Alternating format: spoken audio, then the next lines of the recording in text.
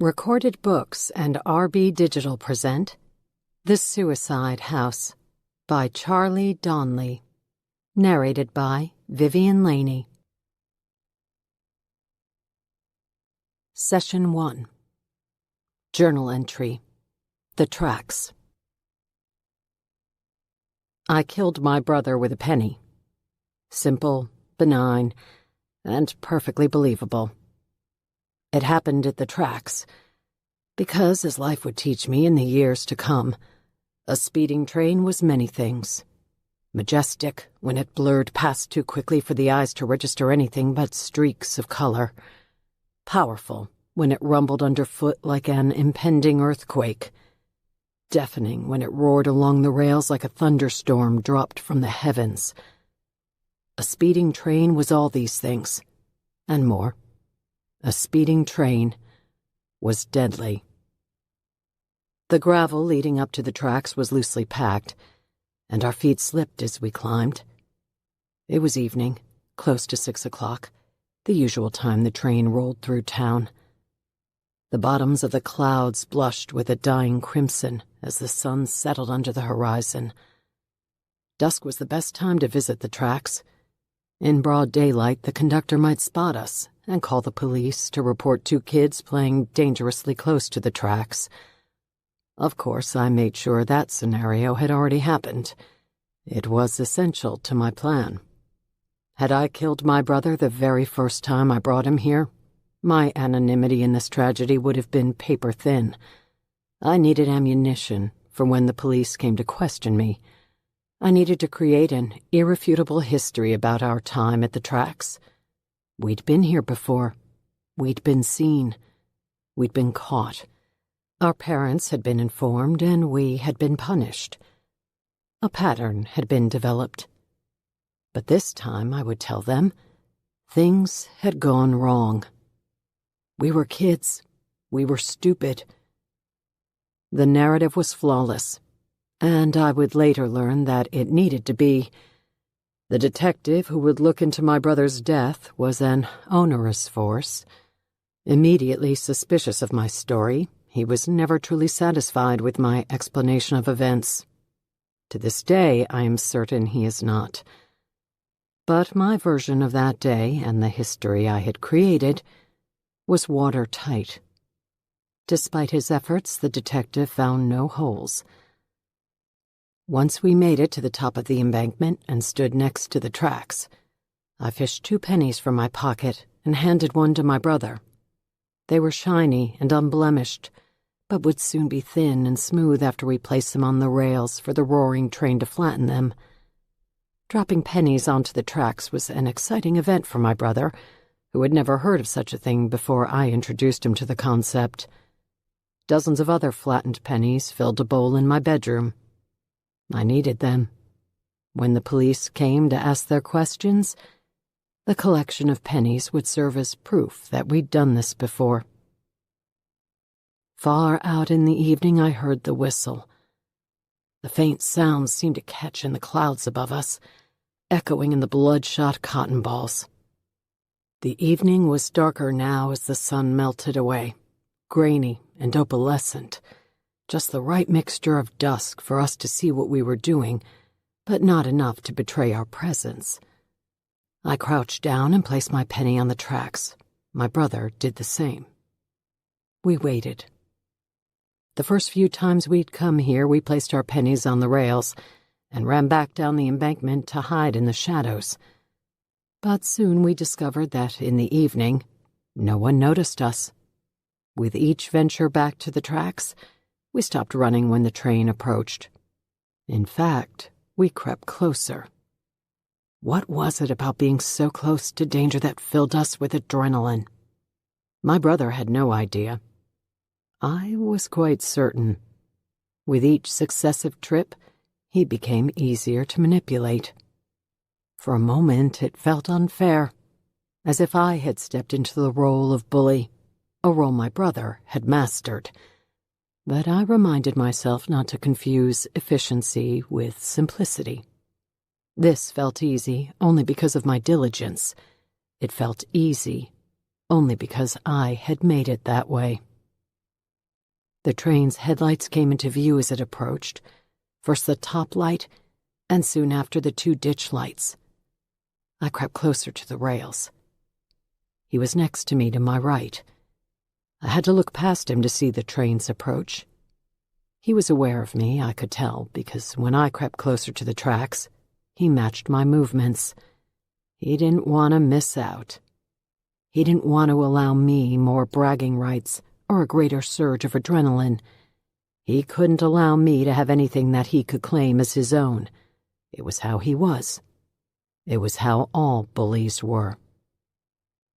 The train was nearly upon us. "Your penny," I said. "What?" my brother asked. "Your penny, it's not in the right spot."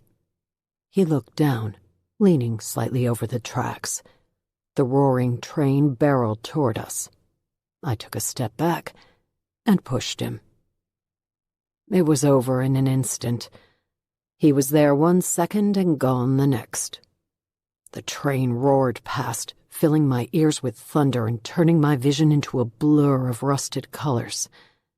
The train produced a current of air that pulled me a step or two to my left and sucked me forward, willing me to join my brother. I braced my feet in the gravel to resist the tug. When the last car passed, the invisible grip released me. I staggered backward. My vision returned, and quiet filled my ears. When I looked down at the tracks, the only thing left of my brother was his right shoe, strangely standing upright, as if he'd slipped it off his foot and laid it on the rails. I was careful to leave the shoe untouched. I picked up my penny, though. It was flat and thin and wide. I dropped it in my pocket and headed home to add it to my collection, and to tell my parents the terrible news. I closed the leather-bound journal.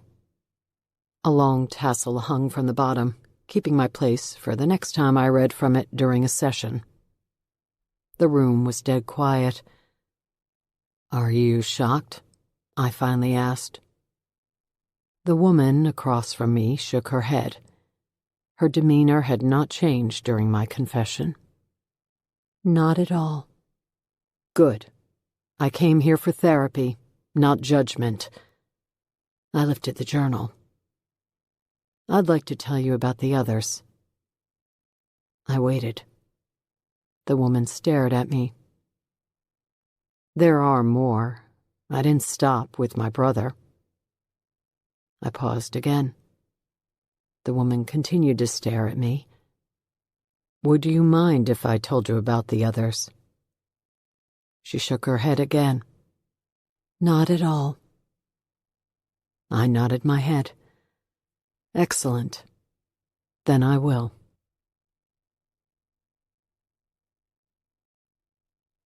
Westmont Preparatory High School, Friday, June 21st, 2019, 11:54 p.m. A fingernail moon floated in the midnight sky, its tarnished sheen intermittently visible through the foliage. The moon's erratic presence penetrated the interlocking tree branches with a pale glaze that painted the forest floor in the lacquered finish of a black and white film. Visibility came from the candle he carried, the flame of which died every time he picked up his pace and tried to jog through the woods. He tried to slow himself, to be careful and deliberate. But walking was not an option. He needed to hurry. He needed to be the first to arrive. He needed to beat the others. He cupped his hand in front of the candle to protect the flame, which allowed him a few uninterrupted minutes to scan the forest. He walked for a few yards until he came to a row of suspicious-looking trees. As he stood perfectly still and scanned the tree trunks, looking for the key he so desperately needed, the candle's flame expired. There was no wind. The flame simply died, leaving a plume of smoke that filled his nostrils with the scent of burnt wax. The sudden and unexplained eclipse of the candle meant the man in the mirror was close. By rule, rules no one ever broke. He had 10 seconds to relight the candle. Fumbling with the matches, the rules allowed only matches, no lighters. He struck a matchstick across the phosphorus strip on the side of the box. Nothing. His hand shook as he swiped again. The match broke in half and fell to the dark forest floor. He reached into the matchbox, spilling several others in the process. "Damn it," he whispered. He couldn't afford to waste matches. He'd need them again if he made it back to the house and into the safe room. But right now he was alone in the dark woods with an unlit candle and in great danger, if he believed the rumors and folklore. The tremors that gripped his body suggested he did. He steadied his hand, just long enough to make a smooth sweep against the phosphorus, which caused the match to light in a sizzling blaze. The eruption gave off a cloud of sulfur-tinged smoke before calming to a controlled flame. He touched the match to the candle's wick, happy for the light it provided. He calmed his breathing and watched the shadowed forest around him. He listened and waited. And when he was sure he had beaten the clock, he returned his attention to the row of trees before him. Slowly he made his way forward, carefully shielding the flame as he went. A lighted candle was the only way to keep the man in the mirror away. He made it to the huge black oak tree and saw a wooden box at its base. He fell to his knees and opened the lid. A key rested inside. His heart pounded with powerful contractions that rushed blood through the bulging vessels in his neck. He took a deep, calming breath and then blew out the candle. Rules stated that guidance candles could stay lighted only until the key was found. He took off through the woods. In the distance, a train whistle blew into the night, fueling his adrenaline. The race was on. He crashed through the forest, twisting an ankle and unsuccessfully shielding his face from the branches that whipped his cheeks. As he continued through the woods, the rumble of the train shook the ground beneath him as it roared past. The vibration brought more urgency to his steps. When he reached the edge of the forest, the train was charging along the tracks to his left in a metallic blur that erratically caught the reflection of the moon. He broke free from the dark foliage and took off toward the house, his grunting and panting overtaken by the roar of the train. He made it to the door and pushed inside. "Congratulations," a voice said to him as soon as he was through the door. "You're the first one." "Sweet," he said, out of breath. "Did you find the key?" He held it up. "Yeah." "Follow me."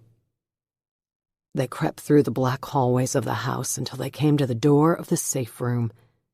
He inserted the key into the doorknob and twisted. The lock surrendered, and the door swung open.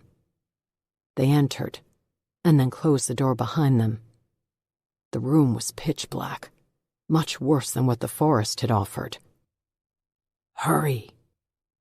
He fell to the floor, and on his hands and knees felt along the hard wood until his fingers came to the row of candles that sat in front of a tall standing mirror. He reached into his pocket and pulled out the book of matches. There were 3 remaining. He struck a matchstick along the edge of the box and the tip ignited. He lit one of the candles and stood to face the mirror, which was covered by a heavy tarp. He took a deep breath and nodded to the one who had met him at the door. Together, they pulled the tarp from the mirror. His reflection was shadowed by candlelight, but he noticed the horizontal lacerations that cut across his cheek and the blood that streamed down from them. He looked eerie and battle-worn, but he'd made it. The rumbling evaporated as the last train car passed the house and continued off to the east. Silence filled the room. Looking in the mirror, he took one last breath. Then, together, they whispered, "The man in the mirror, the man in the mirror, the man in the mirror." A moment passed, during which neither blinked or breathed. Then something flashed behind them, a blur in the mirror between their reflections. Then a face materialized from the darkness and came into focus, a pair of eyes bright with ricochets from the candle's flame. Before either could turn or scream or fight, the candle's flame went out.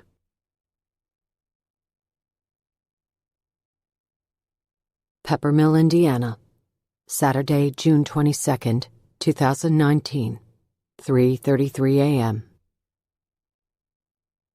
The detective steered his car past the yellow crime scene tape, already securing the perimeter, and pulled into the chaos of red and blue lights.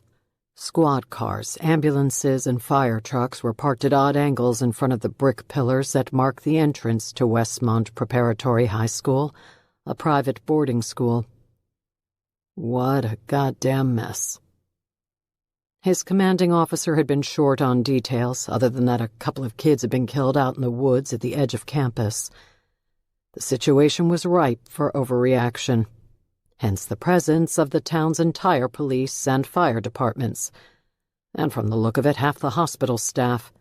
Doctors in scrubs and nurses in white coats glowed as they walked in front of the ambulance headlights. Officers talked to students and faculty as they poured through the front gates and into the circus of flashing lights. He noticed a Channel 6 news van parked outside the crime scene tape. Despite the bewitching hour, he was sure more were on the way. Detective Henry Ott climbed from his car while the officer in charge brought him up to speed. The first 911 call came in at 12:25. Several others followed, all describing some sort of mess out in the woods. Where? Ott asked. At an abandoned house on the edge of campus. Abandoned? From what we've learned so far, the officer said, it used to be a boarding house for faculty, but has been empty for several years since a Canadian National Rail line went up that sent daily freight trains past that part of campus. It was too loud, so new faculty housing was built on the main campus. The school had plans to develop the land into a football field and track and field course, but for now the house just sits abandoned in the woods. We talked to a few students. Sounds like it was a favorite hangout for late-night parties. Detective Ott walked toward the gates of Westmont Prep, and then through the entrance. A golf cart sat parked in front of the school's main building. 4 giant pillars rose up to support the large triangular gable that glowed under the spotlights. The school's logo was engraved across the surface of the stone. Veniam solum relinquatus et, Detective Ott said, his head craned back as he looked up at the building. Arrive alone, leave together. What's that mean? Detective Ott looked back at the officer. I don't really give a shit. Where are we headed? Climb in, the officer said, pointing at the golf cart. The house is on the outskirts of campus, about a 20-minute walk through the woods. This'll be faster. The detective clambered into the golf cart, and a few minutes later he was bouncing through the woods on a narrow dirt path. The trunks of tall birch trees were a blur in his peripheral vision. The light from the moon was gone, and as they drove deeper into the woods, only the golf cart's headlights offered any glimpse of where they were headed. Jesus Christ, Detective Ott said after a few minutes. Is this still part of campus? Yes, sir. The old house was built a ways from the main campus to give faculty privacy. Up ahead, the detective saw activity at the end of the narrow path. Spotlights had been set up to brighten the area, and as they approached the end of the dark canopy of forest, it felt like exiting the mouth of a giant prehistoric creature. The officer slowed the cart before they reached the exit. Sir, one more thing before we get to the scene. The detective looked over. What is it? The officer swallowed. It's quite graphic. Worse than anything I've ever seen. Woken in the middle of the night and stuck somewhere between the buzz he'd fallen asleep with and the hangover that waited, Detective Ott was short on patience and had no flair for the dramatic. He pointed to the edge of the woods. Let's go. The officer drove from the shadows of the path and into the bright halogen spotlights. The crowd here was smaller, less hectic, and more organized. The responding officers had enough sense to keep the horde of police, paramedics, and firefighters to a minimum out here at the crime scene to reduce the chance of contaminating the area. The officer stopped the cart just outside the gates of the house. "Holy Christ," Detective Ott muttered as he stood from the golf cart. All eyes were on him as the first responders watched his reaction and waited for his instruction. In front of him was a large colonial house that looked to come from a century long past. It was cast in the shadowy glow of the spotlights, which highlighted the ivy that crept up the exterior. A wrought iron gate squared off the perimeter of the house, and tall oak trees stretched up into the night. The first body Detective Ott saw was that of a male student who had been impaled by one of the shafts of the wrought iron gate. Not by accident. Not as though he was trying to scale the gate and had inadvertently fallen onto the tine in the process. No, this was intentional. Almost artful. The young man had been placed there, lifted carefully, then dropped to allow the spear of the gate to rise up into his chin and through his face until it poked through the top of his skull. Detective Ott pulled a small flashlight from his pocket and headed toward the house. That's when he noticed the girl sitting on the ground off to the side. She was covered in blood, with arms wrapped around her knees and rocking back and forth in a detached state of shock. This wasn't a couple of kids screwing around. This was a goddamn slaughter.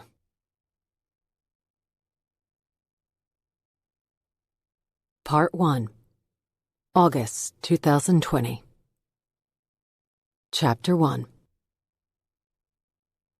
The third episode of the podcast had dropped earlier in the day, and in just 5 hours had been downloaded nearly 300,000 times. In the days to come, millions more would listen to this installment of The Suicide House. Many of those listeners would then flood the internet and social media to discuss their theories and conclusions about the discoveries made during the episode. The chatter would generate more interest, and new listeners would download earlier episodes. Soon, Mac Carter would have the biggest hit in pop culture. This inevitable fact pissed Ryder Hillier off in ways that were indescribable.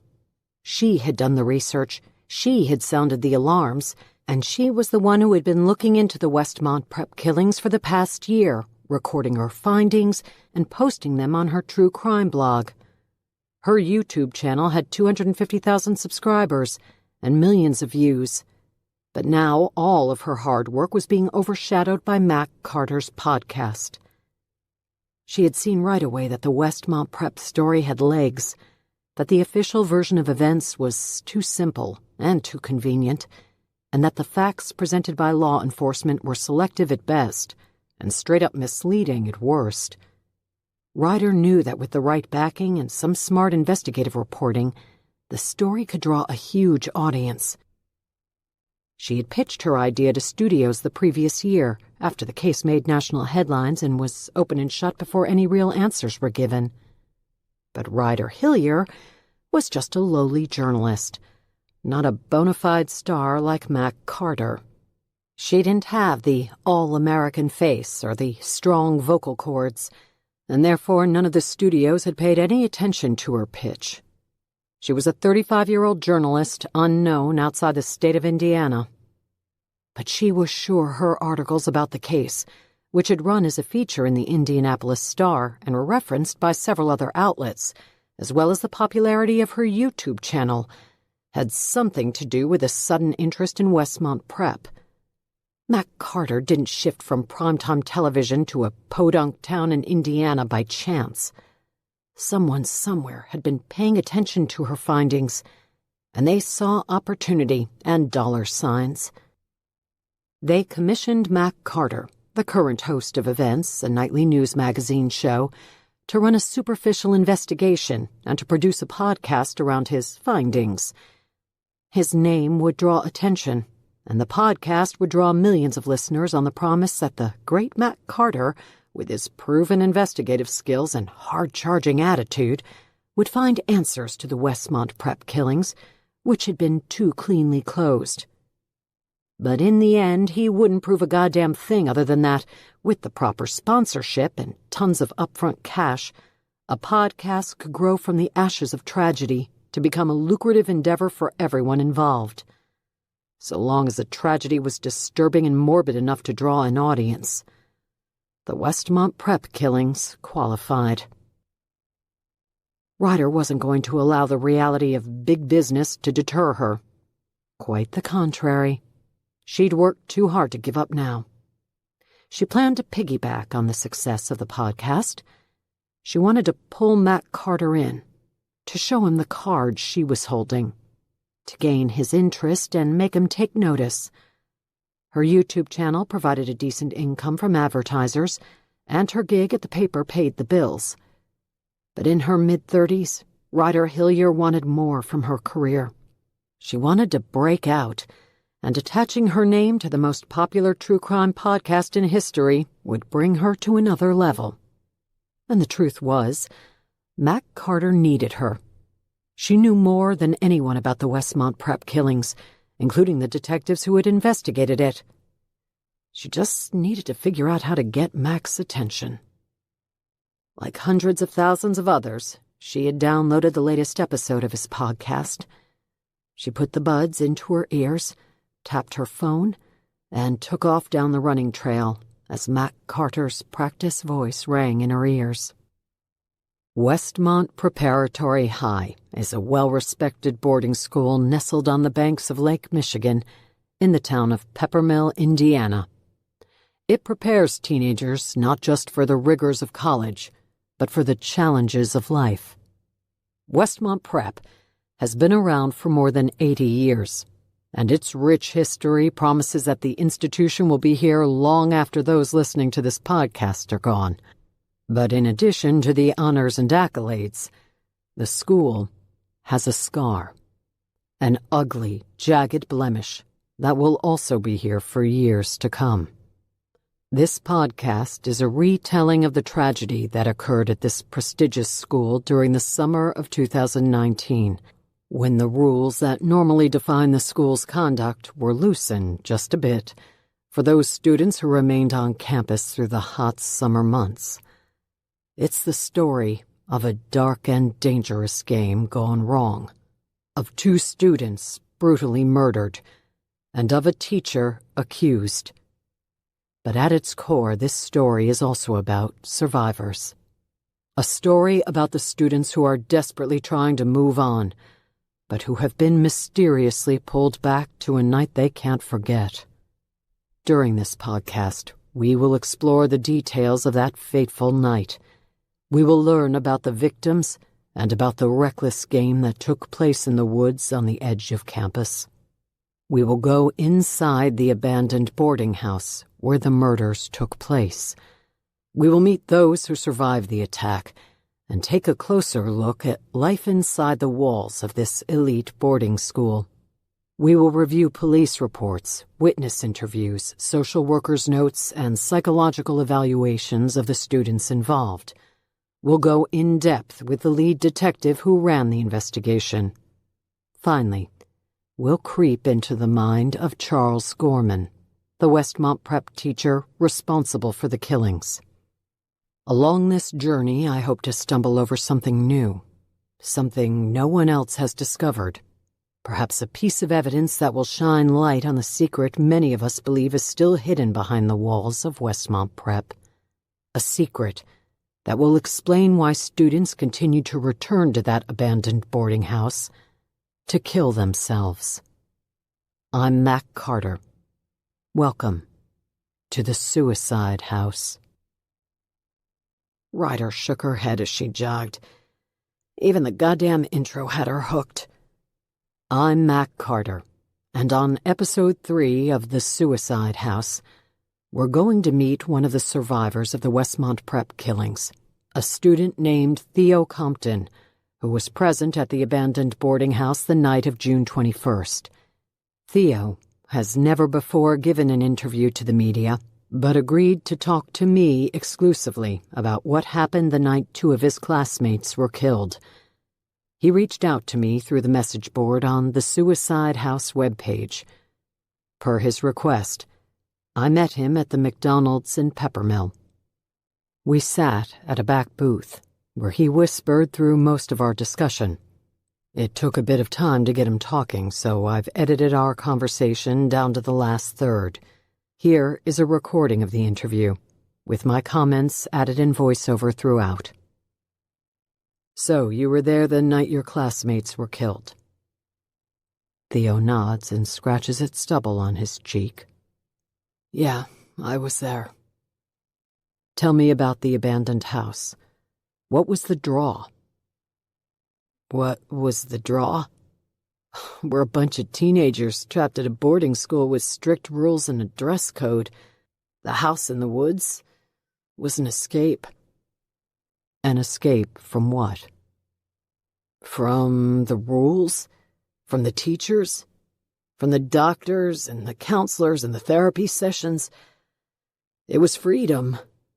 We went there to get away from school, to screw off and try to enjoy summer. You are about to start your senior year at Westmont Prep, correct? Yeah. But this current summer, you and your friends don't go out to that house anymore. No one goes out there anymore.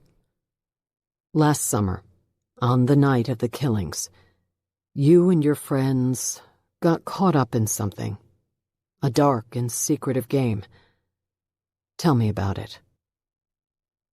Theo's eyes go mad as his gaze jets to me, then away as he looks out the window and into the parking lot. His reaction gives me the sense that Theo thinks I know more than I do. It's been just over a year since Westmont Prep became infamous for the killings inside its walls, and the students who survived that night are about to start their senior year. The police have refused to answer questions about their investigation, and the silence has fueled the flames of rumor. One of them is that the students were playing a dangerous game the night 2 of them were killed. Tell me about that night. What were you doing at the house? Theo pulls his gaze from the parking lot and looks at me. We weren't in the house. We were in the woods. The woods that surround the house. Theo nods. You were playing a game. No. He says this suddenly, as if I've insulted him. This isn't about the game. I wait, but he offers no more. So I push. Many have suggested that you and your classmates were participating in a game called The Man in the Mirror, and that it was the commitments and demands of this game that might have brought the horrific events of that night. Theo shakes his head and looks out the window again. We screwed up, okay? It's time to put the truth out there. I nod my head and try not to look desperate. The truth. Okay. Tell me what you know.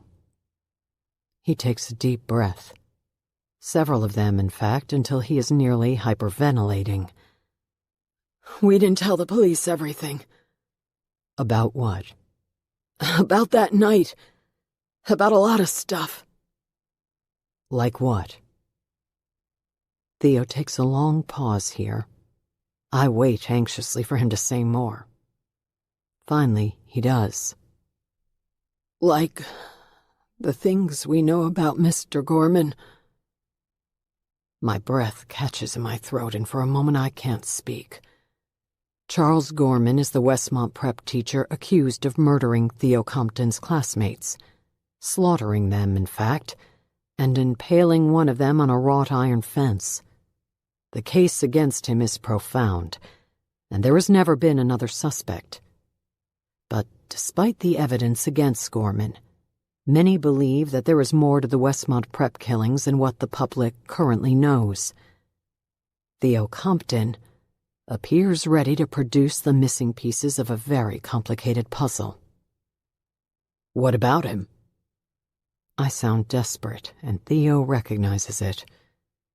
Shit. I can't do this.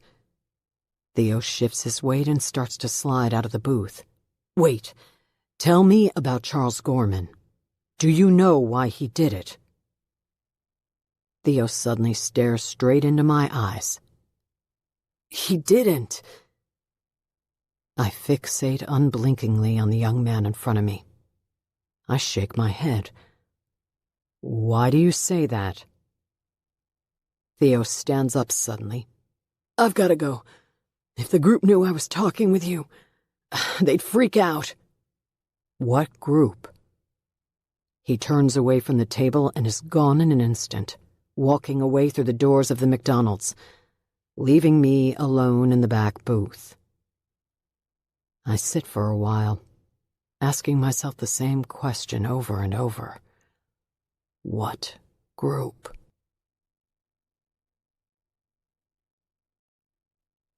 Chapter 2. Ryder had made it through half of the episode during her run. She was anxious to finish it, but had an article due the next day. She wrote a weekly true crime column for the Sunday edition of the Indianapolis Star. It was one of the paper's most popular columns, always generating long comment threads for the online edition, and popular news websites commonly linked to it. After a shower, she pulled on jeans and a tank top and sat at her kitchen table, where she opened her laptop. She wrote for an hour, until 10:40 p.m., putting the final touches on an article about a missing South Bend man. There had been some recent developments in the case having to do with the timing of the man's life insurance policy, which brought his wife under suspicion. Ryder was trying her hardest to finish the article, but the writing came slowly, and she was frustrated with her lack of concentration. Mac Carter's deep and practiced voice rattled in her head, and all she wanted to do was get back to the podcast. Finally, she succumbed to her temptation, pushed her laptop aside, and tapped her phone to resume the episode. So, my interview with Theo Compton was what the kids would call an epic fail. Epic, but not complete. Our short conversation was curious. The Westmont Prep killings happened on June 21st. Charles Gorman came under suspicion after detectives found a manifesto in his home describing in explicit detail how he planned to carry out the murders. In neat, cursive writing, he explained the exact method in which he intended to kill the students, details about slashed jugulars and the particulars of using the tines of the wrought iron gate for impalement. After chronicling his plans in his journal, Gorman did exactly what his words promised. So, Theo Compton has my mind spinning. With so much evidence stacked against Charles Gorman, I'm curious to know if Theo, or any other student, possesses information that might refute this evidence. Of course, if listeners have any leads, I encourage you to head to the message board on the website to share them with me and the rest of the podcast community. For now, let's focus on Gorman and get back to where we left off at the end of last week's episode.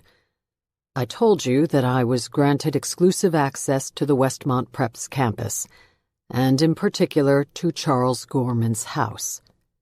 Now we'll pick up with my tour, which was conducted by the Dean of Students, Dr. Gabriella Hanover. Here is a recording of the interview, with my comments added in voiceover throughout. The Westmont Prep campus is both striking and ominous. The buildings are Gothic structures built from white sandstone and covered by ivy that crawls to the eaves. It's noon on a summer Saturday, and the place is quiet. Only a few students stroll the grounds as Dr. Hanover steers the golf cart over the winding campus paths. The house where the murders took place, is it still off limits?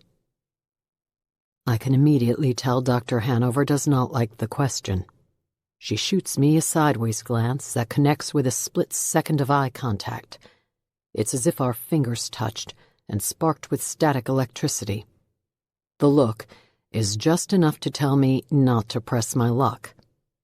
She and the school's attorneys explained during the negotiations that preceded this guided tour that the portion of campus where the murders occurred was not only off-limits to me and the podcast, but was inaccessible to the student body as well.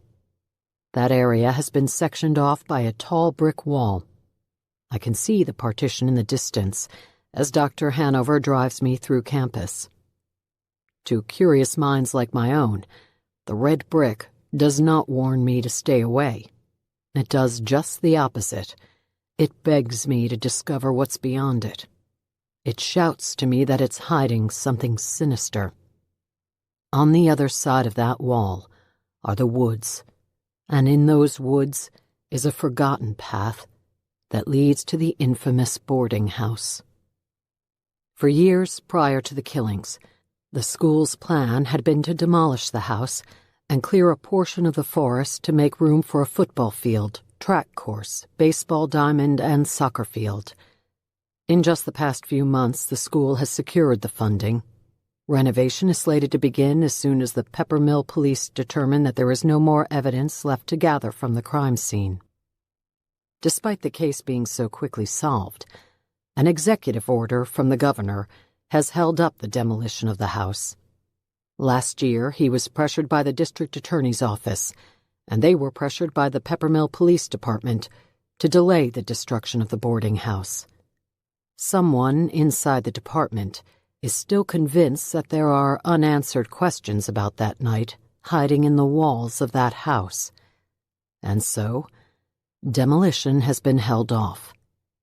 But the powers that be at Westmont Prep, the Board of Trustees, and those with money tied to the school's success, long for the day the house will meet a wrecking ball. It's a nasty scar on the school's history, and the best way for it to fade is for the house to come down. For now, though, it stands, and I plan to find my way to it. Today, however, I decide to leave my question unanswered rather than press Dr. Hanover on the issue and risk ending the tour. I knew I wouldn't be seeing the abandoned boarding house today, but Gorman's duplex has been promised, and now we are upon it. We approach the faculty housing, a long stretch of connected homes called Teachers' Row. It was here, in number 14, that Gorman lived during his 8-year tenure at Westmont Prep. An exemplary teacher of chemistry, he had only the highest marks of accomplishment and praise on his performance reviews. Reviews that, since the night of June 21st, have come under scrutiny. We pull up to number 14. It's a small, efficient duplex made from burgundy brick and overflowing mortar. Narrow walkways cut between adjacent buildings and are lined by dogwoods and hydrangeas. Dual entrances are present out front, one for number 14, the other for 15. These are pleasant homes, comfortable faculty housing. It's hard to believe such a monster lived here. The keys rattle as the dean unlocks the front door to number 14. We enter to an empty house, but for bits of furniture that have sat unused for the past year. Dr. Hanover leads me through the front room, the kitchen, and a single bedroom. As we pass the small den, Dr. Hanover's phone rings.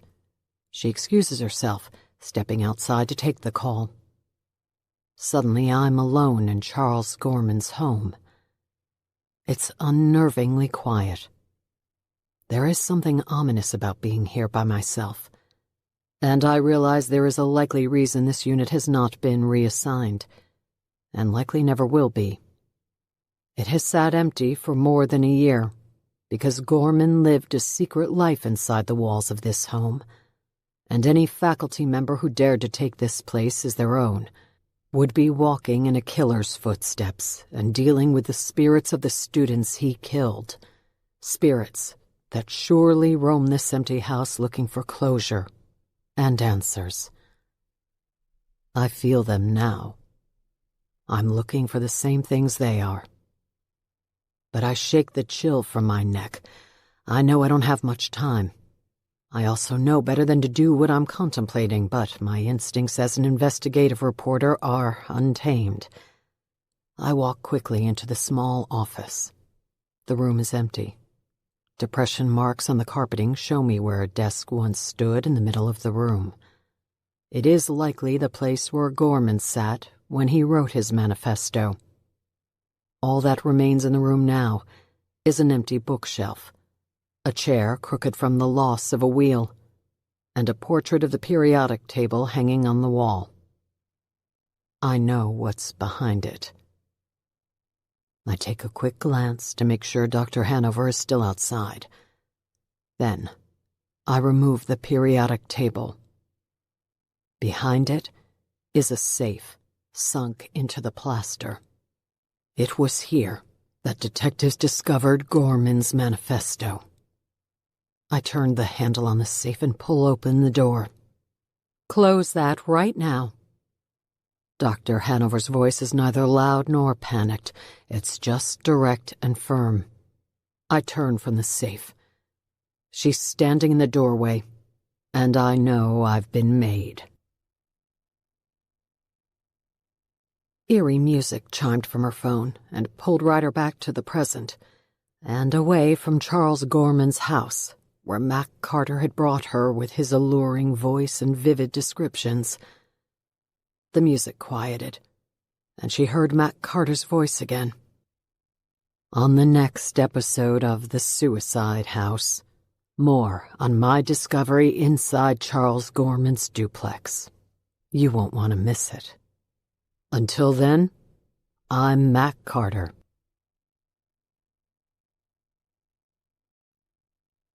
Chapter 3. An advertisement blared from her phone, and Ryder tapped the screen in frustration to quiet it. She nearly threw the phone across the room. Mac Carter hadn't discovered a goddamn thing in that safe, and Ryder didn't need to wait for the next episode to hear him say it.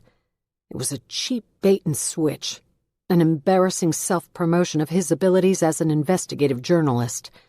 Anyone who knew anything at all about the Westmont Prep killings knew that detectives had discovered Gorman's manifesto in the wall safe.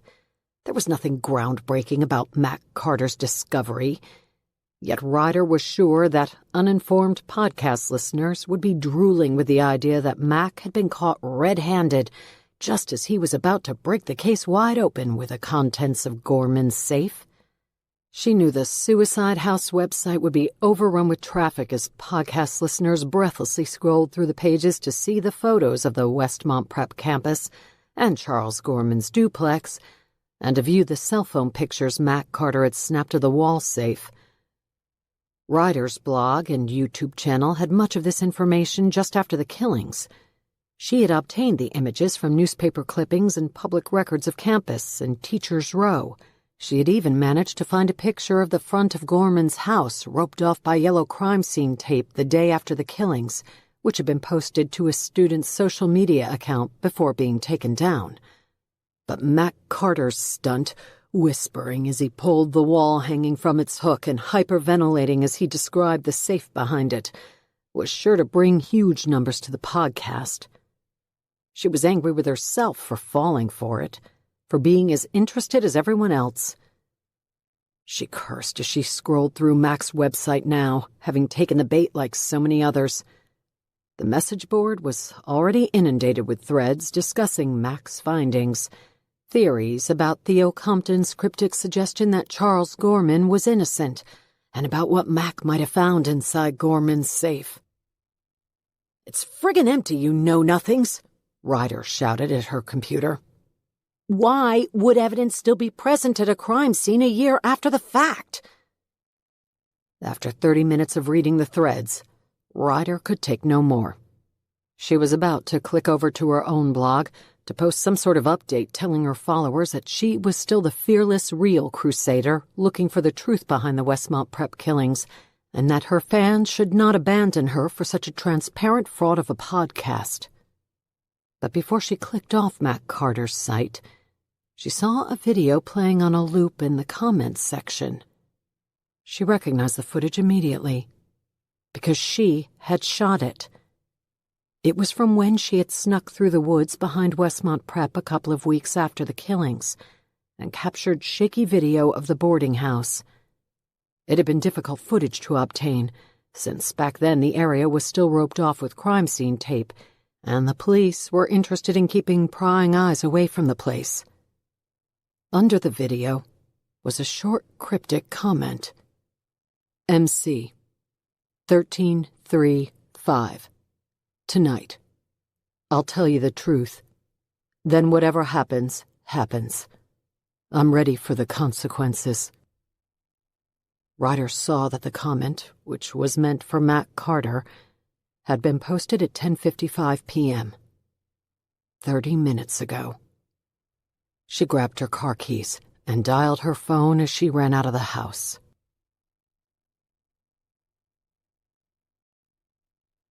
Chapter 4.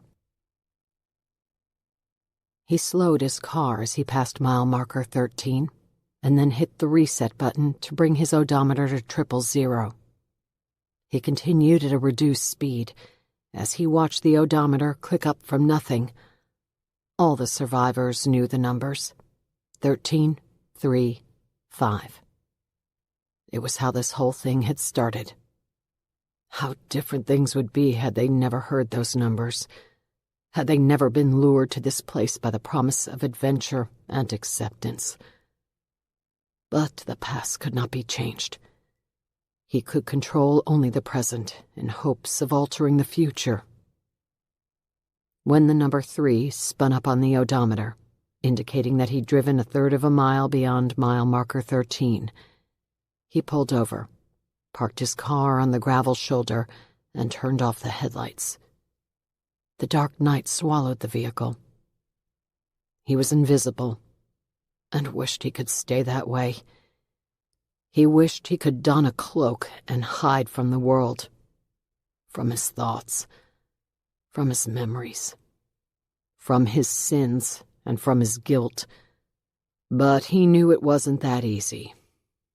If it were as simple as disappearing, he'd have long ago left this place and all its ghosts behind. How nice it would be to start over somewhere else, maybe at a different school, where he could return to being his old self and leave the past behind. But the demons had hold of him, and running would not cause them to release their grip. Had there been enough miles on this earth to outrun that night, the others would have run and run and run. Instead, they came here. He opened his car door and stepped out from the driver's seat. Walking into the middle of the 2-lane road, he looked up into the night sky. Heavy cloud cover had delivered a gray and dismal day, and the coming storm tainted the air with a pungent odor of humidity. The clouds erased the stars, reminding him that he was truly alone in this endeavor. Not even the heavens could look down on him tonight.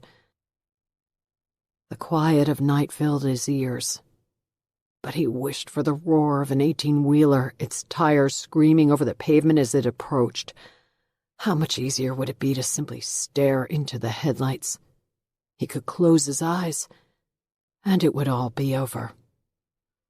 Not for the first time, he wondered if the consequences that waited in the afterlife were less than those here on Earth. Finally, he walked from the road and started his journey.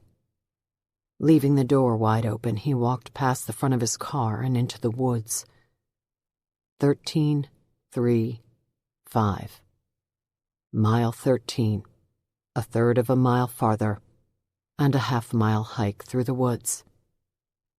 The path was easy to spot, but the trail through the woods was overgrown since his last trek on it.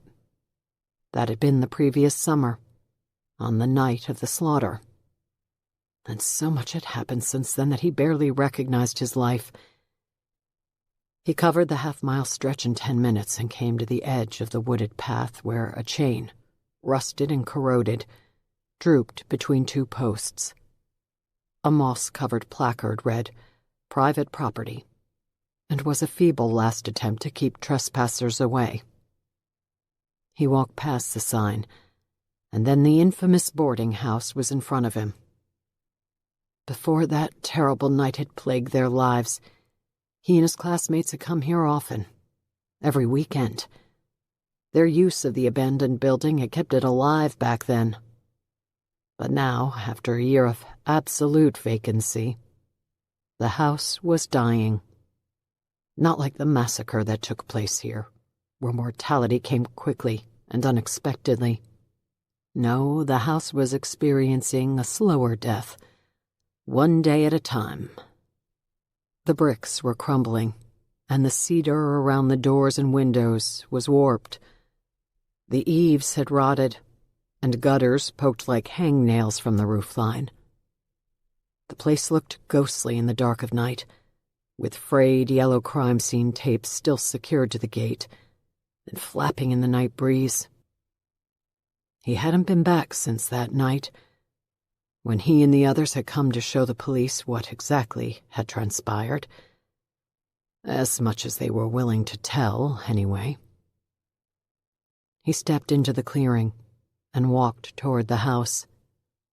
Its wrought iron gate was like a moat surrounding a castle, rusted and decrepit. The hinges whined into the night when he pushed the gate open, the bottom of the tines clawing half-circles into the mud. His mind flashed back to what this gate had looked like the night of the killings. He blinked his eyes, but the image stayed firm in his vision. His thoughts stuck on the images of that night, blood and gore. He thought of the secrets they had kept, the things they had hidden. His mind became dizzy with it all, until the rumble of the freight train pulled him back to the present. He shook his head to gain his bearings, then hurried along the side of the house to where the path bent and led to the tracks.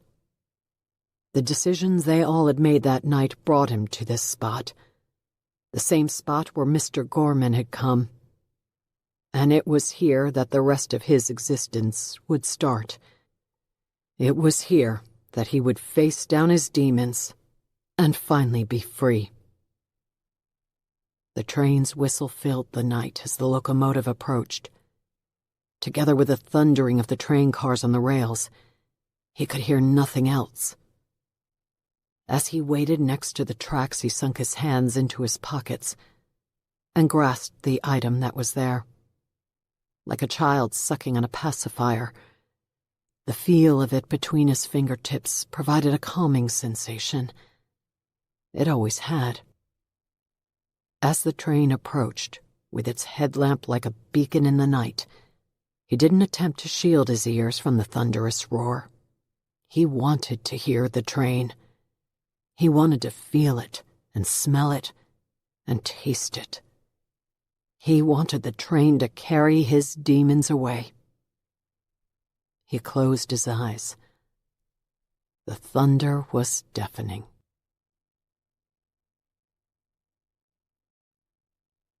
Chapter 5.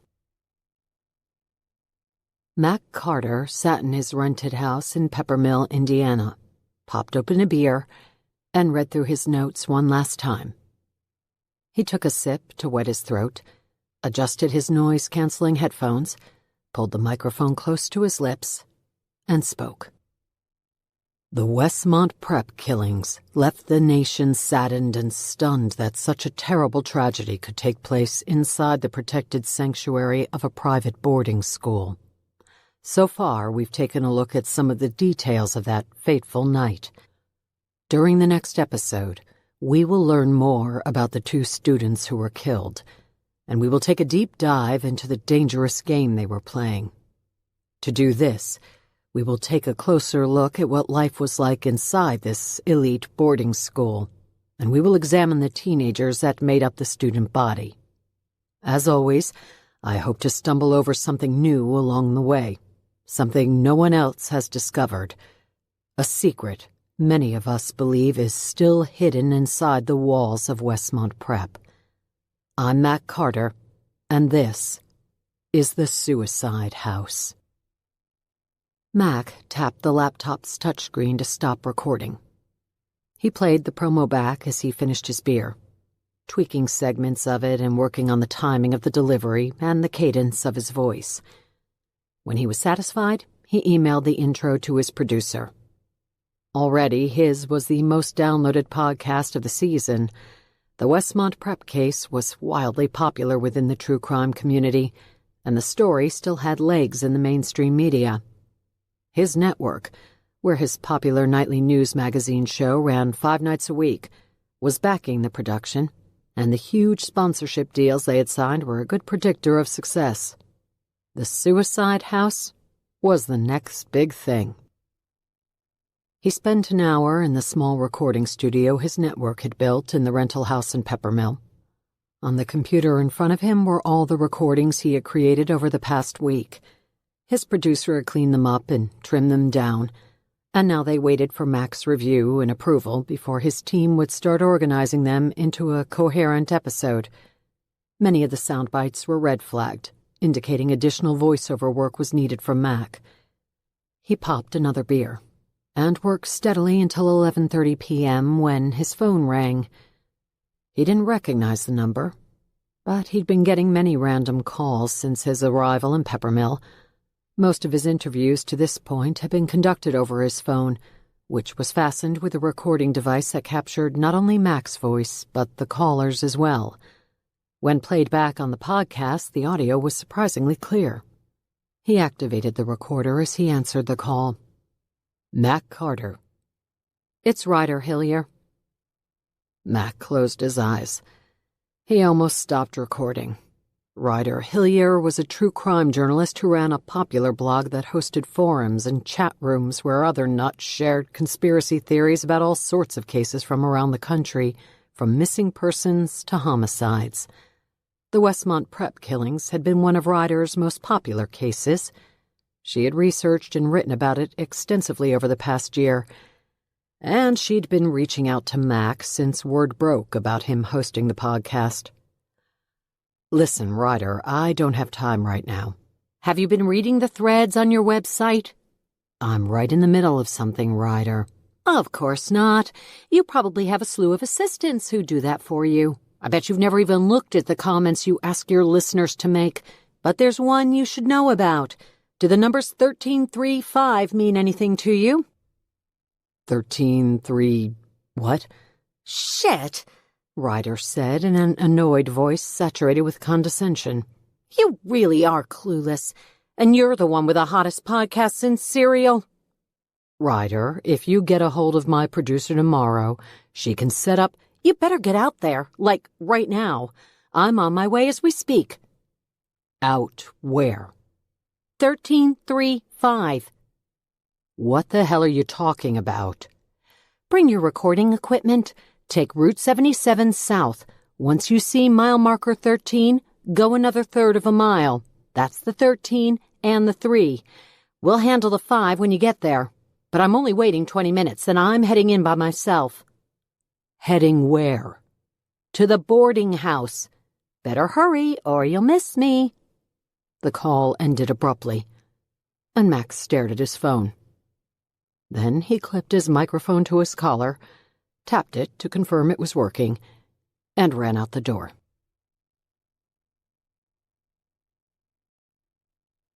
Chapter 6.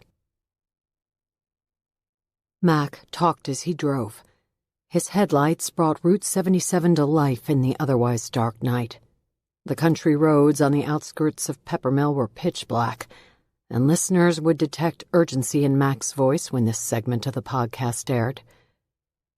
I'm driving on Route 77, Mac said into the microphone on his collar. It's almost midnight, and the road is dark and empty. A comment was left on the website message board about an hour ago, asking me to come to a place called 1335. So that's where I'm headed. The entrance to Westmont Prep High School was located on Champion Boulevard, and Mac knew from studying maps of the property that the campus expanded all the way back to Route 77. Maps had been posted on the Suicide House website to give fans an aerial view of the woods and the house where the murders took place. A half-mile-wide belt of forest separated the house from Route 77. Mac did his best to explain this as he drove, but his anxiety made him jumble his words. His producer would have to clean up his description, and he'd have some voiceover work to do if any portion of tonight's journey ended up on the podcast. He watched the mile markers and announced each one that he passed. "I see the green mile marker up ahead. It's pitch black out here, so I'm slowing down as I approach. I'm looking at mile marker 13. I was told to drive another third of a mile, so I'm watching my odometer as I do this." A minute of silence followed as Mac ticked off the mileage. He noticed that, for the first time during the production of this podcast, he was nervous. He swallowed hard when the situation materialized in front of him and his headlights caught more and more of the scene. "Okay," he said into his microphone. His mouth was parched from the sudden release of adrenaline. "Something's in the road up ahead. I'm just about a third of a mile past the marker, and there's a car parked on the shoulder. It looks like a sedan. The headlights are off, and the driver's side door is open. I'm pulling behind the car now, and my headlights are brightening the interior. No one appears to be inside." Mac put his car into park and looked around. He spotted Ryder Hillier off to the side of Route 77, in the shallow gully between the shoulder and the woods. She was waving the flashlight of her cell phone for Mac to join her. After climbing out of his car, Mac walked to the abandoned vehicle in front of him. He looked inside. So, this car is located exactly 1/3 of a mile past mile marker 13. There's no sign of anyone inside the car. It looks abandoned. Mac walked down the embankment and over to Ryder. "What the hell are we doing out here?" "You're recording?" Mac nodded. "Good. So am I." She held up her phone. "Come on." "Is that your car?" "No." "Whose is it?" "Let's find out," Ryder said. She disappeared onto the path that led into the dark woods. Before the flashlight from Ryder's cell phone was completely gone, Mac hustled after her. "Ryder, tell me what's going on. Where are we going?" "Half a mile farther on this path," Ryder said. 13-3-5. I can't believe you're doing a podcast about the Westmont prep killings and you don't know what those numbers mean." After half a mile, they came to a chain-link fence that had been sheared by bolt cutters and curled out of the way to allow access to a dirt path.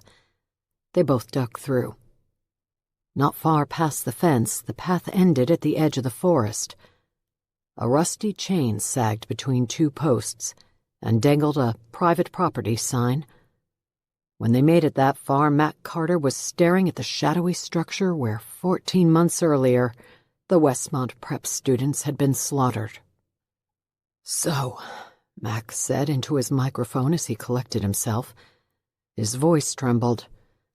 "I've walked about a half mile into the woods, and now, as the trees end, a path leads to the wrought iron gate that surrounds the abandoned house on the edge of the Westmont prep campus. This is the house." A thunderous rumble seemed to bubble up from the earth as he spoke, shaking the ground beneath him. Then a deafening whistle. "The train!" Ryder said, as she took off toward the house. Mac hesitated only a second before he chased her.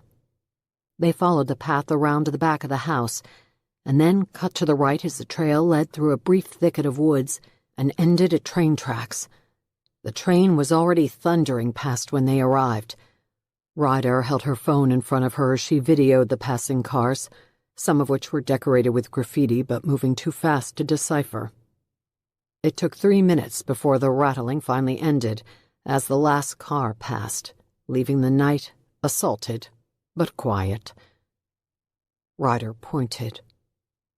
"Holy shit!"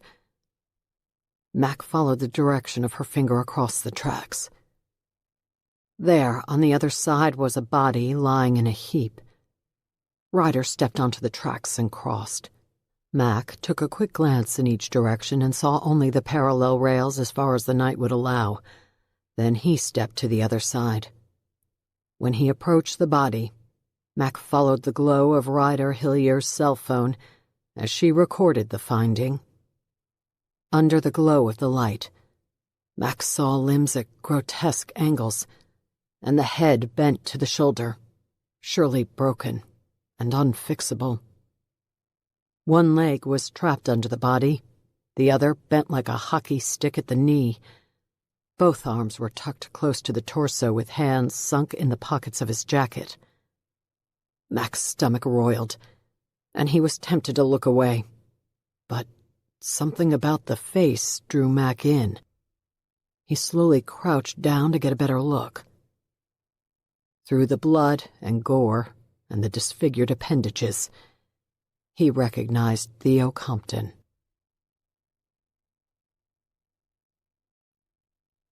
Part 2. August 2020. Chapter 7.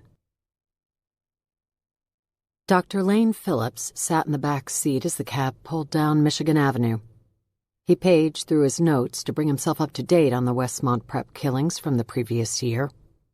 He'd become lost in the pages and didn't hear the cabbie until the plexiglass partition rattled with knocking. "Here," the cabbie said. Lane looked up from his notes. The cab driver stared at him in the rearview mirror and pointed out the passenger window. "We're here." Lane noticed the lobby of NBC Tower on Chicago's near north side. He blinked his eyes a few times to come back from the pages that had set him in Peppermill, Indiana, and the gruesome killings that had taken place there. "Sorry," he said, as he closed his folder and handed his fare to the driver. It was 9 on a Tuesday morning, and Columbus Avenue was congested with foot traffic when he stood from the cab and looked up at NBC Tower. Lane Phillips was a forensic psychologist and criminal profiler. His best-selling true crime book profiling the most notorious serial killers of the past 50 years, many of whom Lane had personally interviewed, had sold more than 2 million copies in its first year of release. The total was closer to 7 million today, and the book showed little sign of slowing down. It was the go-to manual for anyone interested in the most heinous killers this world had to offer. Lane was a consultant for numerous crime shows, and his frequent television appearances, radio interviews, and op-eds kept him in the public eye.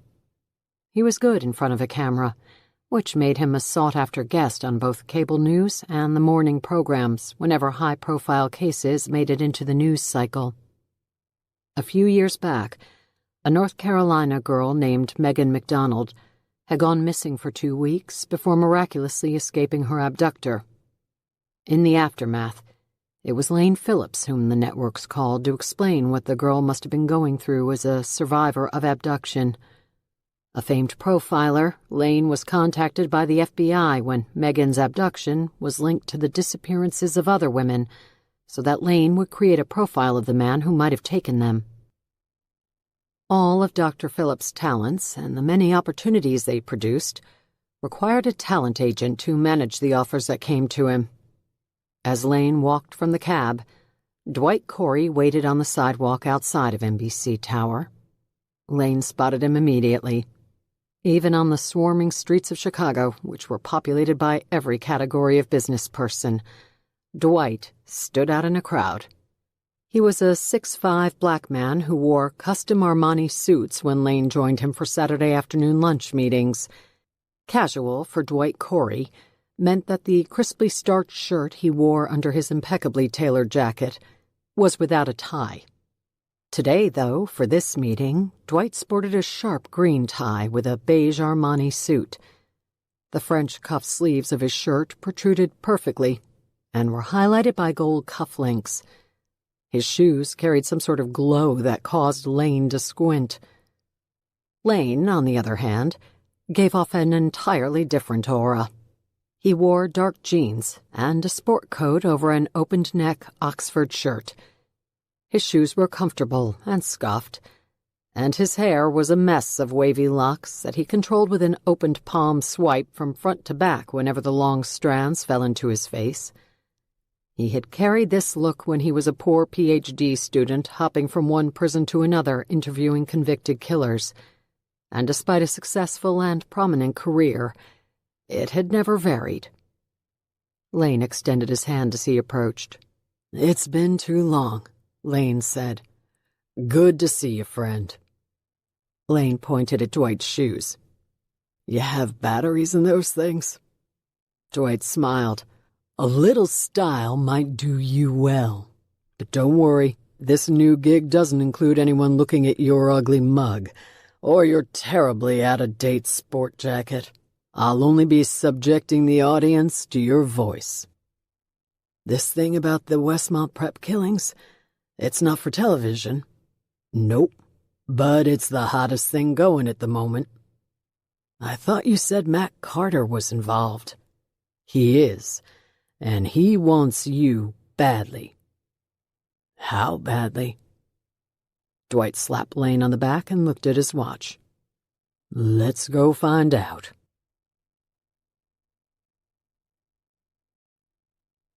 Chapter 8. They sat across from each other at a coffee shop in the lobby of NBC headquarters. Lane poured a second sugar into his coffee. "Sugar is one of our greatest carcinogens," Dwight said. "Probably as bad as the tar in cigarettes, yet we ingest it every day. No lawsuits, no legislation, just a happy bunch of zombies sucking on pixie sticks and dying of cancer." Lane paused in mid-pour and looked up with his mouth open and a confused expression on his face. "No," Dwight said. "Don't stop now. You've already poisoned it. You can't undo it, and I'm not buying you another one." "And you wonder why we don't have face-to-face meetings as often as we used to."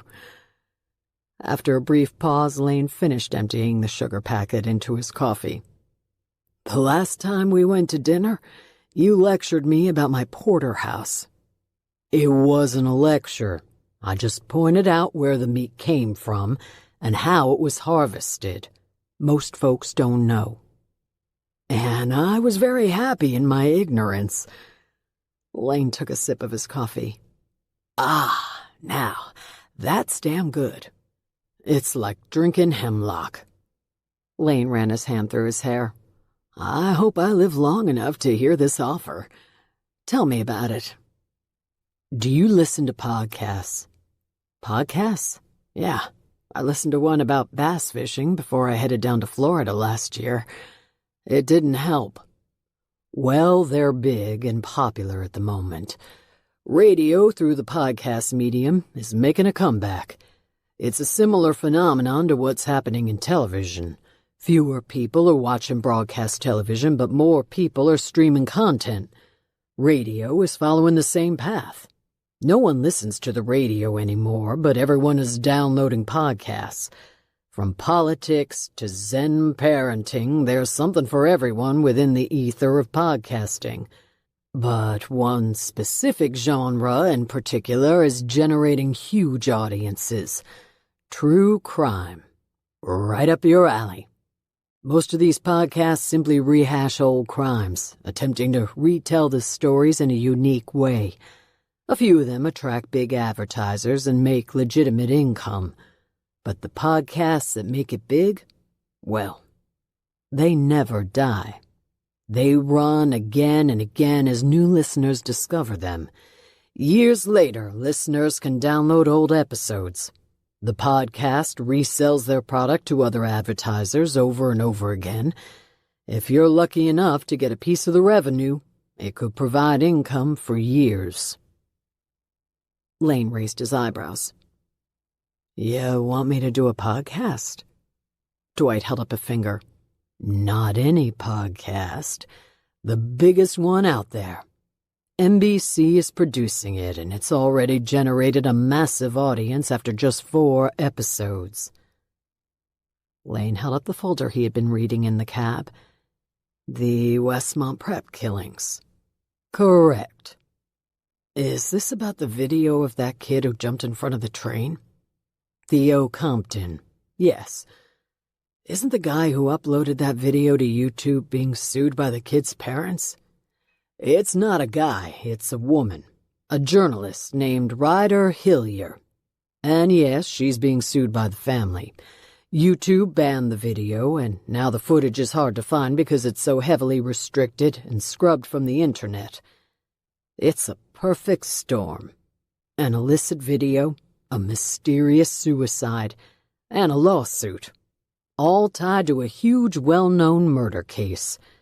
Very bizarre, with a splash of gore and mystery. Everything true crime fanatics salivate over. NBC has this podcast lined up to be the next big thing, including The Investigator. Ah, this is where Matt Carter comes in. Correct. It's ingenious. Mac is on hiatus from his nightly television show, specifically for the podcast. His absence from television gives the podcast more urgency. When his 8 million nightly viewers see that he's missing from the show and learn that he's preoccupied with an important assignment, they're naturally curious to know what the assignment is. People who have never listened to a podcast are starting to download it. Mac Carter was the host of Events, the most popular news magazine show on television.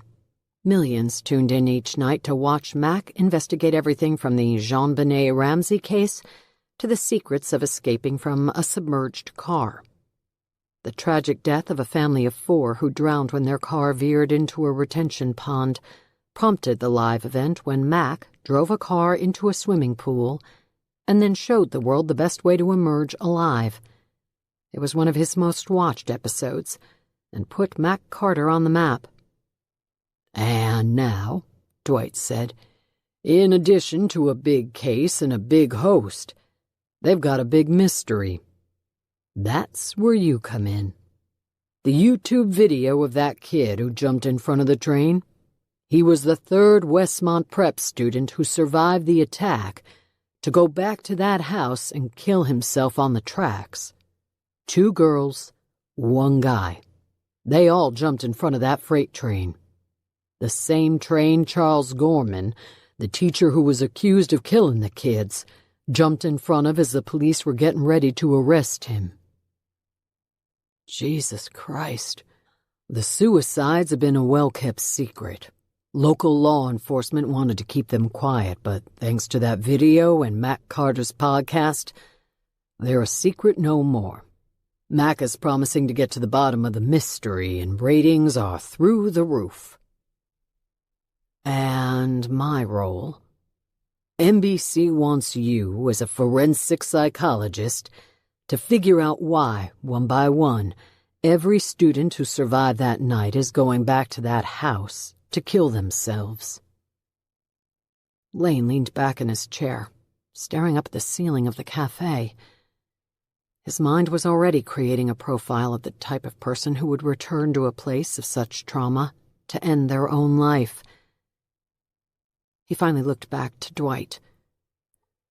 From what I read about this case, Gorman jumped in front of that train but wasn't successful at ending his life. No, he wasn't, Dwight said. The train threw him 20 yards into the woods. The guy's half a vegetable now, sitting in a secure psychiatric hospital, wearing diapers and being spoon-fed. The 3 students who have actually succeeded at killing themselves have all used the exact spot Gorman attempted suicide. It's located right next to the abandoned boarding house. And that's where you come in. Mac Carter needs to tell his listeners why this is happening. Lane shook his head, trying to take it all in. Podcasts are suddenly sounding pretty good to you, aren't they? Dwight's shiny gold watch beeped. He looked at it, and then pointed to Lane's coffee cup. They're waiting upstairs. Bring your poison with. It's showtime.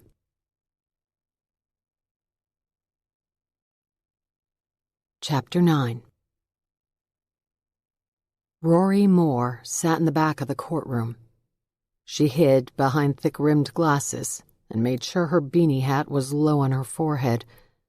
Despite the summer temperature, she wore a lightweight gray jacket buttoned to her neck.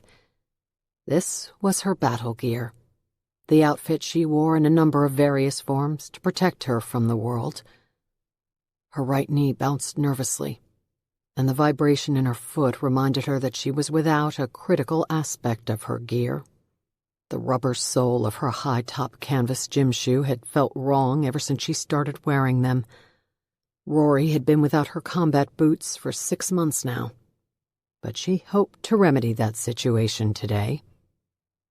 She sat in the last row while her eyes darted back and forth behind her glasses, taking everything in. The courtroom had filled steadily over the past 30 minutes. It wasn't packed to the rafters, but there was a constant flow into the room. First, the bailiffs had unlocked the heavy courtroom doors for the early spectators to scurry in and claim the best seats. Most went straight to the front rows. Rory opted for the back. Next came the beat reporters covering the story for the Tribune and the Sun-Times. Then came the families of both the victim and the man accused of killing her. Camille Bird had been murdered more than 2 years ago, and her case had gone cold. Until, that is, Rory became involved. She reconstructed Camille's life, following the girl's footsteps up until the night her frozen body had been discovered in Grant Park. The reconstruction led to Camille's killer. Rory turned her findings over to Ron Davidson, her boss, and the head of the homicide division inside the Chicago Police Department, who, in turn, delivered those findings to his best detectives. They confirmed all the dots Rory had connected and made an arrest less than a week later. Since then, Rory had sat in on each of the court appearances, from the arrest and arraignment hearing to the grand jury. For a full week she hid in the back row during the trial, and she had spent an anxious weekend at home after closing arguments ended the previous Friday. Monday came and went, and now it was Tuesday morning and word was out that the jury was back and a verdict was in. After 20 minutes, the courtroom was as full as it was going to get. Sadly, 2 years after her death, there were fewer people curious about Camille Bird's murder than there had once been. Many who had originally been tasked with discovering what had happened to this beautiful young woman were now busy with other cases, and the public at large had been lured away by other topics and different headlines. But Rory would never forget Camille Bird. Like all the cases Rory reconstructed, she had developed an intimate connection with the victim. There was something different, however, about Camille. Somehow, the dead girl had allowed Rory to solve one of the greatest mysteries of her own life. How exactly that revelation came from a girl long dead, Rory would never fully understand. But the otherworldly guidance that Camille Bird had offered put Rory firmly in her debt. As repayment, she promised to bring closure to Camille's case. Her knee still tapped anxiously now that the courtroom was full, because she hoped today would offer that closure. Finally, the lawyers arrived and took their spots at the tables in the front of the courtroom. On cue, the defendant appeared, shackled and in jumpsuit orange. After a few suspended moments of courtroom silence and angst, the 12 members of the jury shuffled into their seats. The judge was the last to materialize.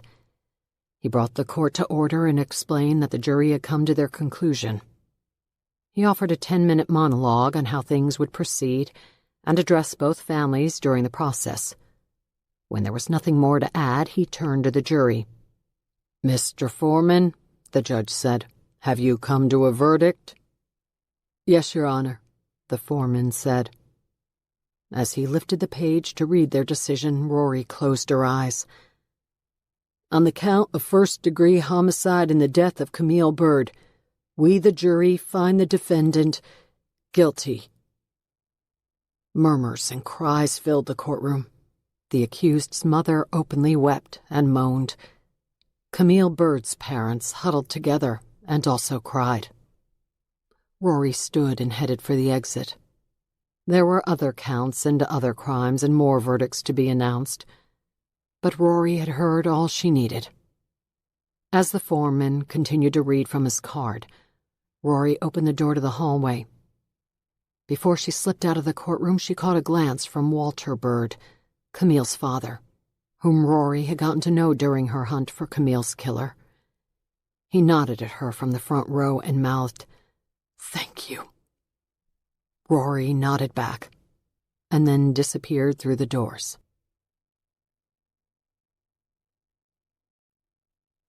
Chapter 10. An hour after she left the courtroom, Rory Moore walked into Roman's shoe store on LaSalle. She strolled through the aisles until she found what she was looking for: Madden Girl Eloise combat boots. They were tall and black, with laces that zigzagged up the front. The sight of them put a lump in her throat. She'd been wearing this style of boot for as long as she had existed on this planet, at least as long as she could remember. She'd been without them, however, since her only pair had succumbed to an unfortunate incident involving a fireplace and lighter fluid. Rory had resisted the urge to immediately replace her boots after they burned to nothing. Instead, she decided to wait until after she'd provided closure to Camille Bird's parents. Now, she pulled a pair of size 7 off the shelf and slipped her feet into them. She instantly felt better. A metronomic ticking inside her brain quieted for the first time in months. Her body relaxed, and the inner balance of her mind normalized. At the checkout counter, she handed the cashier the empty box. "I'm wearing them home." The woman behind the counter smiled. "That's not a problem," she said, scanning the barcode. $85.72. Rory worried about any proof of her purchase, no matter how threadbare it might be. Even scanning the barcodes set her radar on high alert. But she knew certain footprints were unavoidable. Rory handed the girl 5 $20 bills. Cash assured that no record of the transaction could be traced back to her. Inquiring minds who knew the details of the last half of the previous year might ask the whereabouts of her previous boots, and she wanted no one looking for them. Those old Madden girls were nothing but a pile of ash. Some people, however, might consider them evidence, including her boss inside the Chicago Police Department. Other people, like talented forensic folks, could take that pile of ash and pull from it traces of the past. Rory wanted to keep the past and all its secrets dead and buried, so she paid cash and hoped for the best. As she left, she dropped the canvas high tops into the trash can. Wearing her new Madden girls, she walked to her car with a moxie that she'd been without for the past 6 months.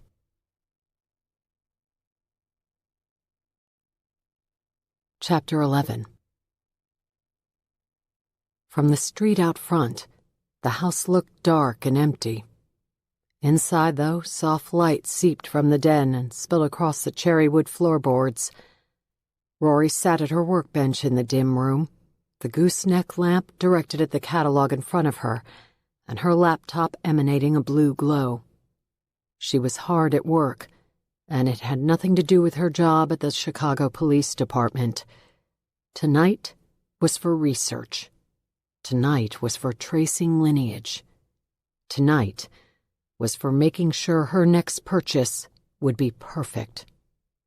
She sipped from a glass of Dark Lord Stout as she worked. The walls of her den were lined with built-in shelves that housed 24 restored antique porcelain dolls, each standing in perfect order, 3 per shelf, 8 shelves in all. Exactly 24 dolls. Anything less set Rory's mind on a constant loop that obsessed over the vacancy. She had learned not to question this quirk, or the many other idiosyncrasies that defined her personality, but rather to embrace them. She enjoyed the company of the 48 unblinking eyes that stared down on her as she cross-referenced her research, moving between the catalog filled with photos of antique dolls and various websites she had pulled up on her computer. She took copious notes in her journal until she finished her research, then picked up her glass of Dark Lord and took a long, slow sip. She'd found what she was looking for. Her inquiries had confirmed its authenticity, and the photos she'd downloaded proved her selection was in dire need of her expertise. Satisfied with her selection, she took a deep breath and pulled a folded piece of paper from her back pocket. She had printed the American Airlines boarding pass that morning in preparation for her flight the next day. Being trapped in a tube at 30,000 feet with 200 other passengers was nauseating. Just thinking about it brought a subtle layer of moisture to her forehead.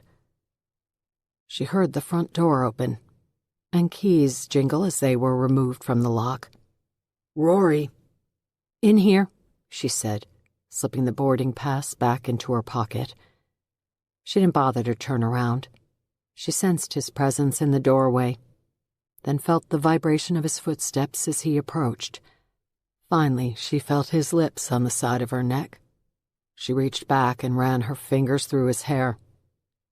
"Guilty on all counts," Lane Phillips said in her ear. "You said you weren't sure." "I was cautiously optimistic." "Well done. Did you talk to Walter Bird?" "Yeah," Rory said, remembering the nod Camille Bird's father had given her on the way out of the courtroom. To Rory, it was a conversation. "Now what?" "Now I disappear for a couple of months," she said. "How long until Ron shows up on the front porch?" Rory shrugged. "He'll wait at least a couple of weeks. He knows to give me space." Ron Davidson had a never-ending stack of homicide files he needed Rory's help with, cases that had stumped his best detectives. A forensic reconstructionist specializing in cold case homicides, Rory's expertise lay in her ability to piece together puzzles of crimes that had gone unsolved for years. Her brain worked differently than others, and her uncanny mind saw things others missed. No matter how hard she tried, she had never been able to explain how she noticed the missing pieces when she jumped into a cold case or walked into a crime scene from years before. She knew only that when presented with an unsolved mystery, something clicked inside her mind that prevented her from forgetting about it until she had the answers that had eluded everyone else. A parallel phenomenon occurred whenever she picked up an antique doll that was damaged and ruined. Her mind refused to settle itself until the doll was perfect. The Camille Bird case had brought 2 restless months of Rory retracing the girl's final days. She followed the footsteps of the girl's ghost until they led her to answers. It was a taxing routine that left her drained. Ron Davidson knew his star investigator well and recognized Rory's need for space after the conclusion of a case. 2 weeks was the typical window he allowed. 2 months were what Rory usually took.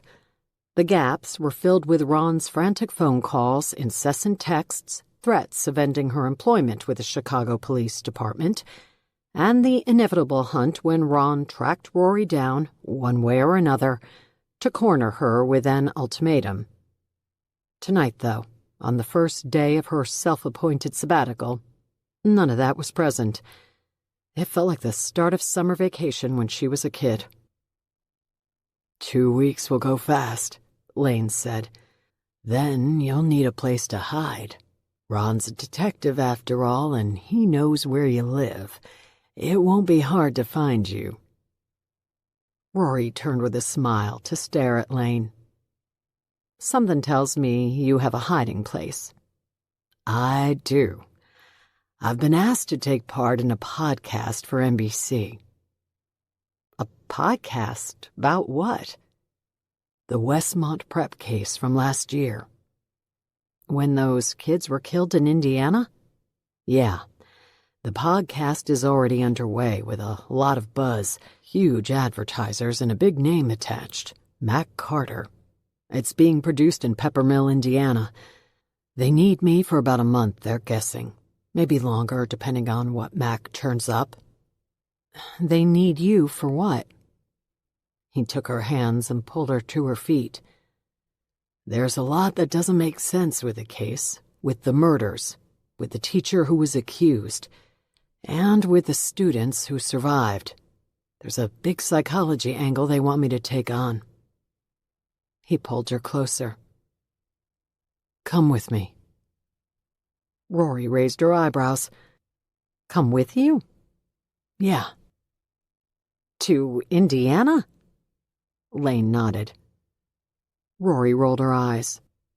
And here I thought you were going to jet me off to the Caribbean. No, it's not that glamorous. Come with me anyway, he said. To do research for you on some grisly case? I just finished a case. Lane rested his forehead against hers.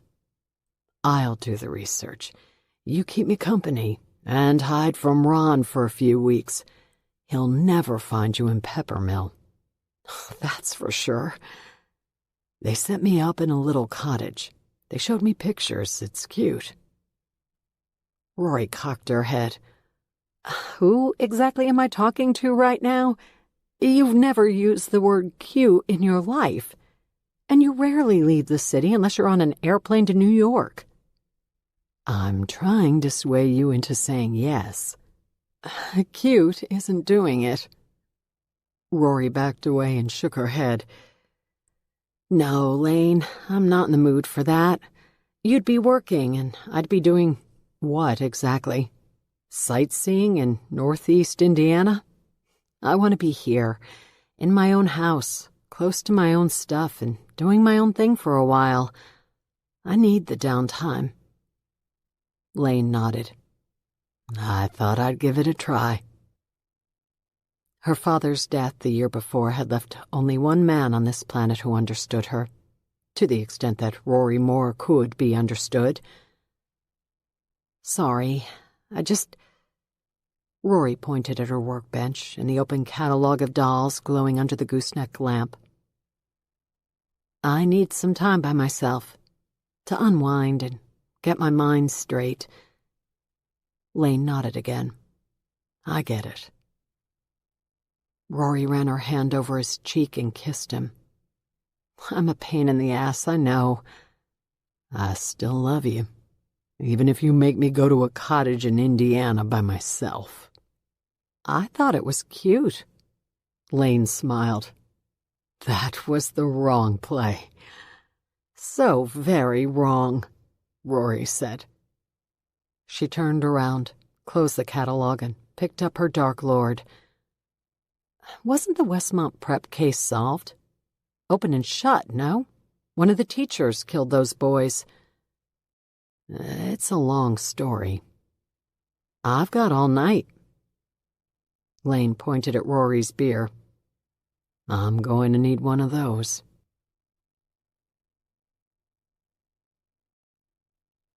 Chapter 12. Rory flipped switches as they walked, first the recessed lighting of the hallway and then the overheads in the kitchen. They were all set to dimmers that thwarted their full wattage, and the house awoke in a groggy amber glow. A night owl since childhood, ever since she wandered out the back door of her great-aunt's farmhouse when she was 10 years old, and made a grand discovery.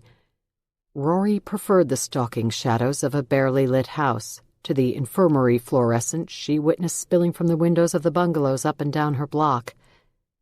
She opened the beer cellar, a glass front cooler built into the wall next to the refrigerator. The top shelf held her supply of Dark Lord, 12 22-ounce bottles of Russian-style imperial stout, perfectly arranged in 3 straight, tight rows with labels forward. The only incongruence visible was the wax seal that dripped from the top of each bottle, the result of having been dipped at the brewery. Rory could live with this imperfection. She knew Lane could no more stomach a Dark Lord than she could handle the light beer he preferred. They were opposites in that regard. She grabbed a Corona Light from the bottom drawer, kept hidden because the sight of a clear glass bottle filled with light yellow beer insulted the harmony of her cellar. She popped the top and handed it to Lane. "So, Westmont Prep. What's the draw?" Lane took a sip of beer. "2 students were killed last summer at an abandoned house on campus. 3 days after the murders, police had their man, a chemistry teacher named Charles Gorman. I'm going to take a look at the psychological aspect of the story, dive into Gorman's mindset." "You've gotten permission to interview him?" "I wish. He tried to kill himself a couple of days after the murders as police closed in on him. Jumped in front of a train that runs next to the old boarding house." "Tried?" "Yeah, came pretty close from what I've been told. Brain damaged himself to the point that he drools the days away in a secure psychiatric hospital for the criminally insane. Hasn't talked since he came out of his coma, and EEG shows nothing going on upstairs." "Sounds like a guilty man wanting to escape his demons. And a prison sentence?" "Maybe, but I think there's more to it than that. I'll put together a profile of the killer and make sure Gorman matches that profile." "What makes you think there's more to the story?" "Because over the past year, 3 Westmont Prep students who survived that night have gone back to the boarding house to jump in front of the same train as Gorman." Rory stopped her glass just before her lips. Lane raised his eyebrows. "Told you it was interesting." He took a sip of beer. "Something was going on with those kids last year, and it's carried over to today. Something they haven't told anyone about. The story that's out there now is too clean. Teacher snapped. Teacher confessed in a handwritten letter. Teacher tried to kill himself. I'm not buying it, and neither is Mac Carter. So, together, we're going to look into it." Lane paused a moment. "Sure you don't want to come with me?" Rory offered a small laugh to buy some time. She thought of the earmarked catalog in her den that displayed the hundreds of antique porcelain dolls she had researched. She remembered the feeling of balance that perusing the pages had brought to her mind, which had been running too hard for too long. She also remembered the boarding pass in her pocket for the flight that departed in roughly 12 hours. "I'm sure," Rory finally said. But she wasn't. Hearing the story of Westmont Prep had set loose a soft whisper that echoed in her mind. Within the reverberations was the suspicion that those victims who had gone back to kill themselves had a story to tell. She took another sip of Dark Lord, but couldn't stop thinking about the words Lane had just spoken. Something was going on with those kids last year, and it's carried over to today.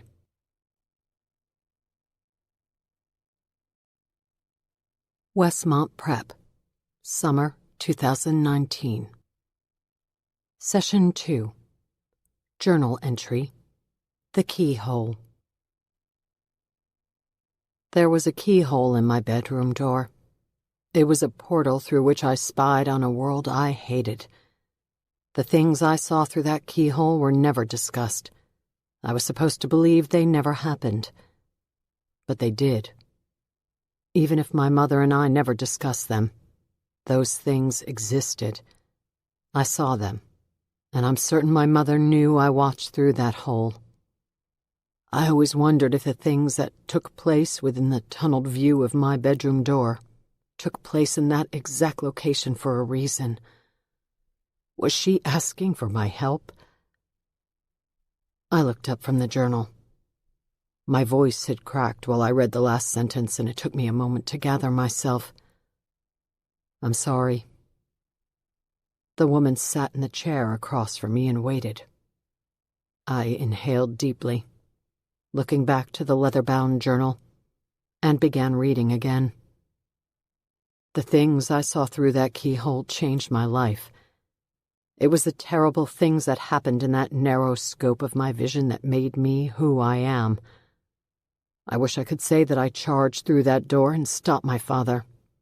If I had at least tried, maybe things would be different. Maybe I'd be dead, because to confront my father during his moments of rage was to confront a wild animal. But I never opened that door to protect her. I cowered in my room like the weak and feeble child I was, and left that protected sanctuary only after the carnage was over. I would bring my mother a bag of ice for her eye, or a towel for her broken lip. Sometimes I even helped her apply makeup to hide her bruises. But I never left my room to protect her. Leaving my room during the onslaught would have been deadly, but dying would have been preferred to what actually happened. I heard my mother scream, and I was up and out of my bed immediately. On my knees, I stuck my face to my bedroom door and peered through the keyhole. A short hallway led to the dining room where I saw my mother run to the far side of the table, trying to put an obstacle between her and my father. But there was nothing that would stop him. Certainly not a dining table. His shape entered the tiny world of my keyhole. He stood with his back to my bedroom door, facing my mother. His body obscured my vision so that I could no longer see my mother. I was relieved to no longer see her panic face, as if not seeing her terror somehow made it go away. "Stop," my mother said. "I'll fix it." My father's jaw was clenched. I heard it in his voice. "Who broke it?" I knew immediately what they were talking about. The lamp post out front. It had shattered earlier in the day when I was playing catch with a kid from the neighborhood. I had made an errant throw that collided squarely with the glass panel, shattering it and sprinkling glass all over the driveway. My mother hid the damage as best she could, sweeping up the glass and hoping that the missing pane would go unnoticed until she could replace it. It had been our plan. It was obvious now that the plan had failed. "I don't know who broke it, Raymond, but I will fix it tomorrow." "You'll fix it?" "I'll call someone to fix it." "And who's going to pay for that?" My father swiped his arm across the dining room table, sending everything that was on its surface to the floor. To my deranged father, wreaking havoc inside the house and racking up hundreds of dollars of damage was a proper response to the financial hardship of having to replace a broken pane of glass. I should have opened my bedroom door then. I should have walked into the hallway and taken responsibility for what I'd done. But I didn't. I stayed on my knees and stared through the keyhole as my father reached across the table, grabbed my mother by the hair, and dragged her over the top of it. He beat her that night. I watched him through the keyhole. I watched the man I hated beat the woman I loved. The next day, my father was dead. I pulled the tassel up and laid it carefully in the crease of the journal before closing it. My hand shook slightly. When I finally looked up at the woman across from me, I recognized sympathy in her eyes. At least that's what I took her stare to mean. My hands settled, and my shoulders relaxed. The therapy sessions always brought me peace, even though I bared my soul and revealed my innermost secrets during them. Or perhaps because of it. I've been reluctant to talk about him. I know you're curious. Can I tell you about my father now? The woman blinked her eyes a few times. Was it not sympathy after all, but pity I saw in them? Or was it something closer to terror? Either way, these were the rules. I would come to confess my innermost secrets and exorcise my demons. She would be bound by confidentiality. forever kept silent by my sins. If this scared her, it was an unfortunate side effect of our relationship, because I couldn't stop confessing to her now, even if I wanted to. And I didn't. I want to tell you how he died. The police declared his death a suicide, but it wasn't. Can I tell you about it? Would that be too much to discuss during a session? Not at all, the woman said. I nodded. Perfect. I'll see you next week. I stood with my journal and headed back to campus.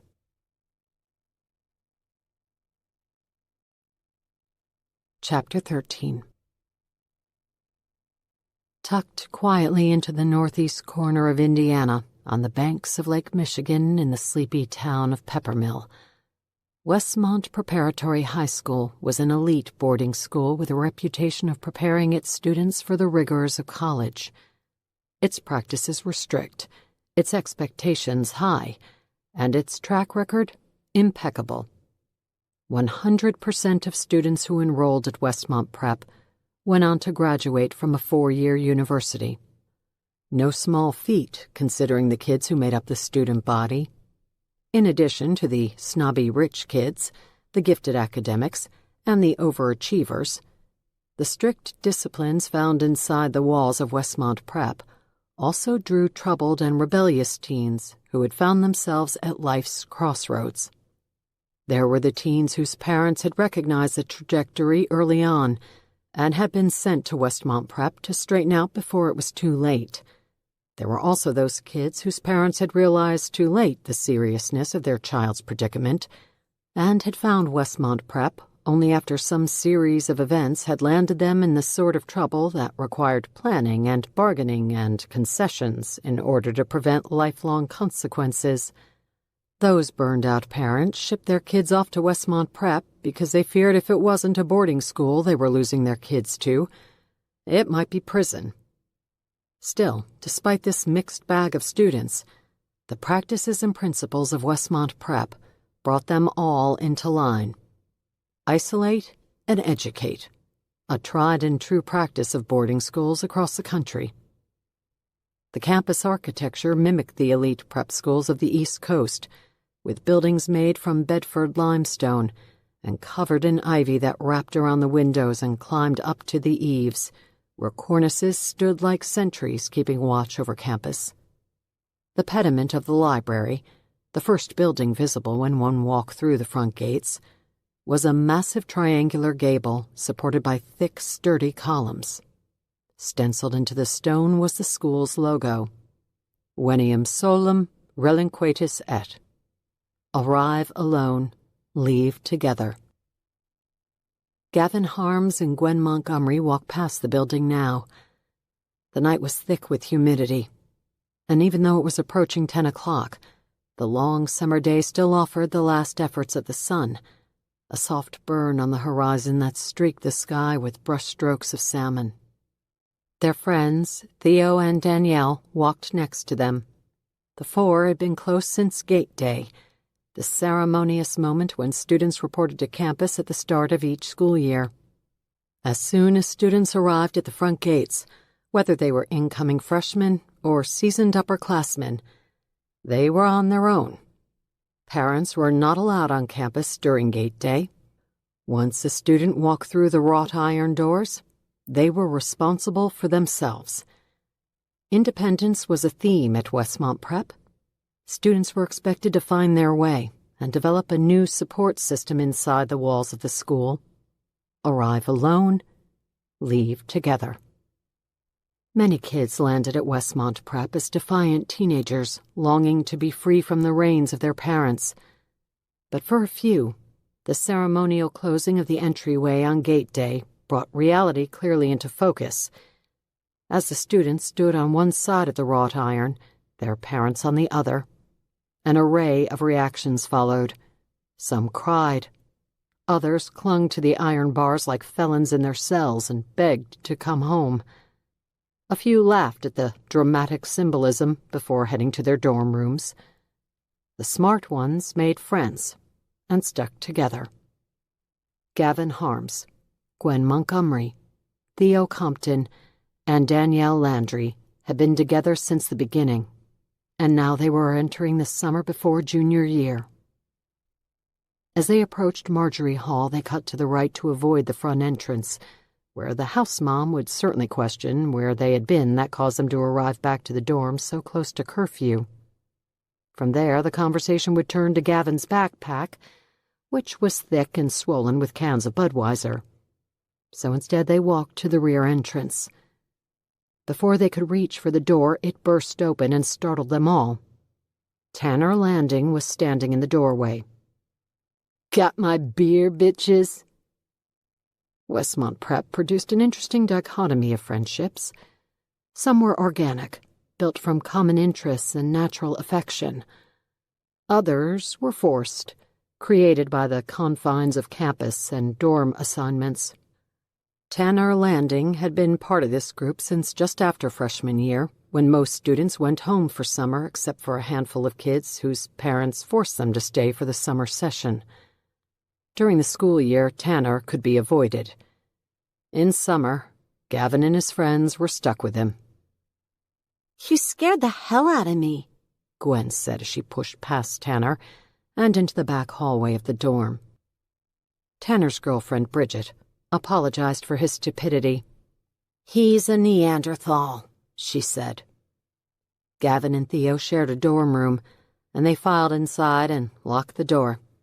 They pulled the window shades closed. Gavin unzipped his backpack and passed the beers around. "I'll read it," Tanner said. He took 3 quick swallows of beer and belched. He pulled up his phone and read the text. "The man in the mirror requests your presence. 13-3-5, Saturday night at 10 p.m. "That's the old boarding house, right?" Gwen asked. "Yeah," Gavin said. "It's the back way, off Route 77. We'll have to cut through the woods and then around campus. Who else got invited?" "Just the 6 of us," Tanner said. Gwen looked around. "Are we really doing this?" "We're juniors," Tanner said, before he chugged the rest of his beer and belched again. "Goddamn right we are. It's a rite of passage."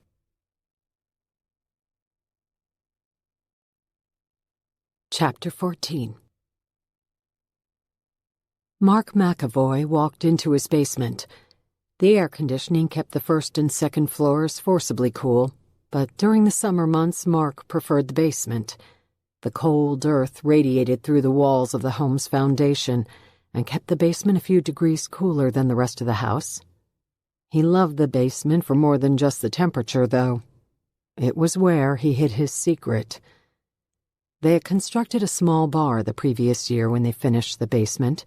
It was where he and his wife liked to entertain friends on weekends. He and his friends had bellied up to the slab of epoxy-glazed oak many times over the past winter to watch Colts games. He walked to the cabinet behind the bar now and opened the doors. Inside was his baseball card collection. He'd had it since he was a kid, adding to it each year. His collection spanned from the 1970s and 80s, featuring Johnny Bench and the Big Red Machine, to the 90s and early 2000s, when steroids had taken over the game, to the current generation of players, defined by statistics that never existed before a few years ago. The collection was legitimate, old Topps cards that came with brittle chewing gum, as well as Goudy Gum Company and Sporting News cards.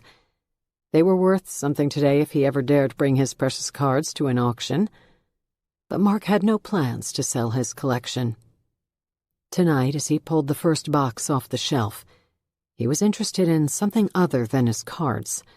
It was his other obsession, something on which he had been fixated since his high school days at Westmont Prep, that he was interested in tonight. He laid the binder on the bar, unlocked the cover, and opened the 2 hatches to gain access to his collection. Inside, the baseball cards were organized in tight rows. On top were several sheets of plastic laminate with slots for the cards he kept in mint condition. On top of those protected pages were his notes and research. He had always kept his research hidden there. His wife had no interest in his card collection, and Mark was sure the secret he kept stashed there was safe. The first article he pulled was from the Peppermill Gazette, a local paper that had a small readership back when he was at Westmont Prep, but that had since gone bankrupt. He found the article at the library when he was a freshman. It had originally been published in 1982. He read it now. Inside Westmont Prep's Secret Society. If you ask the headmaster of Westmont Preparatory High School, or any faculty member for that matter, if there is truth to the rumor that a secret society exists inside Westmont Prep, you'll hear a resounding and forceful no. But if you ask the students, they'll tell you that such a society not only exists, but is thriving. Ask for details, however, and you'll get very few. Mostly you'll hear conjecture and rumors about the misadventures of this secret club that hazes its new initiates and pulls raucous pranks on unsuspecting students and faculty. Concrete facts or first-person experiences are impossible to come by since there are no students who admit to active membership. The headmaster explains this lack of first-hand knowledge of the club by stating that the idea of such a society exists only in the minds of the students and stays alive through folklore and rumor. It is, the headmaster notes, a figment of the student body's imagination. Or, it could be argued, the reason you'll hear so little about the group is because its members are sworn to secrecy. Mark put the article to the side and turned to a more recent piece published in the Indianapolis Star.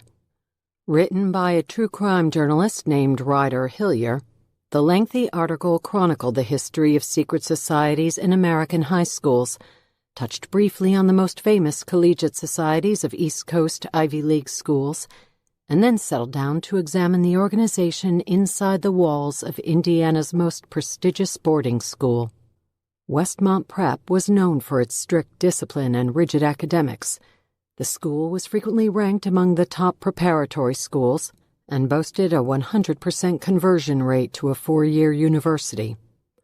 Ryder Hillier had made more headway into the secret group that existed inside the walls of Westmont Prep than any other journalist Mark had come across. She had even, somehow, unearthed its name, the Man in the Mirror, and the location of the meetings, a cryptic spot marked only by 3 numbers, 13, 3, 5. Numbers that Mark knew to be the location of the entrance to the forest off Route 77 that led to the old boarding house. From there, though, Ryder Hillier's facts ran dry. The article ended with a quote she managed to obtain from the current dean, Dr. Gabriella Hanover, who denied the existence of such a society, claiming that Westmont Prep did not permit exclusive clubs that promote elitism and secrecy, nor would the school allow a student association to run itself outside the supervision of the faculty. But Mark had attended Westmont Prep, and as an alumnus he knew damn well that the club existed. He had waited through his freshman and sophomore years to get his chance to become part of the society, knowing that it was made up of only upperclassmen. But when his junior year came, he was passed over. The rejection had sent him into a fit of depression. A few of his close friends had been tapped, and after they made it through initiation, they left him behind. He spent his junior year alone and isolated, and when he eventually became the target of the group's pranks, Mark McAvoy decided that he'd had enough of Westmont Prep. He transferred to a public school for his senior year. It had been a miserable end to his high school experience, and his senior year was blackened with thoughts of suicide. Only after finding a new support system during college had he snapped out of his depression. He met his wife, he graduated, he launched his career, and he started a family. But he never forgot about the secret society at Westmont Prep, the one he wanted so badly to be part of, the one that had rejected him. Mark McAvoy had not only been unable to forget about the man in the mirror, he had become obsessed with it. He had worked over the years to find out everything he could about the group and its rituals. Tonight, with his family sleeping upstairs, he retrieved the articles he kept hidden with his baseball card collection and laid them across the bar. Then he opened his laptop and typed "The Man in the Mirror" into the search engine. It was June. He knew that initiation of new members took place on the summer solstice. He scrolled through the web pages. He'd read most of them 100 times, but every now and then he'd come across something new. He was no longer a teenager. Things like this should not interest him, and rejection from so long ago should no longer hurt. But his mind still dripped with curiosity, and his ego still ached from having been denied. A strange question came to him, like it did at the start of every summer. What was stopping him from going to the abandoned house in the woods? Back when he was a student at Westmont Prep, easily influenced and intimidated, his fear kept him away. But there was no fear inside of him tonight. Now he was merely curious to learn everything he could about the myth. But as he paged through his research and scrolled through the websites that described the legend of the man in the mirror, he realized that in addition to his curiosity, there was something else fueling his hunger. On a warm summer night in the cool chill of his basement, he was finally able to define the emotion. It was anger.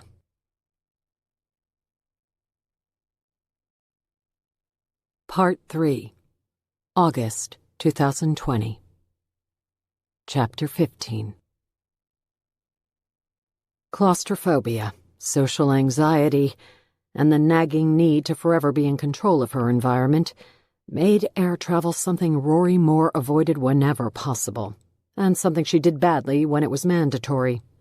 She had tried a little bit of everything over the years, from meditation, which drew the attention of other passengers instead of the opposite desired result, to pharmaceuticals. Benadryl and Advil PM had caused a violent vomiting fit that made one flight in particular more unpleasant than any other, to cold turkey suck it up in the middle seat and deal with it. Once, only once, and never ever again. Coach seating, 3 across, packed in like limp sardines and crawling over one another to use a tiny bathroom shared by 200 other passengers, had for years been out of the question. Once, when Rory and Lane were needed in New York for a case related to the Murder Accountability Project, a wealthy client had agreed to charter a flight for them after Lane explained that it was the only way to get them to the East Coast. Lane, of course, could have gone alone. He could have booked a commercial flight and read a book for 2 hours like everyone else. But he didn't. He insisted on a private charter, and he got it. Rory loved him for more than just his good looks and his fierce mind. The man accepted her, despite all of her suffocating peculiarities. He loved her just the way she was built, and had never tried to rebuild her, as so many others in her life had attempted, from shrinks to teachers to law school roommates and professors. When a terribly expensive private plane was not an option, however, first class was the next best thing. She chose the window seat, and by the time her seatmate joined her, Rory had barricaded herself with 2 pillows and a blanket.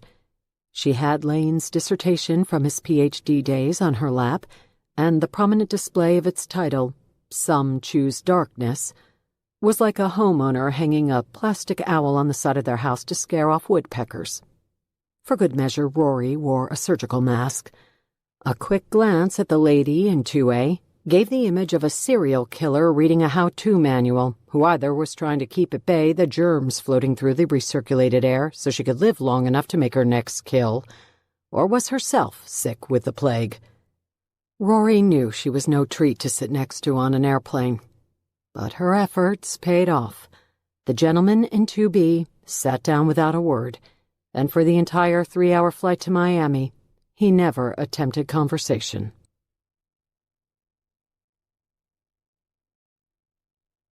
Chapter 16. Lane's invitation for Rory to join him on his assignment in Indiana was charming, and the more she thought of it as she drove north from Miami International Airport, the more his words ignited emotions that Rory preferred dormant. She had no immediate family left to spend time with, so the clinical and analytical portion of her brain told her it was a waste of energy to feel guilty for missed opportunities with them. But the emotional segment of her mind told her not to repeat the mistakes of her past by neglecting the single relationship that remained in her life. Rory wondered, after the events of the previous year, if her life needed some serious tending to. Perhaps some readjustment of priorities and some self-reflection on the things that mattered to her. "Come with me." Lane's words echoed in her mind, and she was helpless to quiet them. She attempted to channel her feelings into a corner of her brain where she could cover them and store them, and keep them at bay the way she did with other troubling thoughts that constantly bombarded her and threatened to derail her life. Every day brought a funneling twister of emotions. It was how her brain waves fired. If she wasn't worrying, she was obsessing. And if she wasn't obsessing, she was planning. Her mind never really settled down. There was always a low hum of activity going on in her head. Over the years, she had learned to manage this affliction by compartmentalizing her thoughts, the obsessive compulsion that begged for her to perform mundane and redundant tasks, such as checking her speedometer now and making sure her headlights were on, were packed away into a part of her brain that allowed her not so much to ignore the urges, but to stow them on layaway. She stored those desires in a place in her mind that prevented them from interfering with daily life. Then later, she pulled off the dust cover when she had a place to deposit the yearnings in a neat and orderly fashion, a place where those thoughts could run free until they fizzled out without further affecting her life. This process bought Rory time. It allowed her to live her life free from the superfluous demands of her mind. One outlet Rory used for this purpose was studying case files as a forensic reconstructionist.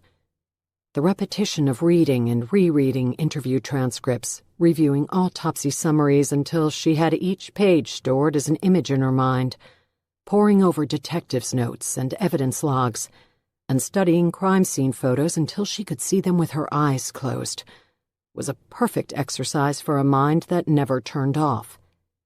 In the environment of forensic reconstruction, her affliction worked as an asset. Away from work, there was another outlet for her obsessive compulsion. She discovered it when she was a young girl, before she understood that her mind worked in ways that others would consider unusual, before she understood that the images and knowledge that ran like a never-ending scroll through her thoughts was the forming of her photographic memory, before she knew that her intelligence was on a scale high above most everyone else's, before she recognized that being so advanced in one area of life caused other areas to be neglected, like personal relationships and social interactions, before the diagnosis of autism was in the mainstream of medicine. Another technique had been used to rein in her condition. She learned the skill when she was a young girl spending time at her aunt's farmhouse. Tonight, as she snaked through the streets of Miami, she planned to hunt down the item that would permit her to use the talent she had learned as a child. It would allow her to live the next 2 months without worry that her quirks and idiosyncrasies would sidetrack her. But she was struggling to compartmentalize the feelings Lane's invitation produced. The closer she came to her destination, the more her skin itched with anxiety, and the more she wondered if perhaps feelings about the man she loved were not meant to be stored away and bundled with the nagging thoughts brought on by her obsessive-compulsive disorder. Still, she tried. It was how Rory Moore existed.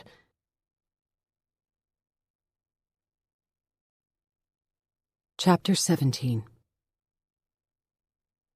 It was close to midnight when she paid $45 to park in a 3-story garage in downtown Miami. The structure was lighted by bleached fluorescent that Rory would have hated had she been in her bungalow. But here in an unfamiliar city, she appreciated it. Her heart beat at an alarming pace, and her underarms and back were sticky with perspiration. She walked out of the parking garage and for 10 minutes strode along the downtown streets. She had memorized the route the day before. Her watch sounded. It was 10 to midnight, and she picked up her pace. The Miami streets were populated with a steady chorus of couples and stragglers. But when she walked off the main thoroughfare and turned onto a side street, she was alone. The street lighting was minimal, and her combat boots echoed off the brick buildings. She saw the glow of a marquee up ahead and knew she'd made it. It was as sketchy as she imagined. The website had no photos, just an address and the estimated time for the auction. The lighted canopy, which was cheap and ratty, promoted the place in red lettering as the Doll House. Entrance into the establishment required Rory to take 4 steps down from the sidewalk. She took a deep breath before descending the stairs, and then pushed through the front door. A man with a thick neck and boring gaze lifted his chin at her when she entered. "I'm here for the auction," she said. The man grunted his response. "Through the back door. They're a little behind schedule." The cavernous tavern was dark and dreary, but well populated. The smell of charred burgers was heavy in the air, and the boisterous laughter of multiple conversations constricted Rory's chest. She willed herself to breathe as she scanned the room, and saw the door in the back. She headed to the bar first. The row of taps offered a disappointing display, all watered-down light beer options. "What can I get you?" the bartender asked. "Got any beers by 3 Floyds?" "3 who?" Rory shook her head and scanned the beer bottles lining the shelf over the bar. "Lagunitas pills." The bartender reached into the cooler and twisted off the cap, setting the bottle in front of Rory.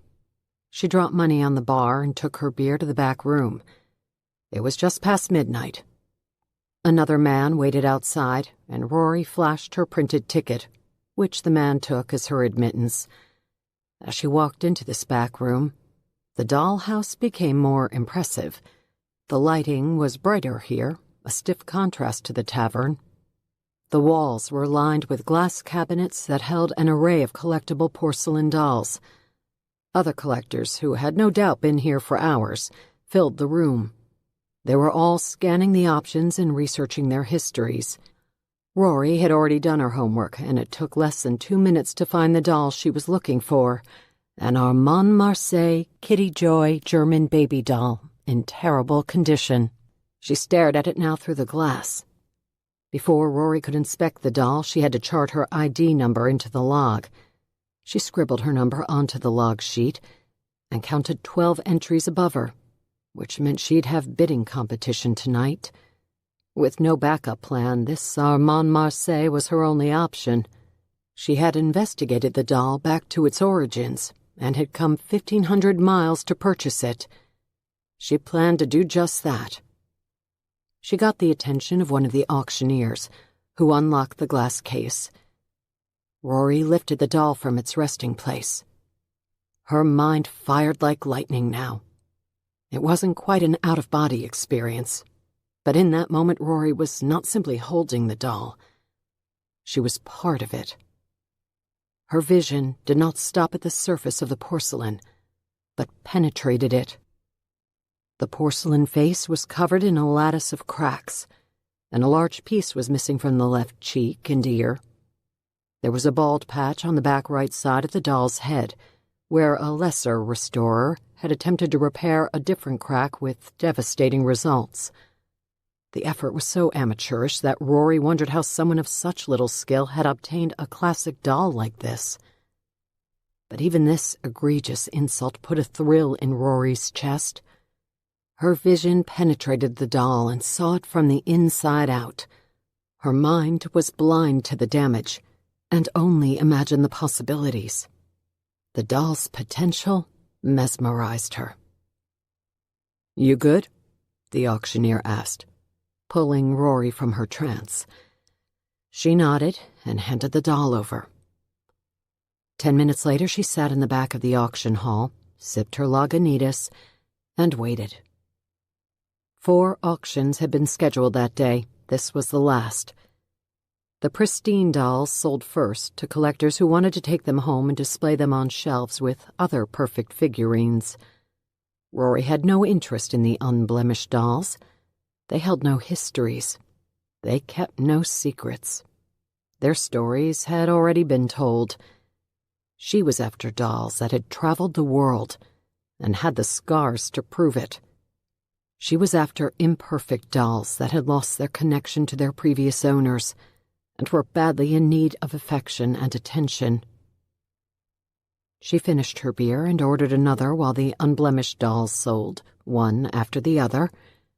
With each successful auction, the small subterranean room thinned. By the time the ragged and dilapidated dolls came to the floor, there were just 20 or so collectors still present. It was almost 1 in the morning. "Up next," the auctioneer said, "is an Armand Marseille. Some damage to the face and ear, but in its heyday." "3,000, Rory said. The man looked up from the doll. "The opening ask is $750. Rory stood from the back row and walked toward the podium, her new combat boots rattling with each step. 3,000 should take it, then?" The auctioneer looked at the collectors remaining in the room. "Going once, going twice. Sold for $3,000 to the lady in gray."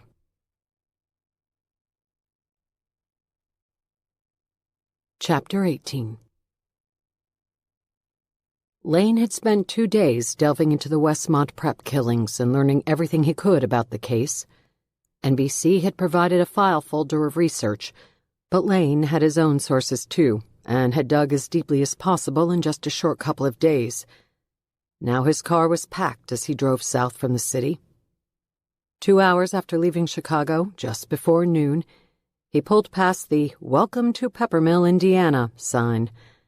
It took a few minutes for the GPS to show him the way to Winston Lane, where his cottage was located. The small home sat in a cul-de-sac at the end of the long road that butted up against a lake. He pulled into the driveway and shut off his engine. The front door had a lockbox hanging from the door handle. Lane spun the numbers, and the box popped open to reveal a key. He carried his duffel bag into the house, which was exactly as advertised. Small, comfortable, and out of sight. It would be perfect for everything he had planned. A kitchen, sitting room with a fireplace, and an office made up the first floor. Upstairs was a single bedroom and a loft with a desk. He dropped his duffel bag onto the bed and headed back out to his car.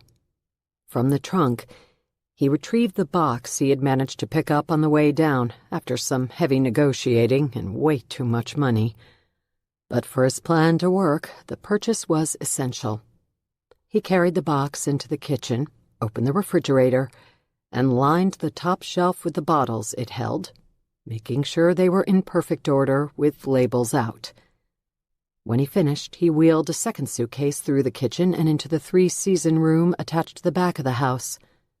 Floor-to-ceiling windows overlooked the small lake in the distance, and Lane knew it was perfect. On a desk in the corner, he emptied the contents of the suitcase, again lining everything in perfect rows. Then he removed a wrapped package and placed it in the center of the desk. Finally, he retrieved the large corkboard he had managed to cram into the back seat. He set it on a tripod and pinned photos to it. 30 minutes after he arrived in Peppermill, the house was prepped and ready.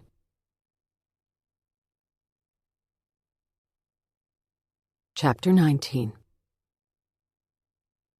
Rory sat in the first-class cabin of American Airlines Flight 2182, headed for Chicago. She wore her surgical mask, read her how-to manual, and had her new porcelain doll stowed safely under her seat. Her right leg vibrated and caused the buckles on her combat boots to jingle. The gyration would typically stem from anxiety, but this morning it was something else. Between the closure of her latest cold case, the long-overdue purchase of her new boots, and the acquisition of the Kitty Joy porcelain doll, Rory Moore felt balanced and calm in a way she hadn't for months. Not since before she ventured out to a cabin in Starved Rock, Illinois, to look for closure for herself and so many others. She closed her eyes and bided her time. It was 7 p.m. when Rory finally sat at her workbench. The shades were drawn, and the evening sun fought but failed to find a way around the edges. The den was comfortably dim, with the gooseneck lamp illuminating her workspace. Rory felt the 24 sets of eyes look down on her as she unwrapped her new purchase, as if the restored dolls on the shelves were as interested in Rory's acquisition as she was. Carefully lying the Armand Marseille Kitty Joy German doll onto the workbench, she started the inspection process the same way a medical examiner would look over a body about to be dissected. But Rory had no plans to take this doll apart. She was going to put it back together, one painstaking piece at a time. It would keep her occupied for weeks and allow the grating and demanding calls from her mind to be liberated. She had boxed those burdens up and stowed them over the past few weeks for this exact reason. Antique doll restoration had the potential to provide joy and bliss, and Rory had certainly experienced those things. But the pastime provided something else as well, a portal to a world free from worry, where her foibles turned to strengths and where she could use the eccentricities that threatened to spoil her everyday life. In her workplace, she did not have to resist the irrational requests of her mind. She did not fight against the gnawing need to repeat things over and over until she achieved perfection. In this protected place, those tendencies were not only permitted, but required. The repetitious activities involved in repairing antique porcelain dolls were an outlet for the obsessive-compulsive disorder that had once ruled her life. As long as Rory could exercise her demons during the controlled practices that took place in the tranquility of her den, then the debilitating calls from her mind were quieted during most other parts of life. It was how she existed. Her dolls were her survival. Tonight's inspection was for information gathering only. No restoration would take place. Rory needed first to understand the doll and the damage it held, and to map out a path for restoring it. She ran her hand over the doll's face, feeling the lattice of cracks that spiderwebbed through the porcelain. Rubbing alcohol, which was many restorers' chosen solvent, was too harsh. The pastels were never absorbed as well into porcelain that had been stripped with alcohol, and this explained the washed-out look of other restorers' dolls presented at auctions. Rory's great-aunt had created her own formula from dish soap and vodka, a solution that Rory had been using since she was a kid, and that would be perfect for this new restoration. She took photos and notes for more than an hour before she admitted something was wrong, before she accepted that something was preventing her from fully concentrating on the doll in front of her. "Damn it," she said to herself. To just about everyone who came across her, Rory Moore was a mystery. To the doctors who had tried to treat her through childhood and adolescence, to her boss inside the Chicago Police Department, and to the detectives who watched with some combination of confusion, awe, and aversion as Rory solved the cases that had baffled them. With the deaths of her father and great-aunt the previous year, only one person remained in Rory's life who understood the nuts and bolts of her existence. She remembered Lane's words again. "Come with me." Standing from her workbench, she lifted her Armand Marseille and laid it back in the travel box. Upstairs, she packed a suitcase. On the way out of the house, she stopped in the kitchen and pulled the yellow sticky note Lane had left on the front of the fridge. It held the address of the cottage in Peppermill.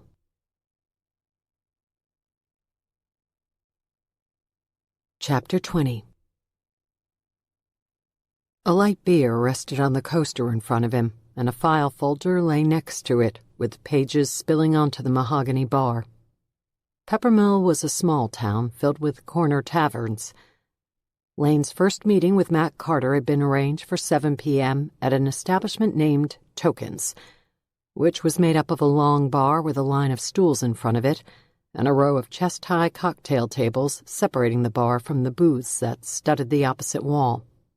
The beer was cold, the food was greasy, and it was dark enough for no one to recognize Mac Carter. Lane was halfway through his beer when Mac walked into the bar. He wore a T-shirt and a Notre Dame hat, and he looked nothing like his television persona. When he approached, the two shook hands. Lane guessed Mac was in his early 30s, with a huge smile that, again, looked different in person than when Lane watched him on television. Lane Phillips. Mac Carter. Great to meet you. I was thrilled to hear the network landed you. Your name will go a long way toward lending credibility to the podcast. And I have to tell you, Mac looked around the bar as if someone might be listening. I'm going to need a shrink by the time I'm done with this story. I heard you had an interesting couple of weeks. Interesting is one way to describe it. Batshit crazy is another. Sorry, I probably shouldn't say that to a shrink. I'm not your typical shrink. So I've heard. Mac pointed at Lane's beer and called over the bartender to order his own. Let's talk. They sat on adjacent stools. Mac's beer was delivered in a pub glass with foam slipping down one side, beer commercial style. There's so much going on psychologically with this story, you're going to be busy. The plan will be to introduce you in episode 5. We'll do a formal interview to give listeners your credentials. Then we'll do an overview of the case, with you offering your expertise on the psychology of both the killer and the survivors, what they went through during the night of the slaughter and what they've been going through since. We can do that all from the studio at my rental house. Lane pointed to the file in front of him. I did some homework and started a profile on the killer. A profile on Charles Gorman? Well, possibly, but that's not how profiling works. You don't start with a suspect and work backward. That would defeat the purpose. I start with the crime, the victims, the methods used to kill them, the scene, and create a list of characteristics the killer would likely possess in order to commit such a crime. In this particular case, I've started to map out the mindset needed to produce this level of violence. What I've done so far is just a start. I'll add to it as I learn more about the crime. I've also started a second, separate profile of Charles Gorman. Once I'm finished with each profile, we'll see where they overlap, if they do at all, or if they are exact duplicates. Fascinating, Mac said. What do you have so far? Some early notes on Gorman, just from public records. Tells me that he was a chemistry teacher at Westmont Prep, a bit of a loner, socially reserved and awkward. Brilliant mind as far as chemistry is concerned, but lacking in social graces. He was straight as an arrow for 8 years at the school. What made him snap? Mac asked. There's a lot more I'll have to uncover to answer that question, if it can be answered at all. We'll need to speak with the students and faculty who knew him, his friends and family, his parents specifically, to see what sort of home life he had growing up.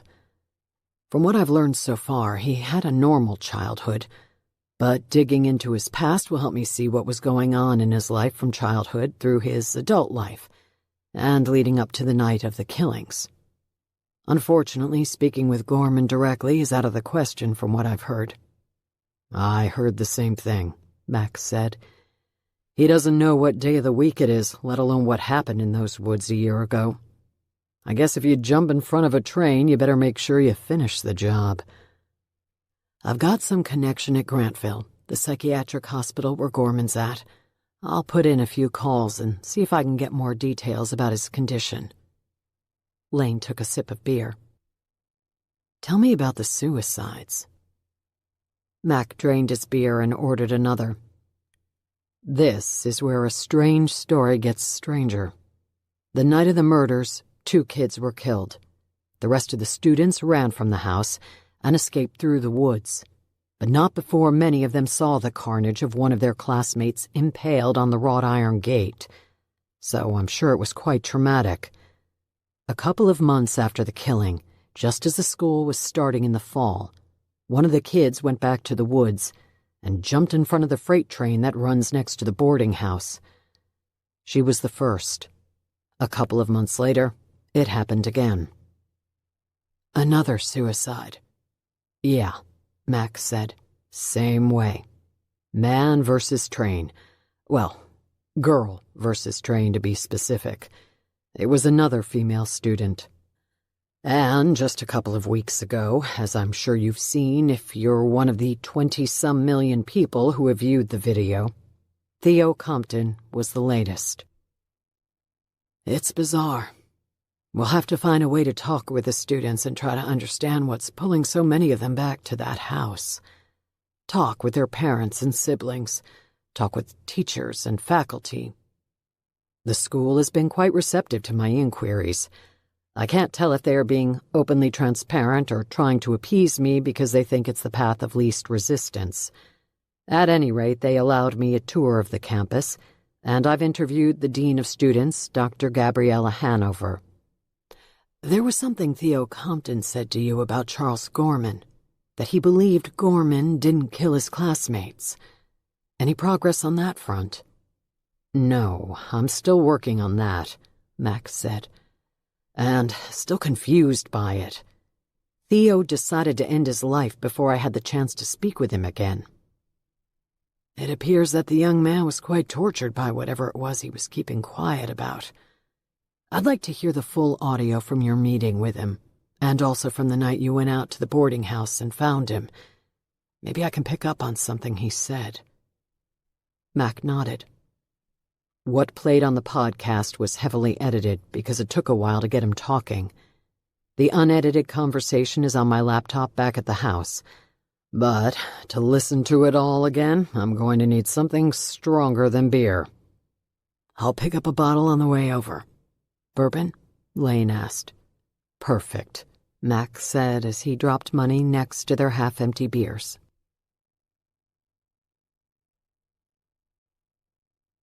Chapter 21. Rory turned off I-94 and took the Peppermill exit.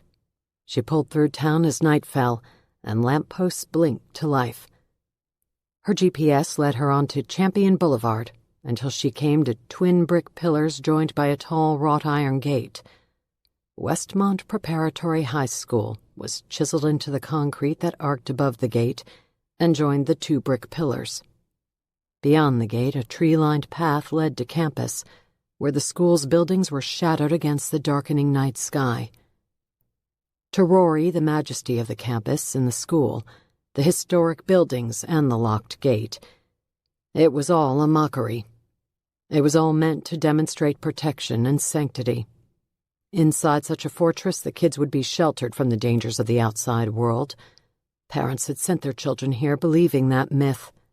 They sent their children here to straighten them out, or to teach them discipline, or truly believing that this institution was the best place to prepare their children for the challenges of life. What a sham. Had Rory not fallen under her great-aunt Greta's watchful eye, she might have ended up at a similar place. Rory lifted the sticky note she had pulled off the refrigerator and read the address for Lane's cottage. She pulled away from Westmont Prep and headed to the north side of town. It took 10 minutes for Rory to find the bank of rental cottages. They were spaced far apart and ran to the end of a long road that twisted into a cul-de-sac. The cottages were spread around a small lake.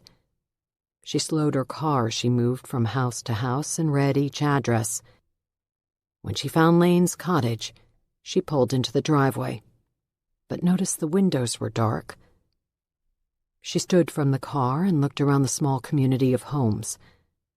For the ride down from Chicago, Rory wore cut-off denim shorts and a tank top. Her new Madden Girl combat boots felt perfect, and she adjusted her thick-rimmed plastic glasses as she surveyed the row of cottages. Surprises and dramatic demonstrations of affection were not her strong suit, and as she stood in front of Lane's empty cottage, she suddenly wished she had called ahead. Rory left the engine running and the driver's side door open as she approached the cottage and knocked on the front door. When there was no answer, she pulled her phone from her pocket and called Lane. The surprise was over. The jig was up. She'd just driven 2 hours and was ready for a beer. When the call went to Lane's voicemail, Rory dropped the phone into the back pocket of her shorts and stared out at the neighborhood. Where the hell are you, Lane?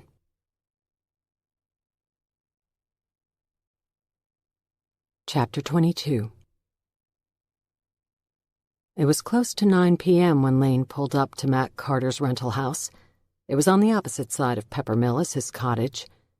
The sun was at the end of its run on a long summer day, with just enough power left to push shadows of the maple trees across the front yard. Cicadas buzzed from the foliage in a constant hum that blended into the humid night. Mac keyed the front door and Lane followed him inside.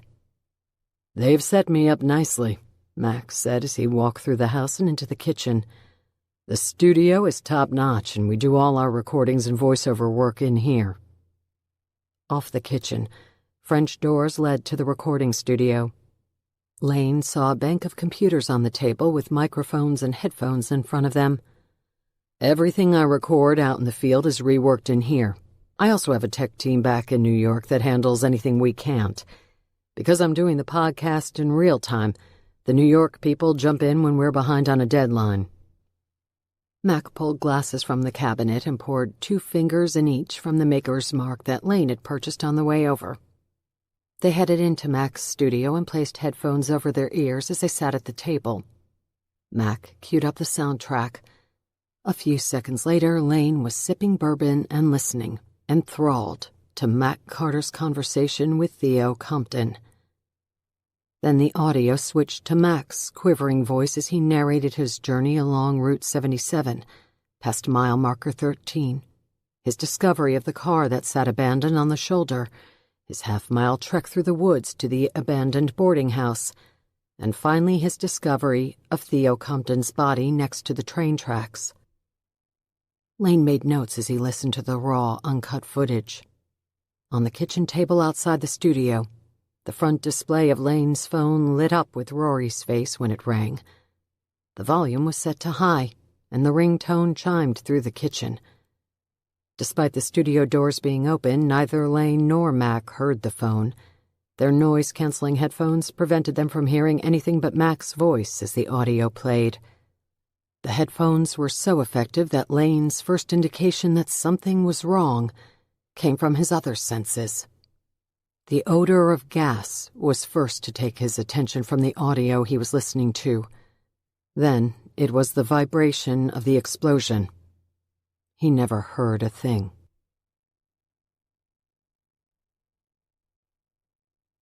Chapter 23. Rory tried Lane again as she sat in her car, which was still parked in the driveway of the empty cottage. After several rings, the call went to voicemail. Finally, she swiped the screen of her phone until she came to the app that she and Lane shared. It allowed them to locate their phones when misplaced. She scrolled through the screen and tapped Lane's name. A map appeared with a blinking icon that represented his location. He was in Peppermill, about 3 miles away on the opposite side of town. She tapped the blinking icon and pulled out of the driveway while the GPS led her to the coordinates. All the problems with her plan began to dawn on her as she drove. First, showing up unannounced was never a good idea. Suddenly, the idea that she would surprise Lane with a romantic gesture had her palms slipping off the steering wheel as her mind processed the situation she put herself in. Second, she considered herself skilled at many things, but stalking was not one of them. She realized that the tracking app didn't offer an exact address, only a location, and Rory wasn't about to go door to door through a residential neighborhood looking for Lane. Finally, the most chest-tightening thought was what she would do if she did manage to track him down. Open her arms wide and say, "Found you." Rory wiped each palm on her cut-off shorts as she drove, her gaze alternating back and forth between her phone and the road, watching her progress on the screen. She turned down a long road and drove slowly, until two blinking icons, hers and Lane's, grew closer together. But something else caught her attention and pulled her attention away from the map on her phone. Up ahead, she saw a lone house at the end of the cul-de-sac. Smoke billowed from the roof, and flames spat from the windows as they reached up the side of the house and lit up the dark sky.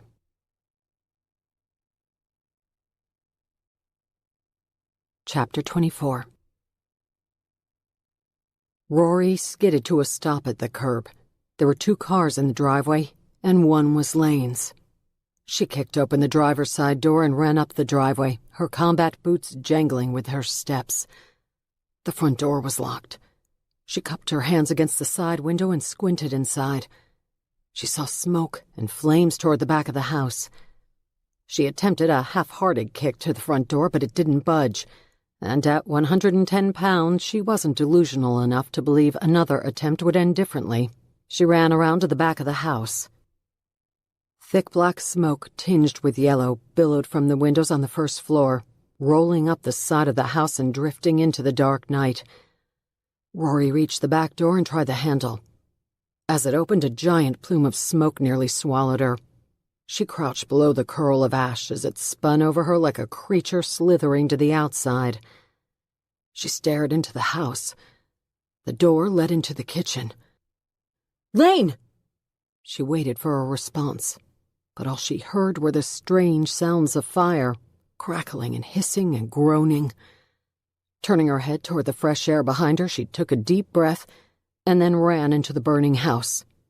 Once past the initial cloud of smoke that filled the doorway, Rory realized that most of the flames and smoke were at ceiling level, and she had decent visibility if she stayed low to the ground. The stinging in her throat and lungs told her she could spend only a minute inside the house. She took a quick trip through the first floor, past the kitchen and into the front foyer before she turned around. The open back door and the freedom it promised was a life raft from which she didn't want to stray too far. On her way back toward the kitchen, she saw the French doors off to her right. Through the smoke and haze, she imagined a shape on the floor. Her lungs burned, and her eyes streamed tears. She lifted her shirt and placed the fabric over her mouth. The smoke grew thicker, and she fell onto her hands and knees to continue her approach. She recognized Lane immediately as he lay unconscious on the floor.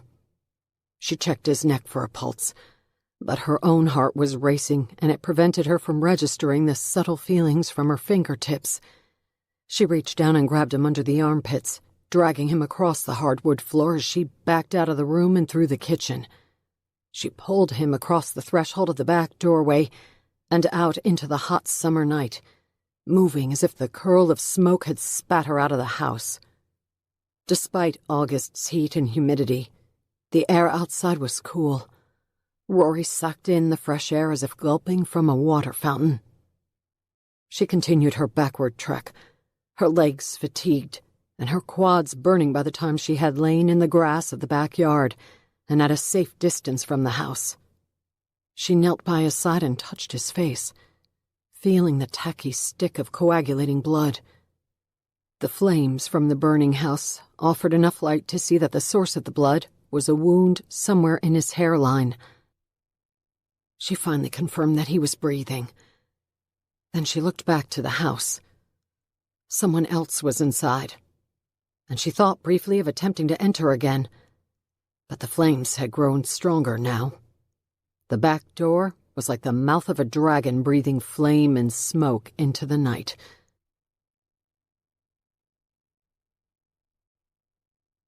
Chapter 25. It was just before sunrise when Rory stood from the chair and stretched the stiffness from her muscles. She looked down at Lane. A mask engulfed his nose and mouth and forced oxygen into his lungs. A few minutes longer, the doctors had told her, and he'd have succumbed to smoke inhalation. As it was now, the time in the burning house had simply smeared his lungs with soot and inflamed his trachea. Rather minor concerns when compared with his head injury. Whatever piece of shrapnel the explosion shot through the house had resulted in a hairline fracture of the skull and a brain hemorrhage that required close monitoring.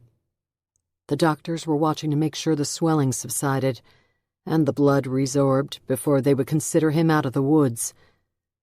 A couple of days, likely. A week, at most, depending on how he responded to the steroids and diuretics. Rory dwelled all night about what might have happened had she not come down from Chicago. A gritty wave of selfishness washed over her, leaving her itchy and uncomfortable as she sat through the lonesome hours of night, contemplating how Lane's death would have left her truly alone in this world. A soft knock on the door took her away from her emotions. She looked up to see a woman in the doorway. "Hi," the woman said. "I don't mean to bother you." Rory reached for her glasses, but realized she had removed them during the night while she sat at Lane's side. Instead, she ran a hand through her hair, wishing she had her beanie cap to shield her. "I'm Ryder Hillier," the woman said. "I knew Mac Carter."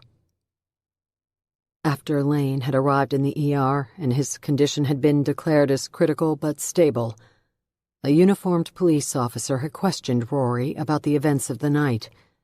The officer was young and inexperienced, and had checked all the boxes of a formal first-tier line of questioning, precise, by the book, and totally useless in regards to gathering pertinent information. But in the process, Rory had learned that the other car in the driveway of the burning house belonged to Mac Carter, and that it was his body Rory had seen in the house along with Lane. Mac had been pronounced dead at the scene. Rory recounted her decision not to re-enter the house because of the heat of the fire and the smoke billowing from the back door. The officer assured her she'd done the right thing, although Rory took little solace in the condolence. "I'm sorry about Mr. Carter," Rory said. "I was just an acquaintance. We didn't know each other well. We worked together in a roundabout way on his podcast. I'm a reporter." Ryder Hillier. Rory suddenly remembered the name.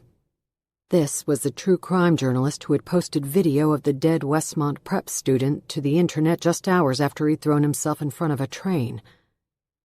Rory noticed the woman's eyes move to Lane. "Is he going to be okay?"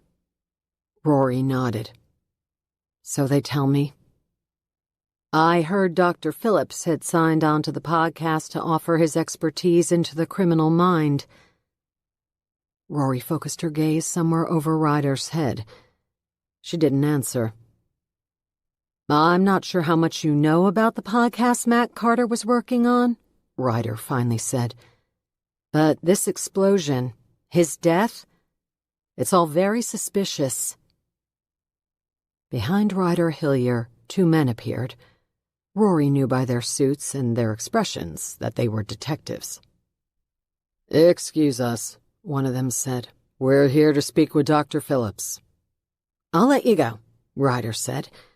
She seemed to know they were cops, too, and Rory recognized in the woman's eyes a sudden urge to escape the room. She handed Rory a business card like an ambulance chasing attorney. "Tell Dr. Phillips to call me if he wants to talk." Rory held the card in her hand as Ryder disappeared past the detectives. Rory reached into her rucksack, slipped the business card into a slot in the front pouch, and pulled out her glasses, pushing them up the bridge of her nose, and feeling slightly more invisible. "I'm Detective Ott," the older gentleman said. "This is my partner, Detective Morris." Rory sized them up instantly, her mind firing through the possibilities until she settled on the one she knew was most accurate. Ott was about 60. The skin under his eyes drooped with a combination of years and experience, and likely too much alcohol.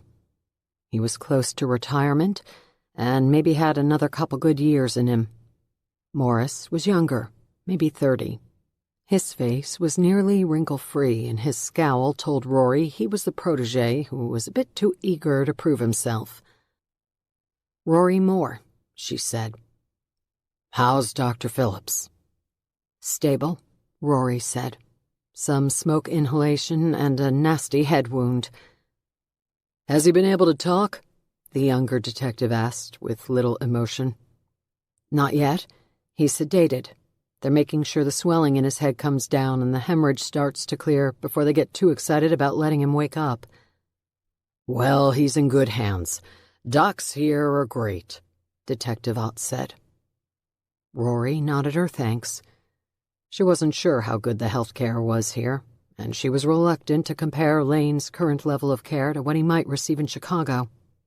But the doctors had pronounced him stable, and had told Rory they were being cautious during the first 48 hours. They assured her that they had the ability to transfer him by helicopter if needed, to a higher-level trauma unit if he didn't progress as expected. Detective Ott, too, pulled a card from his pocket. "Would you mind giving us a call when Dr. Phillips is up for a chat?" "I'll pass along the request."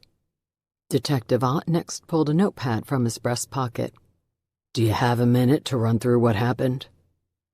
Rory knew it was a rhetorical question, so she didn't answer. "You were first to the scene. Can you tell us about your night?"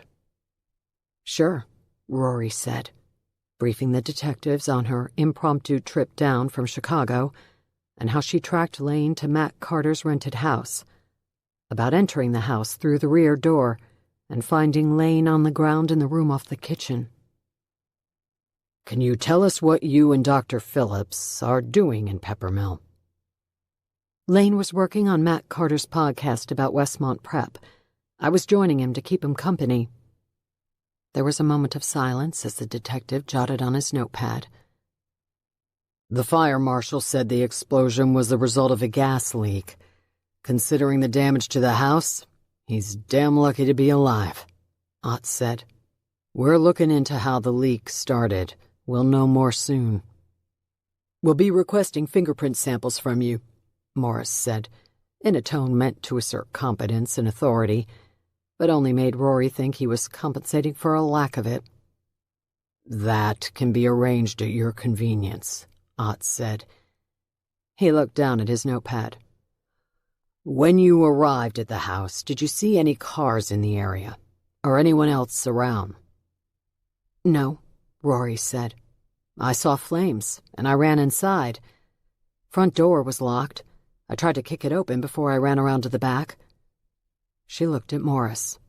"You'll probably find my footprint on the door. Size 7 Madden Girl Eloise combat boots. No need to call in the CSI guys for that one." Her comment caused Ott's lips to curl. They spent 10 minutes asking Rory questions. Despite telling the truth, an itch materialized on each of her deltoids just below the shoulder that begged Rory to scratch and claw. She refused. She had nothing to hide. But her mind didn't work that way. She was suspicious by nature, and when she was the one being questioned, she worried that the detectives would misinterpret her body language and avoidance of eye contact as deception. "Where will you be staying, Ms. Moore?" Ott asked as they finished their questions. It was a good question, and she hadn't thought about it until just now. "I guess I'll be at Lane's rental." She gave them the address and shared her cell number. After the detectives left, she stood next to the hospital bed. Besides some fitful sleep in the bedside chair, she had been awake for nearly 24 hours, ever since she woke in Miami after the auction. Despite the early hour, she was in desperate need of a dark lord and maybe a shower. She took Lane's hand in hers and squeezed before she left. He didn't move.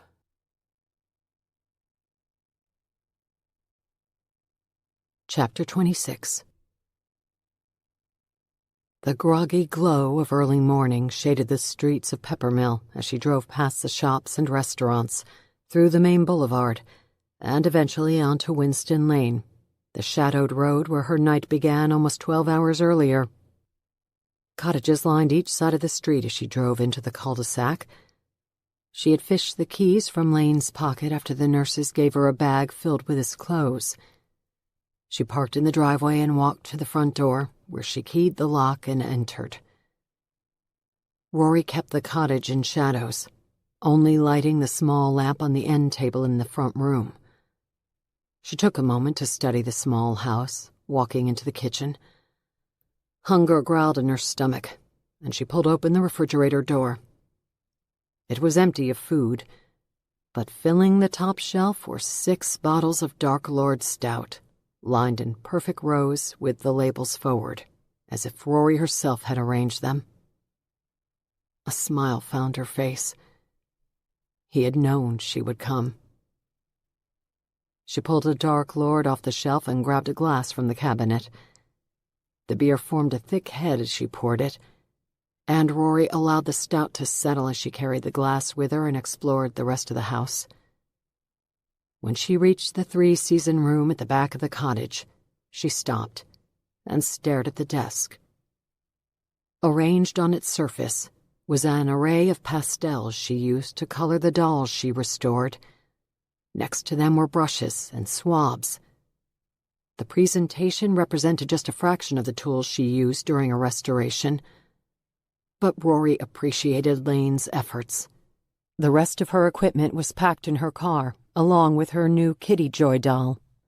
The makeshift studio here, isolated from the neighbors and with the tall windows looking out over the pond that held the subtle glow of early morning, was nearly as inviting as her workshop at home. When she walked into the room, she noticed a present wrapped and waiting on the desk. She spun the package around and saw her name scrawled on the tag in Lane's cursive. Peeling off the paper, she found a pine box the size of a hardcover novel.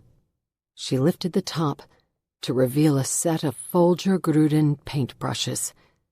The collection had been discontinued years ago, and Rory's current set had belonged to her great-aunt. Those brushes were worth more in sentimentality than practicality, as many were unusable after so many years of restorations.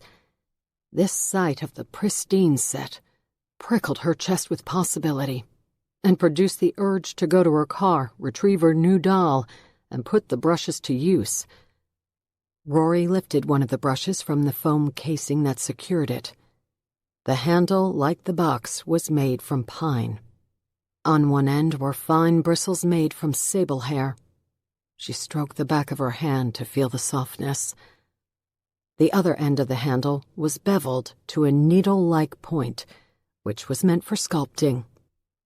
Rory took a moment to admire the collection of brushes, which ranged from fine to broad, and would be perfect for restoring her new Kitty Joy doll. As drawn as she was to the workbench Lane had arranged for her, something else in the room called for her attention. Against the far wall she saw a large corkboard propped on an easel. It looked eerily similar to the one in Rory's office. That infamous corkboard in her Chicago bungalow was pocked with hundreds of holes from years of sticking pins through the photos of victims from the cold cases she had solved. Once she tacked a photo to the corkboard, Rory embedded the victim's image in her mind in a way that prevented her from forgetting their face until she had found answers to what had happened to them. During this process, a relationship began, an intimate bond between Rory and the deceased that she had never been able to explain to another living soul. It was how her mind worked. It was the way she unraveled cases no one else could solve.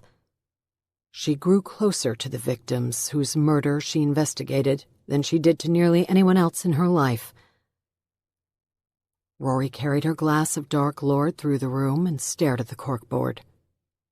Pinned to it was a photo of Theo Compton, the most recent Westmont Prep student to go back to the boarding house and kill himself. Other photos were pinned below Theo's.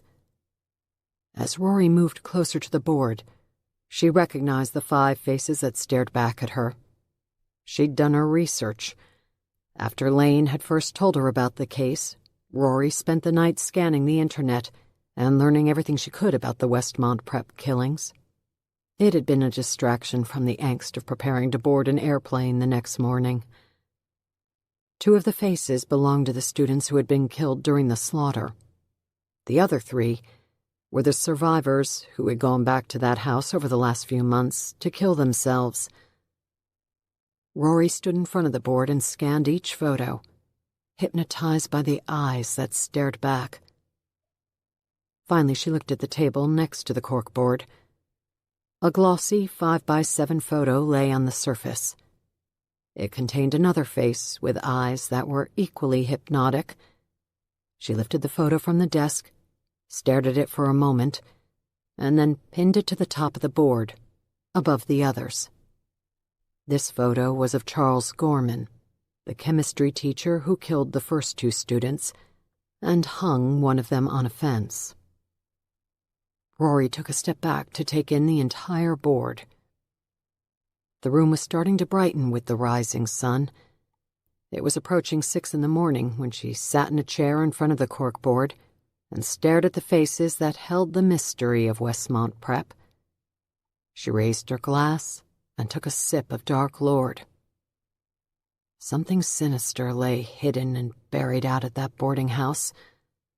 Whatever it was, Mac Carter had started digging in the right spot to find it.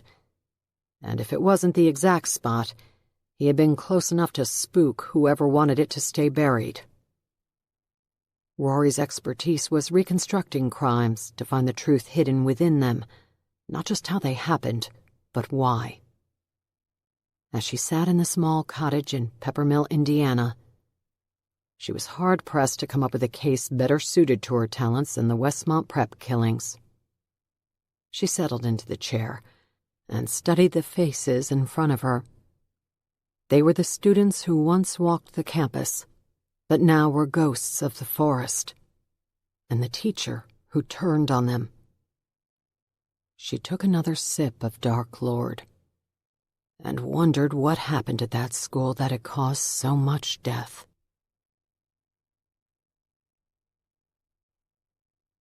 Westmont Prep, Summer 2019.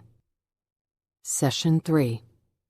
Journal entry, A Reluctant Accomplice.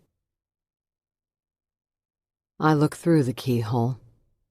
After my father finished his purging, there was a long stretch of silence when the house was calm and quiet. The view through my keyhole offered nothing but an empty dining room and the blank table where my father had swiped everything to the ground. I thought about leaving my room. I wanted to run to my mother and make sure she was safe, get her ice for her broken lip. I'd done it before, and she always told me how much she loved me for it. But tonight's beating was different. My father was possessed in a way I hadn't seen before. The broken lamppost was simply a catalyst for a much greater issue that he wanted to get out of his system. I was scared to leave my room, not so much because I feared he would hurt me, but because I worried my mother would step in and try to prevent it. She'd done it before, and my father had emptied the rest of his wrath on her. As hard as it was to watch through the keyhole, another level of inadequacy always came over me when I watched him beat her in person. Through the keyhole, I was anonymous. Out there, I was not. Out there, my mother's eyes would occasionally meet mine in the middle of it. When I stood helplessly in the shadows during those moments, I felt less than human. It was better to stay behind the closed door of my bedroom, watch through my portal, and wait. Finally, after an hour of peering through my keyhole, I saw my father walk into the dining room. He seemed in a hurry as he picked the items off the floor and rearranged them on the table. There was something about his mannerisms that I couldn't place, something about him I didn't recognize. After he finished cleaning the mess, he paced back and forth. As he did, it finally struck me. I understood what seemed so strange. He was nervous. The same look I had seen so many times on my mother's face as she anticipated his arrival home from work was now on my father's. Before I could work out this strange role reversal, I heard sirens. Soon flashing red and blue lights were painting my bedroom walls. Then I heard doors slamming and voices talking, and I suddenly knew why my father was nervous, why the nastiness was gone from his face and the arrogance absent from his posture. He had hurt my mother tonight in a way he'd never done before, and he had called an ambulance for help. I jumped to my feet and ripped open my bedroom door. I sprinted down the hallway and into the dining room, arriving just as my father pulled open the front door. There, on the landing, were 2 paramedics with a gurney between them. "In here," my father said. "She's at the bottom of the stairs. She must have fallen." The paramedics calmly entered my house and assessed the scene. I walked slowly toward the stairs, different from the way I had sprinted from my room. I took one hesitant step at a time, one after the other, until the dining room wall gave way, and I had a clear view into the foyer. My mother was in a heap at the bottom of the stairs, her eyes closed as if sleeping, but the rest of her body at strange angles. One arm was draped over her face, and the other tucked impossibly under her body. One leg was straight, but the other was bent at the knee as if she were sliding into second base. "It's okay," my father said to me. I couldn't remember the last time he'd spoken to me. "Your mother had an accident. I came home to find her like this. Did you see her fall?" I stared at my father with a blank look. I didn't answer. The paramedics were tending to my mother when one of them looked up at me. "Did you hear anything? Did you hear her fall?" he asked. Inexplicably, I nodded my head. "Yes," I said. "I didn't know what the noise was. I was in my room doing my homework." "It's okay," my father said. "The paramedics are here. They'll take care of her." The men went back to helping my mother. They loaded her motionless body onto the stretcher and wheeled her out to the ambulance. I saw a few neighbors on the front yard in the red glow of the ambulance light. They were staring at my mother as she was placed into the ambulance. I hadn't seen her move once, and her eyes never opened. Then I noticed another set of eyes. My father's. He was staring at me. Although he never said a word, his glare told me everything he wanted me to know. Finally, he walked out of the house to ride with my mother to the hospital. Mrs. Peterson from next door talked with my father in the front yard, and then walked toward my open front door. She would stay with me overnight. Before the front door closed, my father nodded at me, like we were co-conspirators, like I planned to keep his secret, like only he and I would ever know the truth about how I lost my mother. He believed he was nodding at the weak and feeble child who stared through a keyhole, too scared to leave the bedroom. But he was wrong. That child was gone. That child died when my mother was loaded into an ambulance never to return. My father was right about one thing, though. I never told a soul about what he did. I killed him the next day, so there was no real reason to tell anyone. I pulled the tassel into the crease of the spine and closed the journal. I looked up from the pages, and our eyes met. She said nothing. Usually I sought insight when I finished reading from my journal. But after today's session, nothing needed to be said. Our relationship was unorthodox. Some might even say inappropriate. But it worked for us. It worked for me, at least. I couldn't survive without her. We stared at each other, our eyes holding for a long moment. For today, that was enough.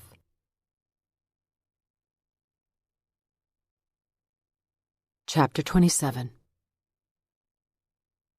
Saturday afternoon, the day after the 6 of them had met to choke down warm Budweiser and discuss the mysterious invitation they had all received, Gwen sat in Gavin's dorm room.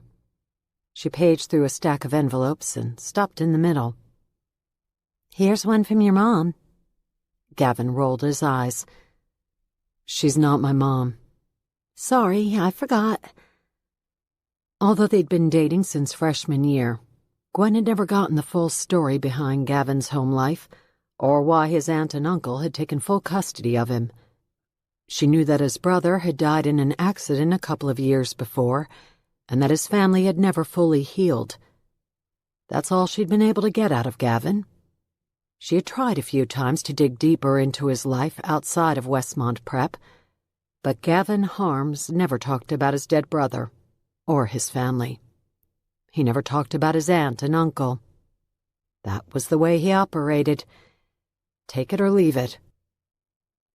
Gwen's inability to break through Gavin's walls was what she usually journaled about, and was the most common topic of discussion during her sessions with Dr. Casper. "She refuses to communicate with me any other way," Gavin said.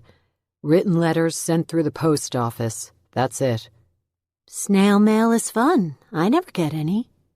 Can I read it?" "I don't care. I know what it says. It's the same thing she wrote last summer, which is why I haven't opened it this year." Gwen tore open the envelope and removed the single page that was folded in thirds. She cleared her throat and began talking in the overly genteel voice of a mother breaking bad news to her child. "Dear Gavin, I hope this letter finds you well." Gwen looked over the top of the letter, her eyes emoji wide. "Oh my God." "She's a robot. It's how she starts every letter to me." Gwen went back to the page. "I hope this letter finds you well and busy. Your latest grade report was outstanding. I am very proud of you, which is why I am writing to inform you that arrangements have been made for you to spend the summer at Westmont in their advanced studies program. This was a very hard decision for us, but we believe it gives you the best chance for achieving your goals. The program comes at a tremendous cost, both financial and emotional. You know what a challenge this is for us, but we believe it will be money well spent. Although we would love to spend the summer with you, this opportunity will give more to your future than we could provide at home. Good luck to you this summer. I'm sure we will talk soon and often. With love." Gwen looked up. She shrugged. "I mean, besides the Shawshanky Open, it was sort of nice." "Whatever." "Oh, save your pouting for Dr. Hanover. You know you didn't want to go home this summer." There was a pause. Gwen was nervous to ask the next question. "How is she, Dr. Hanover?" Gavin shrugged. "Fine." Gwen was used to getting little out of Gavin about his therapy sessions as well. She decided not to push. Instead, she climbed onto the bed and snuggled into Gavin's side. She kissed his neck. "It's not all bad. You'll be here all summer with me. Isn't that a good thing?" "Yeah," he said in a distracted tone. "It's good." She rolled onto her back and pulled her phone in front of her face as she laid her head on Gavin's arm. "What's the plan for tonight?" she asked.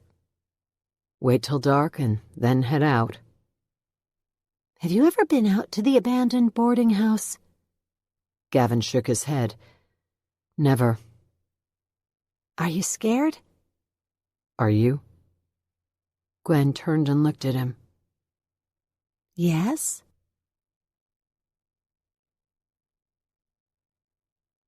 Chapter 28. "If anybody touches me," Gavin said as they walked through the dark campus, "or tries to paddle me, I'm fighting back." They passed the Gothic structure of the library building, the gaudy display of the school's logo, and the spot where they stood each year on Gate Day. "Come on," Gwen said. "No one's gonna paddle us. There are, laws against that stuff." "It's Andrew Gross and his group of goons. There's no telling what's waiting for us." "Ignore him," Gwen said to Theo and Danielle. "He's been in a bad mood ever since he started seeing Dr. Hangover, who's known to give you a raging headache," Danielle said, finishing Gwen's sentence. "Why did they switch you? We're not supposed to get assigned to Hanover until senior year." "She requested he switch over to her early," Gwen said. "Ha, she must think you're really screwed up." "I'm gifted, I guess," Gavin said. "I don't know what I'm going to do when they switch me," Gwen said. "Dr. Casper knows my entire life story. There's no way I'd tell Dr. Hanover half of what I tell Dr. Casper." "You're not supposed to tell your therapist anything," Gavin said. "You're supposed to tell your journal." They laughed at this. Journaling was a Westmont prep staple, and every counseling session included a segment when students were expected to read a passage from their journal. "Let's all agree not to include whatever it is we're about to do in any of our journals," Theo said, and then pointed at a spot on the trail up ahead of them. "There it is." The four of them stopped when they reached the path that disappeared into the woods. They paused, glancing around the quiet campus and surveying the dark buildings that were empty and waiting for the summer session to begin on Monday. Ground-level spotlights ignited the buildings and captured the ivy-covered exteriors in expanding triangles of brightness, while dying sunlight silhouetted the cornices and made them look like thorns of a crown sitting on the rooftops. The constant buzz of locusts filled the night, and they all allowed the background noise to occupy the silence between them. Finally, Theo spoke. "Are we waiting for Tanner and Bridget?"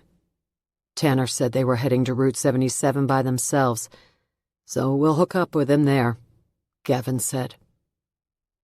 They all nodded at one another with nothing else to say, each feeling some level of hesitation and hoping for one of them to pull the plug on this idea. But none said another word, and they finally slipped into the woods. The path was wide and well-trampled.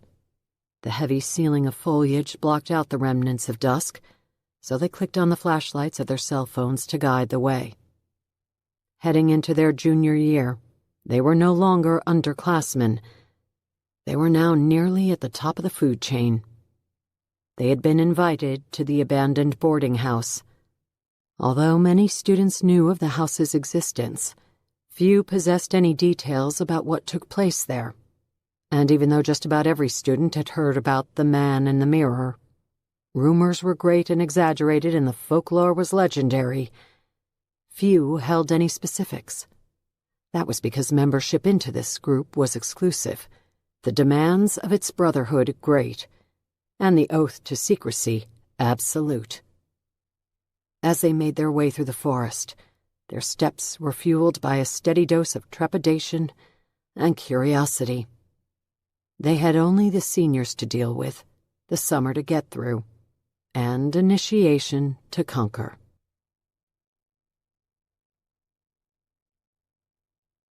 Chapter 29. They followed the dirt path until they came to a clearing that delivered them onto a 2-lane highway they all knew was Route 77. They turned right and walked along the dark shoulder, the gravel crunching underfoot. "There it is," Gwen said, pointing up ahead. Mile marker 13 stood in front of them, shadowed but visible as the 1 and 3 caught the moonlight. 13, 3, 5, Theo said when they reached the marker. It should be a third of a mile farther now. "This is freaking me out," Danielle said. Gavin waved them along. Just hurry. There's nowhere to hide if a car comes along, and we're past curfew. In a single-file line, they fast-walked along the narrow shoulder until, about 1/3 of a mile past the marker, they spotted an entryway back into the woods. The bushes separated and offered a black hole into the forest. They walked down the embankment and toward the opening. Boo! The voice was loud and obnoxious. They all startled in retreat. The girls screamed. Then came laughter as Tanner Landing walked from the edge of the forest. "Tanner, you're such a shithead," Gwen said. Tanner was bent at the waist just like the previous night, laughing and pointing at them. You should have seen your faces. That would go viral if I had recorded it. "Sorry," Bridget said, following Tanner out of the darkness of the forest. "He thought it would be funny if we waited for you here." So funny, Gavin said in an overly excited voice. I'm so glad you waited for us. I'm actually so glad you're here tonight. I'm not sure what we'd have done without you. Tanner stood upright and slowly stopped laughing. How does your girlfriend deal with your moodiness? How does yours deal with your assholeness? This brought snickers from the others. Sorry, Gavin said to Bridget. Don't be, she said. He is an asshole. He just doesn't care. They headed into the woods to complete the final half-mile of their journey. Under thick foliage, they followed the dirt path, trying to calculate the distance they traveled. When they reached the edge of the forest, a chain grinned between two posts and held a private property sign. Beyond it, the mythical boarding house came into view. It was cloaked in shadow, but from inside the house an odd, darkened glow spilled through the windows and fell onto the ground outside. Studying the windows, they realized the interior lighting was blunted by black spray paint that covered the windows. The building's exterior was in the same tradition as the main campus buildings, Bedford limestone, covered by ivy. But here, things were unkempt. The ivy ran wild in heavy froths around the windows and fell over itself when it reached the gutters. Multiple seasons of fallen leaves accumulated at the edges of the building and around the trunks of the trees that flanked the house. A massive oak stood in the front yard with sturdy lower branches expanding horizontally like the arms of a crucifix. Now what? Gwen asked. Danielle pulled up her phone and scrolled through the text messages until she came to the invitation they had each received. The man in the mirror requests your presence at 1335, Danielle said, reading from her phone. Upon arrival, proceed to the front yard and wait for further instruction. I'm not sure I want to do this, Gwen said. Tanner smiled. Oh, we're doing this. Let's see what all the hype is about.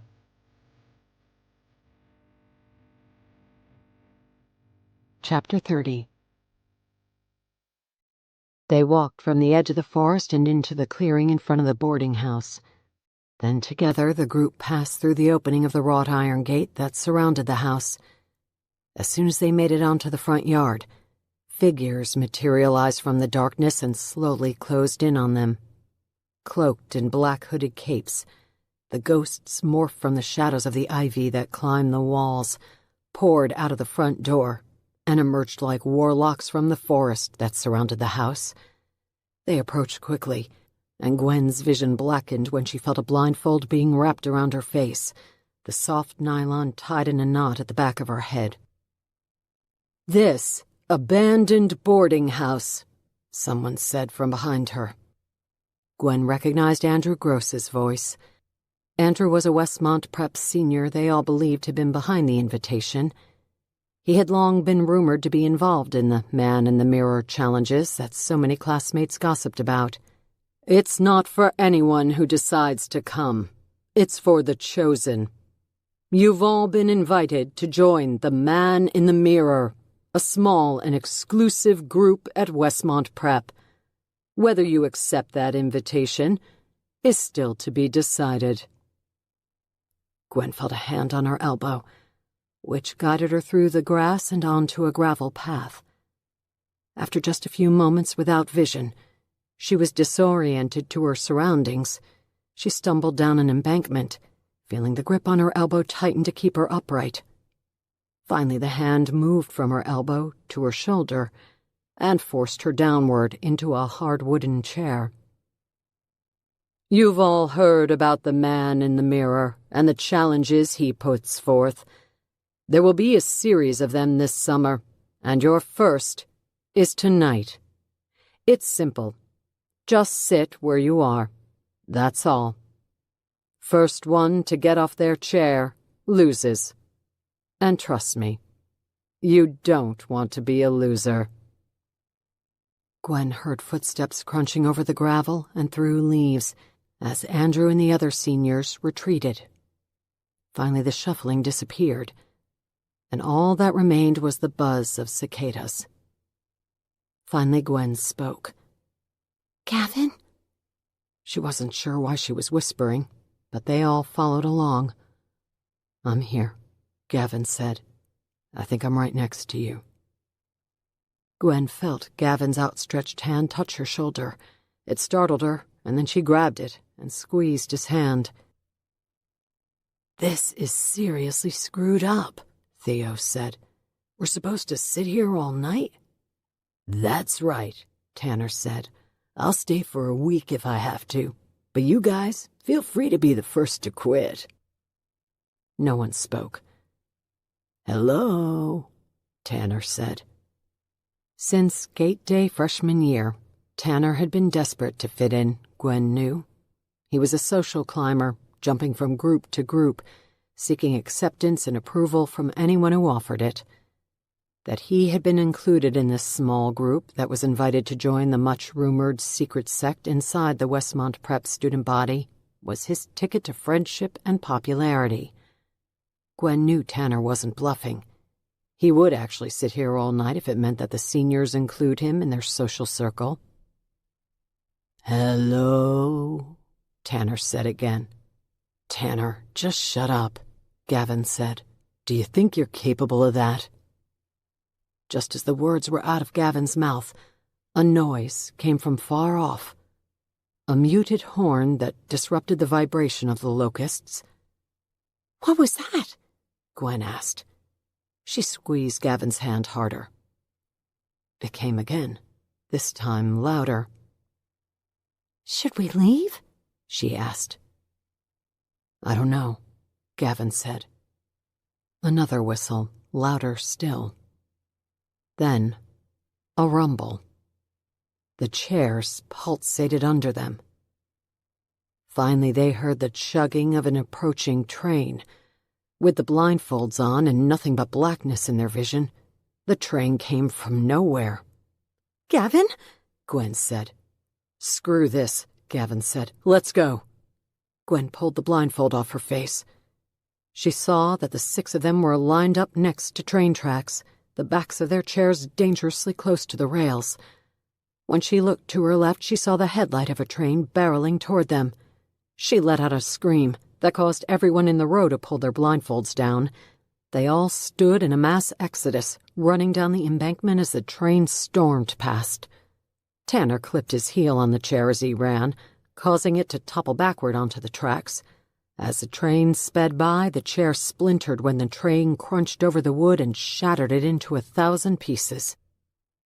They all stood in the shallow gully as the train blurred past, breathing heavily from shock and adrenaline, ears filled by the thunder of metal on metal. A mangled piece of Tanner's chair ricocheted off the train and came to rest at their feet. They all stared at it. It was June 8th. 13 days later, the slaughter would take place at the boarding house behind them.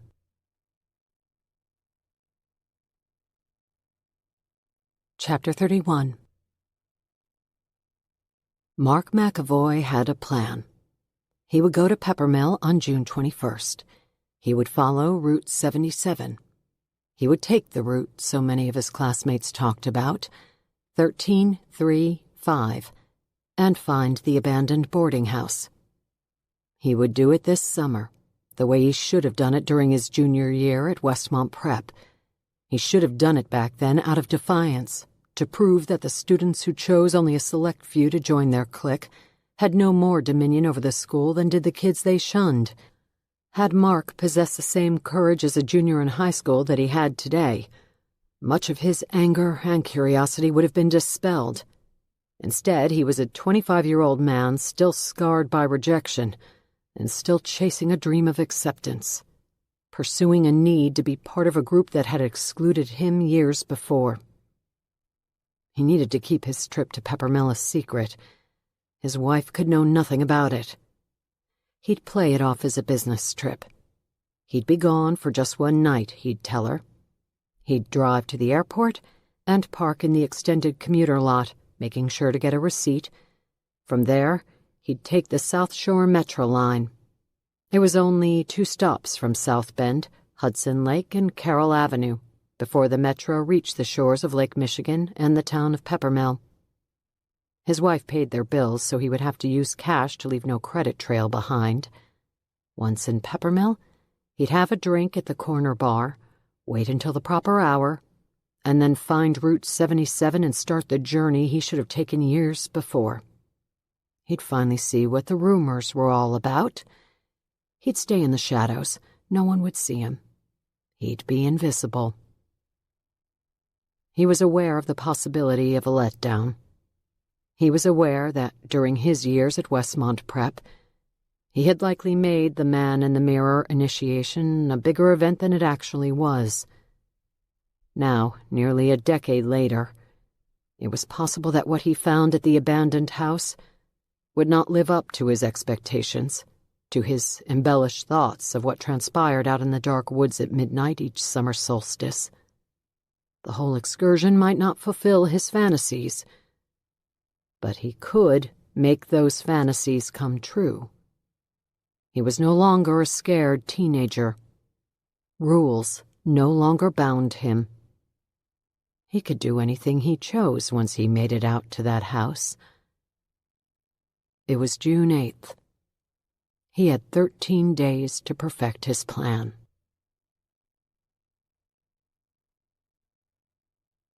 Part 4. August 2020. Chapter 32. The bedside chair was like granite, so Rory had opted to sprawl on the sill of the bay window, which at least had a cushion. She sat with her back against the side, her legs straight out in front of her, and combat boots crossed right over left. Always right over left, never the reverse. Her mind would not allow it. The window was to her left, and the pond and fountain 4 stories below were visible, but ignored as she read. In her lap was Lane's notebook that contained his initial research into the Westmont Prep killings. Included in his notes were the preliminary profile of Charles Gorman and another profile that listed the likely characteristics of the person who had killed the students.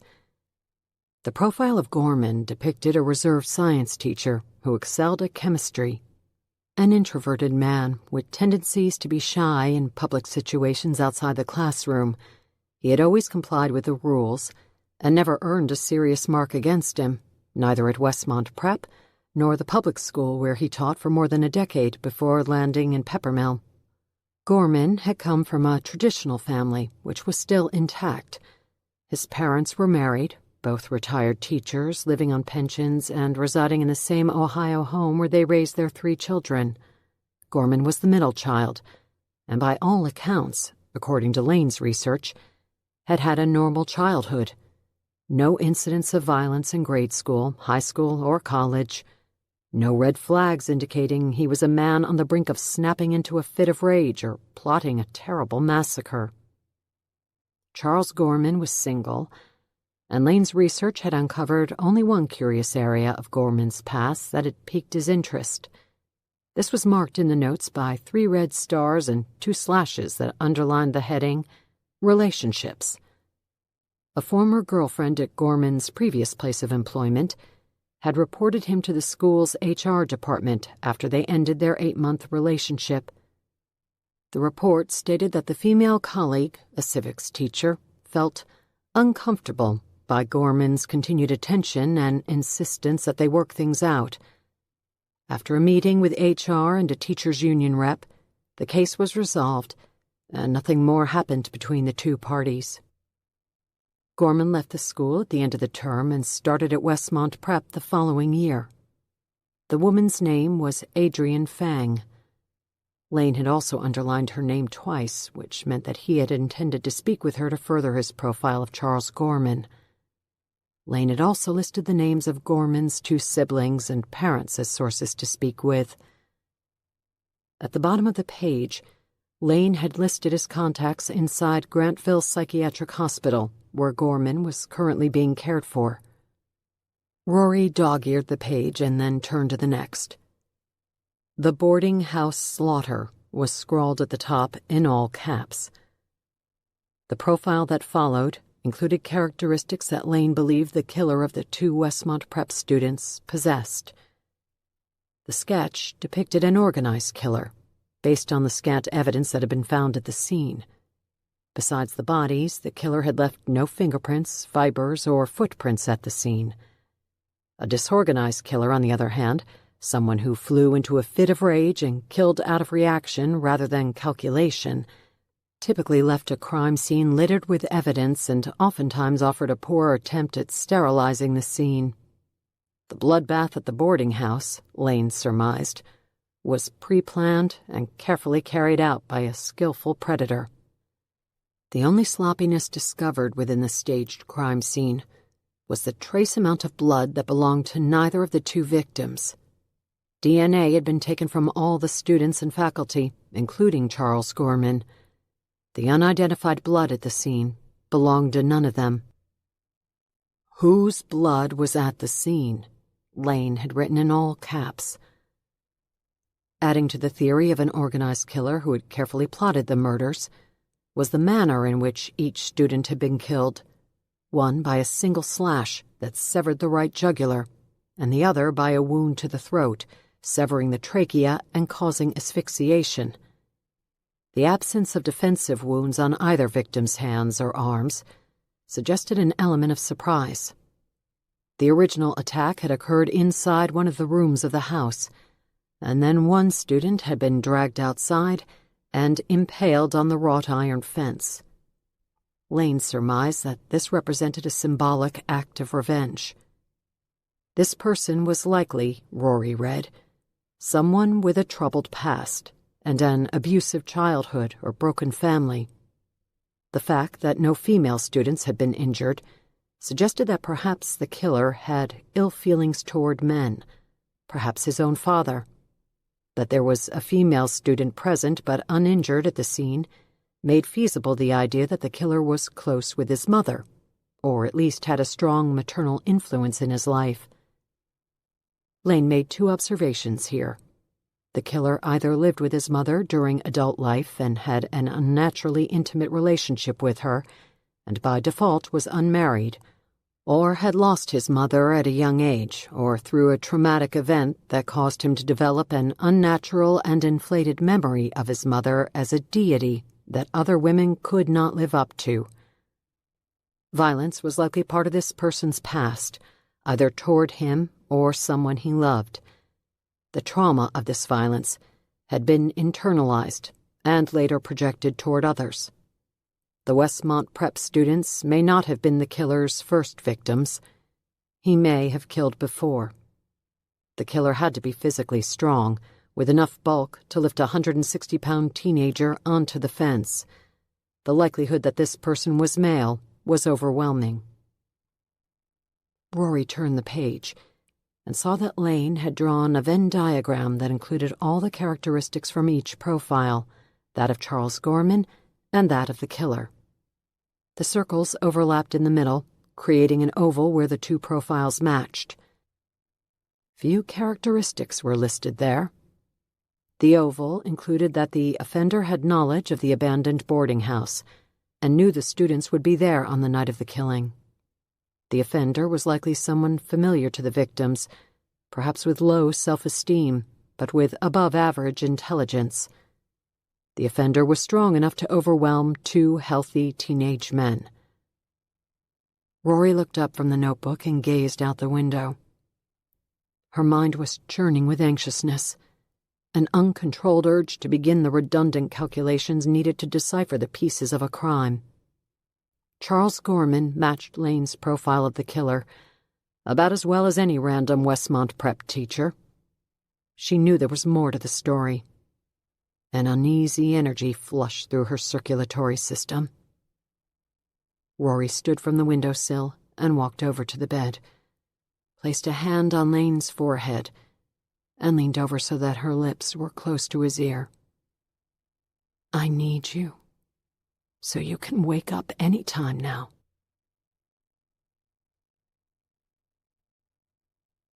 Chapter 33.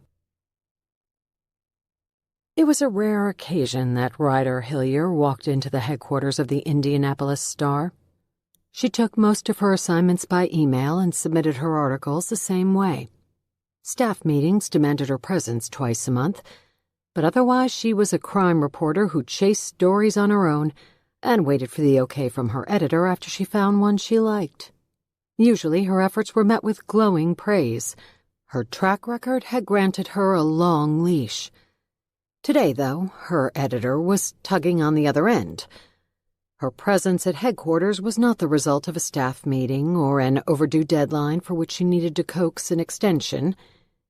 She was there because she was in a world of shit.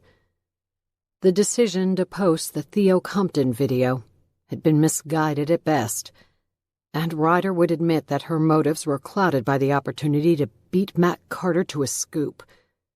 Posting the video was her way of showing the world her victory. It had backfired in spectacular fashion. She'd invited Mac along that night because she figured if anything significant transpired out at the abandoned boarding house, Mac would have no choice but to include Ryder in his podcast. Of course, Ryder had no idea what waited for her there. She never thought she'd find the kid dead. But when she did, she knew the mystery of Westmont Prep was deeper than anyone knew. The kids were killing themselves for a reason, and she was determined to figure out what it was. Without considering the repercussions, she had posted the video to her YouTube channel at 2:25 a.m., just after she finished her statement to the police. She figured she'd get it in front of Mac's podcast by beating him to the punch. For what it was worth, the stunt was quite effective. By 6 in the morning, the video had over 100,000 views. As her fan base shared it, the video garnered hundreds of thousands more, and eventually millions. Until it was taken down, along with her entire channel.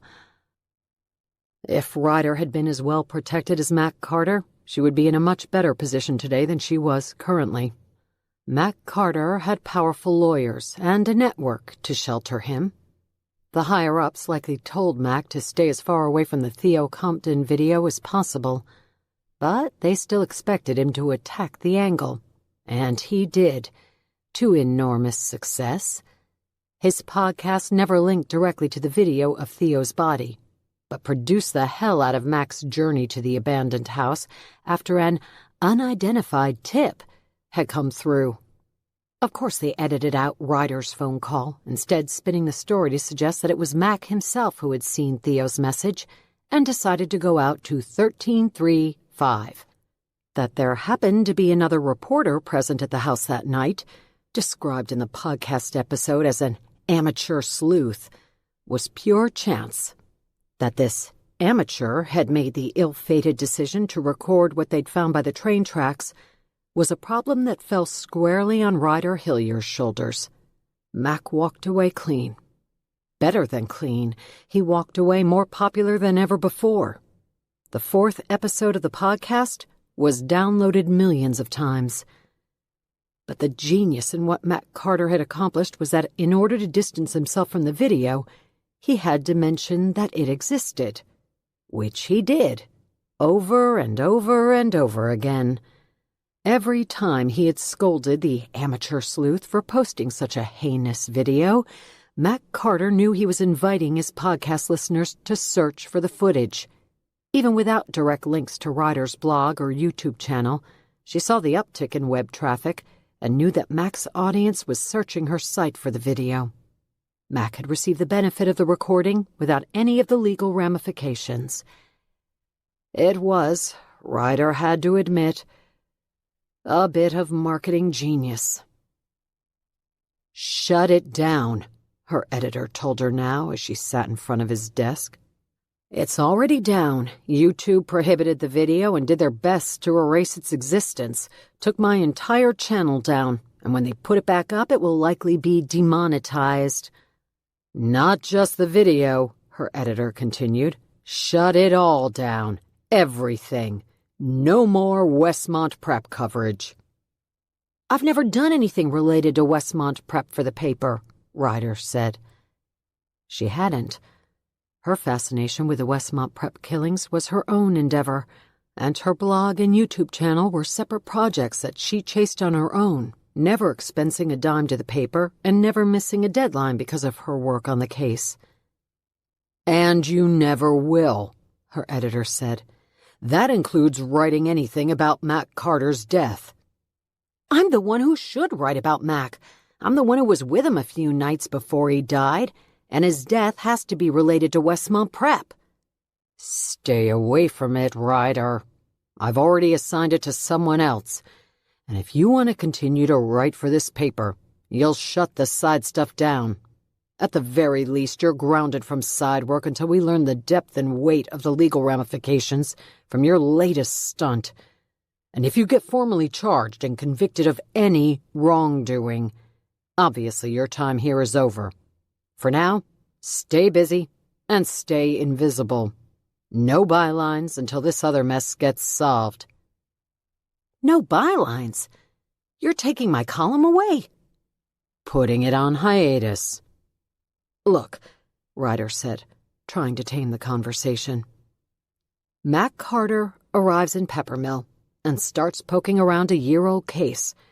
Before long, he's dead. The circumstances around his death are terribly suspicious. I'm intimately familiar with the case he was looking into, and now you're telling me I can't touch it? I could do a piece for the paper that would be gangbusters. And if the Star doesn't trust me, someone else will. Since when do you choose to back off a story?" "When I'm worried about the paper being the next entity to be sued.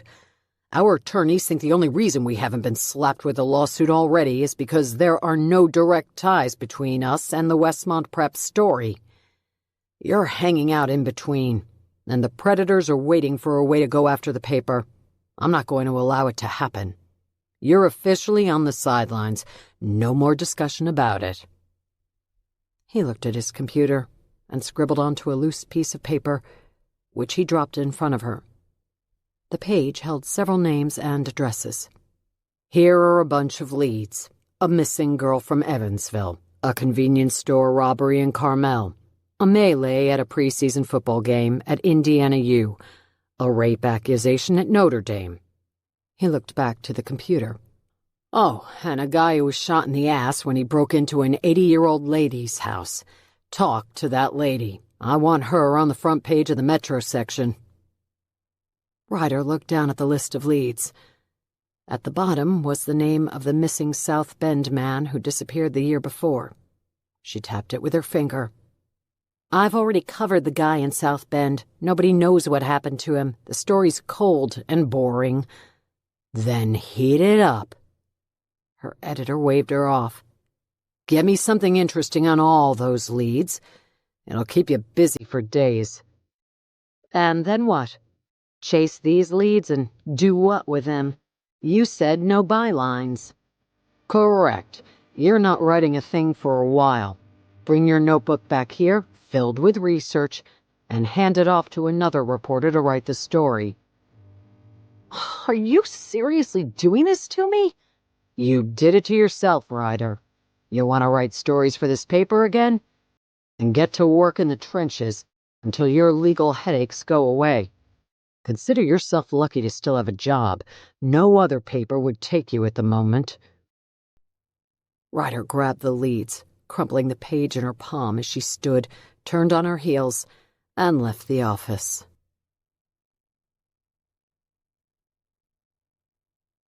Chapter 34. Rory had long wondered about her fascination with porcelain doll restoration. She used the obsession as an outlet for the pent-up thoughts of the mundane and redundant that worked to unsettle her life. She had used it to manage her affliction through her childhood.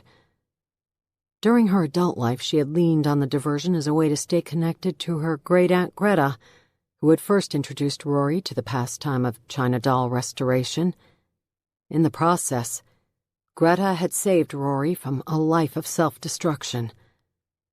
Despite these legitimate and admitted uses, Rory wondered, too, if she took solace in restoring antique dolls because it allowed her to fix the broken parts of them that she could never fix in herself.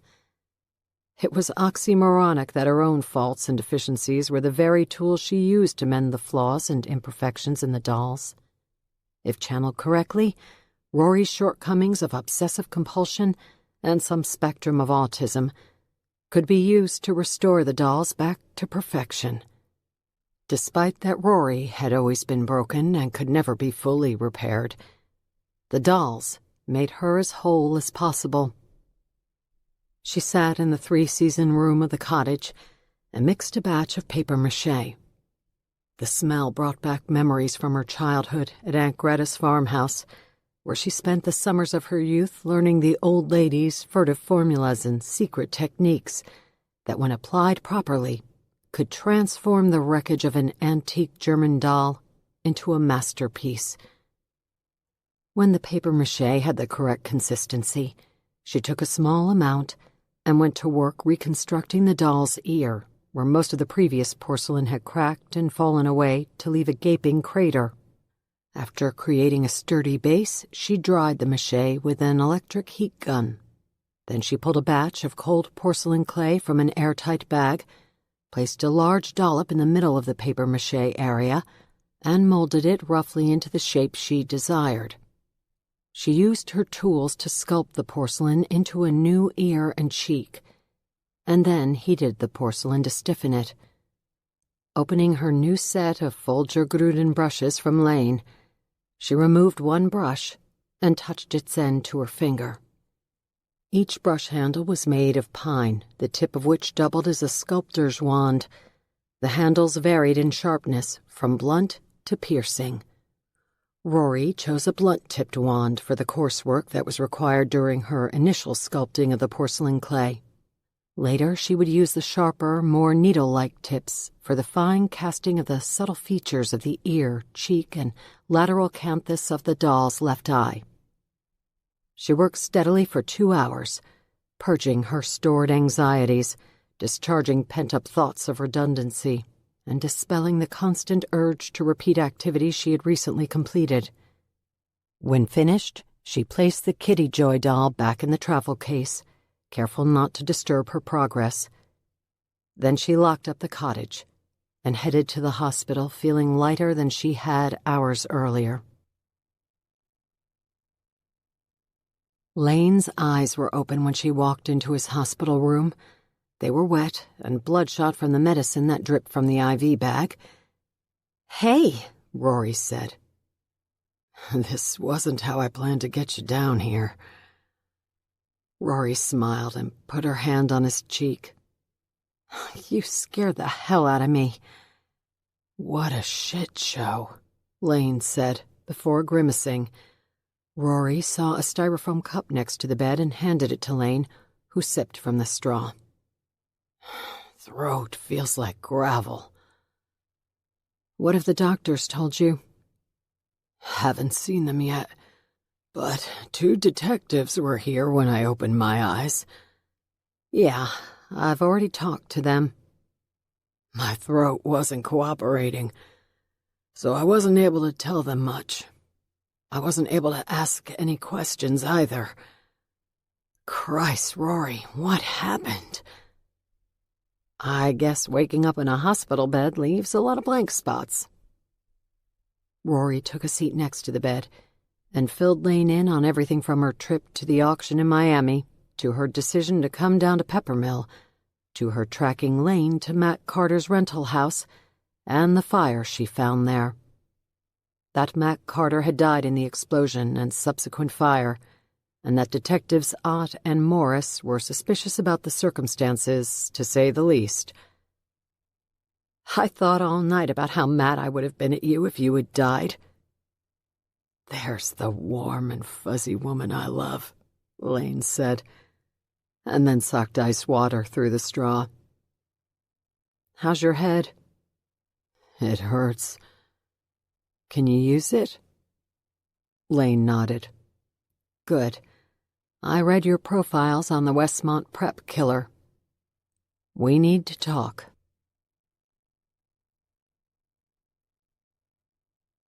Chapter 35. The day after Lane opened his eyes, on a sunny Sunday afternoon, he was discharged from the hospital. The subdural hemorrhage was clearing, and his lungs were functioning at 80% efficiency. He had a list of restrictions, limited mostly by his concussion, that included driving a car, riding in one for more than a mile or two, computer use, and reading. He left the hospital with a suggestion of sequestration in a dark room with no stimuli until his headache passed. Lane agreed to everything and signed the discharge papers. He would have signed just about anything in order to get out of the hospital bed. Rory helped him now as he shuffled up the driveway at the cottage on Winston Lane. Lane glimpsed his reflection in the car window. His head was dressed in white gauze. Good Christ, I look like Phineas Gage. Rory took him under the arm. The bandages stay on until the staples come out. It's probably better that we're trapped in Peppermill. It'll be easier to control you. They walked up the steps to the front door. What do you think of the place? Lane asked. I told you it was cute. I liked the Dark Lord in the fridge. How did you manage that? I stopped in Munster and talked with Kip, told him what I needed it for and that I was willing to spend a fortune to procure a few bottles. My head is starting to pound. Maybe I'll have one to quiet the drumming. Not a chance, Rory said. She helped him onto the couch. The Folgergruden brush she had used earlier on the Kitty Joy doll poked from the breast pocket of her shirt. I see you found the brushes, Lane said as he sank down. I did.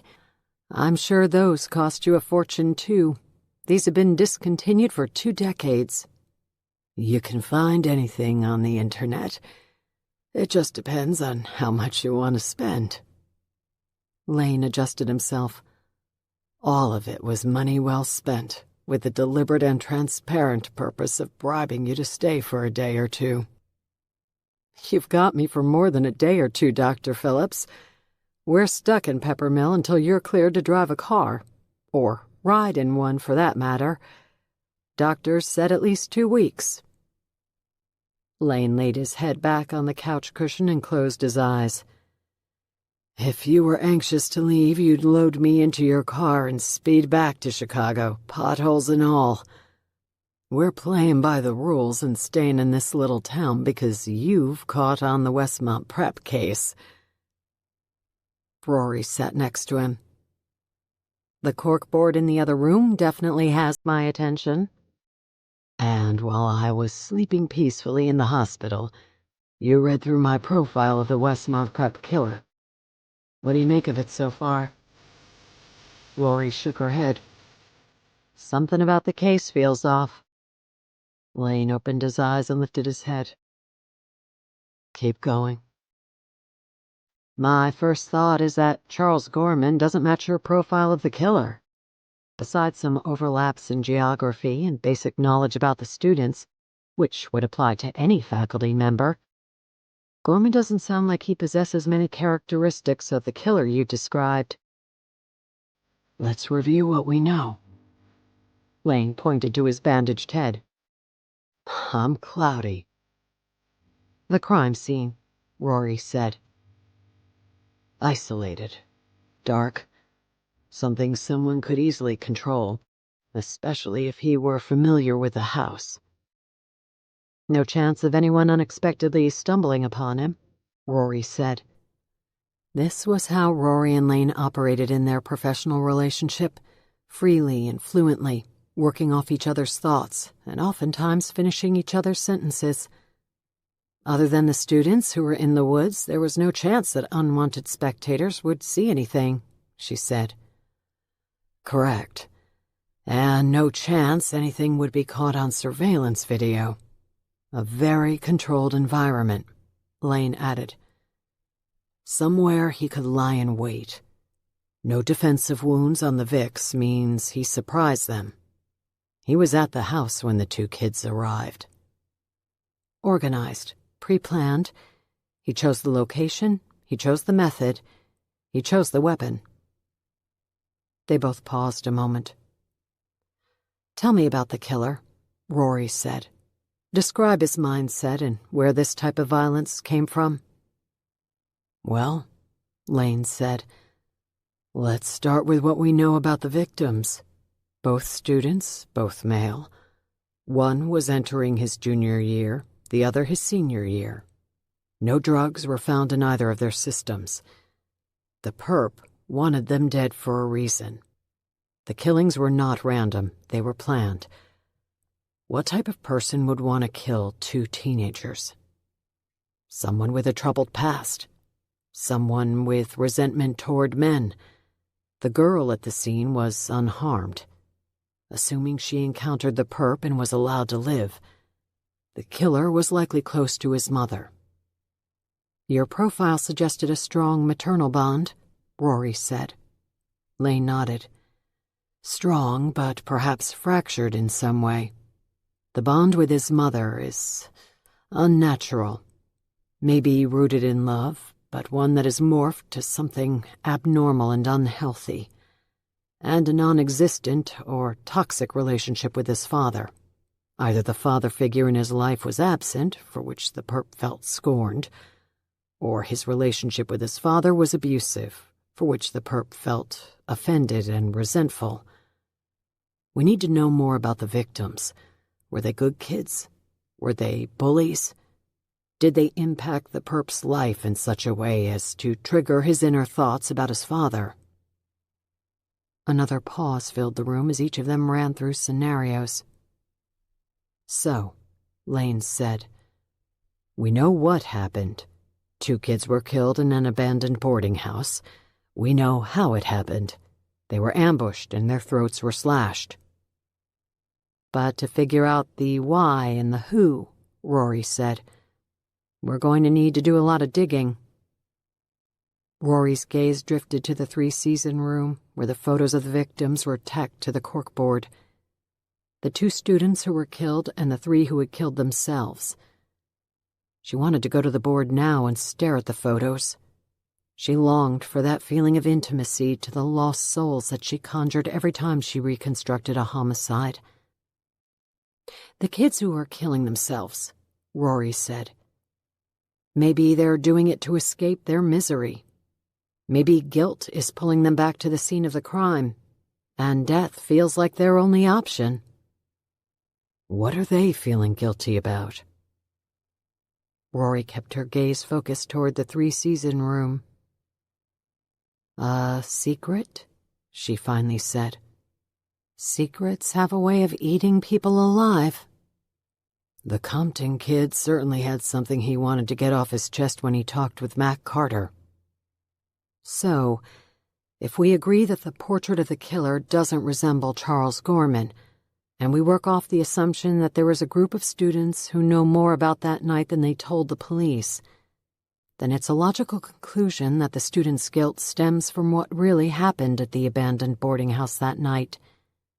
And that guilt is pulling them back to that house and the train tracks to end their lives.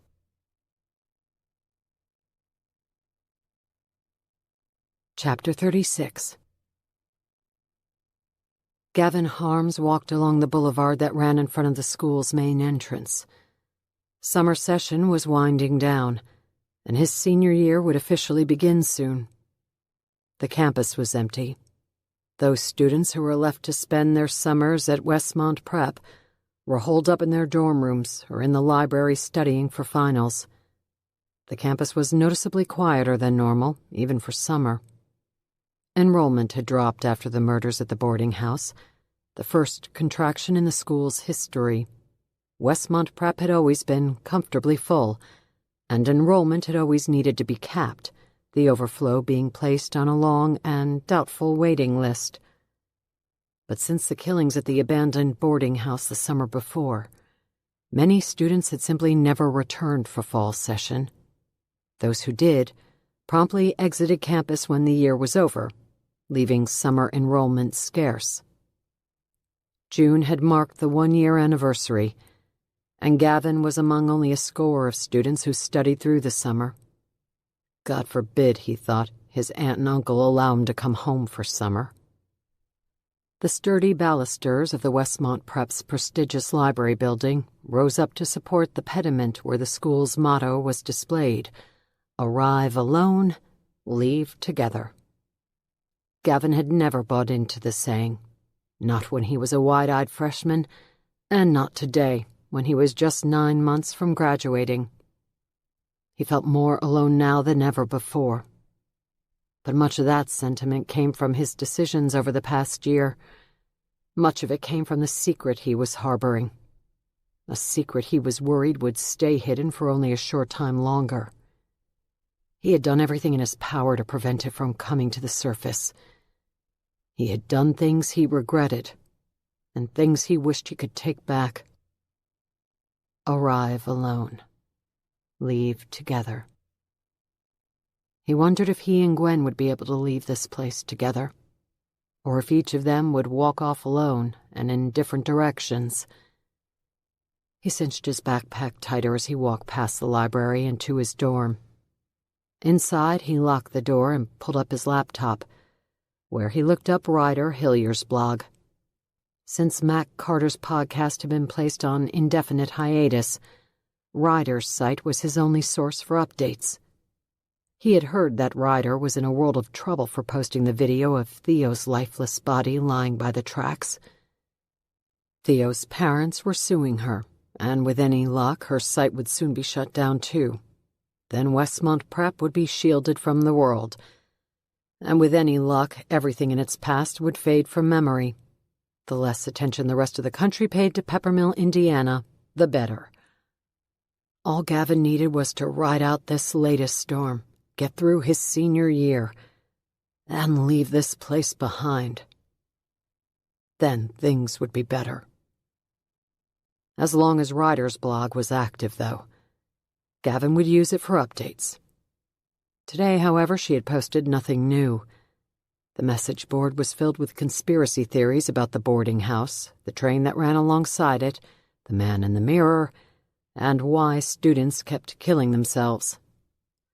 The latest theory among the true crime fanatics was that the 2 Westmont Prep kids had died in a homicide-suicide scenario, with one killing the other, hanging him on the gate, then returning to the abandoned boarding house to slice his own throat. The other students who had returned to the house to kill themselves were following some coded message that was left behind. This theory had been refuted by the medical examiner's report that determined that neither neck wound had been self-inflicted. Still, the true crime nuts ran with it and shouted about a police cover-up. All the eager and over-the-top theories about Westmont Prep were caused by the case being closed so quickly. When police found so much damning evidence against Mr. Gorman in the days after the slaughter, the public at large received few details about what was going on that night in the woods. The public learned only that a teacher had gone on a psychotic rampage and had killed 2 students after writing a manifesto about his sadistic fantasies. Then, as police closed in on their man, Mr. Gorman went back to the scene of the crime and tried to kill himself. Enough of the story had been left untold for the true crime crowd to run wild. Without Matt Carter's podcast, Gavin checked Ryder's blog every so often to see if anyone accidentally stumbled over a morsel of truth. To this point, no one had. Of course, Gavin knew next to nothing about the ongoing police investigation or how much of the truth they had actually uncovered. For now, the authorities seemed content to stand behind their original conclusion about Mr. Gorman and his motives. But Theo's suicide had started them off again on a quest to discover what they had missed. Gavin was worried they might find it. There was a knock on the door, and Gavin quickly shut down Ryder's site and closed his laptop.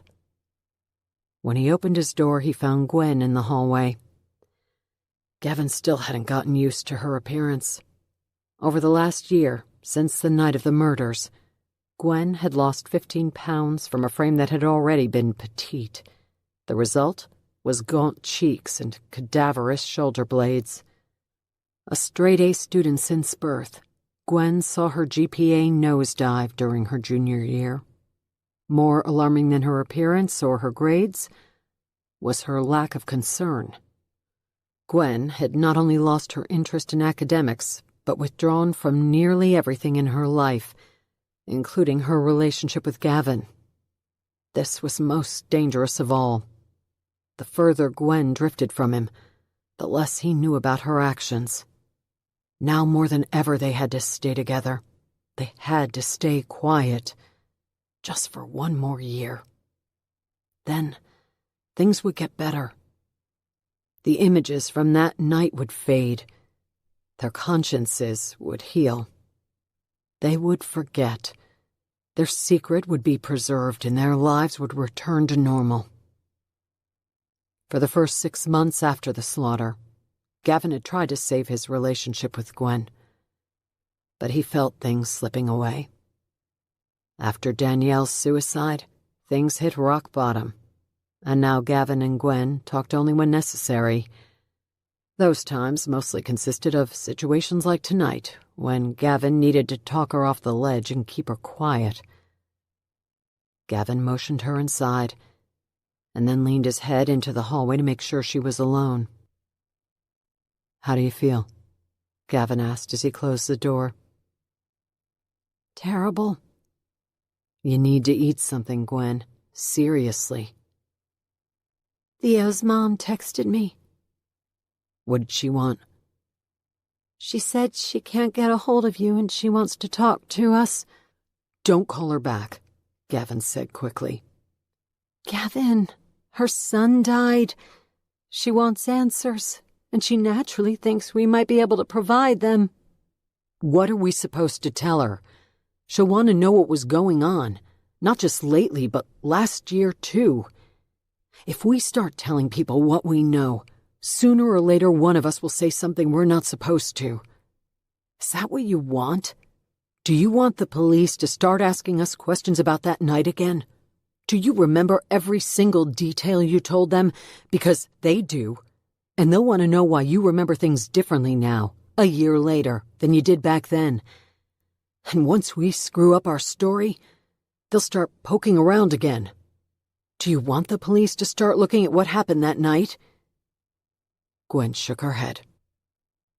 "Then don't talk to anyone, okay?" "Fine," she said.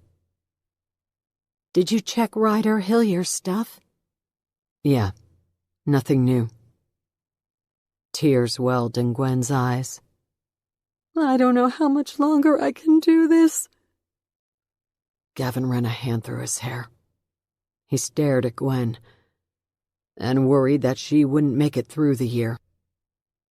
"Just calm down," he finally said. "I'll figure something out."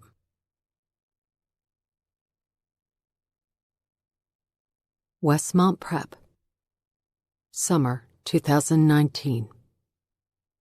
Session 4. Journal entry. Assisted suicide. I stayed in my room after the ambulance took my mother away. Mrs. Peterson knocked a couple of times to check on me. I stayed silent, sitting on the floor with my back pressed against the door until she finally gave up. I heard my father come home in the middle of the night, and I strained to listen to his brief conversation with Mrs. Peterson. I didn't catch much. After the front door closed and Mrs. Peterson was gone, I hustled under my covers, certain that my father would come to give me an update. But he didn't. He simply climbed the stairs and went to bed. Eventually I went back to my door and stared through the keyhole until I was sure he was asleep. Something brewed in my chest the night my father ignored me, not even bothering to tell me my mother's condition. My father's disregard ignited whatever was smoldering inside of me, and in the days to come, when I learned that the mother I loved was gone forever, those flames burned like a wildfire and have never gone out. My bedroom door squeaked slightly when I opened it. I knew what I needed and exactly where to find it. I had planned this out many times, but had never managed the gumption to go through with it. Back then, when I plotted, I did so with the promise that I'd proceed with my plan if my mother ever needed it.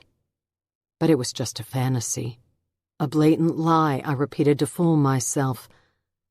I had used this fictitious time in the future, when I would put an end to my father terrorizing my mother, as a way to ignore the cowardice that ruled my life.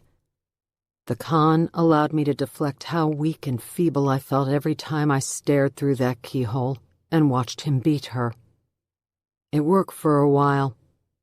Too long, actually, because it allowed him to abuse her for the last time.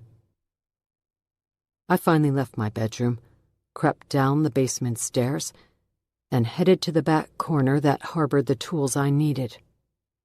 I had originally thought I'd have to do this with my mother home, but with her gone, it would be much easier. Back upstairs, I stopped in the hallway. To my left was my open bedroom door. To my right was the spot where my father had pulled my mother over the dining table earlier in the evening.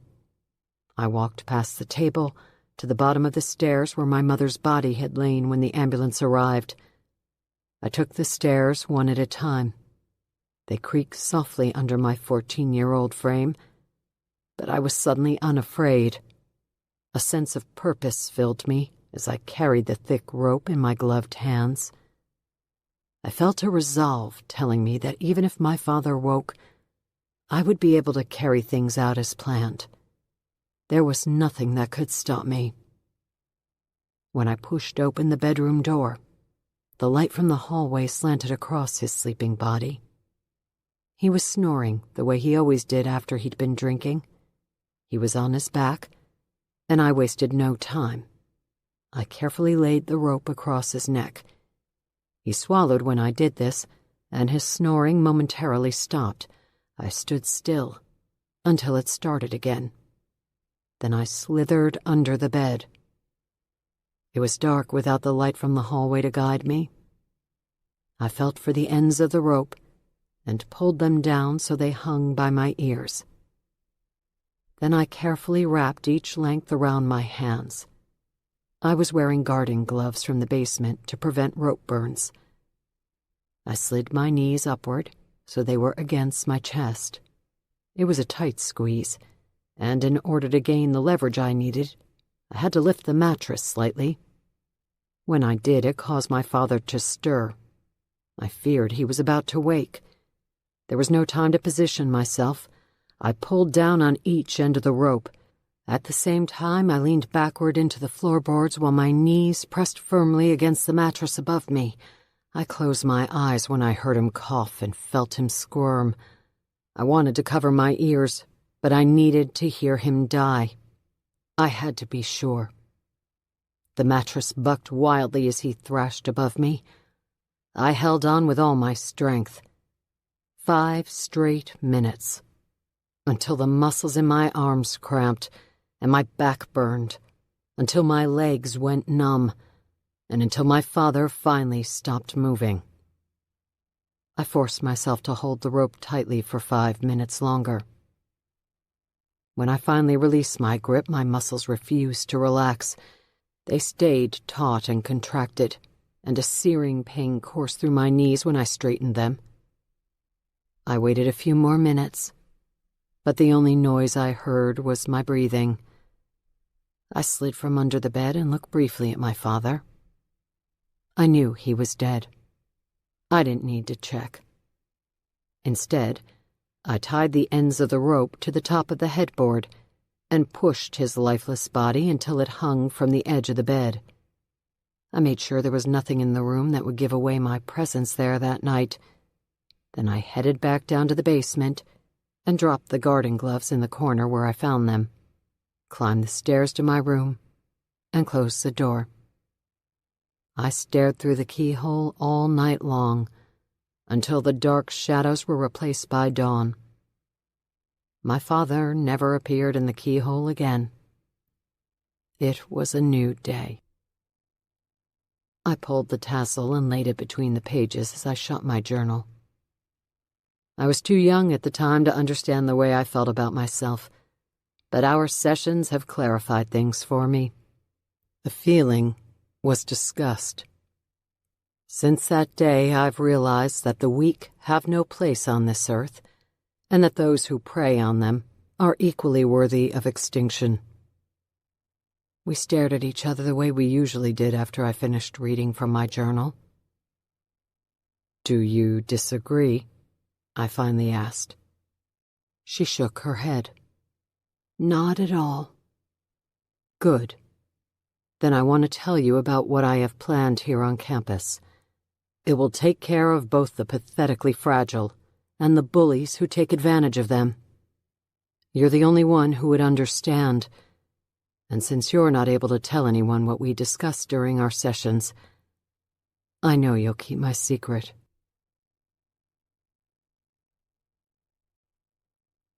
Chapter 37. In Westmont Prep's long history, no student had ever been expelled. Once Westmont accepted the individual, the institution accepted the challenge of guiding them, reshaping them, and turning their lives around. They did it with discipline, structure, and counseling. Lots and lots of counseling. Christian Casper held a medical degree in psychiatry and completed a fellowship in child and adolescent psychotherapy. Along with Gabriella Hanover, Dr. Casper was the co-director of counseling at Westmont Prep. Doctors Casper and Hanover oversaw the caseworkers who did their best to guide the teenagers who spent their formative years at the school. Most teenagers who passed through the gates of Westmont Prep left the institution better human beings and more able to face the challenges of life than before they arrived.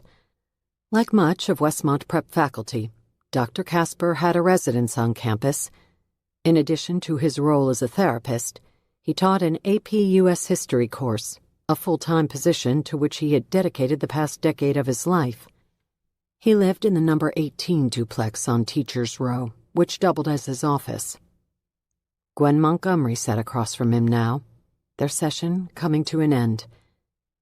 "You haven't brought your journal to our sessions lately," Dr. Casper said. "Have you been journaling?"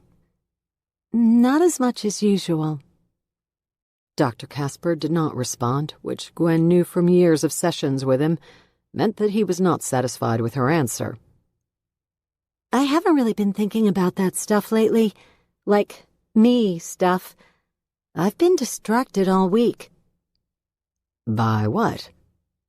Gwen shrugged. "Just getting used to being a junior and everything that goes along with it." "What's so different about junior year?" Dr. Casper asked.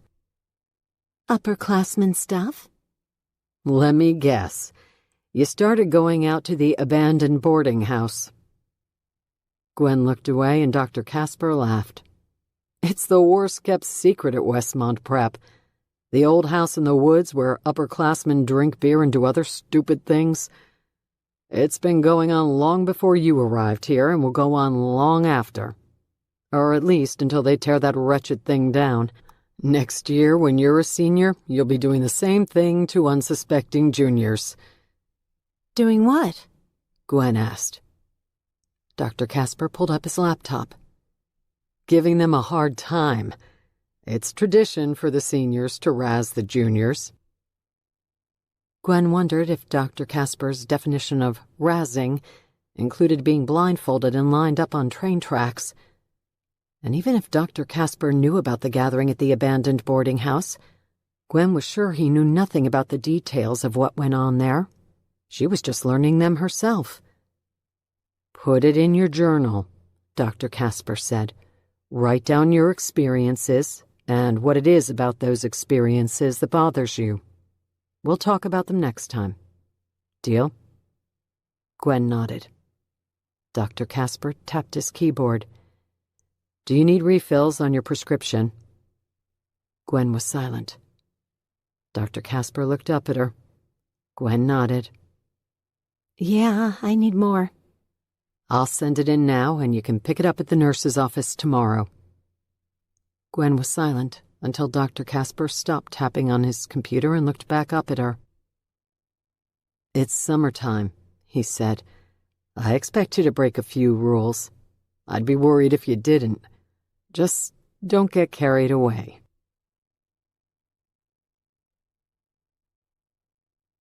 Chapter 38. The first week of the summer session was underway, and after only a single day of classes, it was proving to be as awful as predicted.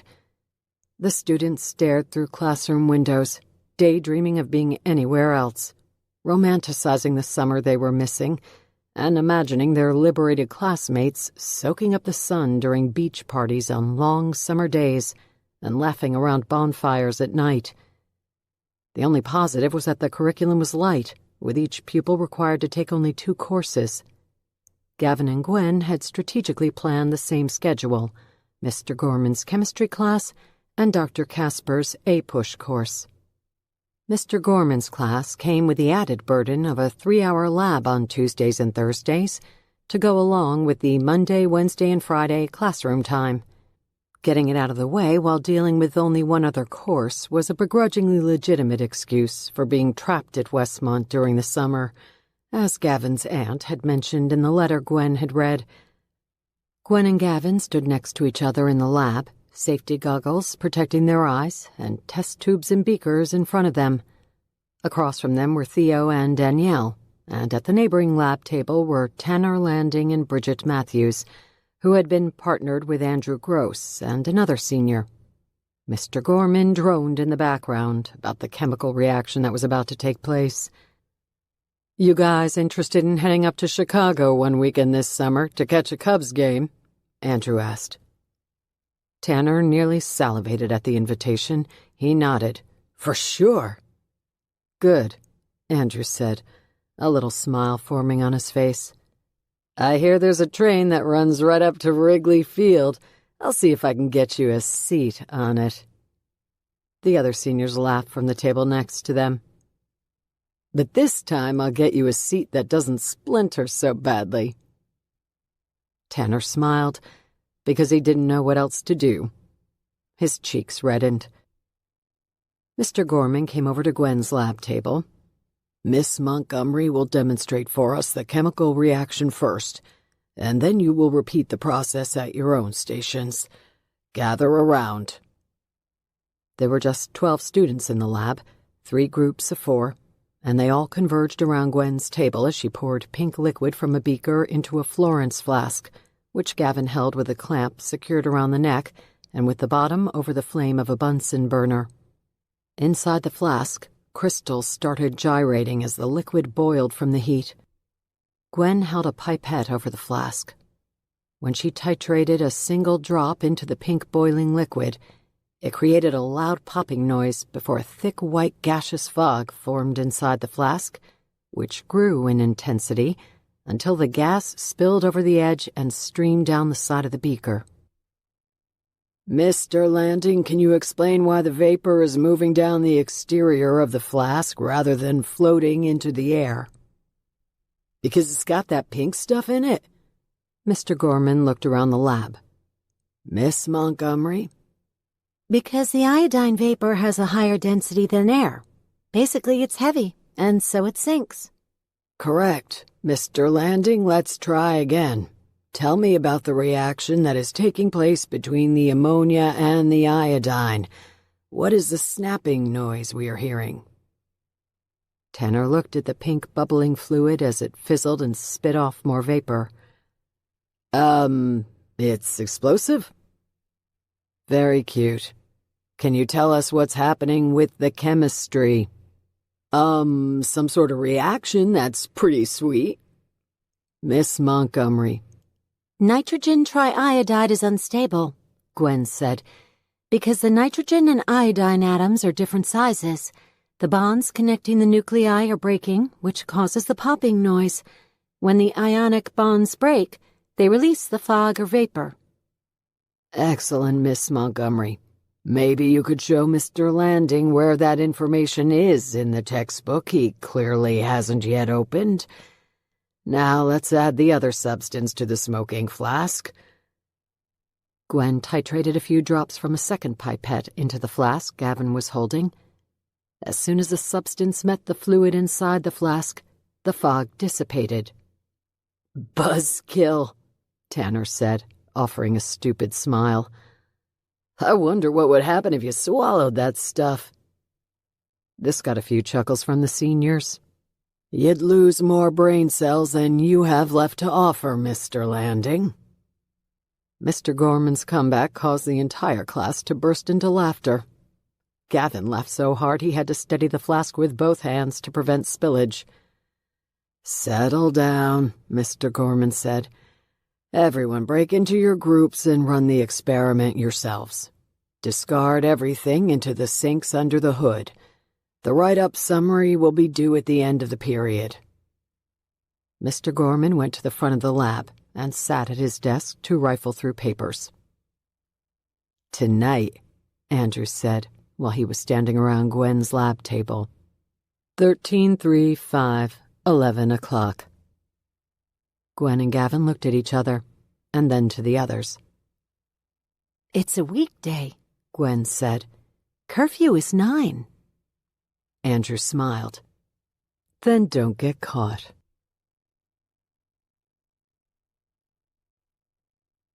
Chapter 39. The drive to Peppermill from South Bend was just under an hour. Mark McAvoy made the trip after a busy morning at the office. He left under the ruse of a lunch meeting with a client. Really, though, today was for reconnaissance. He took Indiana Route 2 west out of South Bend. It was a straight shot to Peppermill, and after an hour he pulled into the parking lot of the metro station. From his parked car, he waited 5 minutes for the train to arrive, then watched as commuters stepped onto the platform and dispersed. Next, he drove to the Motel 6 on Grand Avenue, clocking the distance on his odometer at 0.6 miles from the train station. An easy walk. Then he drove north until he reached Route 77. That was another mile, also easily tackled when necessary. Finally, he drove Route 77 until he saw mile marker 13, after which he slowed to 20 miles an hour as he studied the foliage off to the right. He located the spot in the forest where he would enter. From there, he knew it would be another half a mile to his destination. All told from the train station, he'd have to cover about 2.5 miles on foot the night of the Man in the Mirror. No problem. To make sure he knew the route without question, Mark pulled a U-turn and headed back to the Motel 6 to rehearse the route one more time. When the night came, he wanted no surprises.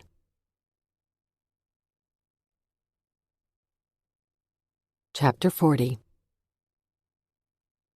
The group made it to the edge of the forest by 10 o'clock on Tuesday night, having followed the same 13-3-5 route they had taken on Saturday. The private property sign hung from the drooping chain with the boarding house in front of them. Interior lights attempted to penetrate the painted windows and resulted in a blunted glow that evaporated into the ink-black night. Andrew Gross walked out of the front door and stood on the landing. "All 6 of you came back," he shrugged. "I'm shocked the train didn't even get one of you to quit. Don't worry, we've got the whole summer." Andrew disappeared back through the front door. Gwen and her friends waited for a moment before they headed toward the house. Walking up the stairs felt mythical. They had heard of the place for so long that walking inside felt like a dream. Although live with electricity, the ceiling bulbs had long since burned out and were too high to safely replace. Their absence cast the staircase and tall foyer ceilings in darkness. Construction-style orange-boxed spotlights stood on a tripod and illuminated the large front room off the foyer. The corners of the room were heavy with empty beer bottles, discarded bottles of Tito's vodka, and crushed cans of mixers. Andrew stood in front of the group of seniors who waited in the front room. The two groups, seniors on one side, juniors on the other, faced each other. Within the walls of Westmont Prep, a private group exists. Many have heard about this group, but few know anything about it. The faculty denies that it exists, and outsiders have been trying to penetrate its secrets for years. You are now looking at the senior members. Freshmen and sophomores are not worthy enough to be included, and only select juniors are considered for initiation. The 6 of you are the only ones to earn an invitation. But acceptance into the elite ranks of our society requires that you pass a series of challenges. Failure to complete a challenge results in expulsion from the group. The challenges culminate on the night you surely have all heard about, the night new initiates face the man in the mirror. This happens on the longest day of the summer, June 21st. The summer solstice tradition reaches back to the inaugural year when Westmont opened its doors in 1937. The things that take place at this abandoned boarding house are for society members only and can't be discussed with any non-members. Secrecy is one of our greatest oaths. Each year, the society chooses a teacher for new initiates to target. Last summer, it was Mrs. Rasmussen. As juniors, we were tasked with certain challenges geared around her. You all remember the smoke bomb that went off during her commencement speech? The dead raccoon in her desk drawer? The day she got locked in the bathroom until the fire department rescued her? The day her residence on Teachers' Row was breached and lightly vandalized? Police were called and students were questioned. Andrew opened his arms to indicate the group of seniors behind him. None of us were implicated in any of the incidents. That's because of our oath of secrecy. You will be required to complete similar challenges this summer. Your subject should never see the strike coming. He should never know who delivered it. We work in the shadows, and although much of the student body will know the society was behind a particular prank, no one should be able to identify any members of our group. If you are caught during one of the challenges, the secrecy of our organization demands that you shoulder the blame yourself. Andrew took a couple of steps toward them. Are all of these rules understood? Gwen and her friends nodded, none fully comprehending what they were agreeing to, still confused by the reality of standing inside the infamous boarding house. Good. Your subject this summer is Mr. Gorman. In a nutshell, you'll make summer very unpleasant for him. Tanner, do you have enough brain cells left to understand this? A few of the seniors behind Andrew laughed. After you have successfully completed the challenges, you will have an opportunity to become full members.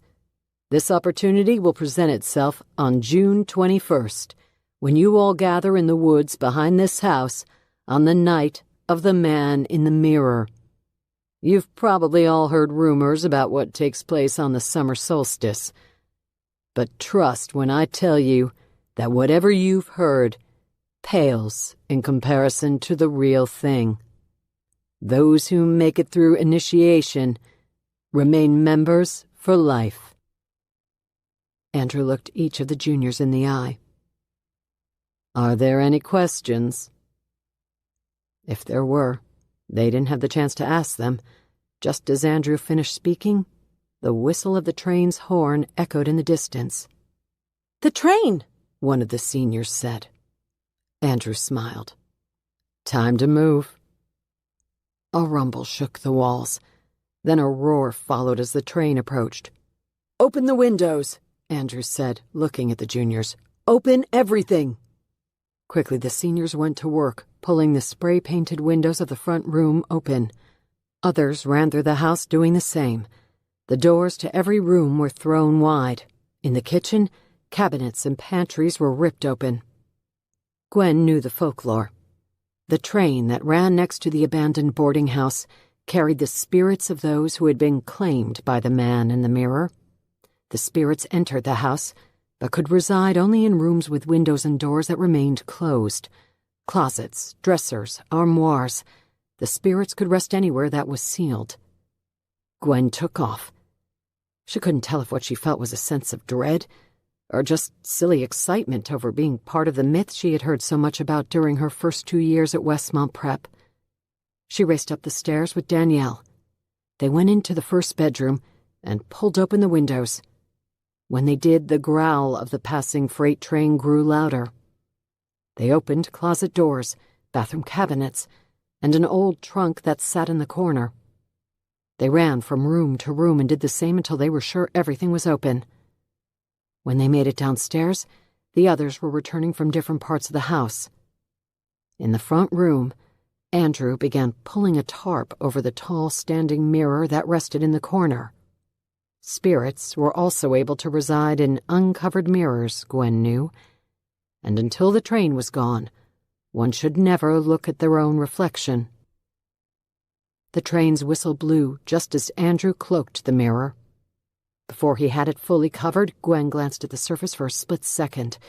She was at a sharp angle and could not see her own reflection, but had a clear view of Tanner's. He was staring at the same spot on the mirror.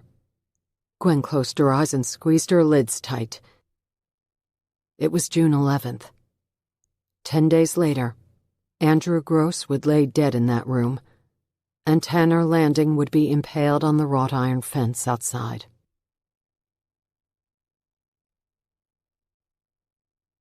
Part 5.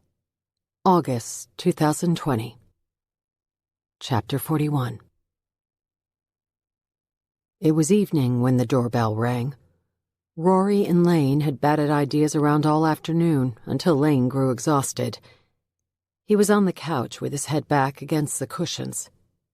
Through the front window, Rory saw an unmarked squad car pull into the driveway and park behind her own. "Detectives are here," Rory said, instinctually securing her glasses. "Are you up for talking?"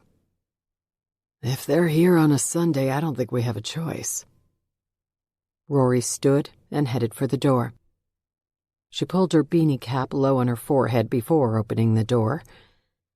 "Ms. Moore," Detective Ott said. "Detective, come on in." Rory stepped aside to allow the detective to enter the cottage. Lane stood on wobbly legs and shook hands with Ott. "Dr. Phillips, Henry Ott. Nice to meet you, Detective. We actually met already at the hospital, but you were just coming out of it." "That's right. I'm afraid my head is still ringing. You mind if I sit?" "Of course. I'll be brief. Or we can do this another day when you're feeling better." "Let's get it out of the way now," Lane said. They sat around the front room table, Rory and Lane on the couch, the detective in the adjacent chair. Lane ran Detective Ott through his presence in Peppermill, the podcast, and his association with Mac Carter. He went step by step through his 3 days in Peppermill, finishing with the evening he had gone back to Mac's place, to review the audio from the night Mac had discovered Theo Compton's body by the tracks near the abandoned boarding house. Ott listened carefully, asking few questions along the way. He pitched Rory a couple of lazy follow-ups from their first meeting. She recounted her version of events again.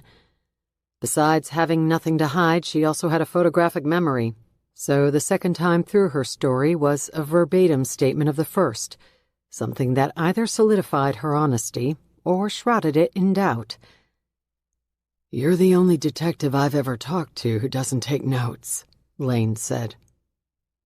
Ott shifted in his chair as if what he was about to say was uncomfortable. "Yeah, I guess my visit is both professional and personal. I'd rather not record it in case what I'm about to ask doesn't go over so well." Lane nodded his head. "Ask away." Officially, the Westmont Prep killings are closed and have been for a year. Charles Gorman was accused and, although not technically convicted through the court system, he's our guy. He understood what he did and tried to get out of it by jumping in front of that train.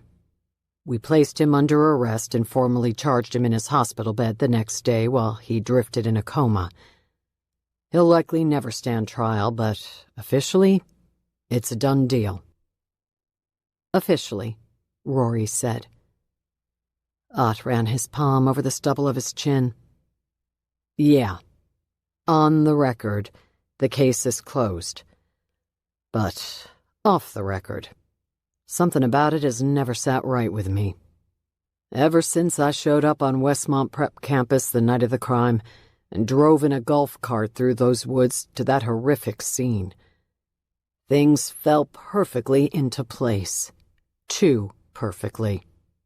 Don't get me wrong, I was happy to close the case, and almost every bit of evidence we gathered led us to Gorman. But every time another student kills themselves, I question everything I've ever known about the case." "Like what?" Rory asked. Her posture had changed. She was no longer sunk into the couch hoping for the cushions to hide her. She was now straight-backed and alert. Her mind allowed her thoughts to move only toward that which made no sense. Most people avoided confusion and chaos. Rory was drawn to it. The mysterious and unexplained intrigued her, and she could no more ignore them than a moth could resist a light source. "Well, the biggest question I ask myself is whether we got the right guy, or did something else go on that night? Is something still going on?" "That's what Mac Carter was trying to figure out," Lane said. "Yeah, well, that's pop culture." Ott waved his hand. "He was a television personality producing a podcast for sensationalism and for ratings and profit and celebrity. That's why I never had any comment when he asked for it. I prefer to work in the shadows. I don't need the public knowing every step I take on the case or every lead I come across, and I definitely don't need citizen detectives chasing those leads." Ott shook his head. "But now Mac is dead, and I've got a fire marshal thinking the gas leak at his house was manufactured." Rory and Lane looked at each other. They hadn't yet verbalized their fears about what had happened at Mac Carter's house, but they both sensed the unasked questions that floated between them. "Someone wanted to stop Mac Carter from looking into this case?" Rory asked. "I guess that's the million-dollar question," Ott said. "The latest kid to kill himself, the Compton kid," Lane said. "He talked with Mac. Part of the conversation was aired on the podcast. The kid made it sound like there was a group of students inside Westmont Prep who knew something about that night that they've kept to themselves. He said Gorman didn't kill his classmates, not in so many words, but he hinted at the idea." "If those students exist," Ott said, "they're not talking. I've interviewed every kid at the school, many of them more than once. None of them have anything new to say, so if there's a group of kids who are hiding something, they're staying quiet." Or killing themselves, Rory said. There was a short stretch of silence in the room before Ott finally looked at Rory. I guess that's why I'm here tonight. Do you have a different theory about what happened? Rory asked. No. If I look back through the case, which I do every time another Westmont prep kid commits suicide, just about everything still points to Charles Gorman. How did you get onto Gorman? Lane asked. From what I've learned so far, there was no physical evidence tying him to the crime scene. There wasn't, but there was plenty of circumstantial evidence to go after him. You said just about everything pointed to Gorman, Rory said. What didn't fit? Detective Ott leaned forward to rest his elbows on his knees. That's my biggest problem. He looked at Lane. You have anything to drink? Unfortunately, not much. I've only been here a few days. We've got beer, Rory said. Could I have one? Sure thing, Rory said, doing her best to act calm. But as she walked to the kitchen to pour a Dark Lord, her hands were trembling with impatience, and her mind ravenous for information.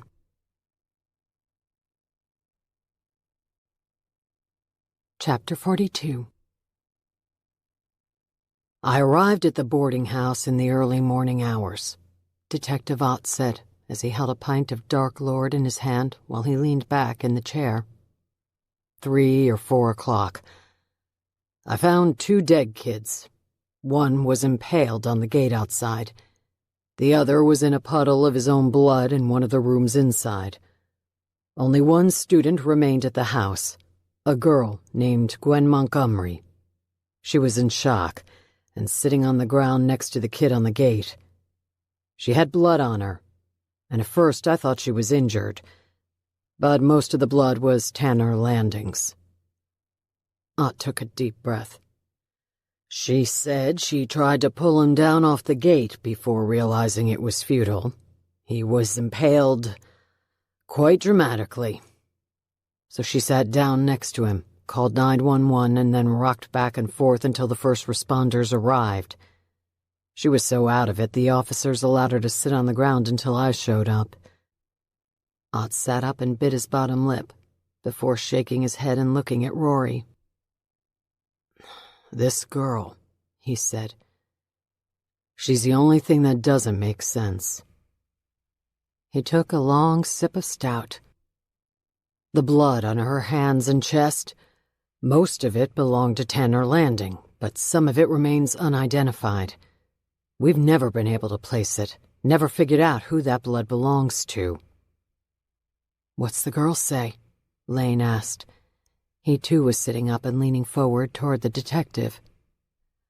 She said she ran through the woods to get to the house where all the students planned to meet. When she arrived, she found Tanner on the gate and tried to lift him off, bloodying herself in the process. Says she never went inside. The unidentified blood was also found on Tanner Landing's body. Not much, just traces. And there was a lot of blood at the scene.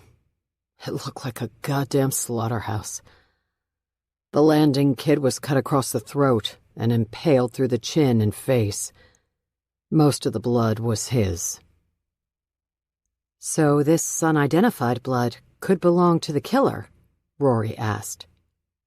It could, yeah, Detective Ott said.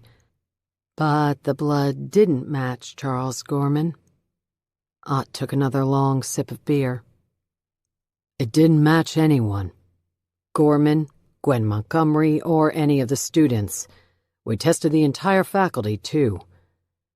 No match. You tested everyone? Rory asked. The entire staff? Custodians? Part-time employees?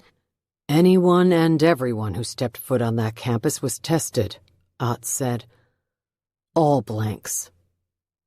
So how did you get on Gorman so fast? After I surveyed the scene, I allowed the crime scene guys to do their work of documenting everything. Photo and video. The house, the bodies, the woods, the train tracks. While they were working, I went back to the main campus and started gathering information.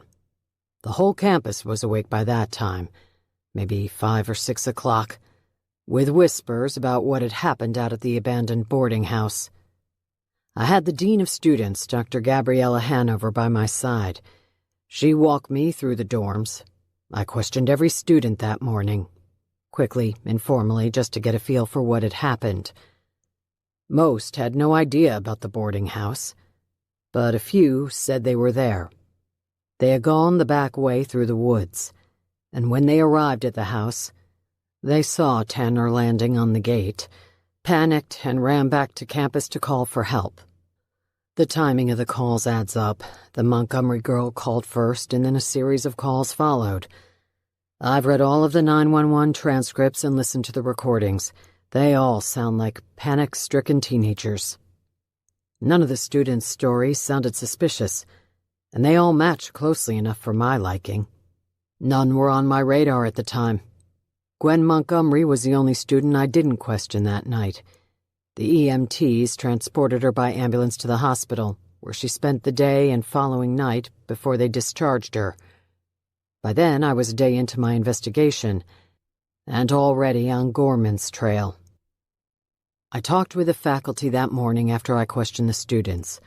I spoke with the assistant headmaster, Dr. Christian Casper. I spoke with a couple of teachers. The faculty was thin because it was summer and most of the teachers were gone. Nothing was interesting me during these interviews, and I knocked on duplex number 14. "Gorman's place," Lane said. As soon as he opened the door, I knew something was up. He was very nervous and evasive with his answers.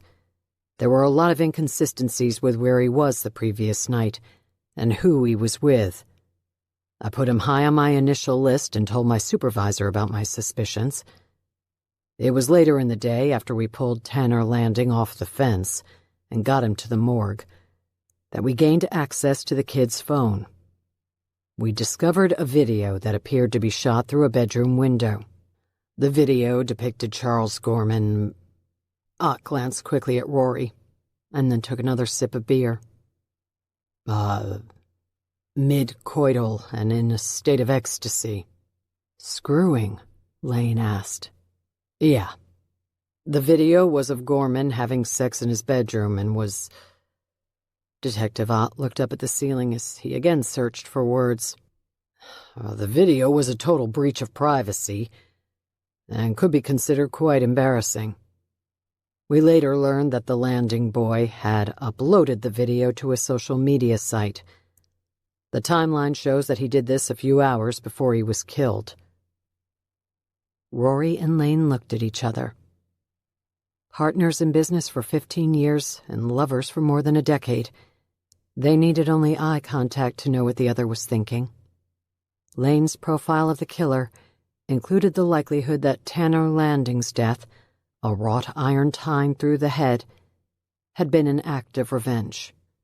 The news of this video made the small oval on Lane's Venn diagram, the one that included the overlapping characteristics of Gorman and the Westmont prep killer, grow a bit larger. I managed a search warrant the following day. Gorman wasn't home when Doctors Hanover and Casper unlocked his front door for us. We searched the house and found his manifesto hidden in a wall safe in his den. "Manifesto?" Rory asked. 3 handwritten pages describing in exact detail what he planned to do to Tanner Landing and Andrew Gross. It was a verbatim description of the crime scene. He named his victims. He described the way he would kill each of them.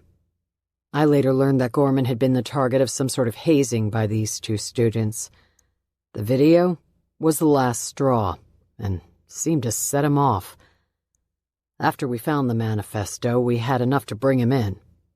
The only problem was that we couldn't find him. We thought he ran, so we started looking for him, put out in all points to track him down. "When did you find him?"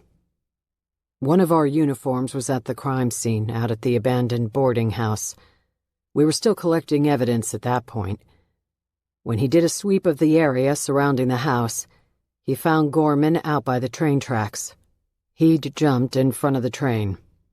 My guy thought he was dead at first, but he wasn't. We got medics on the scene and they kept him alive. They stabilized him at the hospital, but he was comatose for weeks before he finally opened his eyes. But Charles Gorman never really came back to us. His mind was gone. Traumatic brain injury left him in a persistent vegetative state. "Brain dead," Lane said. Detective Ott nodded. He was eventually transferred to Grantville Psychiatric Hospital for the criminally insane. In 14 months, he's never spoken a word. The doctors say he never will. I go to see him every so often. I used to go to make sure he knew I got him. Lately, though, I go to see if he's capable of telling me I got it wrong. He barely blinks when I'm in the room. I chased a few leads after Gorman tried to kill himself, just to tie up loose ends. They never led anywhere. Gorman was our guy, and that was that. Rory adjusted her glasses again. "It adds up to a pretty convincing circumstantial case," she said.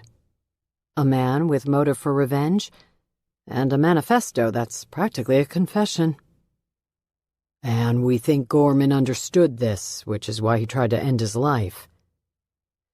The only thing that never made sense was the unidentified blood. Detective Ott cocked his head back and down the rest of his dark lord. "And the kids who keep throwing themselves in front of trains."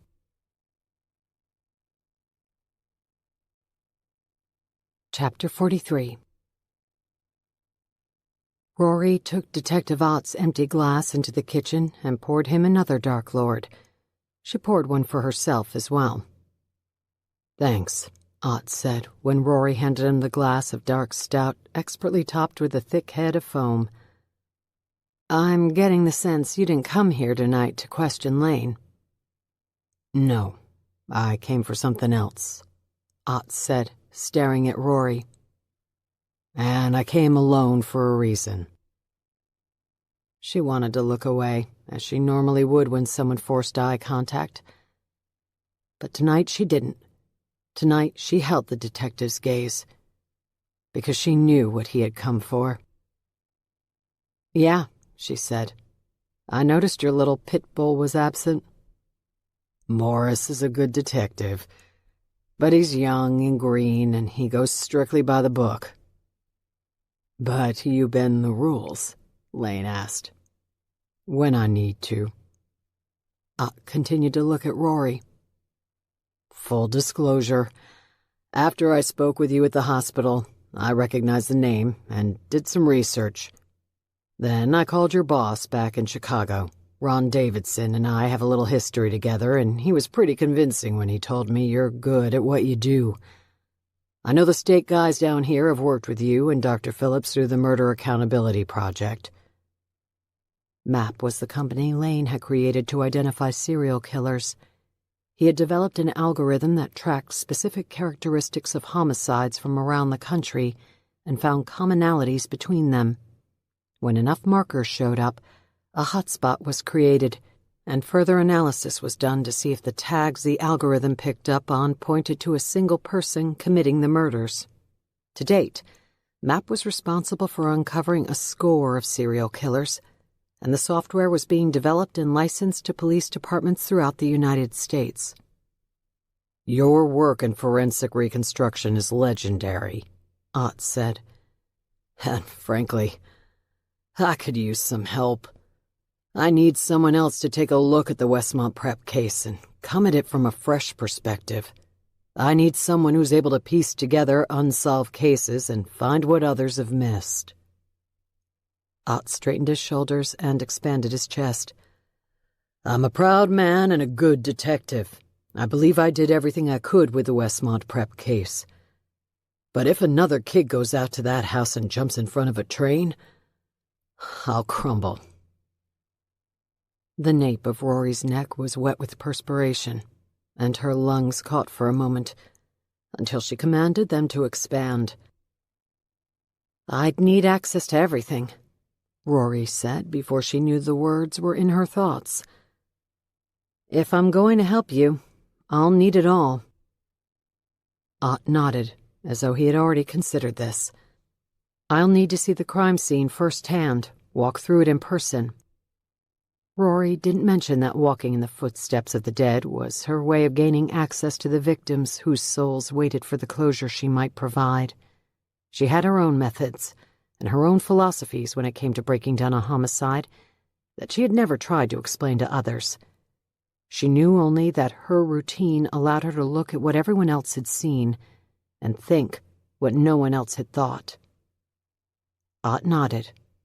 I can make that happen.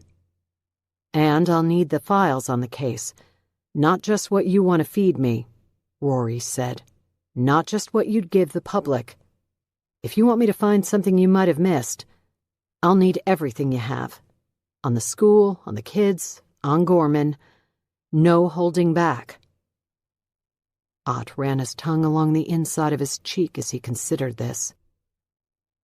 Officially, as far as the public is concerned, we have our man. If my investigation into Mac Carter's death tells me otherwise, so be it. But as of right now, the Westmont Prep case is closed.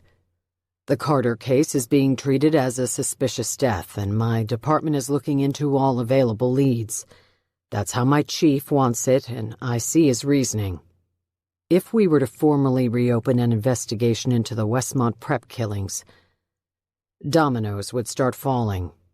Besides public fear that a killer is among us, there would be legal repercussions. Lawsuits from the victims' families, lawsuits from Gorman's family.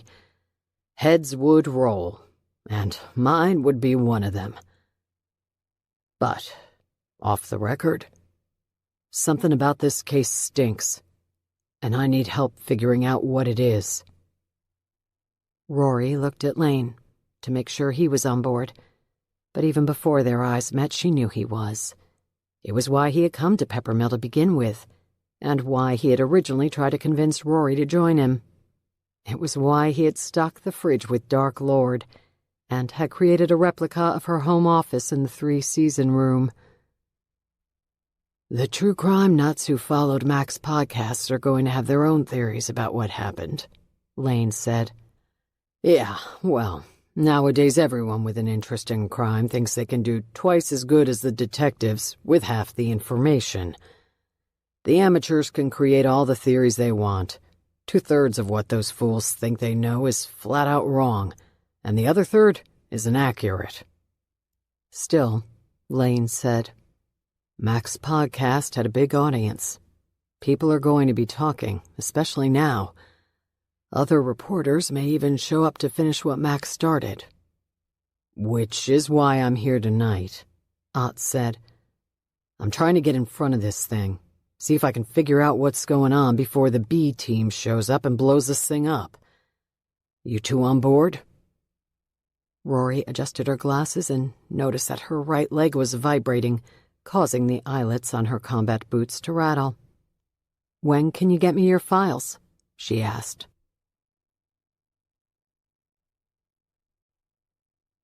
Chapter 44. On a crappy Monday morning, Ryder pulled her car to the curb outside the South Bend house belonging to the wife of the man who had disappeared more than a year ago. It was one of the leads listed on the shit list her editor had handed her the Friday before.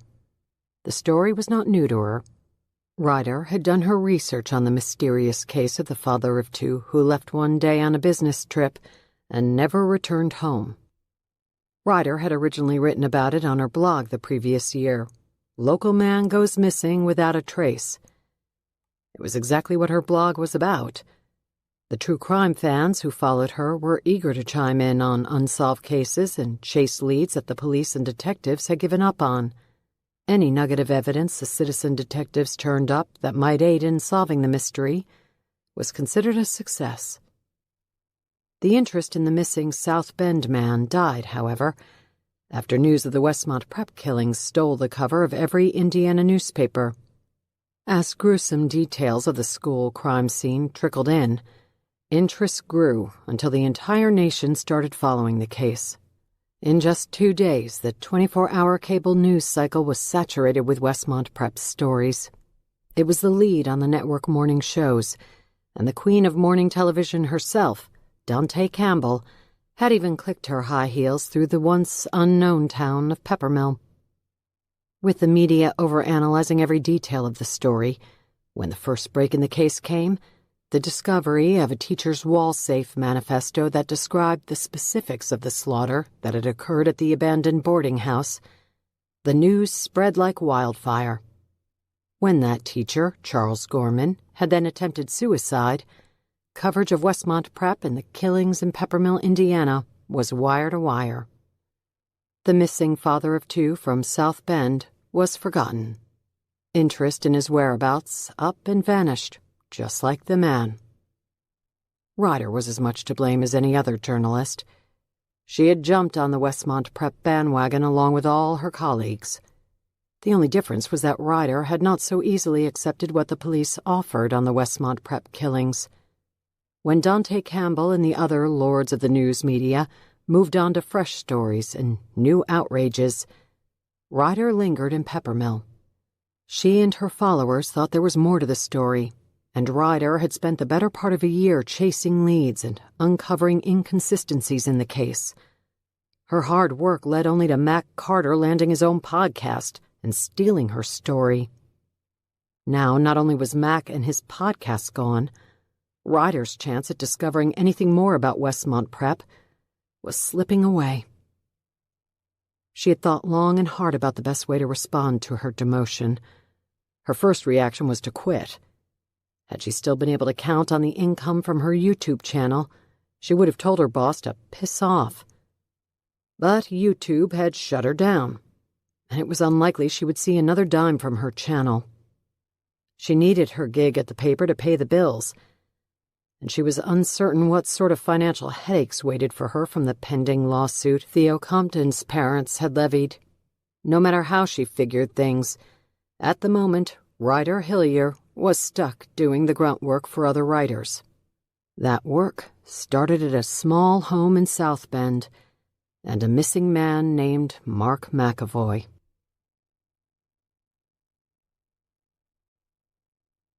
Chapter 45. After Westmont Prep died down, Ryder had gotten back to her other stories. One of them had been Mark McAvoy. He was a 25-year-old father of 2 who had left for a business trip one afternoon and had never returned.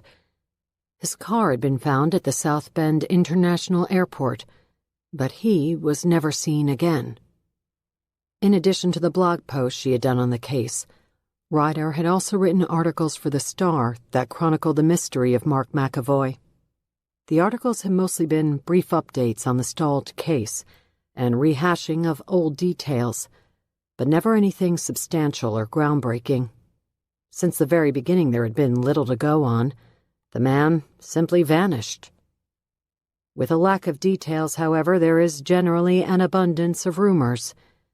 They varied widely, from Mark McAvoy escaping a failing marriage, to his running off with his mistress, to his wife having killed him and disposed of the body.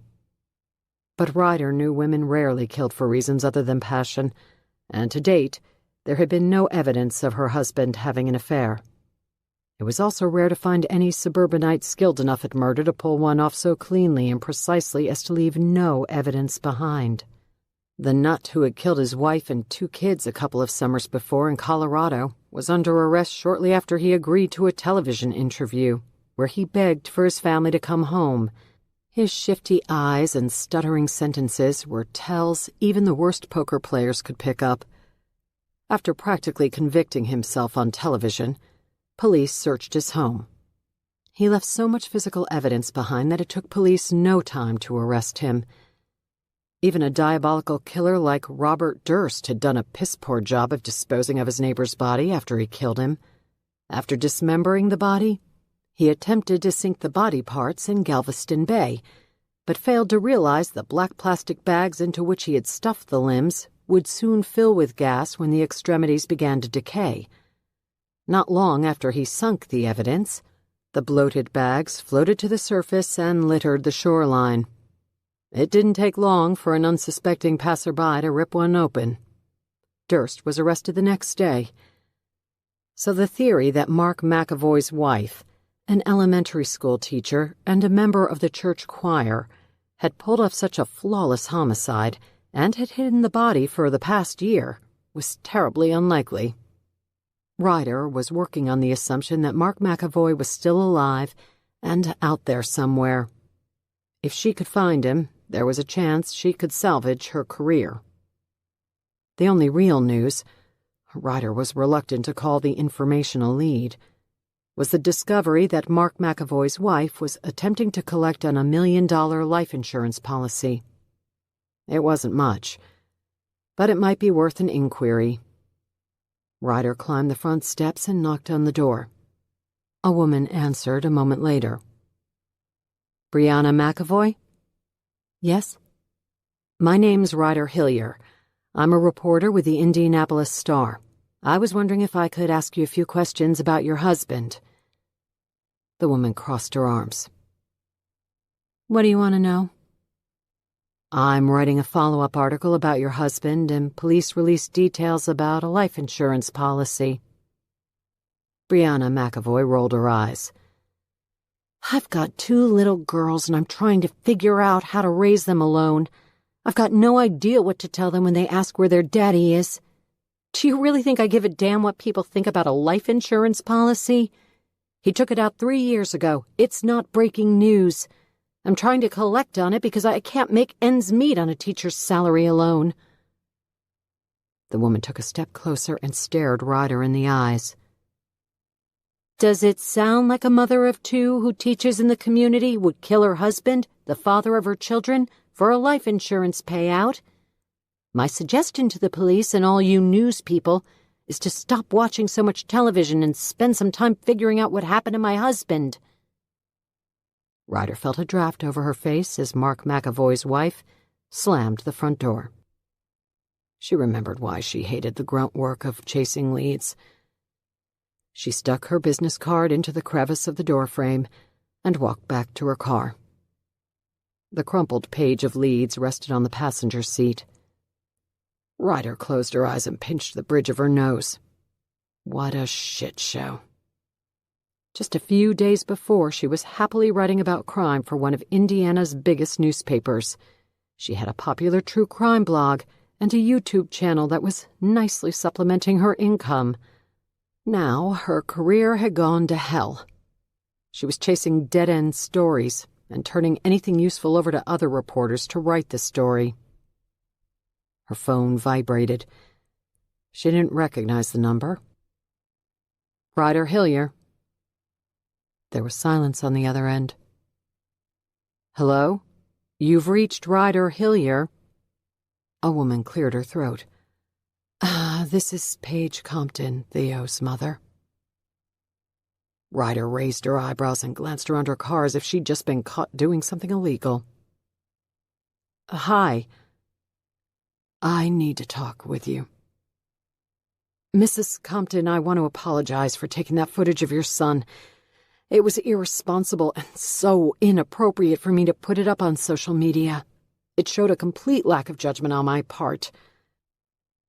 There was a long stretch of silence, and Ryder thought the connection had died. She looked at her phone to make sure the call timer was still running. "Also," Ryder finally continued, "I want you to know that my newspaper had nothing to do— I don't care about the video," Mrs. Compton said, cutting her off. "The lawsuit wasn't my idea. My attorney was the one who suggested it. He said I should go after the newspaper because there was a good chance they would settle out of court. He told me I had to go after you first, but I'm not interested in any of that. No amount of money will bring Theo back. I'll even drop the suit if you agree to help me." Ryder pushed the phone more firmly against her ear. "Help you? With what?" There was another long stretch of silence. "Mrs. Compton? Help you with what?" "Theo called me the night before he died. He wanted to warn me." Ryder leaned forward in her seat, her eyesight focusing on a spot on the dashboard. Warn you about what? He and his friends had gotten themselves into some sort of trouble. What sort of trouble? Mrs. Compton cleared her throat. I don't want to do this over the phone. Can we talk in person? When? Ryder asked without hesitation. Now, or as soon as you can get here. Where is here, ma'am? Cincinnati. Cincinnati was a 4-hour drive. Ryder ran through a mental list of deadlines she needed to meet in order to keep her job. Chasing the Theo Compton story and the Westmont Prep killings were not on that list. I can come this weekend, Ryder said. Friday. Ryder scribbled the address onto the sticky note, scrolling over the other lead she had been tasked with chasing. She underlined the address, scratching straight through Mark McAvoy's name in the process.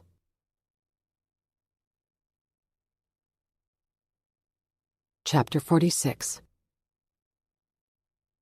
Gwen Montgomery's legs twitched as she dreamed. She was attempting to run through the dark forest, but could take only 1 or 2 steps before her feet sank into the thick mud. With great effort, she pulled her foot from the earth, creating a loud sucking noise in the process. Then she tried to run again. As soon as she transferred weight onto her foot, it plunged into the soft ground. Her progress was agonizingly slow, until she finally reached the edge of the forest. There, she saw the boarding house. She felt the tackiness of blood on her hands and chest, and longed to run inside and wash it off, to stick her hands under the rush of water from the kitchen faucet and let the blood stream from her hands and swirl down the drain. It would disappear then, and she'd never again have to think of its origin. Suddenly her feet were free from the mud, and she ran toward the house. Then she saw the wrought iron gate and the body impaled on it. The moonlight brightened the bloated and disfigured face of Tanner Landing, his eyes half open, with the blank stare of death, the tine of the gate poking from the top of his head. She let out a guttural scream as she hurried to him and tried to lift him from the gate. His body was wet, and when she looked at her hands, they were covered in more blood than when she had left the forest. She called for Gavin. There was no answer. She called again and again, until her efforts finally woke her. She sat up in bed and knew it was happening again. The flutter in her chest, the sweat around her neck and down her back, the inability to handle even the most routine stimuli. She startled when she heard 2 classmates laugh in the hallway as they passed her dorm room. Her breathing was shallow and labored as she rose from bed and stood in her room. A panic attack was imminent. She thought about talking with Gavin. He knew about the nightmares. Gavin knew everything. But his once reassuring voice had lost its effect over the past few months. They were the only ones left, and they had traveled too far down this dark road. So far, in fact, that Gwen was unsure they'd ever find a way out. Or if the way out was what she truly wanted. To veer off this road now would not be joyous. It would lead to a different road that was far more dark and ominous than the current one. But this path they were on, the one they had all taken that night in the woods, was proving to not only be unhealthy, but dangerous, too. She pulled her hair into a ponytail, slipped into a pair of jeans, and pulled a tank top over her head. She left Marjorie Hall and hurried across campus to Teachers' Row. She knocked on number 4. A moment later, Dr. Hanover answered. "Gwen, what's happening?" Since the events of June 21st last year, when Tanner and Andrew had been killed, every student at Westmont Prep had been watched closely. After Bridget Matthews had stepped in front of the train, those in her immediate circle had come under close scrutiny. Gwen, with her nervous demeanor, bouts of depression, weight loss, and panic attacks, had been more closely monitored than any of them. In a sit-down meeting with her parents and Dr. Casper, Dr. Hanover had announced that she would be transferring Gwen to her counseling schedule. As the dean of students at Westmont Prep, Dr. Gabriella Hanover wanted no more tragedy behind the walls of the school. Despite Drs. Hanover and Casper's efforts, after Bridget's suicide, Danielle and Theo soon followed. Gwen's condition continued to worsen. Gwen tapped her chest now as she stood outside Dr. Hanover's house. I can't breathe. I can't think. I'm freaking out. Come in, Dr. Hanover said, moving to the side. It'll be all right. Inside the office, Gwen sat down in her usual spot in the chair across from Dr. Hanover.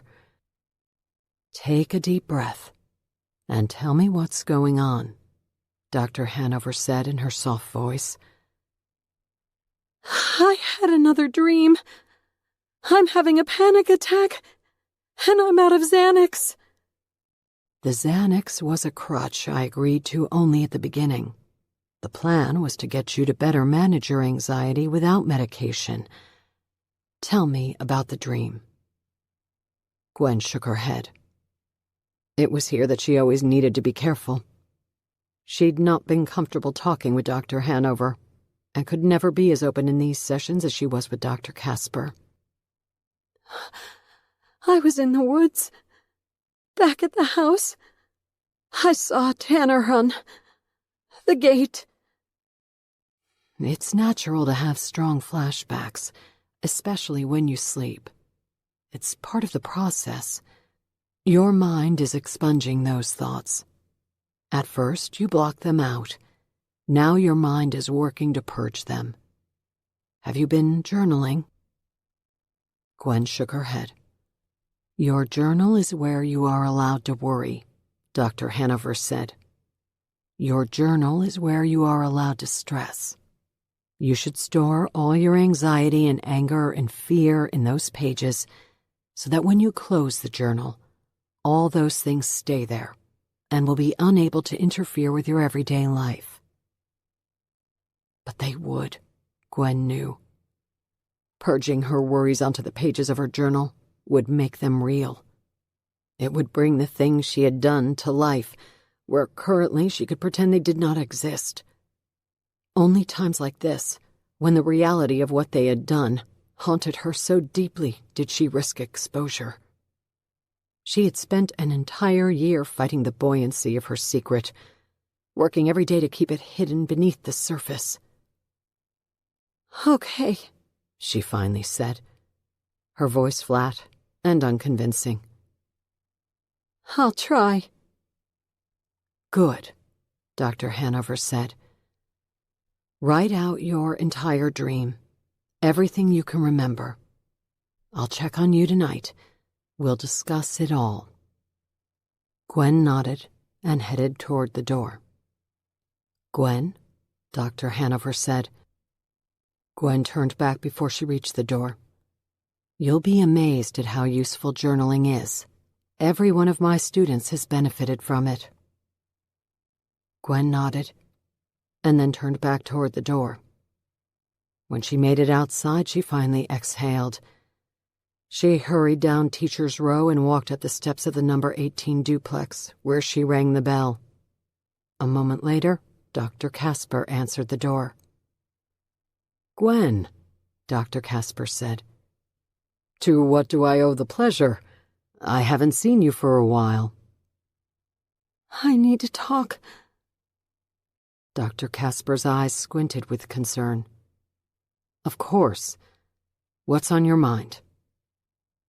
Gwen bit her lower lip as she contemplated what she was about to say. Last summer, and everything that happened. Dr. Casper's eyebrows rose a fraction of an inch. Haven't you been talking with Dr. Hanover about that? We all decided it was best for you to see Dr. Hanover after everything that's happened. We all didn't decide. Dr. Hanover and my parents decided. You went along with it, and I had no say in it." Dr. Casper's expression softened as he looked at his former patient. "Still, Gwen, a decision was made, and I think it's best if we stick with it. Speak with Dr. Hanover. She's a very skilled physician." "I can't tell her everything." Dr. Casper squinted his eyes. "Like what?" A bloated moment of silence filled the space between them. "We didn't tell the police everything about that night." "Who didn't tell the police?" "My friends and I." Gwen ran her hand over the top of her head and then down the length of her ponytail. "Can I come in?" she finally asked. After a moment of hesitation, Dr. Casper nodded, and Gwen walked past him into the house.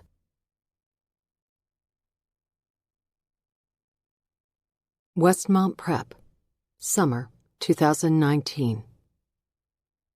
Session 5. Journal Entry. Guidance.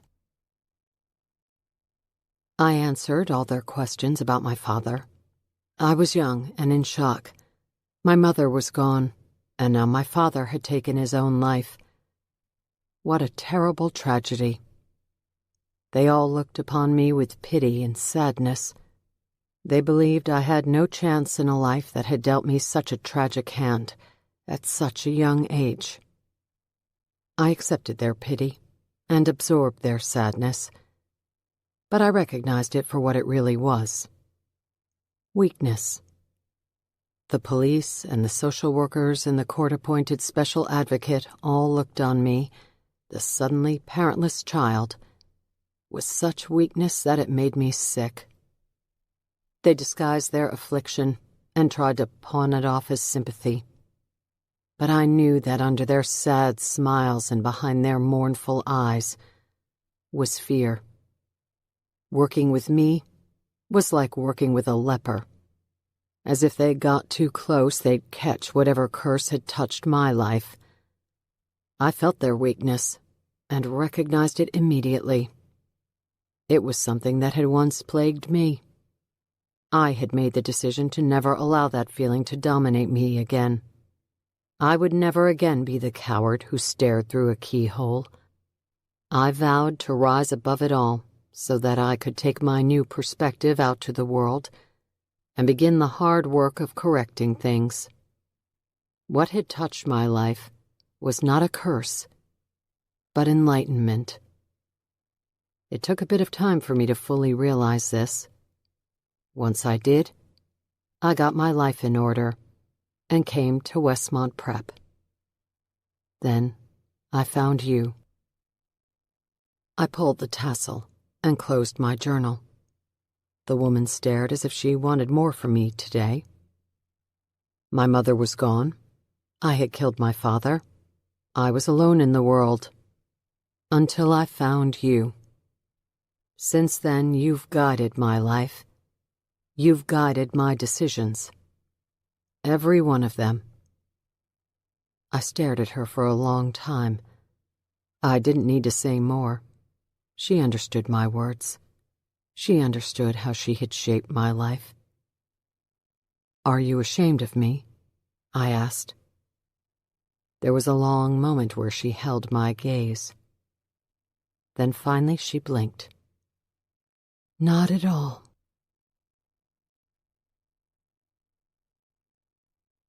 Chapter 47. They all stood around their stations in Mr. Gorman's lab, checking text messages and playing on their phones.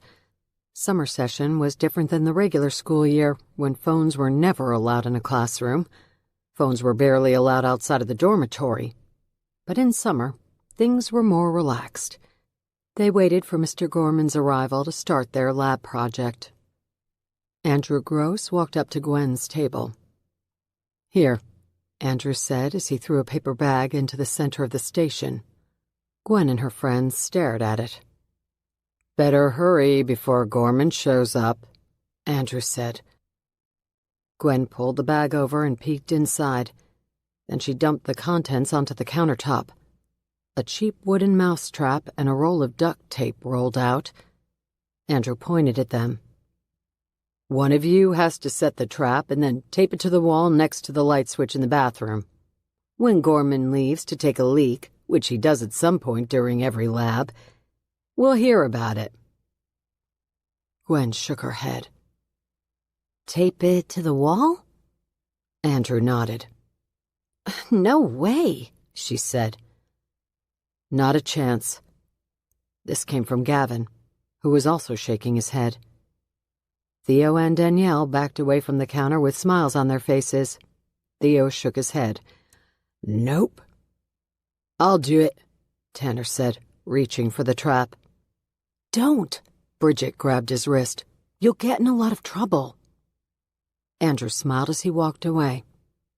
"You guys work it out, but remember what happens if you don't complete a challenge." Andrew joined the other seniors, who watched them. "I'm doing it," Tanner said. Gwen shook her head. "It'll break his finger." "It's a cheap little mousetrap. It's not breaking anyone's finger. You should be thanking me, not trying to talk me out of it." Tanner looked each of them in the eye. "Without me, none of you would have a chance of making it. I'm the only one with the cojones to do any of this." Tanner grabbed the mousetrap and the tape, looked around the lab, and then walked into the hallway. A minute later, the toilet flushed, and Tanner walked back into the lab with a stupid grin on his face. He made it back to his station just as Mr. Gorman entered the lab. "Get to your stations," Mr. Gorman called out. The students abruptly quieted down, stifling their laughter with quizzical smiles on their faces. Gwen shook her head when Gavin looked at her. "This is a bad idea," she said. Mr. Gorman unpacked his things onto his desk at the front of the room. He wore an ill-fitting, short-sleeved button-down. His thin, hairy arms hung from the sleeves, and the dark circles of his nipples showed through the thin fabric on either side of his crooked tie. "Today we will be mixing the compounds to demonstrate the Briggs-Rauscher reaction. As always," Mr. Gorman said, placing his large safety goggles onto his face, "eye protection should be in place at all times, and the ventilation hood set to high." Mr. Gorman took 15 minutes to scribble instructions onto the chalkboard, and another 10 making sure each station had the correct ingredients. One of the chemicals needed to be heated to a boil, and once each group had their flasks set over the Bunsen burners, Mr. Gorman put everyone on a 10-minute watch, where they would monitor the boiling point by tracking the thermometer's progress. With the students occupied, and a lull in the experiment, Gwen watched as Mr. Gorman slipped into the hallway. Tanner bit his bottom lip before he smiled.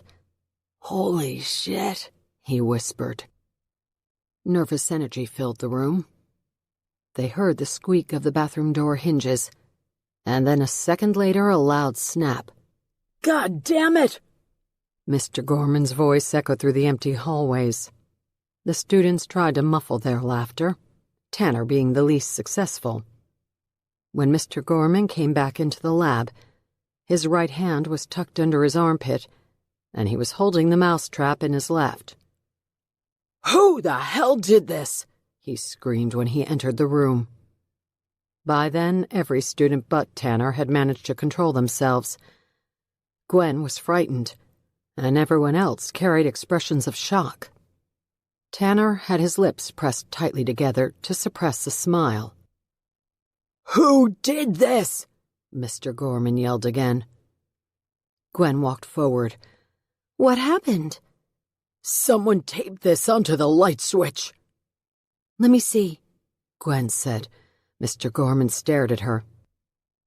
"It wasn't any of us," she said as she stared him in the eye. "We all walked in the lab just before you." Gwen nodded. "Let me see." Mr. Gorman held out his hand. His index and ring fingers were red and swollen, with a clear demarcation line across the knuckles. Gwen lightly touched his fingers. Do you think they're broken? Mr. Gorman slowly pulled his hand away and flexed his fingers. Go back to your station. Gwen nodded and walked back to her spot next to Gavin. Mr. Gorman swallowed hard and looked out at the group of students. If your flask is boiling, move to step 2, he said, before walking back to his desk and tossing the mousetrap into the garbage. Tanner cleared his voice. It was a piss-poor job of hiding his laughter. It was June 13th.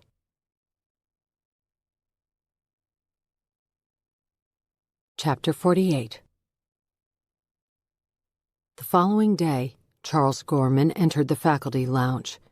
He grabbed a tray and walked to the buffet station, where he carefully chose his lunch items: roasted chicken and vegetables, a cup of chocolate pudding, and a fountain drink. He carried his tray over to a table where Gabriella Hanover and Christian Casper sat. "What happened to you?" Gabriella asked. Charles had gone to the pharmacy after his lab period and purchased a splint for his aching fingers. Now his index and ring fingers were immobilized by a sponge-lined piece of metal wrapped in white surgical tape. Charles placed his tray onto the table and sat down. "Summer pranks have started again." "Who?" Gabriella asked. "Probably Tanner Landing. Egged on, I'm sure, by Andrew Gross. I spoke to Andrew last year when Jean Rasmussen was being pranked. The dead raccoon and the undergarments hanging from the library. I warned him then and had a long discussion with his parents." Charles shrugged. "I guess he didn't get the message." "What happened?" Christian Casper asked. "We'll have to take serious action if any assault occurred." Charles shook his head. "They'll never admit to it, and the smug little bastards know I won't be able to prove a thing." "How did it happen?" Christian asked again. "They taped a mousetrap to the bathroom light switch." "Those little shits," Gabriella said. "I don't think it was all of them, just 1 or 2. "Still," Gabriella said, "we can't stand for it. I'll call a meeting of the student body to stop this before we get too far into summer."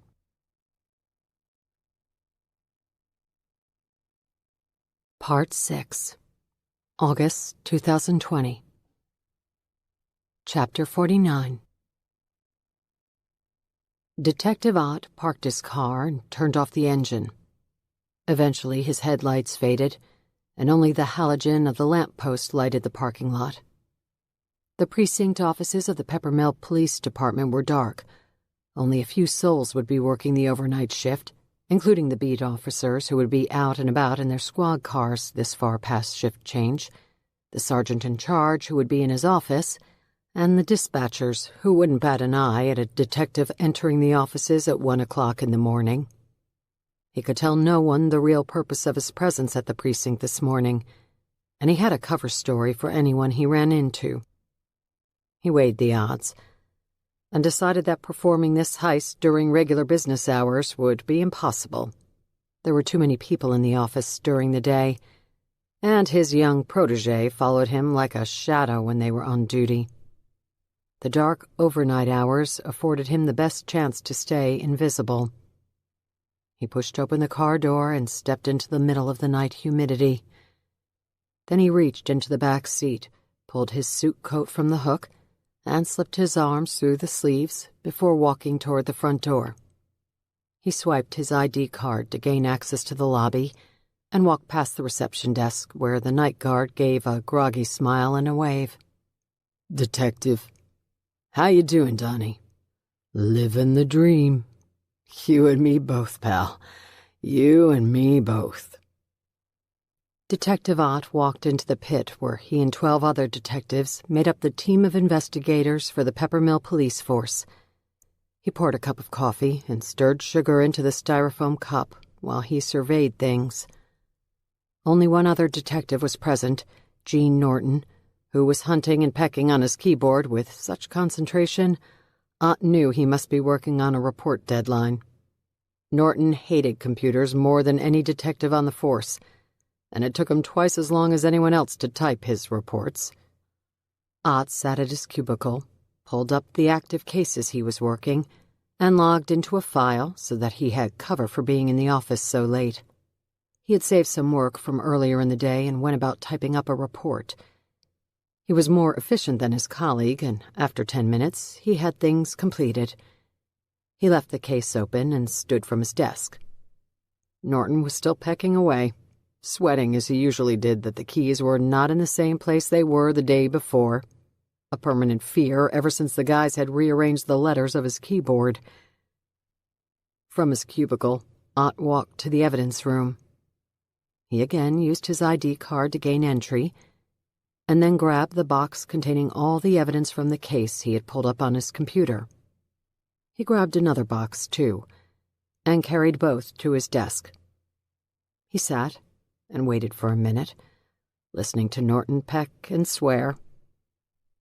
Finally, he grabbed the second box and walked to the copy machine. Methodically, he slipped each section into the automatic document feeder. On the outside, he waited patiently as the machine did the work at an alarmingly loud but efficient clip. Once one section was finished, he placed the copied pages into a fresh box, returned the original to its proper place, and started the process over with the next section. It took a painstaking 22 minutes to copy the entire contents of the box, and Ott noticed Jean Norton's head pop over the top of his cubicle somewhere in the middle of it, to which Ott raised his chin in Norton's direction. "Frickin' deadline," Norton said, "and my keyboard is screwed up again. You know anything about it?" "Wasn't me," Ott said. Norton disappeared into his cubicle, and Ott slipped the last section of the file into the feeder. 5 minutes later, he had the original box back together and carried it, along with the box containing the copies, to his desk. He put the copied box to the side and carried the other two back to evidence, swiped his keycard again, and replaced them in their proper spot. He didn't bother to say goodbye to Norton, but nodded to Donnie on his way out. He placed the box in the back seat of his car and pulled out of the parking lot. The files represented the case that had woken him up at 3 a.m. the previous summer. He hadn't gotten a good night's sleep since. He wondered if things would change soon.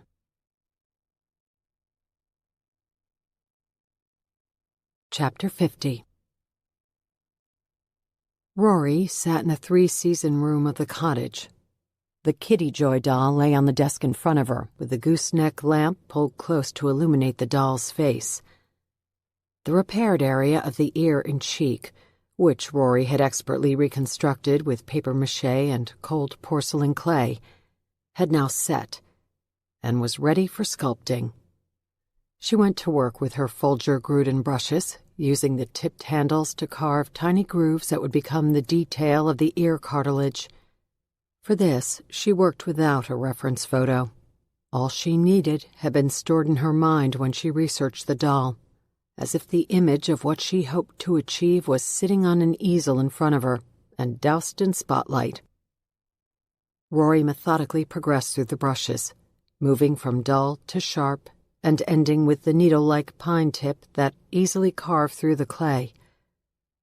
Her concentration was so intense that her vision tunneled, and she barely remembered to blink.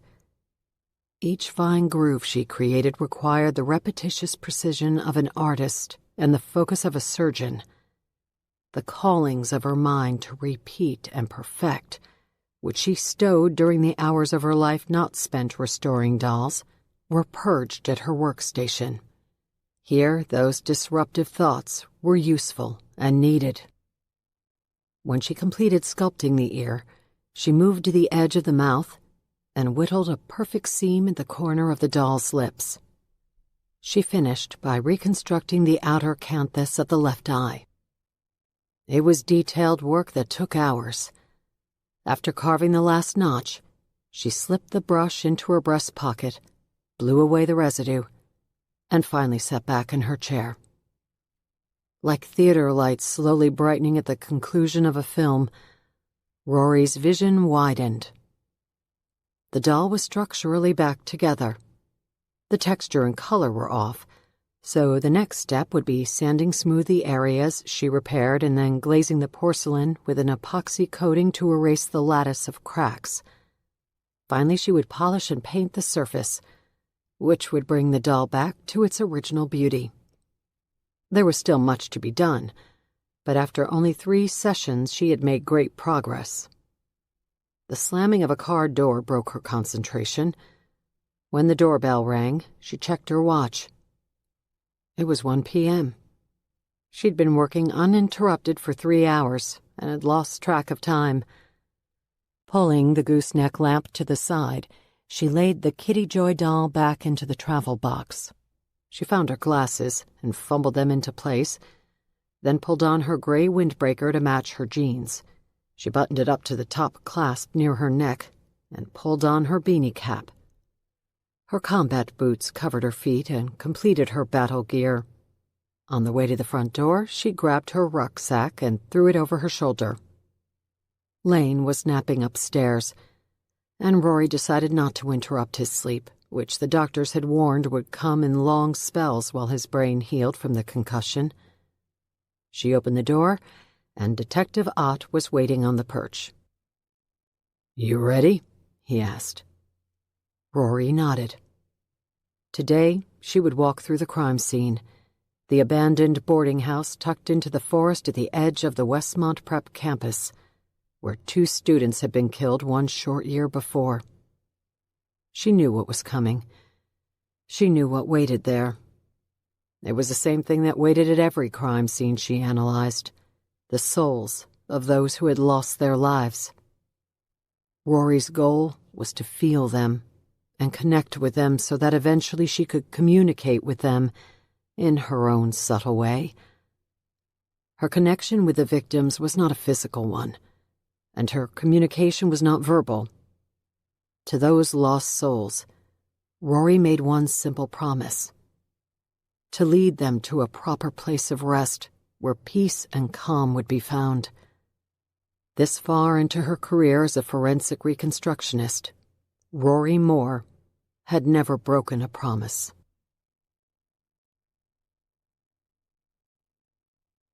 Chapter 51. She sat in the passenger seat as Detective Ott drove through the streets of Peppermill. Rory had never been comfortable in the presence of strangers, cops or otherwise. Airplanes and cars in particular were places of unrest. Perhaps a touch of claustrophobia added to her unease, but mostly it was her lifelong displeasure with another's company in such close quarters. Years ago, Lane had quickly broken through her walls to become the only man other than her father she allowed to physically touch her. So now, as they drove, Rory felt a familiar tremor in her chest. It was a signal that the proverbial IV line that offered a constant slow drip of anxiety directly into her circulatory system had been opened a notch wider. "We had 2 choices," Ott said. "We could take the back way, the lesser-known entrance that is accessible from Route 77. This was the route the kids took the night of June 21st. Or we could be more transparent and go through the front gates of Westmont Prep. Since I'm trying my hardest not to lose my job, we're taking the transparent route. I told the dean of students that I needed access to the house and tracks that run alongside as a follow-up to my investigation into Theo Compton's suicide. She agreed to escort us." Rory nodded. "Probably the best way to do it." They turned onto Champion Boulevard and pulled up to the 2 brick pillars connected by the tall wrought-iron gate over which arched a concrete placard that announced Westmont Preparatory High School. Detective Ott stopped at the speaker, pressed the button, and held his badge out the window to be scanned. "Welcome to Westmont Prep," a female voice sounded through the speaker. "Detective Ott to see Dr. Hanover." A moment later, the iron gates opened inward. like two arms welcoming them in an embrace. Ott pulled into a visitor's parking spot. Rory opened her door, adjusted her glasses and beanie hat, and then followed Detective Ott toward the main building with its 4 Gothic columns standing sturdy in the afternoon sun. A man and a woman waited on the steps. Rory assumed they were Christian Casper and Gabriella Hanover, the co-deans of students.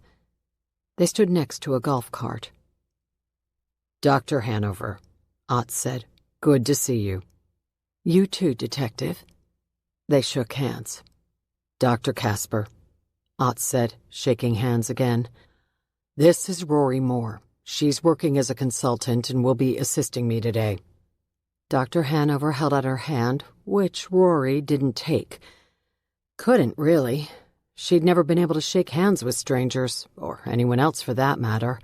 Her brain was not wired to do so. She was not a germaphobe and had no aversion to disease. Her reluctance to shake another's hand stemmed from the same affliction that poured sweat down her back as soon as she closed the car door of Henry Ott's car. Her general displeasure with human interaction. The affliction could neither be explained by Rory nor be understood by others. It was simply how she had lived for 40 years, and changing now was not possible. To change, Rory needed motive and means. She had neither. She preferred the awkwardness of rejecting a handshake to the convoluted thoughts and discomfort that came from accepting one.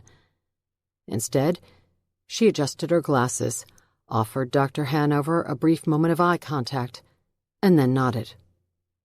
Dr. Hanover finally pulled her hand away. Dr. Casper knew enough not to offer his. "Right this way," Dr. Hanover finally said, pointing at the golf cart. "It's a long walk otherwise." Detective Ott and Rory climbed into the second row. Dr. Hanover drove and Dr. Casper sat next to her. They wound through campus, past the ivy-covered buildings, and eventually came to a tall red brick wall that ran 100 yards in either direction before giving way to wrought iron that finished the job of cordoning off the woods on the other side from campus. Dr. Casper stood from the cart and used a set of keys to free the padlock and open the passageway in the brick wall. Dr. Hanover accelerated through the opening before Dr. Casper closed the door behind them. Rory felt a quiver of foreboding when the door closed behind her, as if the safety of the campus was gone and the dangers of the ominous forest waited. Dr. Casper climbed back into the cart, and soon they were bouncing along a trail that cut through the forest. They emerged a few minutes later and Rory saw the house in front of them. The limestone exterior was visible only in small patches where the ivy had failed to grow, so overgrown with the vines that they looked more like camouflage than decoration. "We'll wait here if that's okay," Dr. Hanover said. "Of course," Detective Ott said, as he and Rory climbed from the cart. Rory didn't wait for Detective Ott to take the lead. She walked toward the house, her gaze drifting back and forth, taking in the entire setting, as if her eyes were recording everything that entered her pupils. Of course, her mind was doing exactly that. The full understanding of her subconscious processing might take longer, but the cataloging was immediate. She approached the wrought iron gate where Tanner Landing had been impaled. The tip of the prong was 6 feet above the ground. She walked through the opening of the gate, into the front yard, and then turned around to look from the other side and get a different perspective. Detective Ott pulled a photo from the manila file he was carrying and handed it to Rory. Depicted on the 8x10 was Tanner Landing's lifeless body, skewered by one of the pickets of the gate. Rory analyzed the grisly photo, then looked back at the gate and the top of the iron spikes. At 5'2", the gate rose nearly 1 foot over Rory's head. To drop a 160-pound teenager onto the grate took strength and height, but also time. The killer knew he had time. It was someone who knew the house and knew the area around it. Someone who knew what the students were up to that night. When I arrived at the scene, Detective Ott said, it was obvious the landing boy's body had been dragged from inside the house. There was a trail of blood down the front steps, and blood was found within the dirt grooves that led from the bottom of the steps to this spot. So he was definitely first attacked inside, Rory said. Yes, in the front room just off the foyer. Detective Ott handed Rory another crime scene photo. It showed smeared blood streaked across the hardwood floor of the foyer and doorway. No footprints found in any of the blood or in the dirt? Rory asked. None. We found some fibers that made us believe the killer might have worn shoe coverings like you'd see a service worker do before entering a house or walking on carpeting, but no definitive prints to pull. Organized, Rory whispered as she stared at the photo. She looked back up to the spears of the gate. Give me a timeline. How quickly did this go down? Ott handed her another picture, this time of Tanner Landing's naked body lying on the metal autopsy table. The medical examiner's report stated that the wound from the gate penetrated just below the victim's chin, Ott said, and continued through the bones of the face, anterior aspect of the brain, through the frontal lobe, and out the forehead. These wounds were determined to have been made ante-mortem. Rory continued to stare at the autopsy photo. The landing boy was dying quickly from the wound across his neck, but still alive when he was hung on the gate. Correct. Then it happened quickly, Rory said. Our guy didn't wait long after the initial attack to perform the ritualistic hanging. Lane suggested that it was ceremonial, done specifically for revenge. Killing him wasn't enough. He had to punish him. Pretty much lobotomized him. So far, Rory said, handing the photo back to Detective Ott. At 6'3", Charles Gorman had the height, strength, and motive to pull this off. Rory turned away from the gate and looked at the abandoned and unkempt boarding house, with red ivy bearding the windows. What were they doing out here, the kids? Why were they here that night? The best I've been able to piece together, the kids were participating in a game called The Man in the Mirror. From my research, it's a ritualistic, cultish game played around the world, mostly by teenagers, but the game has a big following of adults, too, mostly overseas. What's it about? Spirits, curses, and an entity that resides in uncovered mirrors, whose power can be tapped twice a year on the summer solstice and winter solstice. And the killings took place last June. Correct, Ott said, on June 21st, the longest day of the year. How does it work? Players find their way through a forest to an empty house. The first to arrive finds the designated mirror, uncovers it, and whispers, "Man in the mirror," to their reflections. Doing so allows you to live the year in peace and in good standing with the spirits of the man in the mirror. Failing to find the keys and complete the loop of whispering into the mirror before midnight brings a year of curse. Christ, that sounds terrifying. I've done a lot of research, Ott said. The game is not new. There are many different versions, but it seems like the Westmont prep kids took it to another level. This was definitely not the ghosts in the graveyard that I grew up with. Rory continued to look at the house. Can you show me the room where it happened? Yeah, Ott said, grabbing keys from his utility belt. Follow me.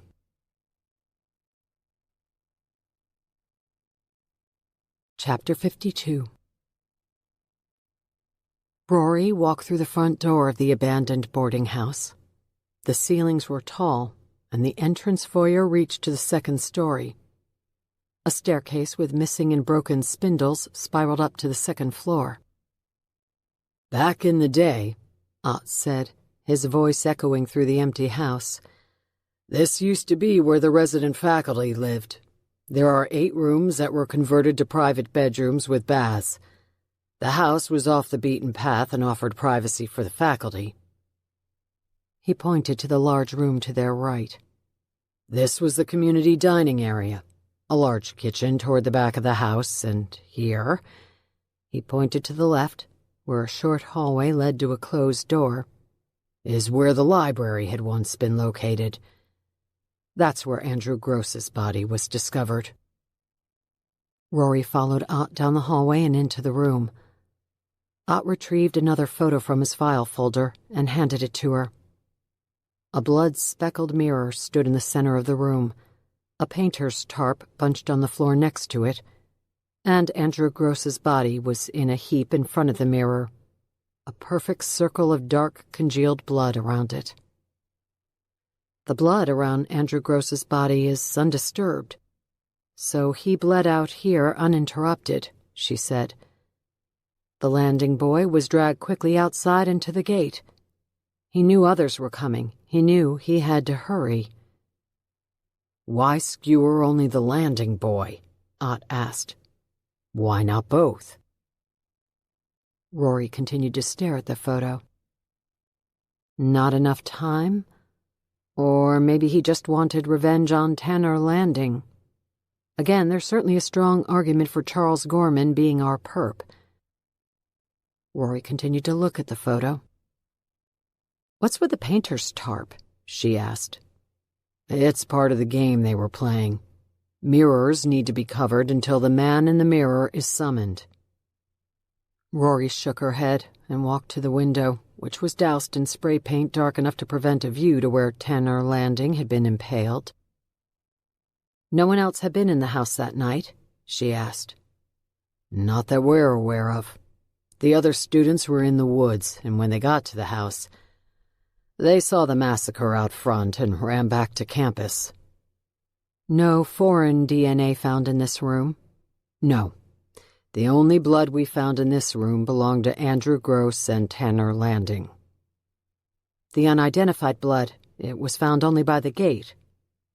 "Correct," Ott said.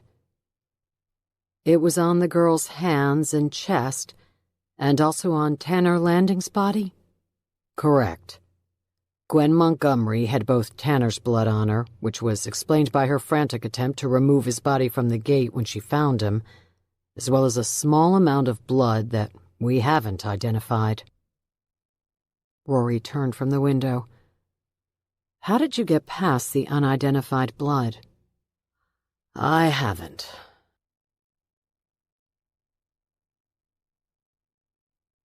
Chapter 53. A dark lord sat on the desk of the dim three-season room at the back of the cottage. Only the desk lamp lighted the room. It was enough to allow Rory to read the box of files Detective Ott had given her after they finished the walk-through of the boarding house and an inspection of the area on the train tracks where Charles Gorman had attempted to end his life. This was the same location where 3 students had since succeeded. Rory was still processing the whirlwind day, her subconscious organizing and cataloging all she had seen and learned. She had reinforced her discoveries by recapping her excursion to Lane when she arrived home. Now the cottage was dark and quiet. It was past midnight. Rory's most productive hours were in front of her. She took a sip of stout. She had already been at it for an hour, having first read through Gorman's folder to see everything Detective Ott and his police force had discovered about the 45-year-old chemistry teacher. She read about his life before Westmont Prep and about his 8 years at the school. She read about the evidence Ott had used to secure his search warrant. Within Gorman's folder was the manifesto he had written, which Ott had discovered in the wall safe of Gorman's duplex on Teachers Row.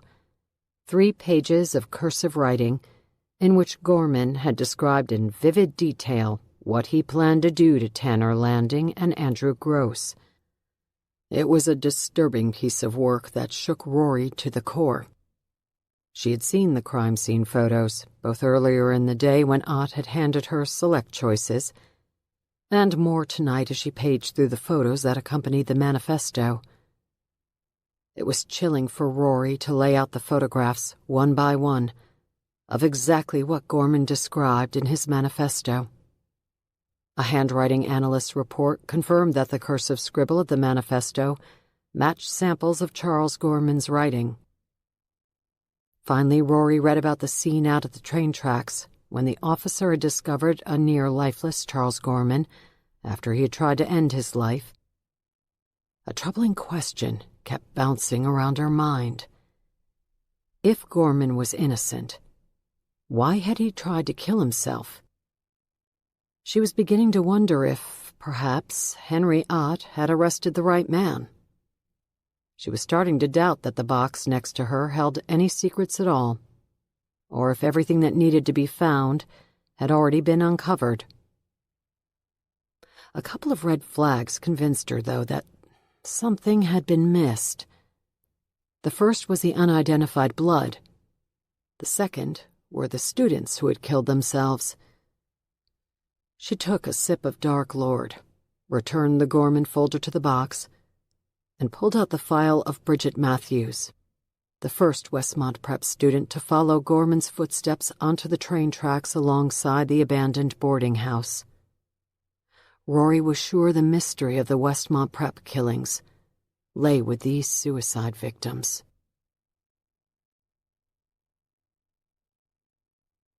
Chapter 54. Rory read Detective Ott's notes on Bridget Matthews. They included his initial interview with the girl the day Tanner Landing had been found impaled on the fence, and the detective's discussion with Bridget's parents in the wake of her suicide. Together, the transcripts painted Bridget as a typical teenager. She came from a wealthy family, and her relationship with her parents sounded no more strained than most kids her age who were sent to a boarding school for 10 months out of the year. Bridget's version of events on the night of the crime was a spot-on match when Rory compared it against the other students' statements, which meant they were all telling the truth or a well-rehearsed lie. The story went like this. They all met at a pre-planned location off Route 77 on the south end of campus. This was the typical route the students took to reach the boarding house, a little-known back route that was off the beaten path and avoided the need to cross the main campus. On the night of June 21st, the students gathered on Route 77 to participate in the initiation of a game called The Man in the Mirror. Their task that night was to venture alone into the woods surrounding the boarding house and search for keys that had been hidden by the seniors. The keys would open the safe room inside the boarding house. They were required to complete this challenge by midnight. The group consisted of 5 juniors: Bridget Matthews, Gwen Montgomery, Gavin Harms, Theo Compton, and Danielle Landry. Tanner Landing, who was Bridget's boyfriend, had gone to the woods earlier than the others. Each student offered the identical explanation for Tanner's isolation that night. They said Tanner was more enthusiastic about the night than the rest of the group, and was determined to be the first to arrive at the boarding house and complete the challenge. The benefit of such a feat was becoming the leader of the initiates and the head of the group the following year when they took things over as seniors, a position that had been held by Andrew Gross. After reaching the designated location on Route 77, they each set out into the woods. After an hour of searching, they had all found their keys and raced back to the house at different times. As they emerged from the woods, the first thing they saw was Tanner Landing impaled on the gate. Panicked, they all ran back to campus. All but one. Gwen Montgomery stayed behind and tried to lift Tanner off the gate before finally settling on the ground next to him and waiting for help. Rory took a sip of Dark Lord and imagined teenagers stalking through a dark forest. Few of these details had made it to the public's attention.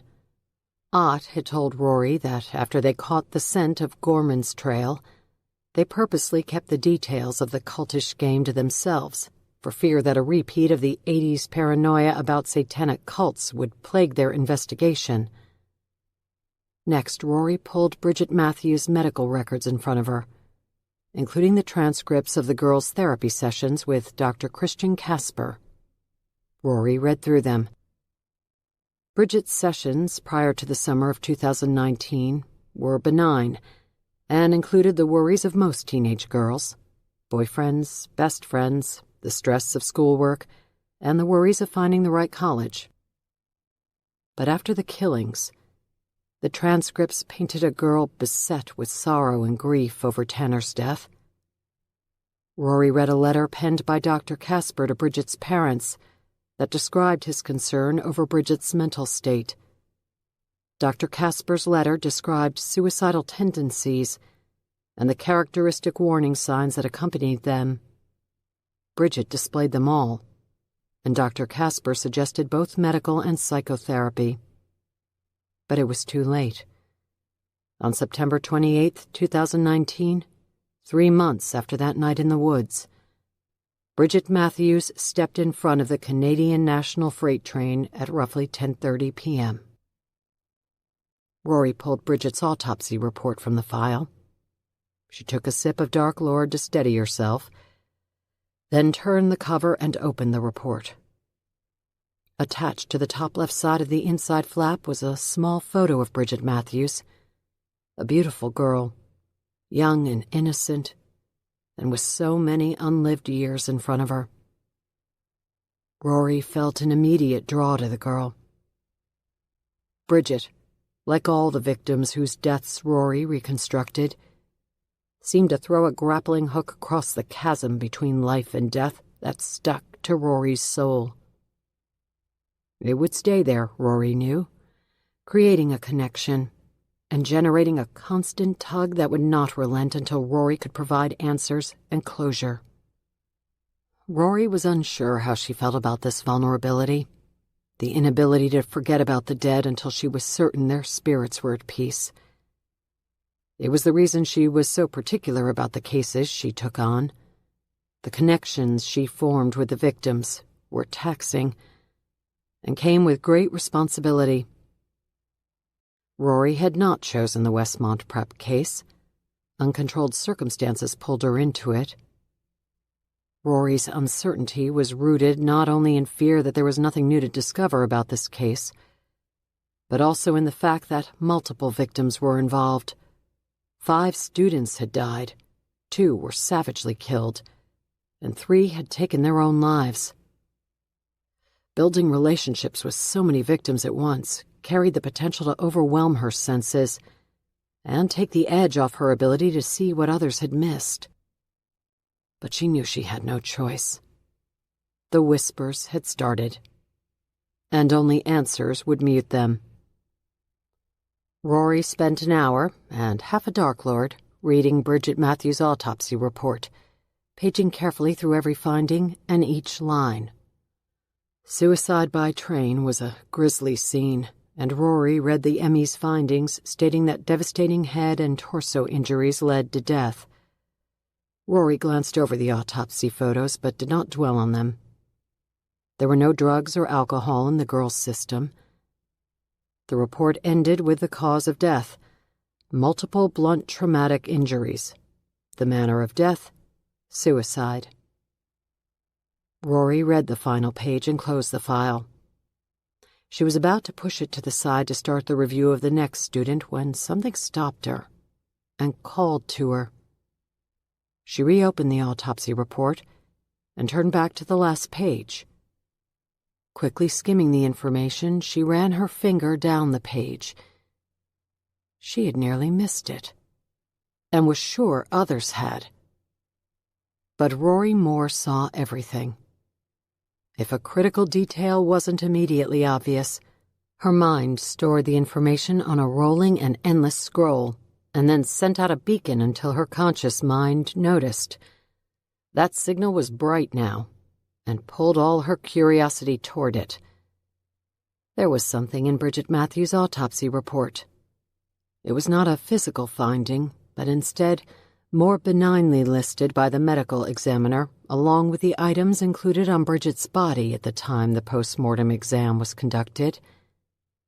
In the pocket of Bridget's jeans were 3 items: a tube of chapstick, an ATM card, and a penny. She might have skimmed right over the description of the penny, but she hadn't. She stopped and read the ME's notes that described the penny as flattened and oblong. Rory's mind fired. Like a short circuit, something flared until her memory spun the scroll to the exact location she needed. She pushed her chair away from the desk and fell to her knees as she riffled through the evidence box. There she found the notes from Charles Gorman's attempted suicide. She took the file and placed it on the desk, covering Bridget's autopsy findings, something she would never normally do since the unorganized concept of having one open file touch another would typically have her out of sorts. But so fragile was the thread she was looking for that she had no time to organize things now into tight piles. She opened Gorman's file, licked her index finger, and paged through the contents until she found the list of items discovered at the scene of his attempted suicide. Item 72, imaged in the crime scene photo next to an inverted yellow marker, was a flattened and oblong penny found just 3 feet from where Gorman's near-lifeless body lay. A clear and distinguishable fingerprint lifted from the penny had been matched to Charles Gorman, suggesting that he had been holding the penny at the time he was struck by the train. Analysis of this coin suggested that its unusual shape had been caused by placing it on the rails and allowing a train to pass over it.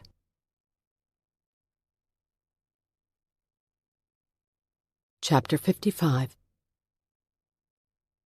Her discovery was worthy of a middle-of-the-night discussion.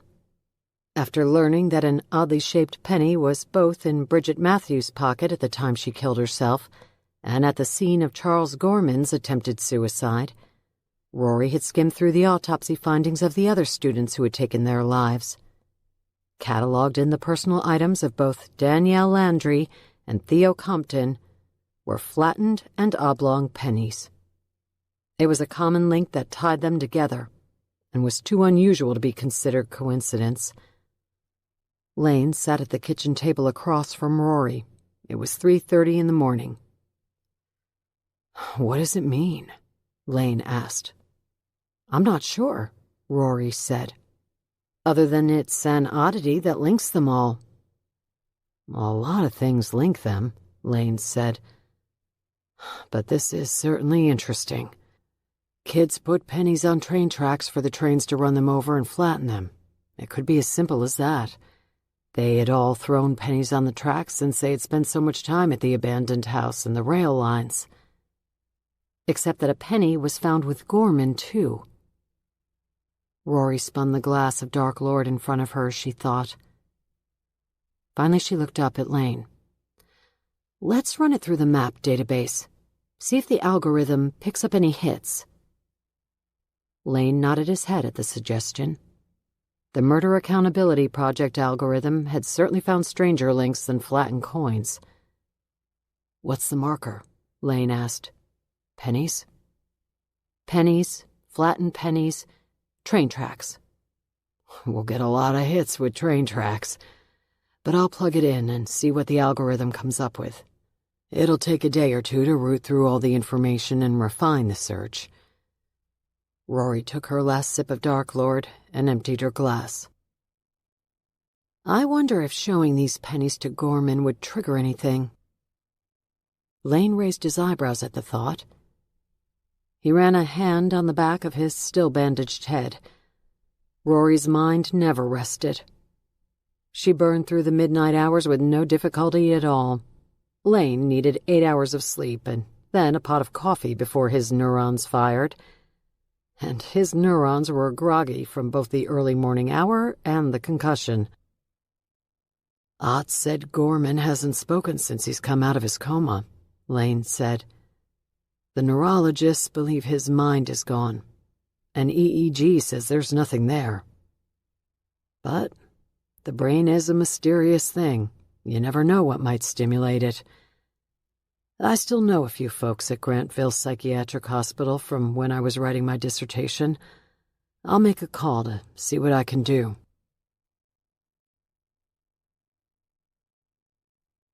Chapter 56. The nurse walked into room 41 and saw her patient standing by the sink, toothbrush in hand, and staring into the mirror. It was a common scene. Her patient had had the wherewithal to begin a task, but became stuck somewhere in the middle, having forgotten the end goal. The nurse tended to many patients, but found the resident of room 41 in these situations often. Sometimes standing next to the bathroom door, forgetting that sitting on the toilet was the original intention of walking to that location, or sitting at the table with fork in hand, but forgetting to eat.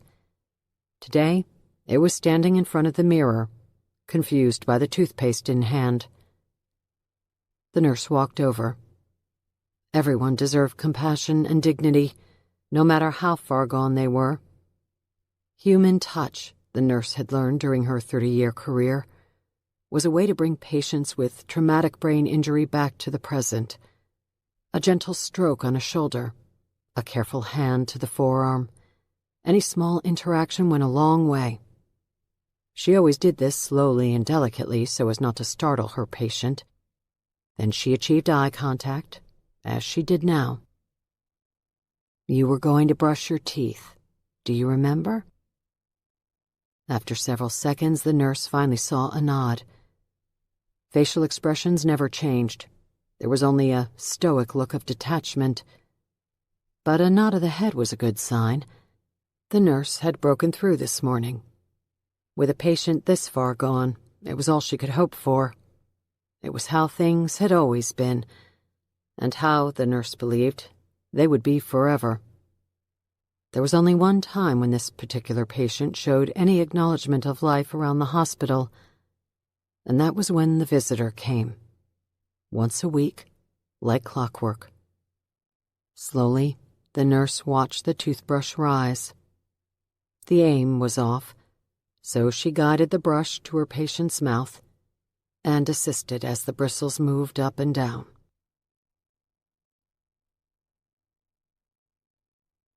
Chapter 57. It was late afternoon on Thursday, the day after Rory had stumbled across the pennies that linked each of the Westmont prep students who had killed themselves. That Charles Gorman also possessed one of these coins was another piece to the puzzle. Lane started the search through the map database by setting the markers, pennies, flattened pennies, trains, train tracks, and looking for matches to other homicides. He knew his search would be broad, and that the algorithm would take time to sort through the findings. While he and Rory waited for the preliminary results, they turned their attention to Lane's laptop, which was open in front of them in the front room of the cottage. A thumb drive protruded from the USB port, and the computer screen played the video the crime scene investigators had shot when they arrived at the boarding house the night Andrew Gross and Tanner Landing had been killed. A properly handled crime scene, especially a homicide, included a strict pecking order. After first responders determined that a homicide had occurred, they called their superiors to develop a chain of command. Detectives were dispatched, the crime scene investigation unit was summoned, and a log was started to document everyone who entered the crime scene. The initial group to set foot on the crime scene, after first responders, were the CSI folks. Their job was to document everything with still photos and video. This was done before others could disrupt the scene, footprints and fingerprints and random dribbling of DNA. In the evidence box Henry Ott had delivered to Rory was a thumb drive that contained the crime scene photos and video recording. Rory and Lane watched now as the abandoned boarding house materialized on the laptop. The date appeared across the bottom of the screen, Saturday, June 22nd, 2019, 12:55 a.m. Spotlights offered a bubble of illumination within the black forest. The point-of-view video, shot by one of the crime scene investigators, bounced as the camera moved from the area behind the house and through the opening of the door frame. The interior of the house, too, was lighted by bright spotlights that overexposed the camera as the technician first entered the house. When the camera adjusted to the contrast, Rory and Lane saw a narrow hallway that led to the kitchen. Lane paused the video and pointed at the monitor. "Why is every cabinet door open?" Ott told me about a game called The Man in the Mirror. The students were playing some version of it that night. The spirits that come with this mythical character find safe harbor in anything that is closed. Cabinets, drawers, closets, rooms. Opening everything in sight prevents spirits from staying behind to curse you. "Lovely," Lane said. "Whatever happened to spin the bottle?" "Oh," Rory said, resuming the video. "These kids were way past spin the bottle." On the screen, the camera moved over the entire kitchen and through the first floor, where every door to every room was open. Then the camera shook its way to the front room library. Rory had walked through the room 2 days before with Detective Ott. A row of candles sat in front of a standing mirror. Matches were scattered on the floor next to the candles, and in front of it all, Andrew Gross's body lay in a heap. Rigor mortis had yet to set in, and his body appeared to have deflated, as if his once full limbs had depressurized to leave him in a mound on the floor. A clear-edged pool of blood surrounded his body, dark and syrupy. The mirror reflected the image of the crime scene technician as she swept the camera across the room, producing a strange collision of the living and dead. The surface of the mirror was speckled with blood, as was the wall behind it. The room was otherwise empty, but for the red ivy that drifted through the open window, the cherry petals fluttering as the night air whisted in from outside. The camera moved away from the window and pointed at the door to the room. On the floor of the doorway were spears of blood from where Tanner Landing's body had been dragged. The scene cut from the front room, and the next image Rory and Lane saw was filmed outside. Spotlights that shot down from overhead brightly lit the area.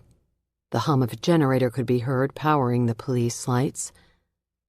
As the camera moved across the front lawn, it documented the trail of blood and the gouges in the ground produced from Tanner Landing's body dragged across the earth. Slowly, the camera moved from the ground to the wrought iron gate. Rory unconsciously leaned backward, away from the computer, as Tanner Landing's body came into view. She remembered Henry Ott describing the scene as a slaughter, and as Rory took in the image of the tine piercing the boy's chin and protruding through the top of his forehead, she could think of no better word for it. She paused the video and kept her eyes on the screen as she spoke to Lane. "No signs of a struggle inside that room," she said. "A lack of defensive wounds on either of the victims. Our thinking has been that the killer snuck up on them, but maybe that's not right. Maybe the killer was one of them. Maybe the killer was with them." Another student. Possibly. In that scenario, these two would have been caught off guard, not because someone snuck up on them, but because they had no reason to think whoever was with them had any intention of harming them. Lane reached forward and rewound the video until they were back inside the house. "Look at the mirror," he said. "It's spattered in blood. That means the killer attacked from behind, allowing the blood spatter to protrude forward. Both kids were sliced across the throat. In order for blood to cause this kind of spatter pattern across the glass, both of them were facing the mirror and the attacker was behind them."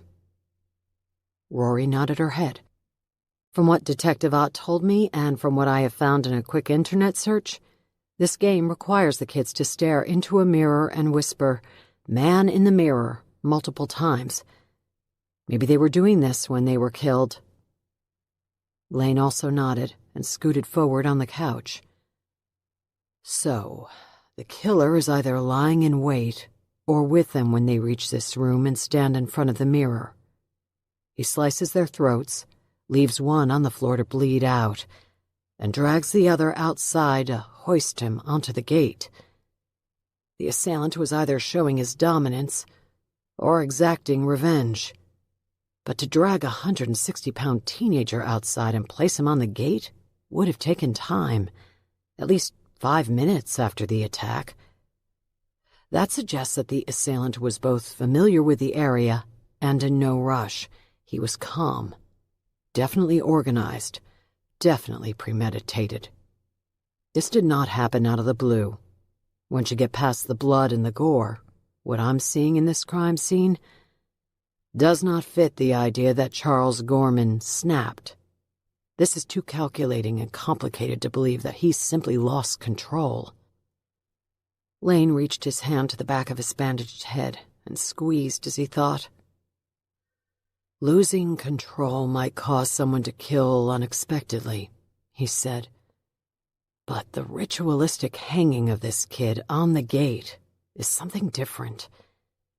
It wasn't reactionary. It was planned, and it was intentional. No matter how much these kids bully Gorman, his profile doesn't match someone who would lose control. It doesn't match someone who would kill like this, or at all. But Gorman described the scene exactly as is shown here in the video, Rory said. He wrote out the details of slashed throats and the impalement on the gate. That supports your profile of premeditation, that he carefully planned it out ahead of time. Rory stared at the monitor a bit longer, and then finally turned to Lane. The students at Westmont Prep were required to meet with their counselors once a week. I read through Bridget Matthews and Danielle Landry's medical records and noticed that their therapy sessions encourage them to journal their thoughts, their fears and their anxieties, and some of their most private inner reflections. It's a common tool in psychotherapy. Maybe Gorman's manifesto was simply that, his innermost contemplations put onto the page as a therapeutic way to dispel them. Lane cocked his head to the side. But that would mean someone else could have read Gorman's journal and set up the scene exactly as he described. Lane sat upright, interested in Rory's hypothesis. Patient-doctor confidentiality dictates that only one other person would have had access to his journal. Correct? Does his file indicate that he was in therapy? It does, Rory said. Does it mention his doctor's name? Rory nodded. Gabriella Hanover.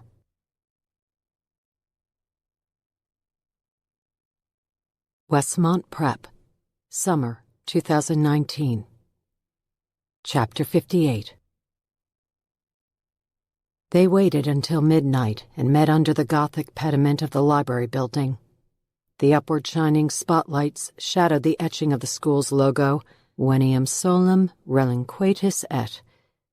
They were certainly together tonight, if only reluctantly. The latest challenge put forth by Andrew Gross required them to sneak into Mr. Gorman's house and steal a personal item.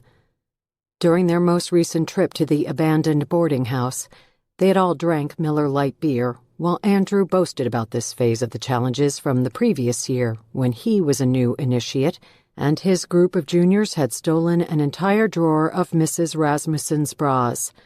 Word had spread of the theft, and rumors were whispered through campus that those involved in the man-in-the-mirror challenges were responsible.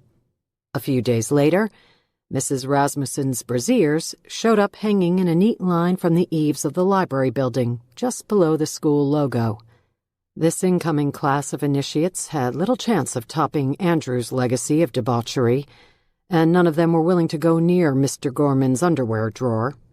But Tanner was adamant that they could pull something off that would draw the seniors' attention and respect. The key Andrew had given them was supposedly a master to the back doors of all the houses on Teachers' Row.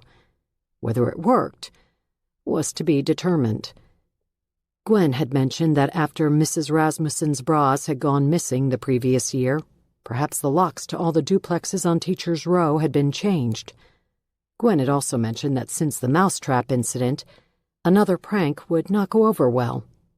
They were under close scrutiny, and both Tanner and Andrew had been called in to speak with Doctors Hanover and Casper, who warned that they would not tolerate the same level of disrespect that had taken place the previous summer. They were all reminded of the code of conduct Westmont Prep demanded. Breaking and entering was not part of it. Still, here they were, hidden under cover of darkness, and slithering their way to Teachers' Row. They each had their own reasons for tonight. Tanner was desperate to fit in and be accepted, and he would do nearly anything to one-up those he was trying to impress. Gwen and the others wanted, on some level, to be part of the exclusive group inside the walls of Westmont Prep. None would argue that point. But something else was driving them too. Fear. Since arriving at Westmont Prep as wide-eyed freshmen, they had chased the myth of the man in the mirror. Nearly every student had. The folklore was so prevalent on campus that only a handful of students were able to escape the lure of the legend. Now, somehow, this group of 6 had been given the opportunity to participate in that fable. Not some cheap replica of it that a few other students had tried to create. June 21st was the real deal. But to get there, to receive the privileges that came from completing the Man in the Mirror challenge, they had to go through the initiation challenges. They believed in the myth just enough to follow Tanner tonight through the shadows of campus. None knew how much their lives were about to change.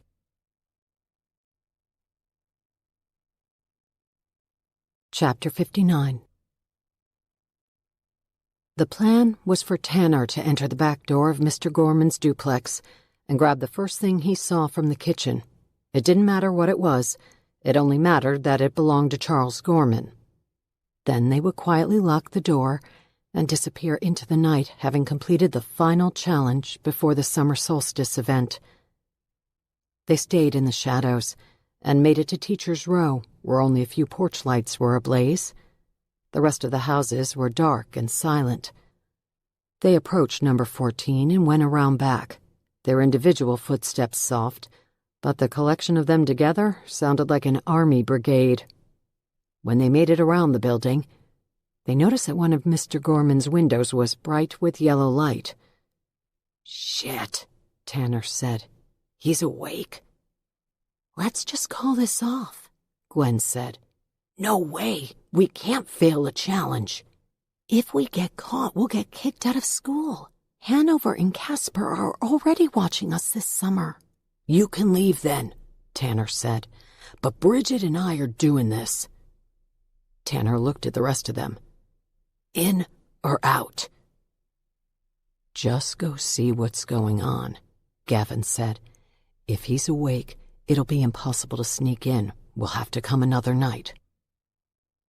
Tanner turned from the group and crouched down as he approached the back window. His silhouette crept along the edge of the house until he was just to the side of the lighted window. Then he leaned over and peeked inside. There was a moment of stillness as the others watched him. Each of them held their breath. They were on a trip switch, ready to bolt into the night if the back door opened or the curtains moved.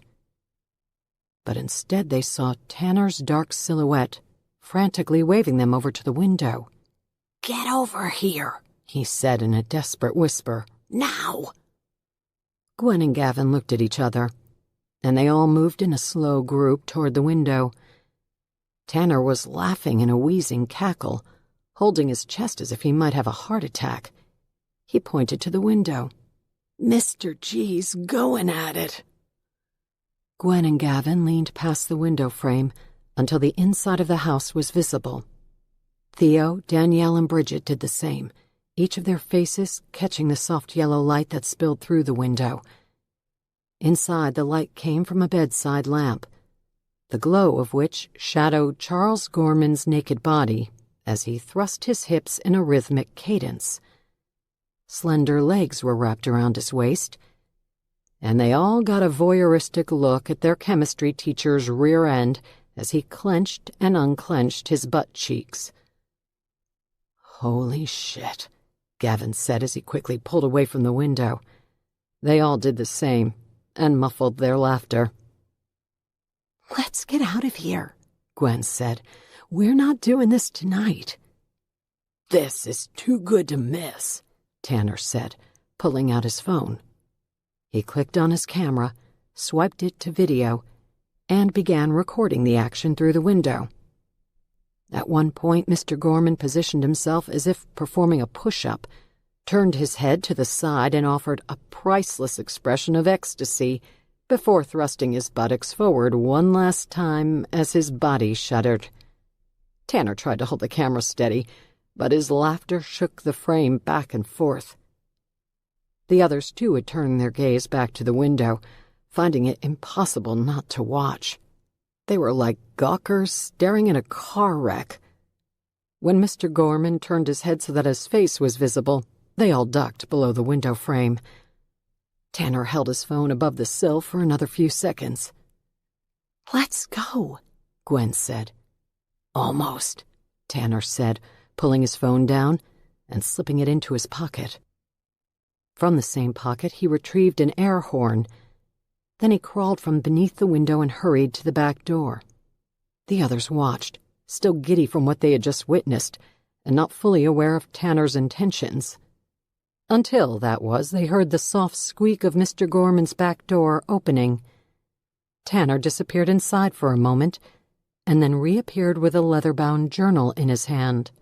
"First thing I could find," he said, out of breath from the surge of adrenaline. "You are so crazy," Gavin said. He grabbed Gwen's hand. "Let's get out of here." They all turned from the still open door and began their silent escape. That's when the air horn sounded, 3 long bursts that shattered the silence of the night with an ear-splitting squeal. "Better run, losers," Tanner said as he streaked past them. Mr. Gorman's door was still wide open. With hearts thumping, they all took off into the night.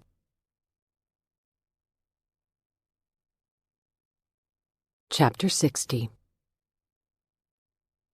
Charles Gorman was breathing heavily when he collapsed onto the woman under him.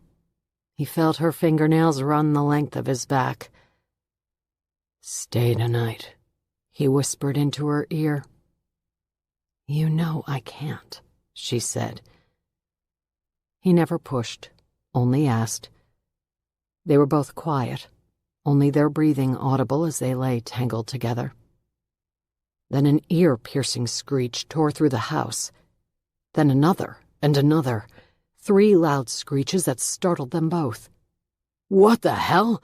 Charles yelled as he rolled off the bed and crashed to the floor as if the burst of noise had physically lifted him and thrown him down. The woman pulled the sheets over her naked body. Charles heard laughter and stampeding footsteps. He pulled on his underwear and bolted out of the bedroom, down the hall and into the kitchen. The back door was wide open. He turned on the lights and looked around. The house was empty. He hurried outside and looked up and down the path that ran behind the duplexes. The pounding of feet was off to his left, and quickly fading into the night, he took a few steps in their direction and listened again. But all he heard was the hum of locusts. Another moment passed, and he was tempted to run into the darkness and follow the footsteps. He was sure he could catch them. He figured they were headed for the dorms. But he was wearing only his white underwear. He turned and walked back into the house. When he made it back to the bedroom, Gabriella Hanover was already dressed. She was visibly shaken. "Goddamn kids," Charles said. "They think they run this place in the summer." Gabriella's hand was shaking as she ran her palm across her mouth and over her cheek. "Who was it?" "I didn't see them, but it had to be Andrew Gross or Tanner Landing." "Charles, do you think they saw us?" "How could they have seen us?" "They were in the house, Charles. Do you think they saw us?" No, it's just a stupid dare. Open the door and blow an air horn, or whatever the hell that was. They wouldn't have the balls to come into my house, the little shitheads. We could get in a lot of trouble if anyone found out about us. There are rules against what we've been doing. No one's going to find out, Gabriella. No one saw anything. It's stupid kids on a stupid dare. I'm your superior, Charles. This shows a complete lack of judgment on my part. If anyone found out about this, the school board would release me immediately. Not to mention that I'm sleeping with one of my patients. I could lose my license, Charles. He came over to her and tried to comfort her, but she pushed him away. I have to go, she said. We'll talk tomorrow.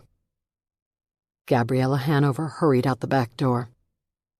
Gorman stood in his kitchen and watched her leave. He walked over to the door and slammed it shut.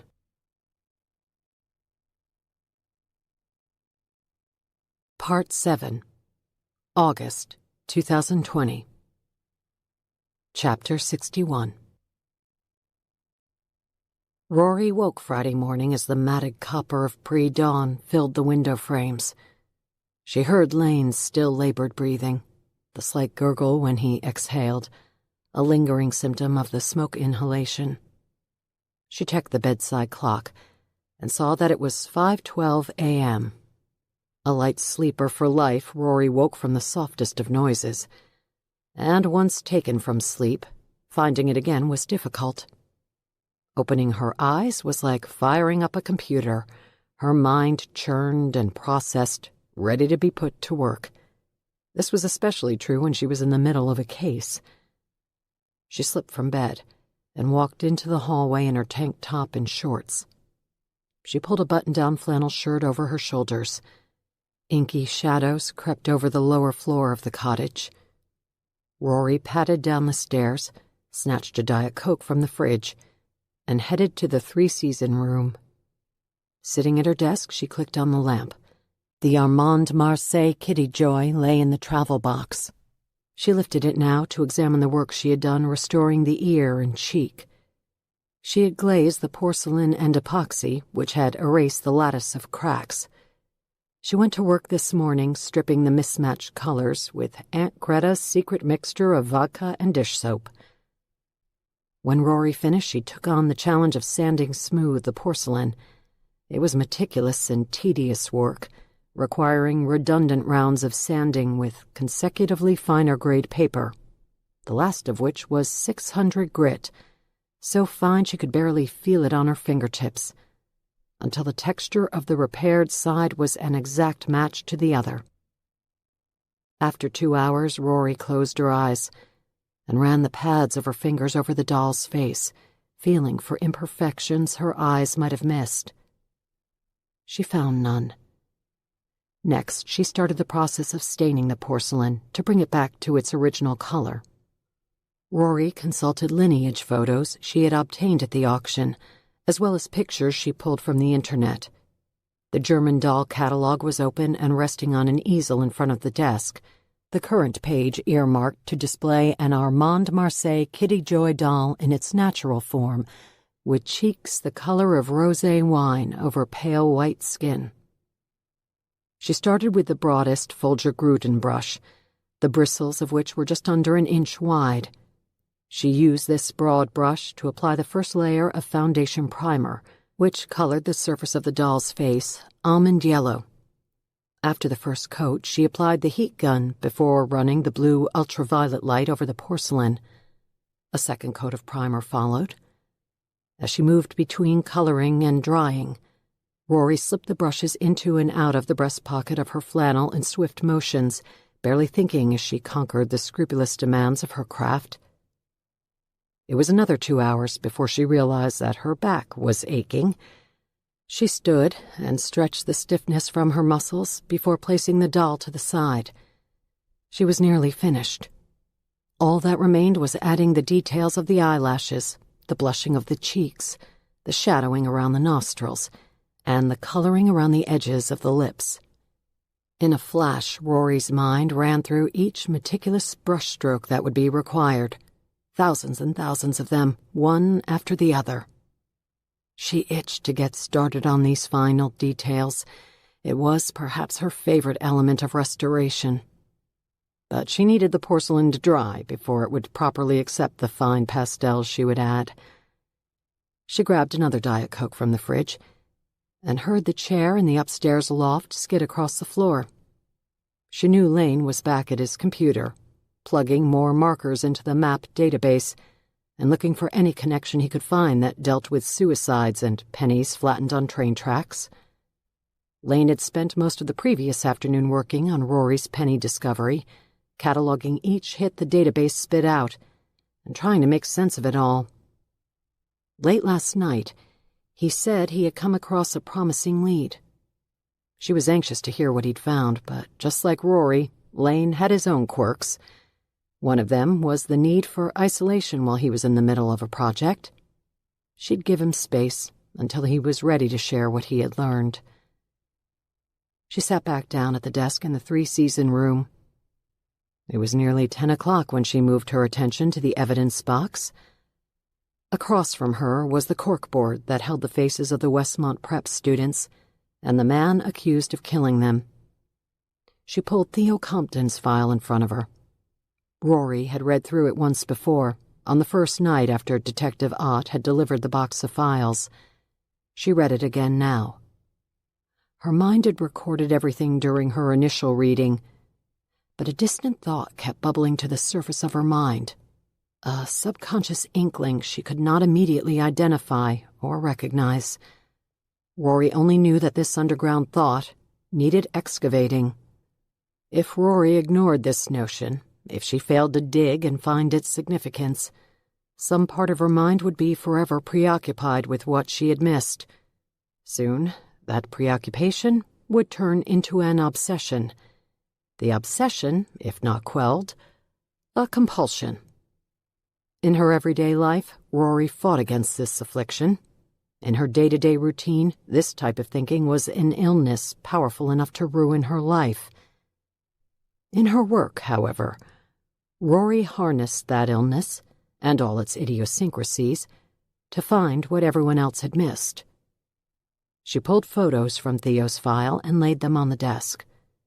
They were large 8x10 prints of the train tracks, Theo Compton's body, shoe prints, and the surrounding area. During Rory's first time through the file, she had been focused on the flattened and oblong penny found in Theo's pocket at the time of his suicide. But there was something else. Something her subconscious mind had noticed. She worked now to figure out what it was.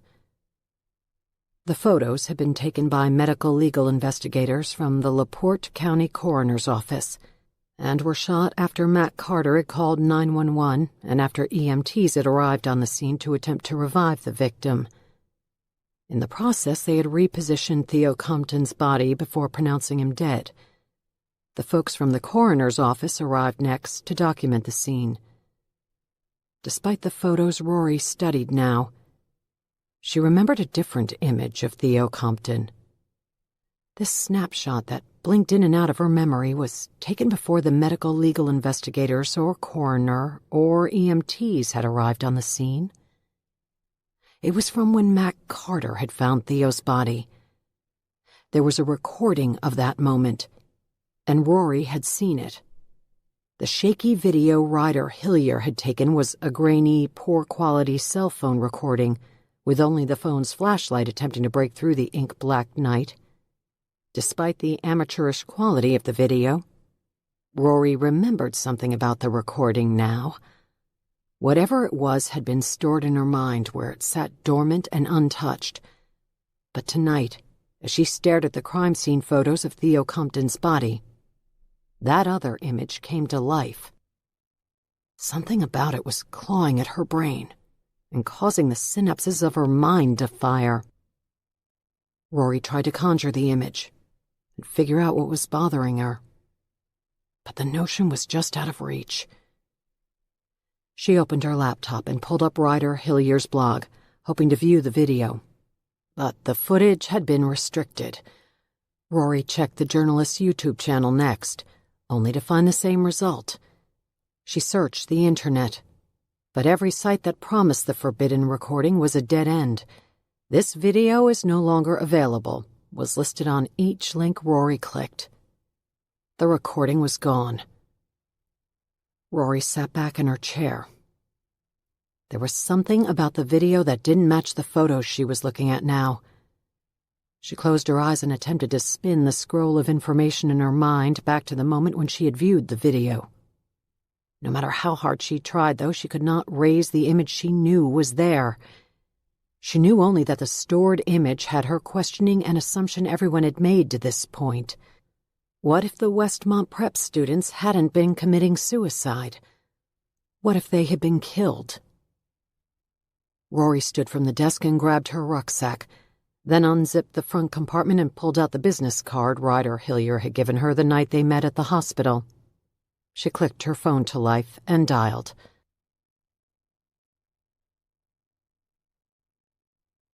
Chapter 62. Ryder Hillier sat across from Theo Compton's mother at the kitchen table. She had made the 4-hour drive to Cincinnati early Friday morning, and now, at just past 10, Ryder accepted Mrs. Compton's offer of coffee. The steam spiraled up from the mug when Paige Compton placed it in front of her. "Thanks for coming all this way," Mrs. Compton said. "Of course," Ryder said. "Thank you for inviting me. I'm anxious to hear your story, but I want to mention again how very sorry I am for posting that video of your son. Please believe me when I say I'm filled with regret and remorse." "Thank you for saying that, but whether you posted that video or not, my son would still be gone. Tell me," Mrs. Compton said as she sat down at the kitchen table, "how did you know Theo would be at the boarding house that night?" Ryder put her hands around the hot mug to keep them occupied. She was still hesitant to be sitting in the Comptons' kitchen. First, because of the lawsuit Paige Compton had levied against her, and second, because if her editor found out she was chasing this story, he'd fire her on the spot. "Theo left a message on Matt Carter's podcast website," Ryder said. "The message indicated that he'd be out at the house that night." "Doing what?" "At the time I read the message, I had no idea." "What did the message say?" "Haven't the police gone through this with you?" "No, they've barely talked to me. They informed me that Theo killed himself, but haven't given me or my husband a second thought since. And because we're so far away, all we can do is leave messages and hope for a call back." "Would you like to see the message Theo wrote?" Ryder asked. "I could pull it up on my phone." Mrs. Compton's eyes grew wet with tears. She nodded. On her phone, Ryder pulled up the Suicide House webpage. It had been 2 weeks since the last episode aired, and despite the death of Matt Carter, she knew his massive audience was hoping for further installments. She scrolled through the message board until she found Theo's cryptic comment. Here. It said, MC 1335. "Tonight, I'll tell you the truth. Then whatever happens, happens. I'm ready for the consequences." Mrs. Compton took the phone when Ryder offered it. "What do the numbers mean?" Mrs. Compton asked as she stared at the message. "They're coordinates of sorts, directions on how to get to the abandoned boarding house through a back route." "How did you know what they meant?" "I've done quite a bit of research on Westmont Prep since the killings last summer, and I have written about it on my blog. During my research, I stumbled across the coded message. An alumnus I interviewed clued me in on the meaning. It sounded as if most of the student body knew what the numbers stood for. There's some folklore around the code, and a lot of rumor and speculation about what goes on at the boarding house." "Does it have to do with that game they were playing?" Ryder shrugged and shook her head. "I'm not sure exactly. I only knew that Theo was asking Mac Carter to meet him out at the boarding house. That's why I went. I was chasing a scoop, trying to break a story and be the first to report on it. What sort of breaking news did you think you'd find? I wasn't sure. I knew that Theo had started to reveal some details when talking with Mac Carter before he decided against it at the last minute. Your son was featured on one of the podcast episodes. I've always believed there's more to the Westmont Prep story than what's out there. And I suppose I figured your son knew something about it. But please, believe me when I tell you that I had no idea I'd find Theo the way I did. Mrs. Compton sat in silence until she looked up from the phone and stared Ryder in the eye. Why would my son ask an investigative reporter who was doing a podcast about the murders at his school to meet him at the very place where the murders took place, only to kill himself before that reporter arrived? The question was so blunt and direct that it caused Ryder to blink several times as she considered it. I don't know, Ryder finally said. Theo never talked to me much about what happened the night he and his friends went to that house in the woods. He never talked about the boys who were killed last summer. He said it was too hard to discuss, and that the doctors at school were helping him and students get past the tragedy. I never pushed. I thought he was going through enough without his mother nagging him. But then Theo called me. It was the night before he died. He said he was worried. Worried about what? Ryder asked.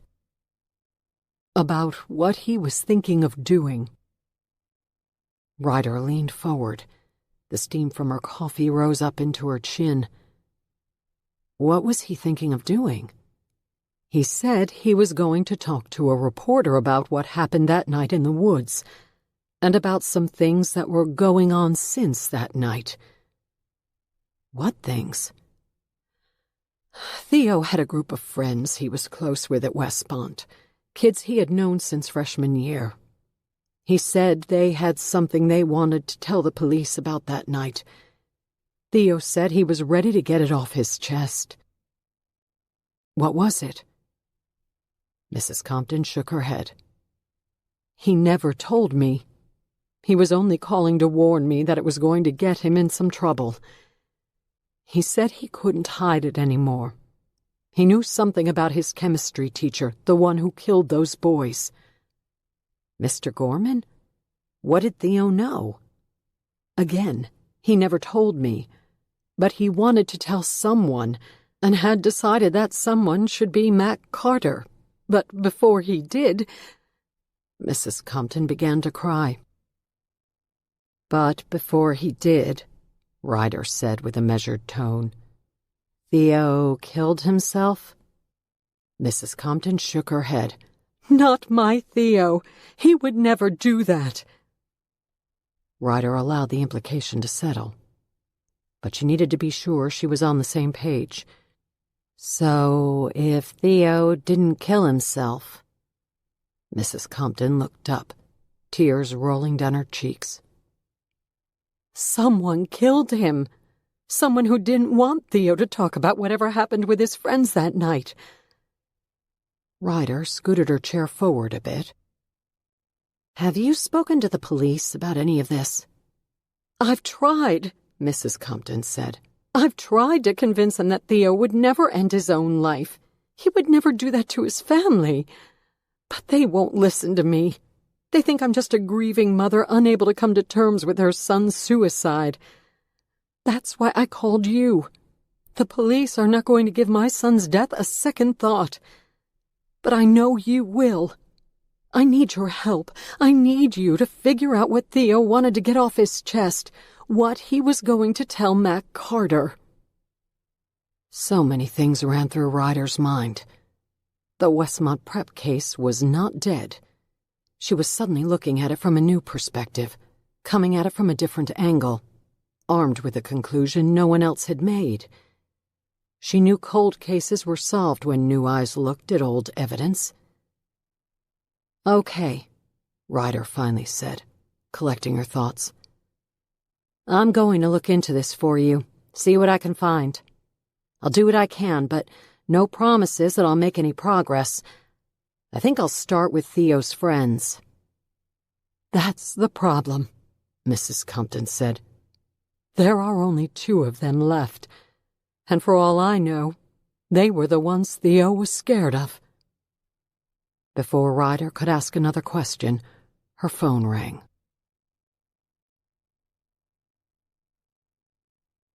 Chapter 63. Gwen Montgomery climbed the stairs of the library building until she reached the top floor. 6 sturdy wooden desks were positioned in precise order between shelves that held old periodicals and encyclopedias. Students came here for quiet. Students came here to really study, not to chat and laugh like what happened on the main floor of the library. During summer session, with only a scant number of students on campus, the upper level of the library was always vacant. It had become the spot for her meetings with Gavin. The dorm had been deemed too dangerous for their discussions. She walked to the row of windows that overlooked the front entrance of campus. The giant brick pillars that were connected by the tall wrought-iron gate that ceremoniously closed each year on Gate Day, trapping the students inside. Although not visible from her perspective inside the library building, Gwen knew the windows she looked through now were positioned just below the etched letters on the building's pediment that reminded students that they came to Westmont Prep alone, but left together. She wondered now if she'd ever leave at all. "Hey," Gavin said in a whispered voice behind her. She startled and turned away from the windows. "What's wrong?" His question, all by itself, bothered her. Gavin knew goddamn well what was wrong, and his nonchalance about the situation had always disturbed her, but never more so than over the last few weeks. Their actions had affected so many lives. "I feel like we have no idea what's going on," she said. "We have no idea what anyone knows. Ever since the podcast ended and Ryder Hillier's site was scrubbed, we've been in the dark." "That's a good thing," Gavin said. He walked closer to her. "Remember how worried you were when we heard about the podcast in the first place? The less people poke around, the better for us." "But at least we had information to go on. At least we knew what the pulse of the investigation was. Now we know nothing." "We know no one's asking to talk to us. That's all we should care about at the moment. You want people poking around? You want to see what would have happened if Theo had spilled his guts?" "Jesus, Gavin, you talk like it's a good thing that Theo killed himself." "It's a goddamn tragic thing. But it might have been worse had he told Matt Carter about that night. Shit, Gwen. I'm the only one thinking clearly here, and for that, I'm crucified. Where would we be right now if I weren't holding things together?" She didn't answer. "Listen," Gavin said, his tone softer. "I know this is hard, but we don't have a choice anymore. We did at one point, and we made our decision. Now we have to ride this out. We have to stick together. We're the only ones left, Gwen. It's just me and you." Gwen nodded and shook her head. She wrapped her arms around her bony shoulders and hugged herself. "I just wish we had a way of knowing about the investigation. I wish we had a way of knowing what they know." "Don't you see? A lack of information is a good thing. It means they don't know anything. And as long as you and I stick together, it will stay that way." He came over and took her in his arms. But Gavin's touch had lost its comfort. He was no longer endeared to her. He had changed so much since last year that Gwen barely recognized him.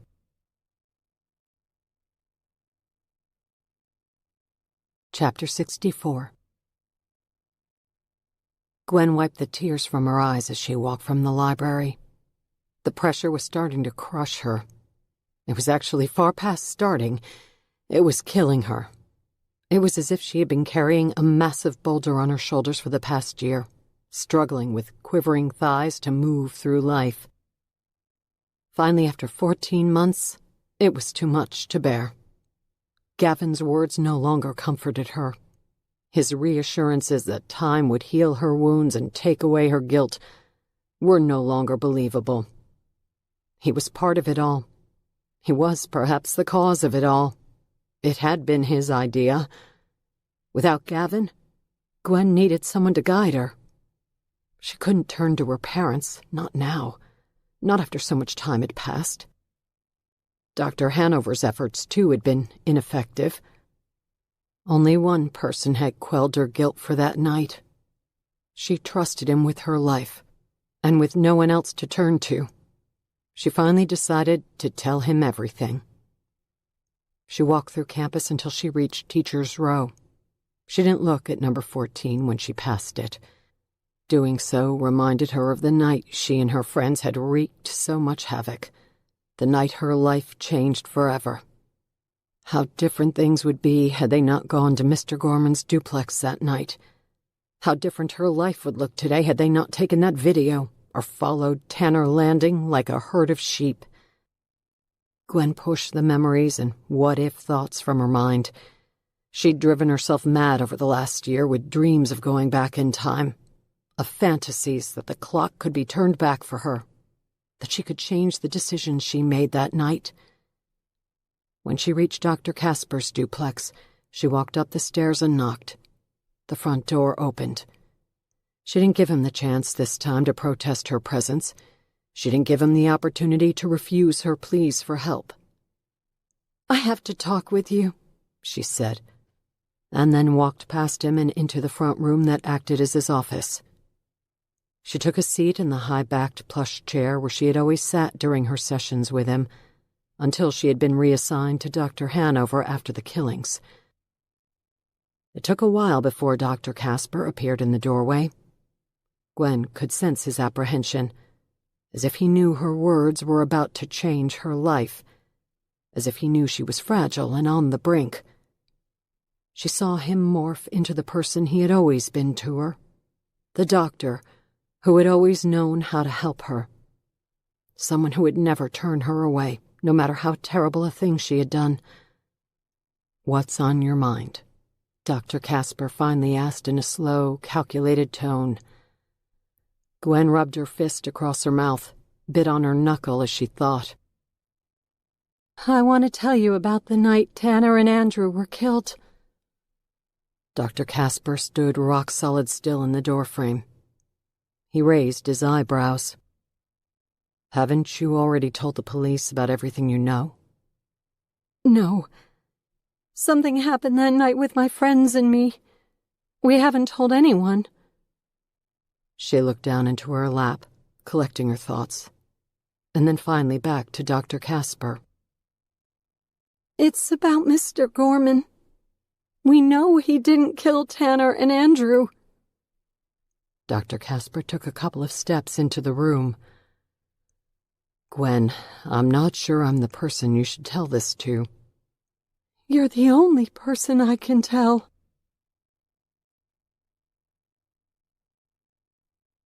Westmont Prep, Summer 2019. Chapter 65.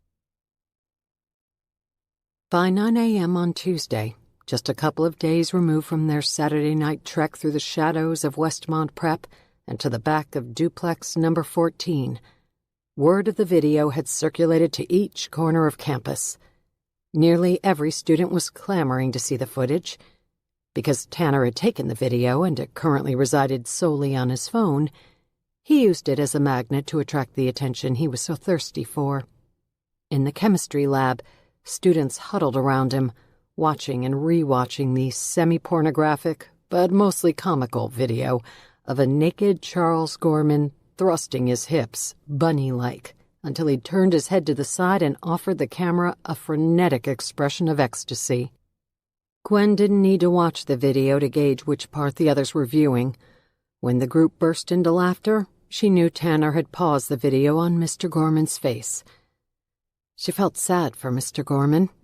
Such a private part of his life had been stolen and was now being dished out to everyone with a voyeuristic need by someone who craved acceptance from his peers more than he respected the basic tenets of privacy. Tanner had created memes from what he considered the best parts of the video. There was one titled The Jackhammer, which included Mr. Gorman's naked buttocks bouncing furiously up and down in a fast-forward loop. Another was labeled Mr. G's Money Shot and included a zooming close-up of Gorman's grainy and darkened face when he turned his head to the side. "He's an idiot," Gavin said to Gwen. They stood at their lab station with Theo and Danielle. "He's going to send that video to someone, and before long it's going to show up on social media.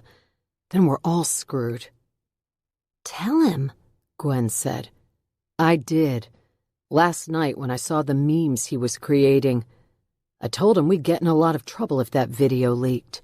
He doesn't care. He thinks it's his ticket into the good graces of Andrew Gross, and he's sure it will be considered a clear trump of Mrs. Rasmussen's underwear hanging from the library." "Good morning," Mr. Gorman said as he entered the lab. "Quiet down and break into your lab groups." He looked at the group huddled in the back corner of the lab. "Mr. Landing, what's so amusing over there?" "Nothing," Tanner said, slipping his phone into his back pocket. Smiles and snickers plagued the entire class. "I was just preparing for the experiment we're doing today." "Excellent," Mr. Gorman said. "Surely then you'll be able to explain it to the class?" Yeah," Tanner said, barely able to control his laughter. He looked at Andrew Gross, who was standing across from him. "Today's experiment will create a slow build-up to a sudden eruption." At once the classroom broke into laughter. Mr. Gorman waited for silence. "There is a short video we'll watch about today's experiment," he said, as he dimmed the lights and pulled the projector screen down. He started up the projector, and a blue square of light fell onto the screen. As soon as it did, Gwen's stomach dropped. "Oh, God," she whispered to Gavin. "Please tell me he didn't." Mr. Gorman started the video. The blue color vanished, and a second later the meme titled The Jackhammer appeared. The classroom was silent as Mr. Gorman's naked body popped up on the screen. It took a moment for Charles Gorman to understand what he was seeing, because the video played for several seconds before he shut the projector down and quickly left the room. It was June 18th.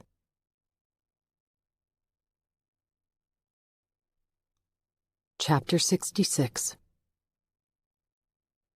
Charles Gorman was in a panic. Somehow they had recorded him.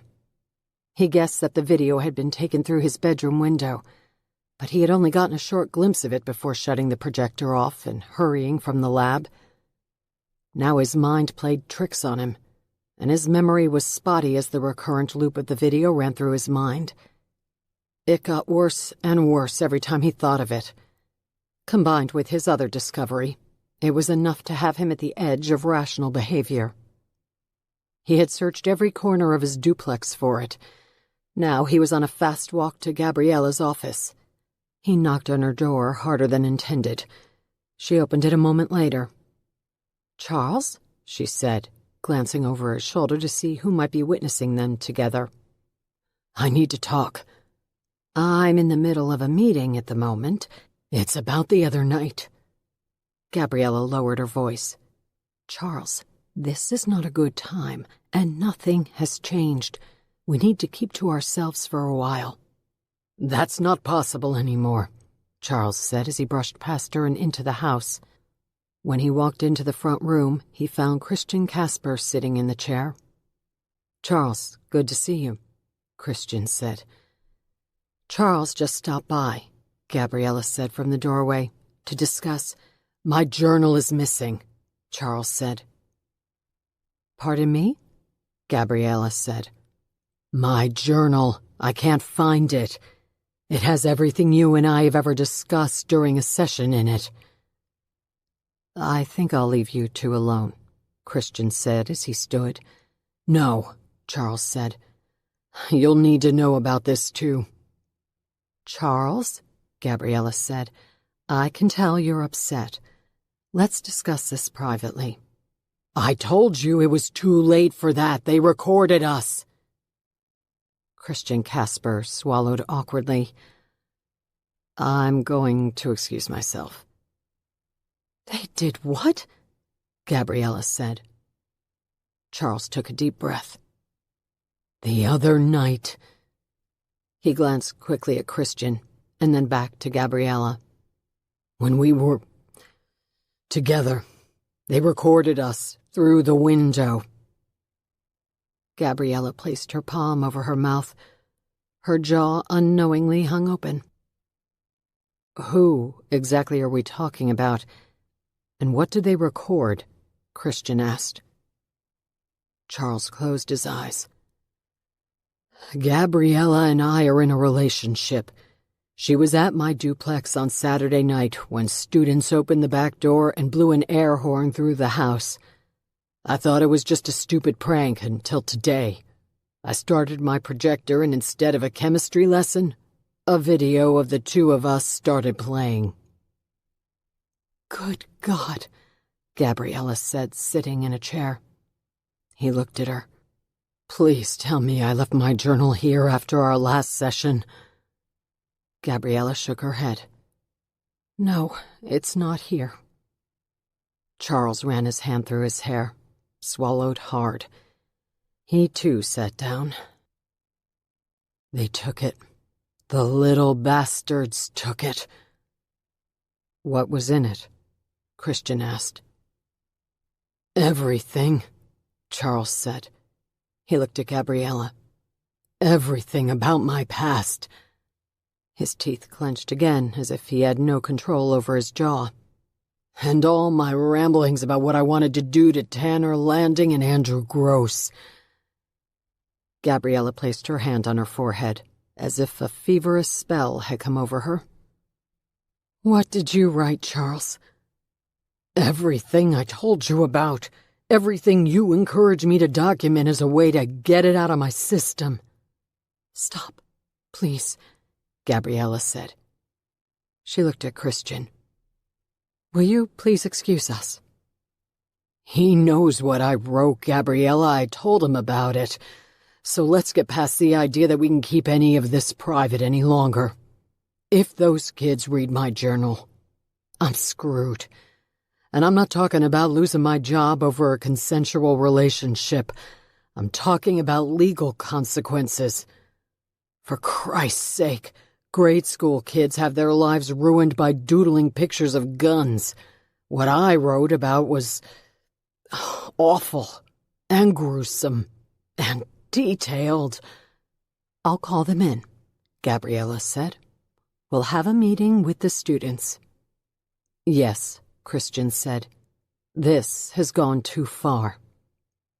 Do you honestly believe they would admit to taking my journal or to the video? Gabriella finally looked up at him. What are our other options? I think we should cancel classes for the rest of this week, Christian said. Until we get a handle on this situation. Gabriella nodded her head. I agree. Charles Gorman's eyes were glazed over, wet with worry as he stared off into the distance. His face was stoic and detached.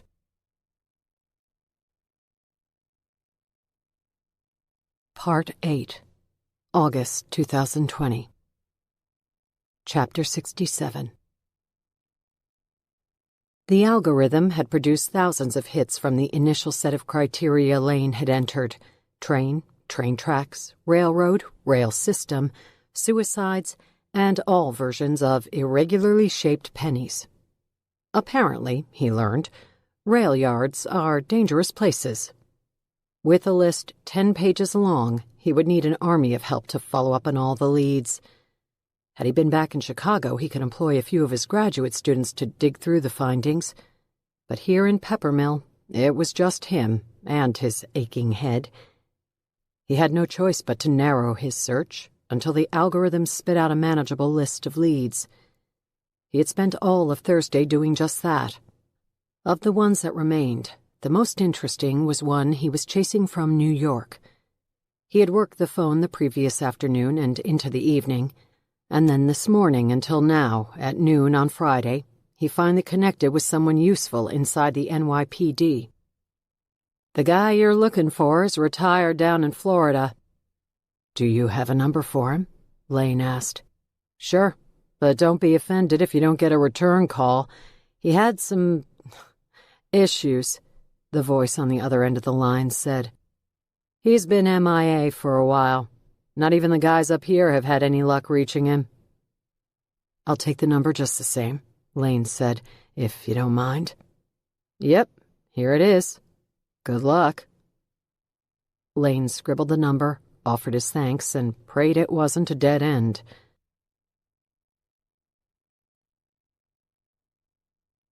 Chapter 68. Retired Detective Gus Morelli carried his La Rubia, a blonde ale from Winwood Brewing, out of his condo and hobbled down the steps to the beach on Friday evening. He typically watched the sunset from the screened-in lanai of his third-story condo, but tonight he needed to clear his head. The rented condominium was 50 steps from the beach. He'd counted, a habit he'd taken up since cancer had claimed his right leg 3 years ago. He gauged just about everything nowadays by how many steps it would take to get there. He'd all but mastered his gait on even ground, but sand was still a son of a bitch. He took his time when he stepped onto the beach. None of the other retired folks around the condominium complex knew that he walked on a titanium prosthesis. Despite the Florida heat and humidity, he wore long pants and kept to a reasonable enough pace on the sand to fool most people. For those who did notice something unusual about his gait, they'd suspect many other scenarios before concluding that he'd lost a leg. Maybe he was recovering from surgery. Since arriving down south, he had learned that nearly every old person in Florida had been under the knife in the last year. It was like a sport for them, trying to one-up each other by comparing surgical procedures. Or perhaps he was recovering from a fall, another common hobby among the population he found himself part of. Old people stumbled around like drunks, and nearly every one of them sported a boot or brace at some point during the year. He paused a moment to take a pull from his La Rubia, hoping to drown out his cynicism. Despite the serenity of Sanibel Island, Detective Morelli still had work to do to curb his contempt for old folks. They brought back dark memories from his time at the rehabilitation hospital, where he spent several weeks after he lost his leg. There, he was lumped in with the helpless and forlorn. For a few weeks, he was a member of the feeble elderly class, who depended on nurses and aides to do everything from eat dinner to take a leak. Gus was determined to never again be grouped into that demographic. The years were out of his control. How he handled them was completely up to him. Maybe, he considered, anyone who spotted him walking gingerly across the beach might believe he was simply taking his time, enjoying the sand and surf during retirement. That would be a hard sell, though, because he didn't believe it himself. Now, a case from his past was waking from a long slumber and jostling Gus along with it. He headed to the beach tonight, attempting to figure out if he was angry about being taken from hibernation, or if it made him feel alive again. Swallowing his beer, he moved gingerly across the sand and down to the surf, where the ground was smoother. He sipped his beer and looked out across the ocean. He watched for the moment when the top crest of the sun dipped below the horizon. According to an old man he'd met on his first day on Sanibel, a green flash appeared the instant the sun sank below the horizon. After 3 months of sunsets, Gus was starting to think the old man was full of shit. Still, he squinted his eyes at the horizon and waited for the sun to sink into the ocean. All he was really thinking about, though, was the phone call he had received earlier in the day from the forensic psychologist out of Chicago, who was interested in an old case Gus had been involved with. The setting sun and its reflection glistening across the ocean disappeared as his thoughts drifted back to an autumn day in New York when a teenaged boy was killed on the train tracks.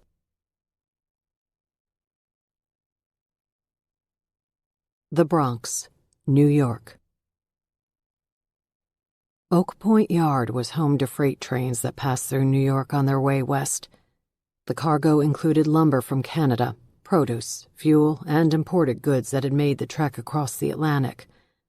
The trash train ran through this rail yard too, as did 2 Amtrak lines that used the electrified tracks and ran at high speed. It was dark when Gus arrived at the scene. The local police had roped the place off, and he ducked under the tape as he headed toward the tracks. The terrain was rocky, with stones giving way under his weight as he walked. The medical examiner met him. "What's it look like?" Gus asked. "A total mess," the ME said, a short woman in a windbreaker and black jeans. "High-velocity train meets pedestrian. It's never pretty. I estimate the train was moving about 50 miles per hour. The victim was struck by the lead car, carried a couple hundred yards down the tracks, 212 yards total, before finally being pulled under. The freight train was a mile long and the conductor never saw the kid, so he never stopped." "What's left of him?" "Not much." "How was it called in?" Gus asked. "The Vic's brother was with him. Said they were playing on the tracks when it happened. The brother ran home. Parents called 911. "Are they here?" The ME nodded and pointed toward a group of people. "Over there. Do you want to see the body before we wrap it up and take it in?" Gus shook his head. "Nah, I'll take a look at the photos when you're all done." The medical examiner turned to head back to her team. "Hey, Doc," Gus asked. She turned back. "You said the train dragged the kid 212 yards. How did you get such an exact number?" "2 ways," she said. "First, we found blood and skull fragments on the gravel where we suspect the kid was initially struck. Between there and the location of the body, we found bits and pieces of him, along with a discernible trail of blood." Gus nodded. "But 212 is pretty specific. How do you know you aren't off by a yard or 2? "Because of the second way we narrowed down the exact spot he was hit," the ME said. "The train knocked him out of his shoes. One of them, anyway. It was still on the track where the first bits of skull and blood were located. Figure that was the exact spot. We measured from there." "Christ," Gus said. He took a deep breath and headed toward the dead kid's parents. They were speaking with an officer when Gus walked up. "I'm Detective Morelli. I'm so sorry about your son." The parents nodded. "Thank you," the woman said, barely holding back tears. Her face was flushed and her eyes red-rimmed. "I understand your other son was present at the time William was struck by the train?" The woman nodded. "He's our foster child, but yes, he was with William." "Can I speak with him?" The woman nodded. "He's with one of the officers." Gus followed the woman to a group of officers. Sitting on the ground was a teenaged boy. "This is Detective Morelli," the woman said. "He wants to talk with you about what happened to William." The boy looked up. Gus noticed that his eyes were clear, not red-rimmed like his mother's. Foster mother, Gus reminded himself. "Hey," Gus said. "Hey," the kid said back. "Sorry about your brother." "Thanks." "Let's take a walk. You okay with that?" The kid shrugged and stood up. Gus put his hand on the kid's shoulder, and they walked through the group of uniformed officers and away from the kid's foster parents. "Can you tell me what happened?" Gus asked as they headed south with the tracks to their right and the commotion of everything that had transpired behind them. Gus led the kid out of the train yard and into the parking lot where his unmarked squad car was located. "We were playing on the tracks like we always did." "Like you always did?" "Yeah, we came here all the time." "To do what?" The kid shrugged again. "Watch the trains go by. See how close we can get to them. If you get close enough, you can feel the wind move you." "Sounds dangerous." There was a short pause. "I don't know. I guess." "Is that what happened to William? He got too close to the tracks?" "Kinda," the kid said. "We were flattening pennies." Gus raised his eyebrows. "Doing what?" The kid reached into his pocket and pulled out a penny. Gus saw that it was thin and flat and oblong. "We put pennies on the tracks and let the trains run them over. They look like this when we're done." Gus took the penny from the kid. It was stretched thin and reminded Gus of a piece of Play-Doh, but still sturdy and stiff. Lincoln's face was recognizable in the copper, but there were no longer grooves or edges to his image. He ran his thumb over the surface, smooth as a freshly sanded piece of wood. "You said you come to the tracks a lot." The kid nodded. Now Gus shrugged. "So you probably have other pennies." "Yeah," the kid said without hesitation. "I have a bunch." "Yeah? Where?" "My bedroom." Gus looked at the penny one last time, and then handed it back to the kid. "So what happened tonight with William?" "I don't really know. He got too close, I guess. We both put our pennies on the track, and then the train came. I sort of backed away, but William stayed close, and the train just... I don't really know. He was just gone." "Can you show me where it happened? The spot where you and William were standing and where you placed the pennies?" The kid shrugged one last time. "Sure." In the gritty glow of the rail yard lighting, with the dark night beyond, Gus followed the kid back to the tracks.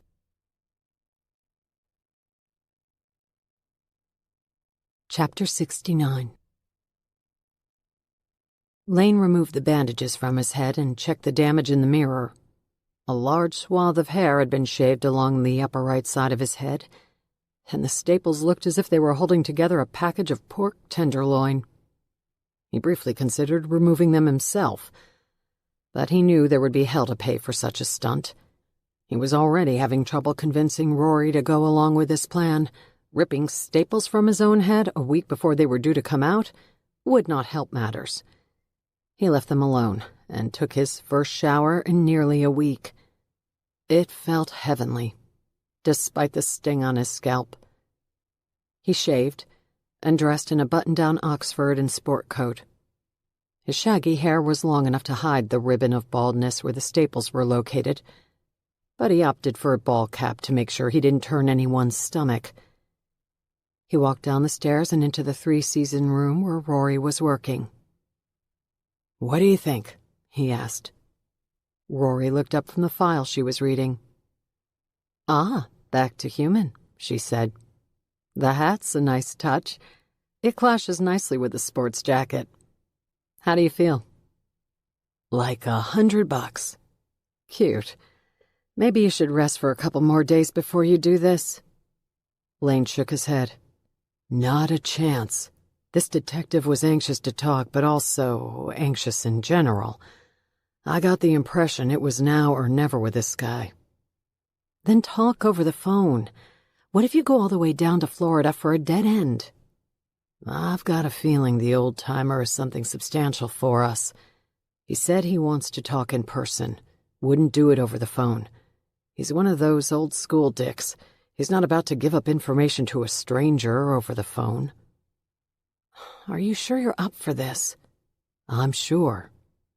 "The doctor said no driving for at least 2 weeks." And I agree. I won't be doing a lick of driving. The doorbell rang just as the words were out of his mouth. See? There's my escort. Rory stood from her desk, putting her glasses on in the process. I feel terrible that he came all the way down here for this. Don't, Lane said. I've made him a wealthy man over the years. Plus, he got me involved in this thing to begin with. He owes me. Lane walked out of the three-season room and to the front door. Dwight Corey, his agent, stood on the front porch.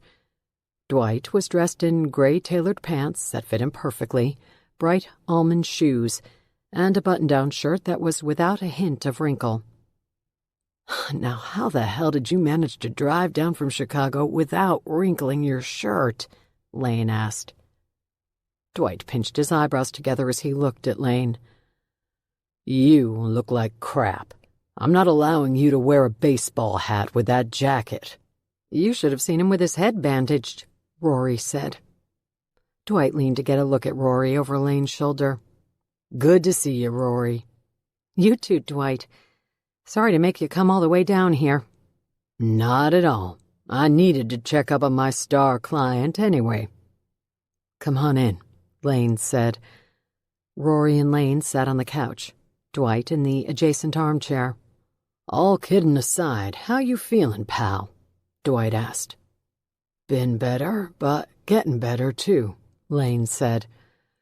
Good to hear it. Listen, I'm happy to help out, but there's another reason I came too. It has to do with both of you, actually. Lane looked at his watch. We've got 30 minutes before we have to leave. I'll get right to the point. NBC has been in touch since Mac Carter passed. They're in a tough situation with the podcast. It's very popular, with a huge following. They've put it on indefinite hiatus, but behind the scenes they're looking for someone to continue the series. They floated the idea of you and Rory committing to 8 episodes over the course of 2 months, 1 episode a week. Basically, they're asking you to see what you can find and report on it. Lane shook his head. We're not entertainers, Dwight. We'd do the podcast a disservice, and currently we don't have anything to go on. We're still chasing leads. I thought you told me on the phone that you had an in with someone at the Peppermill Police Department. We do. The detective in the Westmont Prep case has given us a peek into the files, but he did it off the record. No one's asking you to give up your sources. The network wants the podcast to continue, and they want you two to host it. They've made a lucrative offer. Lane glanced quickly at Rory. She didn't need words to tell Lane what she was thinking. He stood up. Let's go to Florida. Podcasts aren't our thing, Dwight. I was happy to offer my opinion, but I'm afraid hosting is not for me. I had to ask, Dwight said. Lane strapped his bag over his shoulder and kissed Rory goodbye. I'll call you tomorrow after I hear what this detective has to tell me. He can't drive, Rory said to Dwight. I'm on it, Dwight said. And he's supposed to get 8 hours of sleep. I'll tuck him in tonight. No alcohol either, Rory said. Dwight winked at her. I'll watch him like a hawk. A 50-year-old man with babysitters, Lane said as he walked outside. He climbed into the passenger seat of Dwight's Land Rover, and they headed for the airport to catch a 7 p.m. flight out of Indianapolis. Rory's keen eye had discovered a promising thread that ran through the Westmont Prep mystery. That thread led to a retired detective in Florida and a case he had worked years before. Lane hadn't swallowed a pain pill for 48 hours. Besides a dull headache, his mind was clear, and his thoughts were ordered. He was itching to get back to work. With only a light carry-on, he and Dwight made it through security without incident. By 7:30, the plane reached its cruising altitude. Lane reclined his first-class seat, pulled his ball cap down over his eyes, and fell asleep, he would land in Fort Myers, Florida, at 10:52 p.m. Eastern Time.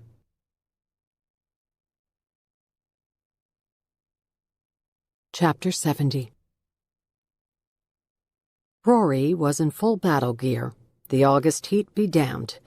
She wore her thick-rimmed, non-prescription glasses on her face, her beanie hat low on her head, and her gray windbreaker buttoned up to her neck. She had her rucksack over her shoulder and, as always, her Madden Girl Eloise combat boots on her feet. Rory typically worked her cases solo. Besides her collaboration with Lane, her investigation into a cold case involved her, a box of files, and whatever clues waited to be discovered. Occasionally, though, the leads required interaction with other humans, Rory's least favorite part of the job. She had already walked the crime scene with Henry Ott and had to endure the awkwardness of meeting Gabriella Hanover. Now the clues she had found in Theo Compton's case file had led her to this coffee shop on a Friday night to meet with a reporter named Ryder Hillier. Nights like this were the hazards of her occupation, perils no workman's compensation package would cover. She parked a block down from the corner coffee shop and was surprised by the crowd when she pulled the cafe door open. Young people, fueled by caffeine, tapped away on laptops and occupied every table in the place. She recognized Ryder Hillier from their meeting at the hospital. Spotting her at a table near the back corner, she adjusted her glasses one last time, took a deep breath, and walked over. "Hi," Ryder said. "I was starting to think I had the time wrong." "Sorry," Rory said. "I was in the middle of something and couldn't get away." "It's no problem," Ryder said. "Want a coffee?" Rory shook her head. "No, thanks." She sat down. "Sorry to call you out of the blue like I did, but I have a favor to ask." Rory knew favors from journalists were never free. Ryder nodded. "I'm listening." Rory saw the apprehension on Ryder's face. "I need to see the video you shot of Theo Compton the night he died.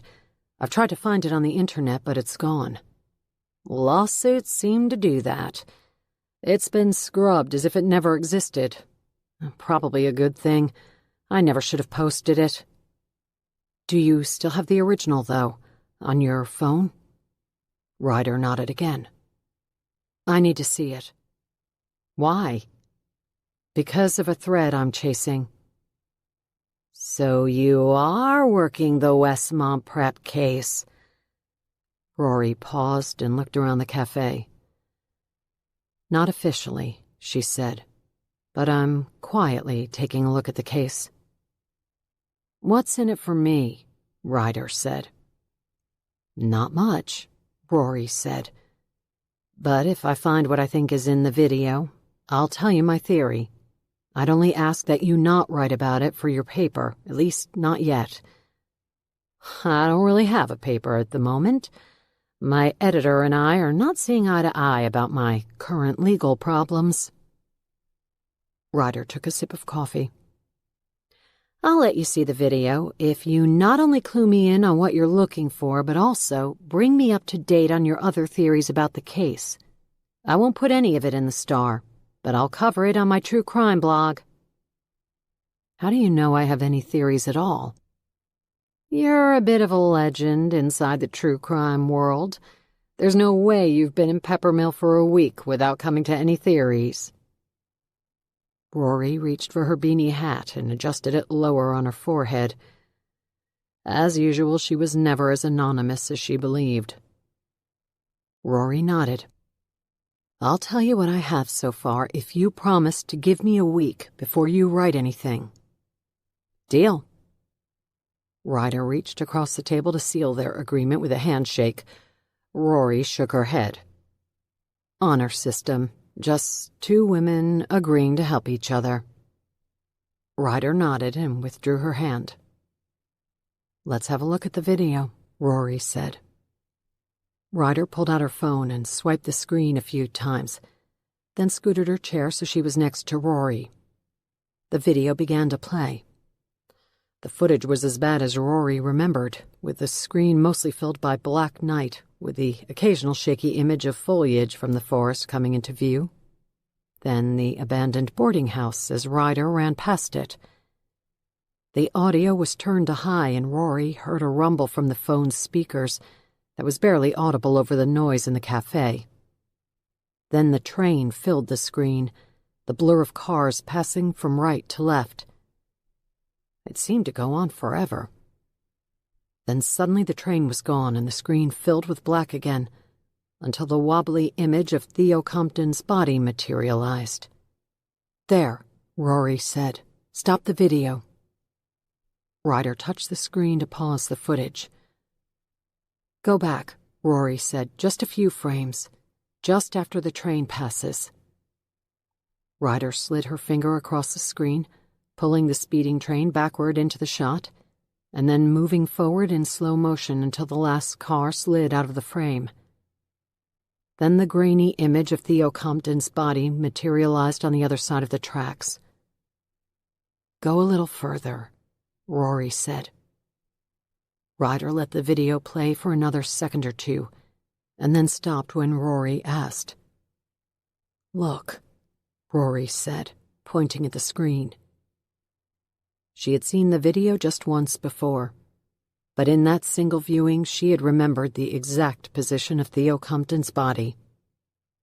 Now, as she stared at Ryder Hillier's phone, she knew for sure. "Look at his hands," Rory said. Ryder pinched the still frame on the screen and then expanded her fingers to enlarge the image. "What am I looking at?" Ryder asked. "Both his hands are in his pockets." Ryder noticed that they were. "What does it mean?"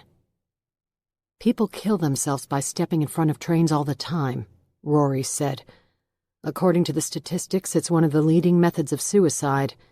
I just wonder how many of those suicide victims are so calm about ending their lives that they keep both hands in their pockets as the train bears down on them." Ryder took a closer look. Theo Compton's body lay face up on the ground, both hands sunk into his pant pockets.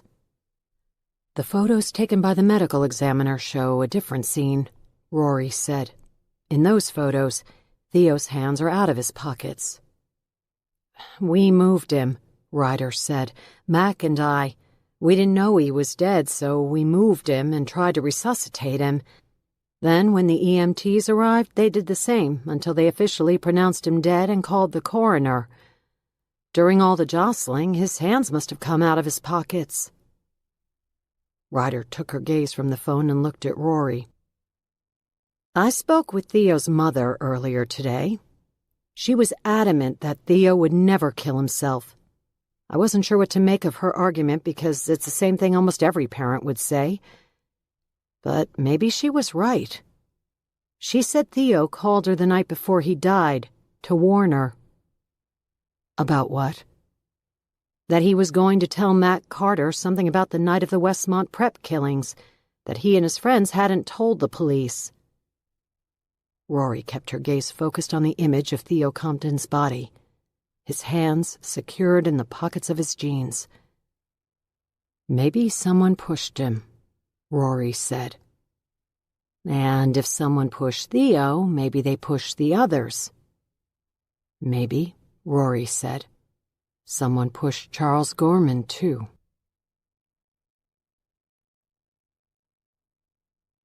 The Bronx, New York. The day after the train had knocked William Peterson out of his shoes and dragged him for 2 football fields, Gus pulled to the curb outside the family's 2-story home. He slipped his arms into his suit jacket, walked up the stairs, and knocked on the front door. Mrs. Peterson answered. Gus noticed the same ruddy rings around her eyes and nostrils that he'd seen the night before. It had been a delirious night for her, Gus was certain. He'd seen other mothers who had lost their kids. It was a hazard of the job that he'd never fully learned to deal with. "Mrs. Peterson," Gus said, "is now a good time to talk with your son?" The woman nodded and opened the screen door. Gus walked into the home and followed her to the kid's bedroom. She waited in the doorway while Gus stepped into the room. The kid was lying on his bed, one arm behind his head and with his legs crossed, a Mad magazine on his chest. "Hey, buddy," Gus said. The kid looked up, but didn't speak. Gus lifted his chin. "I used to read those when I was your age." "William had a bunch. He let me read them." Mrs. Peterson walked into the room and snapped the magazine from his hand. "I asked you not to touch these. William had them in chronological order and didn't like you going through them." The kid put up no protest or resistance. He didn't move, in fact, as his foster mother yanked the magazine away from him. "He said I could look at them," he said. "I wouldn't have taken it if I thought he didn't want me to have it."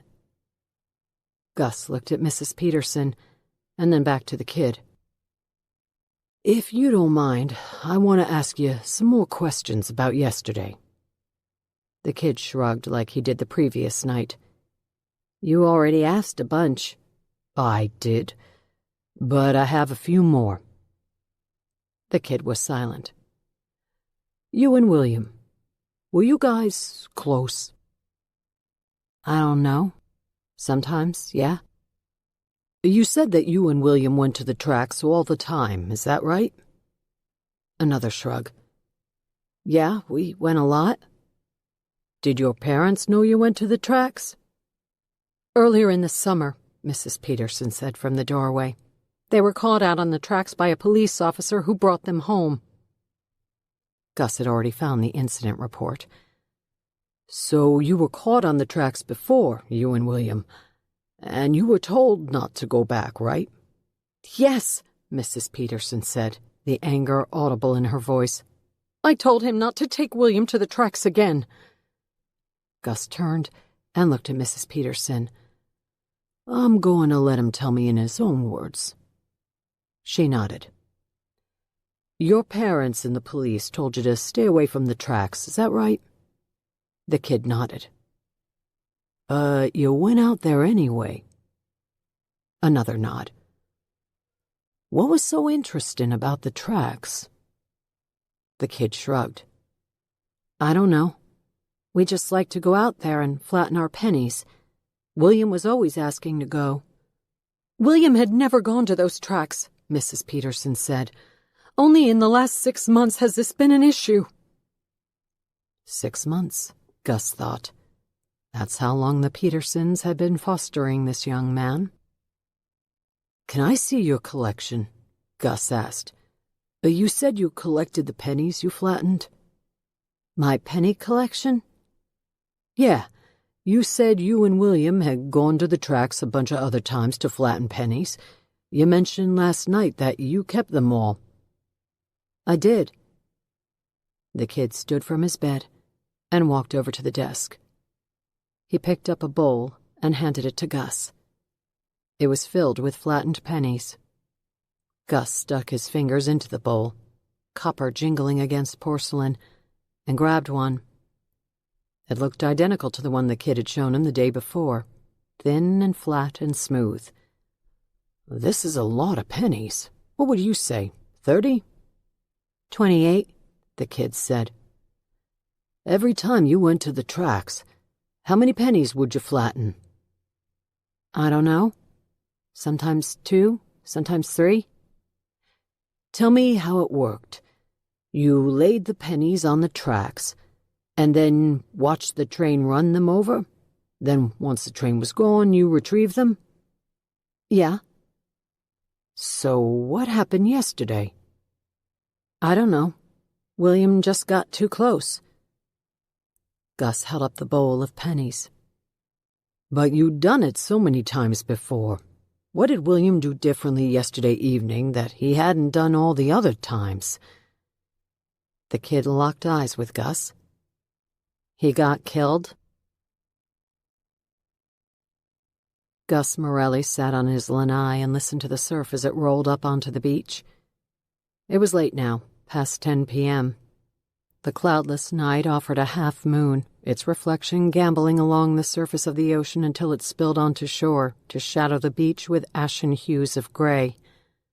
The sun had set hours ago, and here he was, still thinking about the old case that had been stirred awake by a random phone call. He sipped his La Rubia, but had an itch for the brown stuff. If there were a bottle in the condo, he might have poured himself a couple of fingers, but he'd sworn it off ever since he'd lost his leg. Before cancer tried to kill him, the hard stuff had come close. Now he limited his intake to 2 beers a day. It wasn't textbook sobriety, but was as close as Gus Morelli was going to come to it. He thought back to that day in the kid's bedroom. He still remembered the jingle his fingers made when he reached into the bowl of the flattened pennies. The sound echoed in his ears now and muted the surf 3 stories below. He reached for his beer and took a sip. It wasn't the first time a case from his past awoke him from a long slumber. This time, though, he was prepared for it. He carried his beer back into the condo. He had work to do before tomorrow.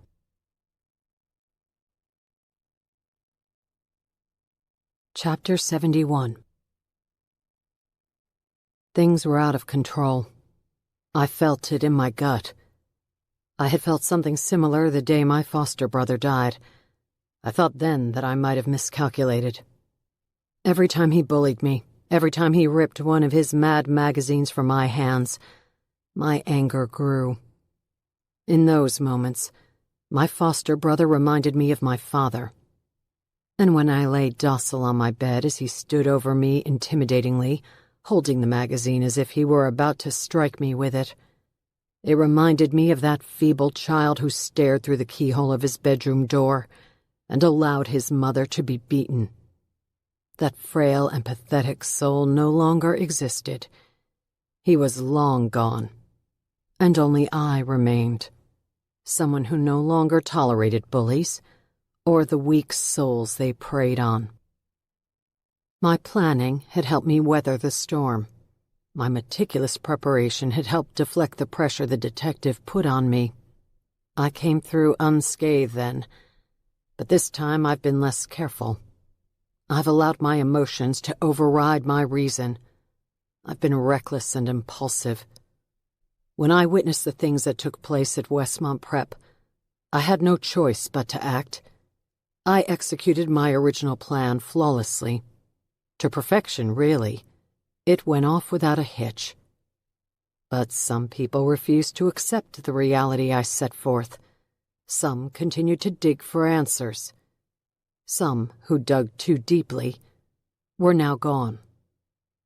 But there were others still, and it was unrealistic to think I could avoid each of their shovel thrusts. Gwen was my biggest problem. Her unwillingness to stay silent, and her desire to share with others what she knew about that night, was enough to show me the end was near. But the end of my journey was tied to someone else's. It always had been. I went through the usual routine when I entered the hospital, and soon I found myself in the East Wing. Doctors rarely entered this ward.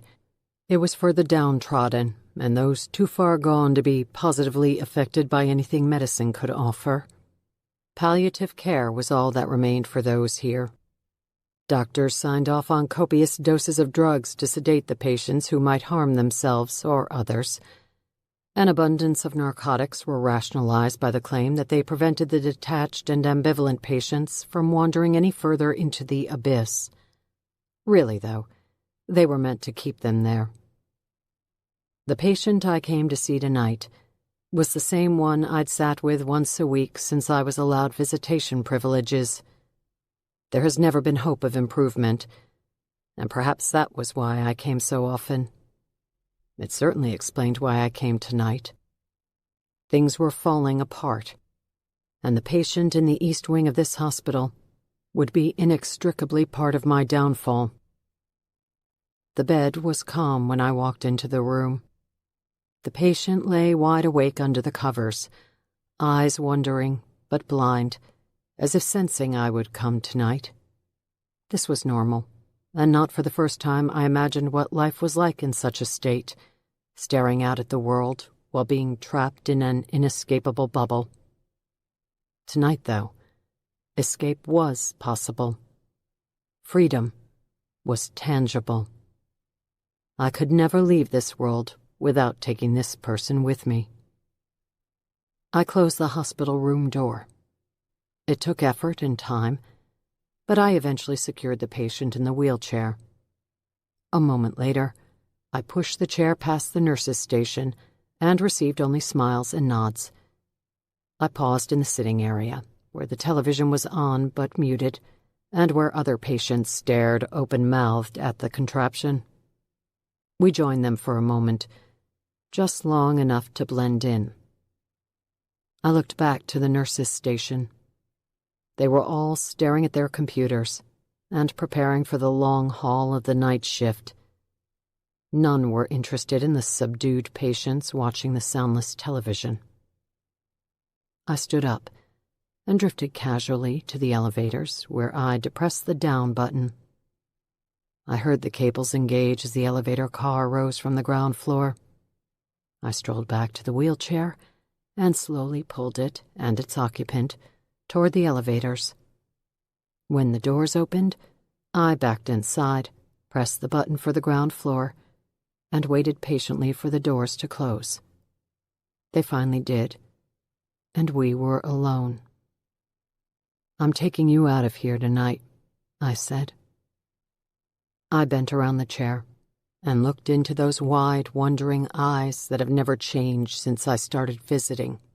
They didn't change then, even when freedom was so close. The elevator bell rang and announced our arrival on the ground floor. When the doors opened, I showed no hesitation. I simply wheeled the chair past reception and to the sliding glass doors of the entrance. They opened like curtains welcoming us onto a grand stage. We passed through the threshold and into the night.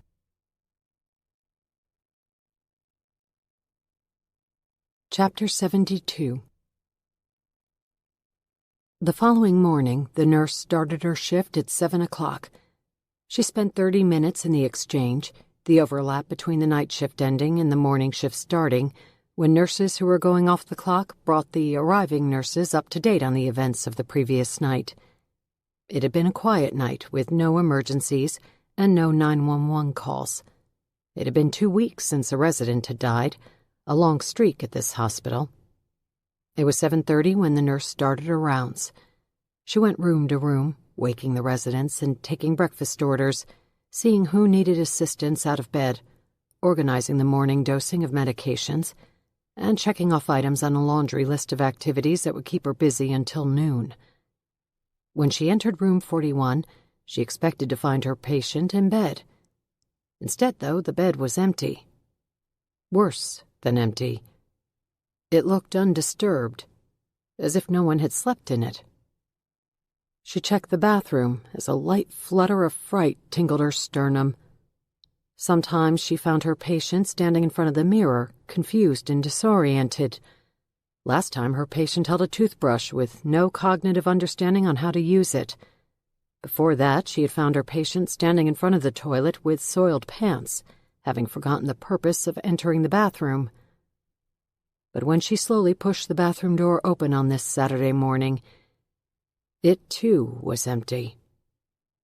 She hurried down the hallway to check the dining area, then to the community area where residents gathered to watch television.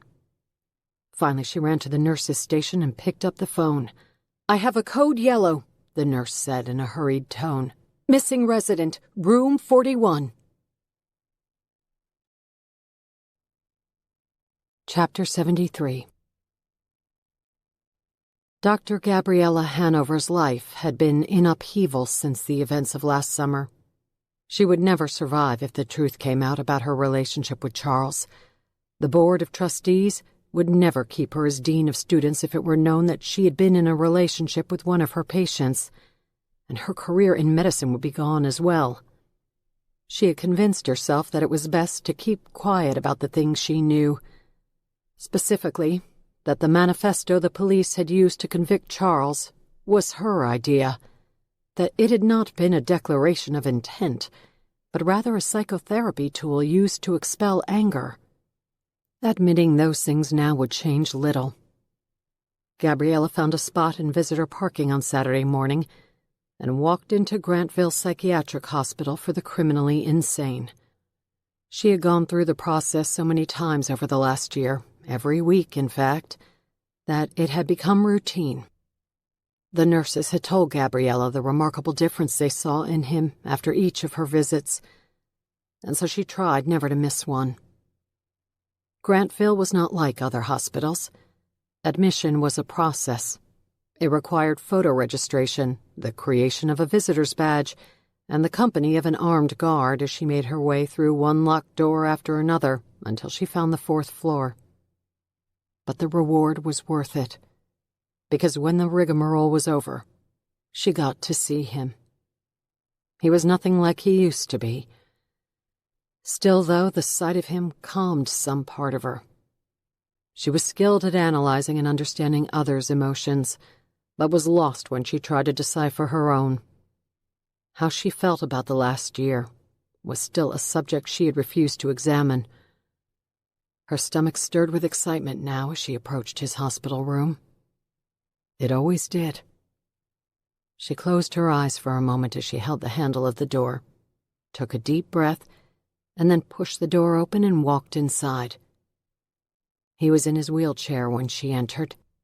His expression remained stoic when she stood in front of him. It didn't change when she lowered herself to make eye contact. It never did. "Hi, Charles," she said. "How have you been?" She didn't expect an answer. He had never once spoken during Gabriella's visits. But today his silence affected her more than ever before. "Oh, Charles, I never wanted any of this to happen." She placed her hand on his cheek and watched his eyes blink, but register nothing. Gabriella took a deep breath and sat in the chair across from him.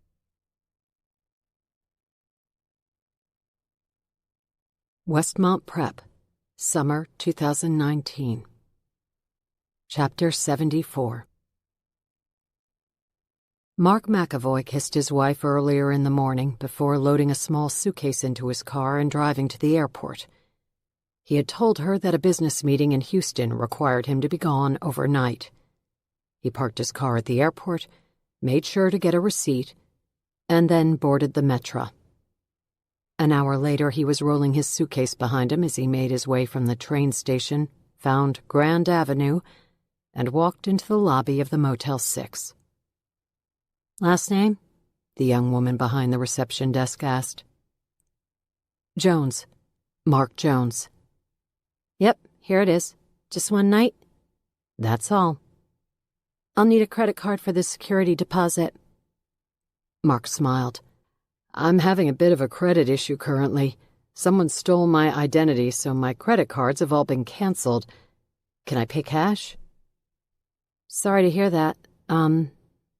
The woman tapped on the keyboard. "Sure, cash will work. We require a $200 deposit against damage. When you check out tomorrow, we'll refund the difference after you pay for the room." "Perfect," Mark said, pulling his wallet from his pocket and peeling off $200 bills. "Sorry for the inconvenience." "It's no problem." The woman tucked a key card into a Motel 6 envelope and scribbled 201 across the front. "There you go. 2nd floor, just to the right of the elevators." "Thanks," Mark said, grabbing the envelope. A couple of minutes later, he was in room 201, lying on the bed. It was 4 p.m. on Friday, June 21st. He had just a few hours to kill.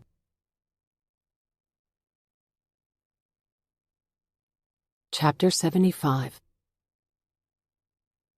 The night of the man-in-the-mirror initiation had finally arrived, although it came with more fear and uncertainty than it should have. They were supposed to be scared of what waited for them in the dark woods on the edge of campus. Finding the keys and making it to the safe room was meant to stir anticipation and angst inside them, as were the imaginings of what they would find when they opened that door and whispered into the mirror. The initiation rules were created to separate them and force them into the woods alone while they searched for their keys, each racing to be the first to the house. Although none of them openly admitted it, they each wanted to be the first to arrive. They each wanted to emerge from the woods and find Andrew Gross waiting by the front door. Andrew had explained weeks before that being first to the safe room was meaningful. It was the winner of the man in the mirror, who moved to the top of the food chain the following year when they all became seniors and sent out invitations to unsuspecting juniors. The winner of the night was also tapped to lead the man in the mirror festivities for new initiates, as Andrew would do tonight. Andrew was the only senior who would be at the abandoned boarding house. He would assist all those who successfully found their key and made it through the woods. At midnight, the other seniors would leave campus and head to the house to see which initiates had made it. There would be an epic ceremony for those who had. But the events of the past week had soured their anticipation of the night. Since Tanner had loaded the video of Mr. Gorman into the projector and allowed the footage to play during lab on Tuesday, classes had been canceled for the rest of the week. The faculty had been silent about their reasons for shutting classes down, but it didn't take long for rumors to spread through campus. By the end of the week, everyone had heard about Tanner's prank. Repercussions were rumored to be coming the following Monday. Tonight, as Gwen and her friends prepared for the initiation, they each had self-preservation on their mind. All of them except Tanner, which was fine with the rest of them. Having him out of the picture was the only way to accomplish what they hoped to pull off tonight, which was to secretly return Mr. Gorman's journal before heading to the abandoned boarding house. They didn't tell Tanner about their plan, instead agreeing that they were each on their own tonight, finding their own way to 1335 and venturing into the woods alone, survival of the fittest style. Gwen, Gavin, Theo, Danielle, and Bridget were all in a circle in Gwen's dorm room now. Tanner, they were sure, was already on his way to the boarding house, or had even started stalking through the woods by now in search of the key. They conceded the win to him. They would soon join him, but had to secure their futures first, and put out the fire that Tanner had set blazing. Bridget reached into her purse. "Here," she said, producing Mr. Gorman's leather-bound journal that she had taken from Tanner's dorm room earlier in the night. She placed it on the floor in the middle of them all. "And," Bridget said again, pulling a Ziploc bag from her purse, "while I was stealing things from his dorm, I took this too." Inside the plastic bag was a single joint. "Good idea," Gwen said. "I'm freaking out right now." Bridget removed the joint, clicked her lighter, and touched the flame to the tip. Gavin opened the window, and they each took tokes before blowing smoke out into the night. Before long, their heads were spinning, and they laughed as they stared at Mr. Gorman's journal. "I couldn't believe the son of a bitch blew that air horn," Gavin said. They all laughed again. "When that video popped up in Gorman's lab," Theo said. "I nearly crapped myself," Gavin said. They continued to laugh as they took hits from the joint. "It's 10:30, Danielle said. "We need to get going if we want to make it before midnight. Who knows how long it will take to find the keys?" Gwen's eyes opened widely. "I have an idea, and I think it might be brilliant." The others stared at her with glassy eyes. "Tanner has 30 minutes on us," she said. "Let's get rid of Gorman's journal as planned, but instead of hiking it all that way out to the house, I'll drive. We'll get there in a quarter of the time. We might even catch him." During the school year, students were not permitted to have cars on campus, but during the summer session, the rules were lightened and vehicles were permitted. "Let's do it," Gavin said with a smile. Gwen grabbed her keys and Mr. Gorman's journal, and they all snuck out the back of Marjorie Hall and into the night. They stayed in the shadows like they had the last time they had snuck to Teacher's Row. This time, though, the effects of the marijuana had them relaxed and confident. They made it to the path that ran behind the duplexes and found their way to number 14. It brought back memories from the other night. They crept to the back wall. "We should leave it on the front steps," Gwen said. Gavin nodded. "Give it here, I'll do it." Gwen handed in the journal. Gavin pointed at the kitchen window where a light spilled out into the night. "Take a look," Gavin said. "Tell me when it's all clear." Gavin snuck to the edge of the duplex and waited for the signal. The others slowly raised their heads above the windowsill. They saw Mr. Gorman. His back was to them, and he was stirring a pot on the stove. They all ducked down quickly, too high to notice that they were close to being spotted. Gwen waved at Gavin, who took off around the building, dropped the journal on the front stairs, and rang the doorbell. By the time Gorman answered the door, Gwen and her friends were halfway to the student parking lot where her car waited. Charles Gorman stirred the pasta as it boiled on the stove. He shook salt into the pot just as the doorbell rang. He checked his watch and wondered if it was Gabriella, wanting to tell him what she had planned to do on Monday when an assembly had been set up for students and faculty. He knew she was nervous. He put the spoon down and headed to the front door. When he opened it, his front porch was empty. He walked outside and looked up and down Teacher's Row. The front porch lights of other duplexes glowed in the summer night, but the sidewalk was empty. When he looked down at the stairs, he noticed it. His journal lay on the second step. He quickly picked it up and riffled through the pages. It was all there. He looked again up and down the path before heading back inside. He took the pasta off the stove as he sat at the kitchen table and read through his journal for 10 minutes. Then, when he was satisfied nothing was missing, he stood and walked into his office. He removed the periodic table wall hanging and spun the dial of the wall safe. He placed his journal inside, closed the safe, and replaced the wall hanging. Then he reached for his phone to call Gabriella.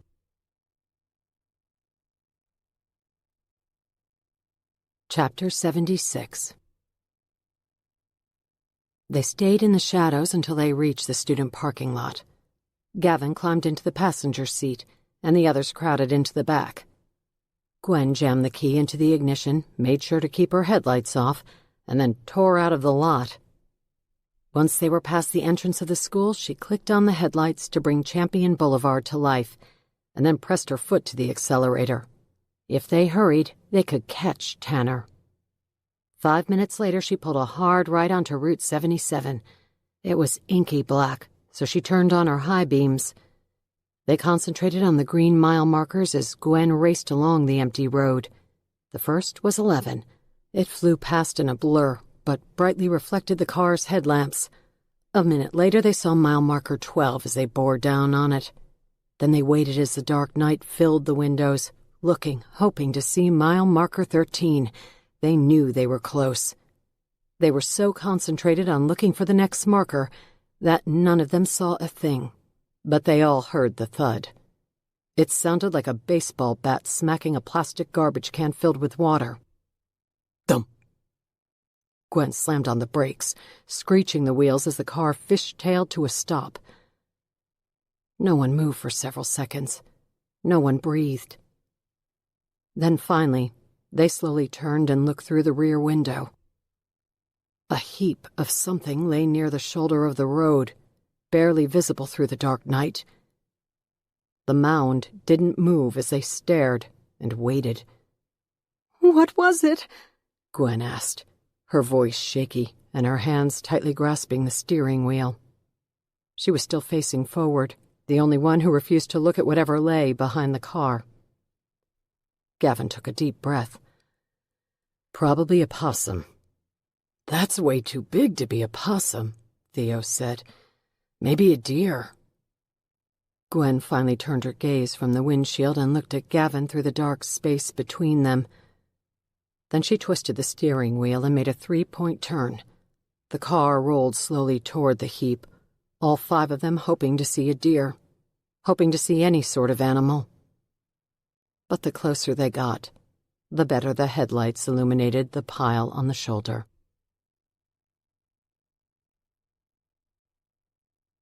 Part 9. August 2020. Chapter 77.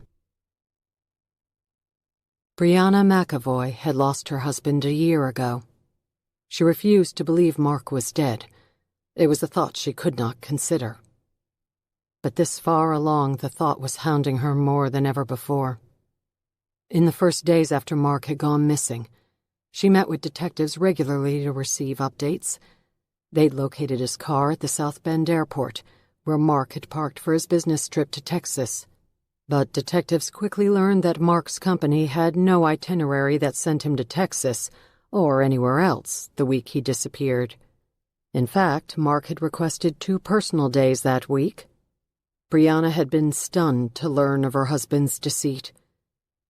The detectives were receptive for the first few weeks, but once they had ruled out foul play, trying to figure out what had happened to her husband and where he was became less vital. When Brianna called at the beginning of the investigation, the detectives answered.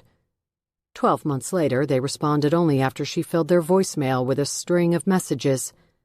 When they did call, it was to take swings at why her husband had disappeared. The detectives had uncovered some embarrassing debt that led to the theory that Mark had ducked out of town to hide from bill collectors. Brianna knew this was ridiculous, and the theory that Mark might have run off with a mistress was equally preposterous. He rarely went anywhere besides home and work, a small consulting firm with 5 other employees, 3 of whom were male, and the other 2 were women in their 60s. The latest development had been the addition of Mark's name to the National Missing and Unidentified Persons System, or NAMUS, a nationwide information clearinghouse that listed the tens of thousands of Americans who go missing each year. The detectives had added all of Mark's information to the website, including the DNA sample Brianna had provided. They didn't have to tell her the purpose of this. She understood. If an unidentified body turned up somewhere, a coroner or medical examiner could run the DNA through the NAMUS database for a match. Brianna knew the detectives were simply running through their checklist of the usual suspects and situations. She also knew that had she been completely forthcoming with the things she had discovered about her husband, the detectives might have made more progress on finding him. At this point, though, honesty was not an option, and the police were not the ones who would help her. She descended the basement stairs and opened the cabinet where Mark kept his baseball card collection. She removed the 3 cases and laid them on the bar. She unsnapped the button on the first case, unfolding the wings of the binder to reveal 4 columns of neatly lined baseball cards. On top of the cards were the loose papers she had stumbled across the previous fall, 3 months after Mark had disappeared. Across the top of the page was written, "The Man in the Mirror." Several articles were included in the stack of papers, all having to do with a strange ritual that took place twice a year at Westmont Preparatory High School, once in the winter during the shortest day of the year, and again in summer during the longest. The previous year it had been June 21st, the same day Mark disappeared, when 2 students had been killed at the school. Brianna had spent the last several months wondering if the 2 events were connected, too scared to mention her findings to the detectives for fear that Mark would somehow be linked to the Westmont Prep killings. She decided the mystery had gone on too long. Although she was still not ready to tell the police, she was prepared to tell someone else. She pulled the card from her pocket and stared at the reporter's name.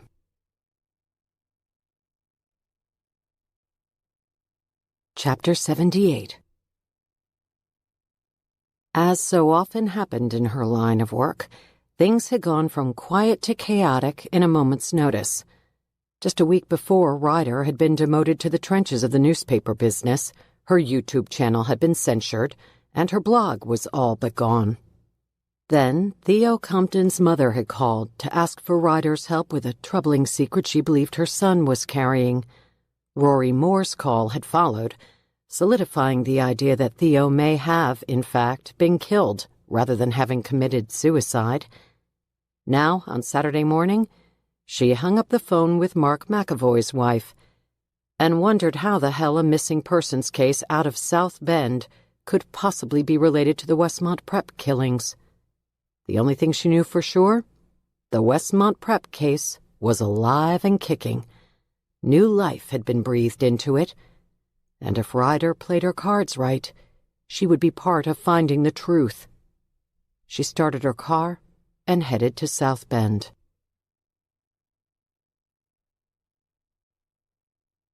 Chapter 79. Dwight Corey drove the rental car out of the hotel parking lot on Saturday morning. Lane was in the passenger seat. "I like this," Lane said. "You and I have never been on a road trip before." "I was on your book tour a couple of years ago," Dwight said as he merged into the Sanibel Island causeway. "That wasn't the same. We didn't share a hotel room, and you didn't chauffeur me around. I promised Rory I'd watch you closely because your current mental state is worse than normal. That's the only reason I shared a room with you. I know enough not to break a promise to her. You snore like a son of a bitch, by the way." "It's my lungs. They're not clear yet. The coughing wakes me up." "Really? You seem to sleep right through it. I was up all night listening to it." "Part of the job description, I guess." "Maybe Rory was right to tell you to wait a few days. I honestly didn't know how bad your condition was until I saw you. I'm good, and I owe her. I got her involved with this case for purely selfish reasons. There's really nothing in it for her. I just know how her mind works. If I got her down to Peppermill, the case and all its mysteries would do the rest. And maybe I'm having one of those life is too short moments after my close call. But I feel shitty about doing that to her. But now that it's done, I can't undo it. Rory won't rest until she has answers. It's the way her mind works. And now that she might have found one of those answers, I owe it to her to track it down whether I feel like crap or not." Dwight nodded. "Damn. How hard did you hit your head?" "This is the new warm and fuzzy Lane Phillips." "I think I like him. Is he going to give up steak and stop poisoning his coffee with sugar?" "Not a chance. Just when I thought there was hope for you." As late morning sun glistened off the surface of the ocean, they sped across the long bridge that connected the mainland of Florida to Sanibel Island.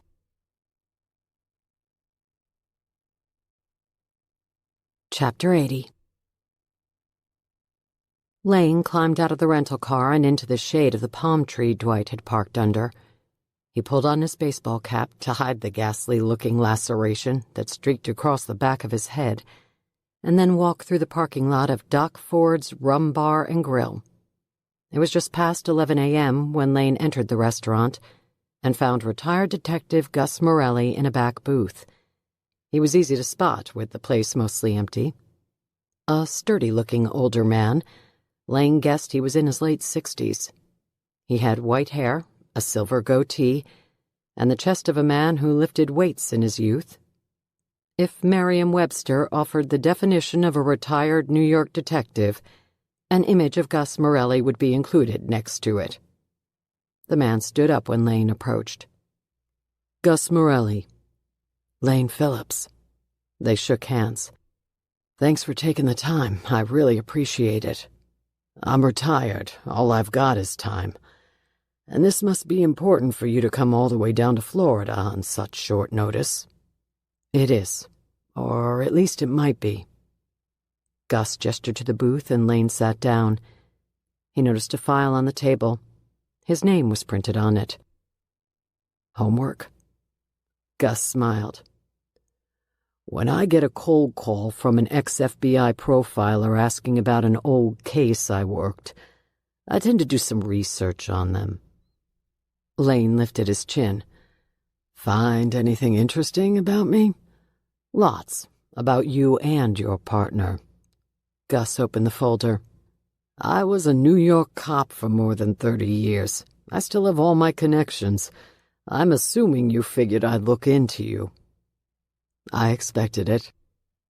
Gus opened the file and read from it. Dr. Lane Phillips, professor of forensic psychology at University of Chicago and founder of the Murder Accountability Project. Ex-FBI profiler with the Behavioral Science Unit where you spent a decade tracking, studying, and writing procedure about serial killers. PhD accolades include the famous Some Choose Darkness dissertation, a handbook about the thought process and reasoning of serial killers that just about every homicide detective in the country has read, best-selling author and talking head. Does that just about cover it? Lane nodded. The highlights, yes. And, Gus said, turning the page, partnered with a gal named Rory Moore, whom I'm told is one hell of a cold case specialist. She prefers forensic reconstructionist. Yeah, well, that's modern-day BS. Back in my time, it meant she figures shit out that we all miss. Lane nodded. Means the same thing today. And yes, she's pretty damn good at it. From what my contacts tell me, she's got a hell of a solve rate on some of the oldest and coldest cases. This angle with the pennies that you called me about, it came from her. Lane smiled.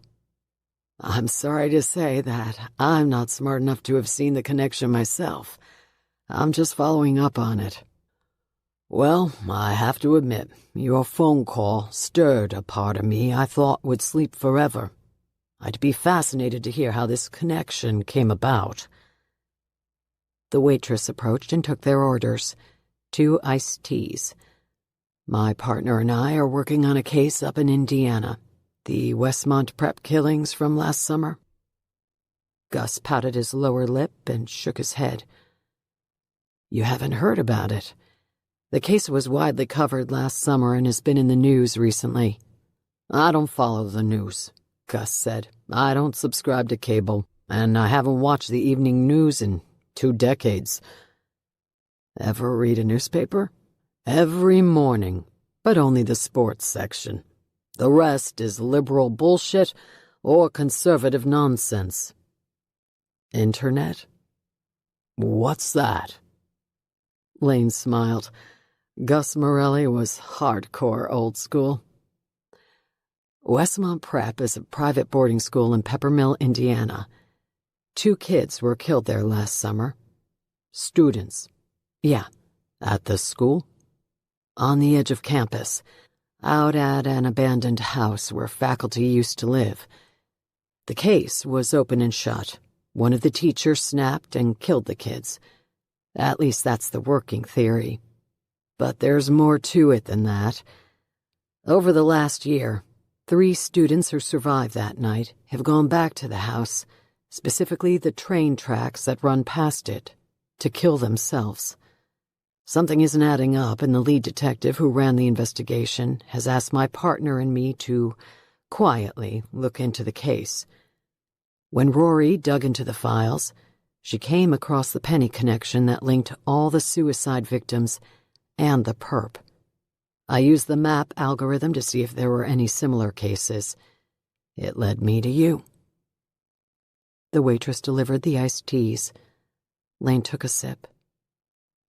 By the time I got a hold of you and headed down here, Rory had sniffed out another inconsistency.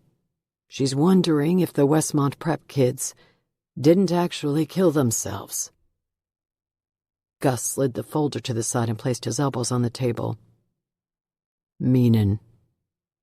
She's still working that angle, but she thinks maybe the kids were killed, and somehow the flattened pennies found on each of them is a link. To the killer. Lane raised his eyebrows. I guess that's what I'm here to figure out.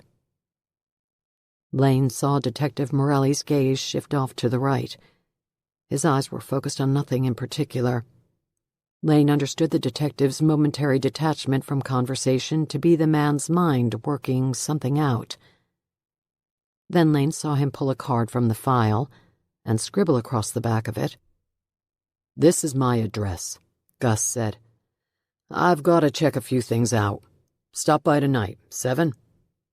Lane pulled the card across the table. You got something? I might, Gus said. Give me the day to find out.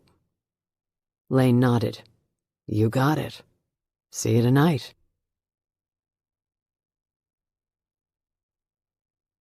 Chapter 81. It was mid-afternoon by the time Ryder made it back to Peppermill. She'd spent exactly 1 hour with Brianna McAvoy before she jumped back in her car. Now she walked into the cafe where she and Rory had met the night before. Rory was sitting at the same table. She saw the woman adjust her thick-rimmed glasses, the tops of which touched the beanie hat she wore, as Ryder joined her at the table. What did you find? Rory asked. I'm not sure. Maybe nothing, but probably something. Ryder reached into her purse and pulled out the Indianapolis Star article she had written about Mark McAvoy, the South Bend man who had gone missing the previous summer. Only after Brianna McAvoy had pointed it out did Ryder realize that Mark had gone missing on June 21st, 2019, the same night as the Westmont Prep killings. I've been working this case off and on for the last year, Ryder said. Mark McAvoy, 25-year-old father of 2 from South Bend who disappeared last summer. Supposedly left on a business trip to Texas and never returned. His car was found at the South Bend airport, but no one's ever heard from him again. Come to learn that he had no business trip scheduled to Texas. Police found no foul play, guy had no enemies, and the best anyone can tell, he wasn't sleeping around. Rory nodded slowly. What's it got to do with the Westmont Prep case?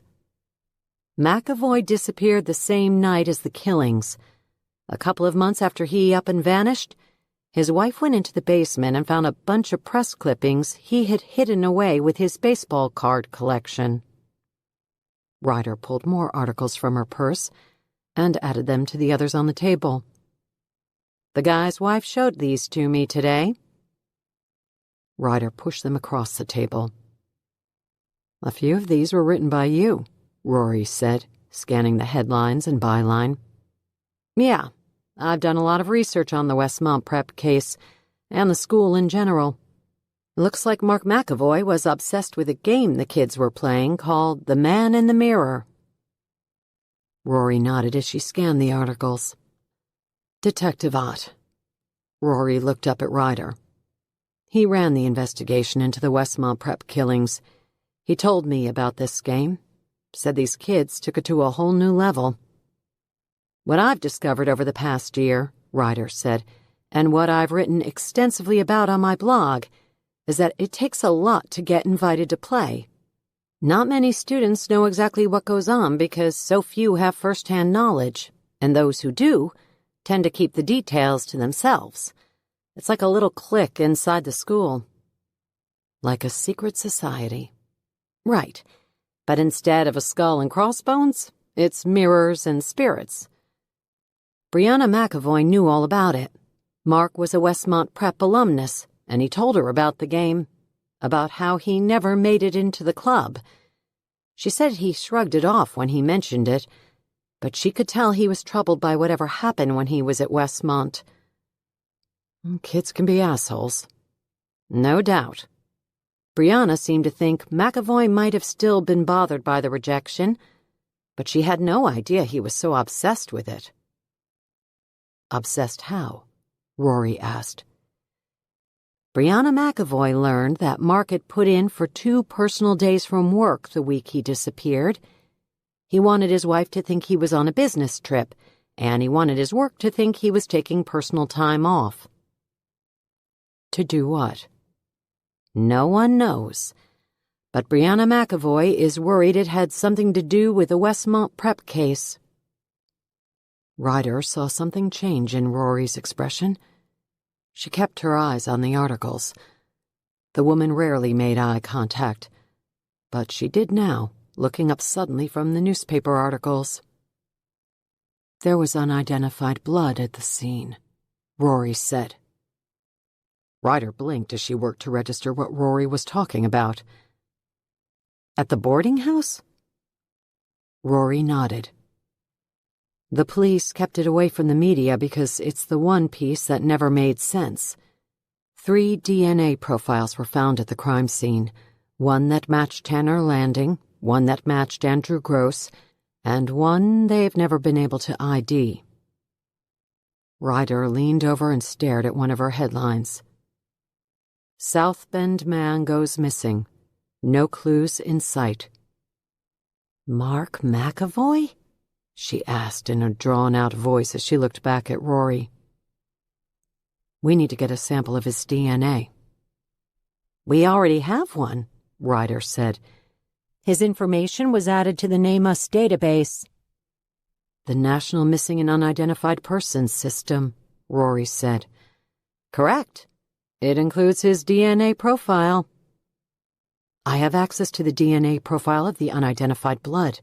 We can run it through the Name Us website and look for a match. When? Ryder asked. Right now. The information is at my rental house. They both stood and hurried out of the cafe.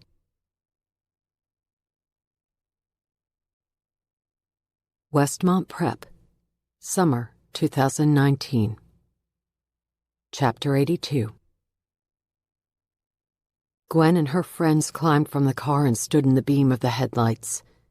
Each of their shadows crept along the pavement and flanked the body that lay in the road.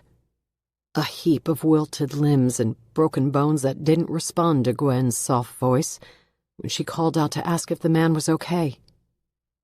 Finally, Gavin walked over and crouched down next to the body. He listened for a breath and watched for the man's chest to rise and fall. After a minute, he stood up and walked back to the group. I think he's dead, Gavin said. Gwen, already a wreck, began to moan as she cried. The others took instinctual steps backward. Gavin ran his hand over his mouth and up his cheek, where he nervously scratched the area behind his ear. Okay, he said. Let's think this through. We should call the police, Danielle said. Gavin held out his hands, the index finger on each raised while he thought. That's what we should do. But let's think about what happens if we do that. We're all stoned. Gwen's driving under the influence. We just killed a guy. If we call the cops, we'll all go to prison. It was an accident, Danielle said. She didn't mean to hit him. Correct, Gavin said. She didn't mean to kill him. But he's still dead. That's called manslaughter. Involuntary manslaughter if she's lucky, but she's stoned. So they'll argue that it wasn't so involuntary after all. You go to prison for that. If we call the cops, Gwen's life is over. And so is each of ours. You think you're going to college with something like this on your record? Okay, Theo said. Let's not fight. Let's just figure out what to do. Look, Gavin said. It was an accident. Just like Danielle said. We didn't mean to do it. And what the hell was the guy doing out on a dark road dressed in black anyway? If we were stone-cold sober, we still might have hit him. None of us deserve to have our lives ruined because of an accident. You're not talking to a jury, Gavin, Theo said. What's the friggin' plan if we don't call the cops? Gavin nodded as he thought. Okay. He shrugged, as if what he were about to propose was the easy solution. We hide the body. Take him down to the ravine and sink him in Baker's Creek. It's deep, and there's a strong current. No one will find him. Then We all venture off to find the keys and get back to the house to meet Andrew. We go through with the initiation just like we planned. "Are you insane?" Theo said. "Listen to me. If we decide not to call the cops, and I think we're all on the same page about that decision, then we're all going to need alibis for tonight. Someday soon, people will start looking for this guy. We all have to have solid stories for what we were doing tonight." "I'll do it," Gwen said, interrupting Gavin and Theo. They all looked at her. "I'll put him in the creek. I hit him. I'll hide him. You guys get going. Go to the house. Go through with initiation. I'll meet you there when I'm done." "I'll help you," Gavin said. "What about your car?" Danielle said. "I'll drive it back to campus when we're done," Gavin said. "I'll come back on foot, hoof it. I'll be late, but I'll get there. I'll just say I couldn't find my key." They all looked at one another in the dark of night. Their heads were buzzing from marijuana, their minds racing with confusion, and their heart rates rapid from shock. Then, one by one, they nodded. A plan was created. Theo, Danielle, and Bridget set off down the shoulder of Route 77 to find the entrance into the woods that would lead them to the abandoned boarding house. When their friends were out of sight, Gwen and Gavin looked down at the body. Gwen took a deep breath to numb herself. Then she reached down and grabbed the dead man under the arms, feeling the tacky stick of his blood on her hands.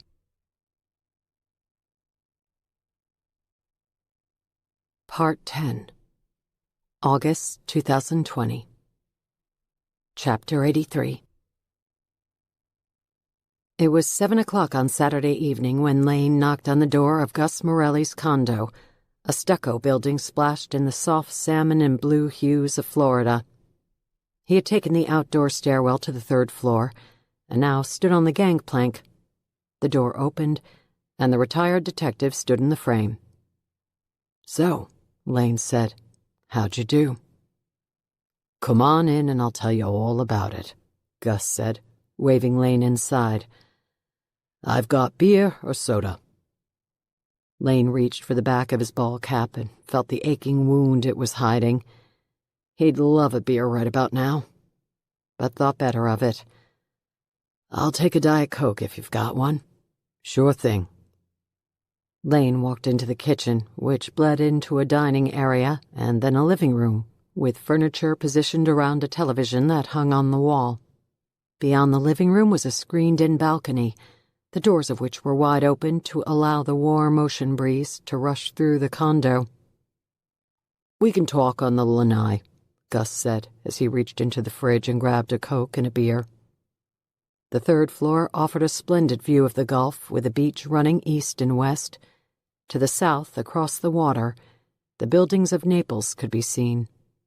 The sun was angled off to the west, skipping its reflection along the water and stretching long shadows from those walking the beach. Lane took a seat in one of the patio chairs. Gus sat across from him. The detective took a sip of beer. "I worked the phone all day. My contacts came through and pointed me in the right direction. I took it from there.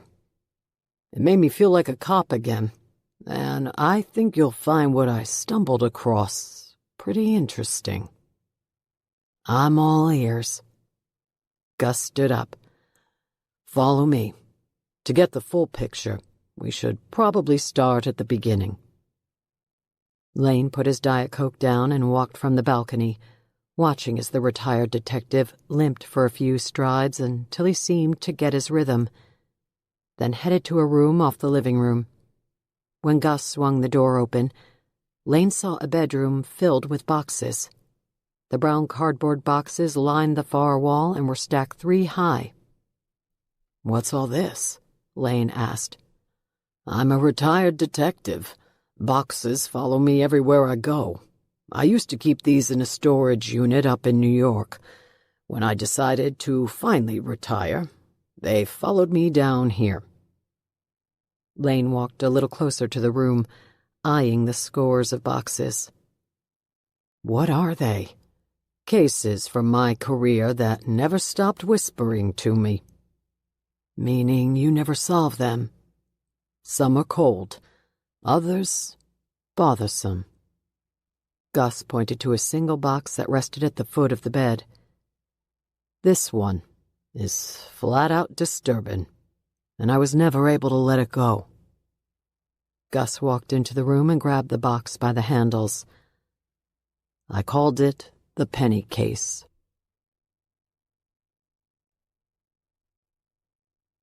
Chapter 84.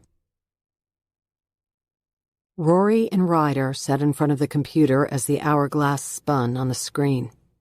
They were in the three-season room of the cottage, and Rory didn't bother explaining the makeshift corkboard that stood on the easel and displayed the faces of every dead person connected to the Westmont prep case. Nor did she explain the antique porcelain doll that sat next to them on the desk, the finishing touches of which Rory had completed this morning. Rory caught her reflection on the computer screen and saw the outline of her glasses where they jetted from her temples. She adjusted them now as she waited for the results of the DNA search she and Ryder were conducting. Rory pulled her beanie hat lower on her forehead and was about to adjust the top button on her windbreaker when the computer went black for a moment and then blinked back to life. Match. Rory looked at Ryder. It was Mark McAvoy's blood at the scene, Rory said. Son of a bitch, Ryder said, barely moving her lips. She turned to Rory. Now what? Rory remembered the description and the details of the report. Trace amounts of unidentified blood were found both on Tanner Landing's body and on the girl who was found at the scene. Now we talk to Gwen Montgomery, Rory said, and find out what she knows about Mark McAvoy.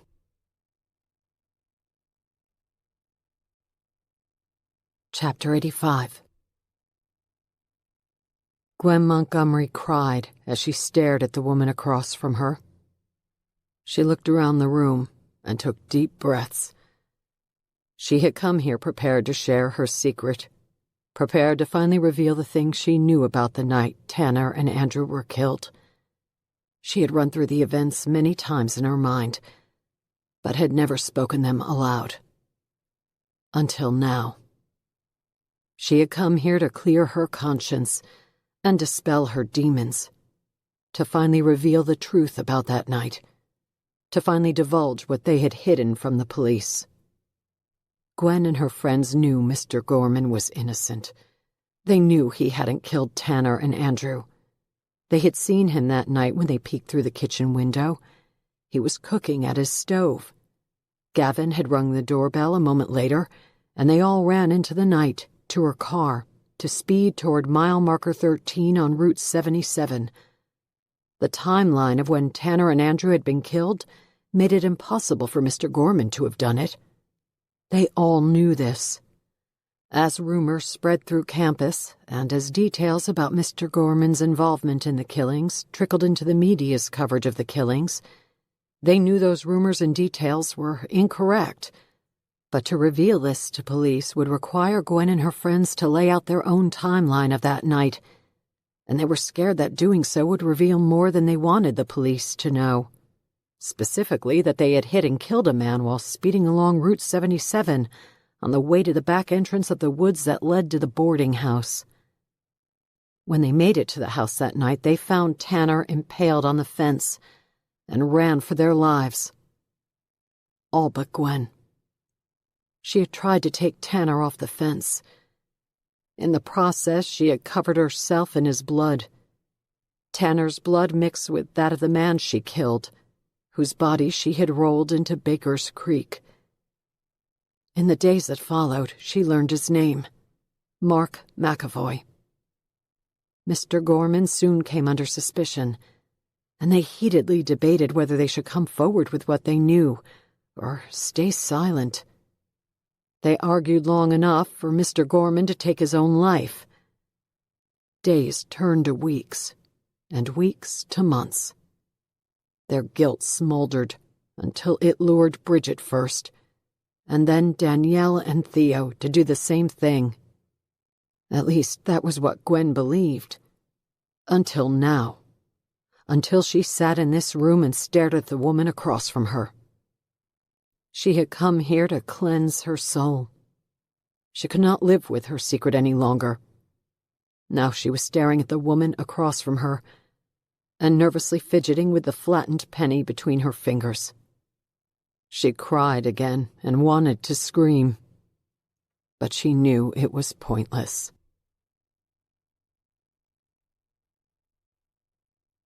Chapter 86. Back on the lanai, the cardboard box sat on the patio table. Detective Morelli fingered through the folders until he pulled one from the box and opened it to his notes. As Gus paged through a file, he spoke without looking at Lane. He turned one page after another, shuffling through the notes as if looking through a forgotten childhood diary. I was called out to Oak Point Yard, a rail yard in the Bronx. Teenage kid versus train, and I was the detective on call. When I got there, it was a mess.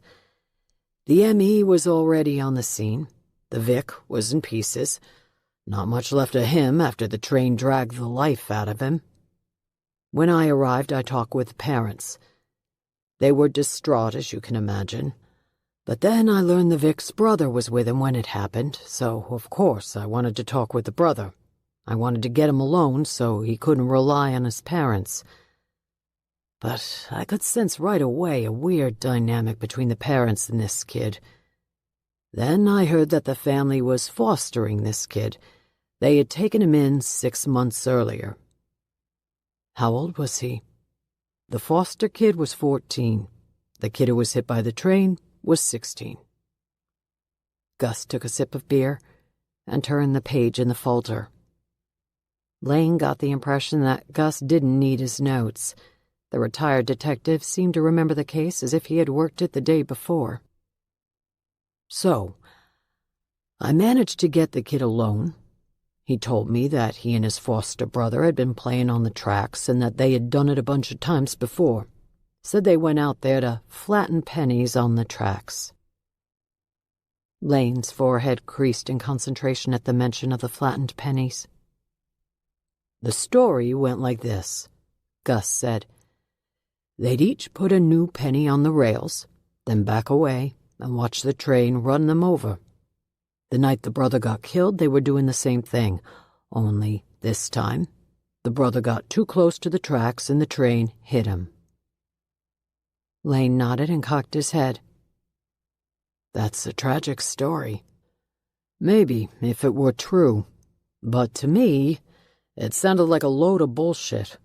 First off, the kids said they'd done it many times before, so you'd figure they get better at it with each time, not worse. Lane shrugged and pouted his lower lip. Yeah, I see your point, but kids are dumb. They're risk-takers. They think they're immortal. I can see a kid getting too confident the more he goes to the tracks and then getting overconfident, getting too close. Agreed, Gus said. But there's a problem with that theory. The foster kid said William Peterson got too close to the tracks and the train hit him. But the M.E. said in her autopsy report that the train hadn't simply hit the kid. It obliterated him. Gus pulled the autopsy report from the box, opened the file, and slid it across the table. Lane saw a photo of the kid's body. He could barely recognize the lump on the autopsy table as human. He closed the file. The train crushed his skull like a pancake and destroyed just about every organ in his body. Dragged him for 2 football fields before finally dumping his body on the tracks and leaving what was left of him behind. Looks awful, Lane said. It was awful. And that's why I thought the kid's story was bullshit. If William Peterson had simply gotten too close to the tracks, wouldn't you figure the train would have hit him and thrown him away from the tracks? For the train to have impacted his entire body and dragged him so far, he would have had to be standing on the tracks, not just leaning over them. And I think the little shit pushed him there. Lane looked out at the ocean and remembered Rory's theory that the Westmont Prep kids hadn't committed suicide. "They're not killing themselves," he remembered Rory saying. "Someone's pushing them in front of those trains." Lane felt a tingle in his chest just below his sternum as he sensed a connection between the cases. "Please tell me you tracked this kid down." Gus took a sip of beer. "Of course I did. That's why I asked you to come to Florida."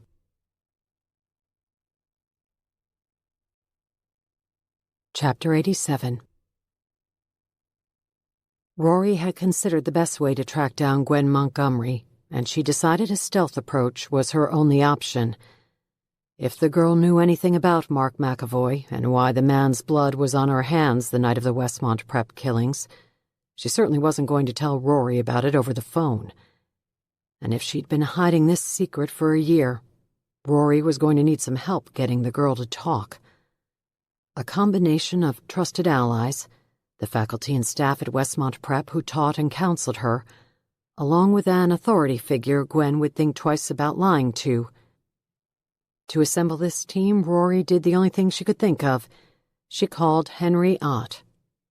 Rory hated tipping her hand on a case before she had all the answers.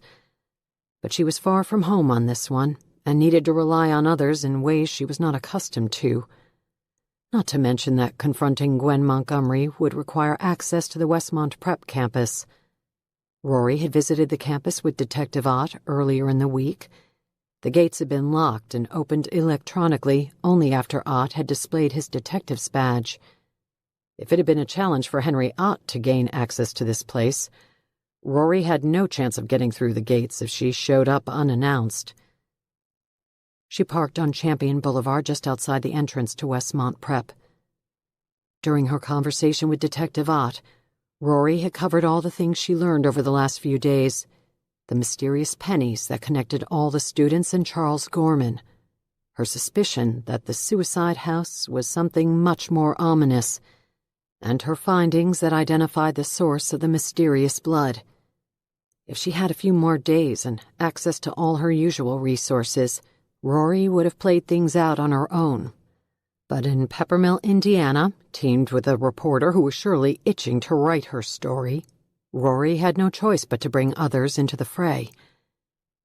When Rory headed to Westmont Prep, Ryder had gone off to work the Mark McAvoy angle and see if she could find any evidence that put him in Peppermill the night of the Westmont Prep killings. Rory promised to call her later when she knew more about Gwen Montgomery.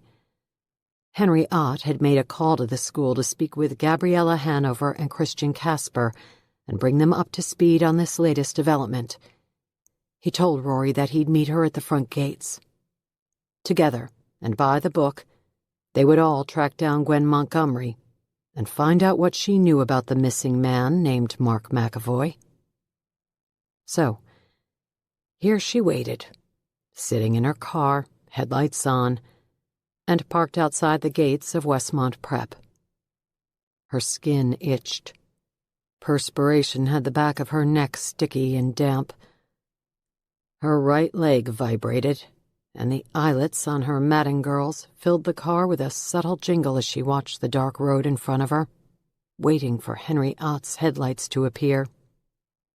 Instead, though, the gates to Westmont Prep rattled open. A figure stood in the darkness and waved Rory forward.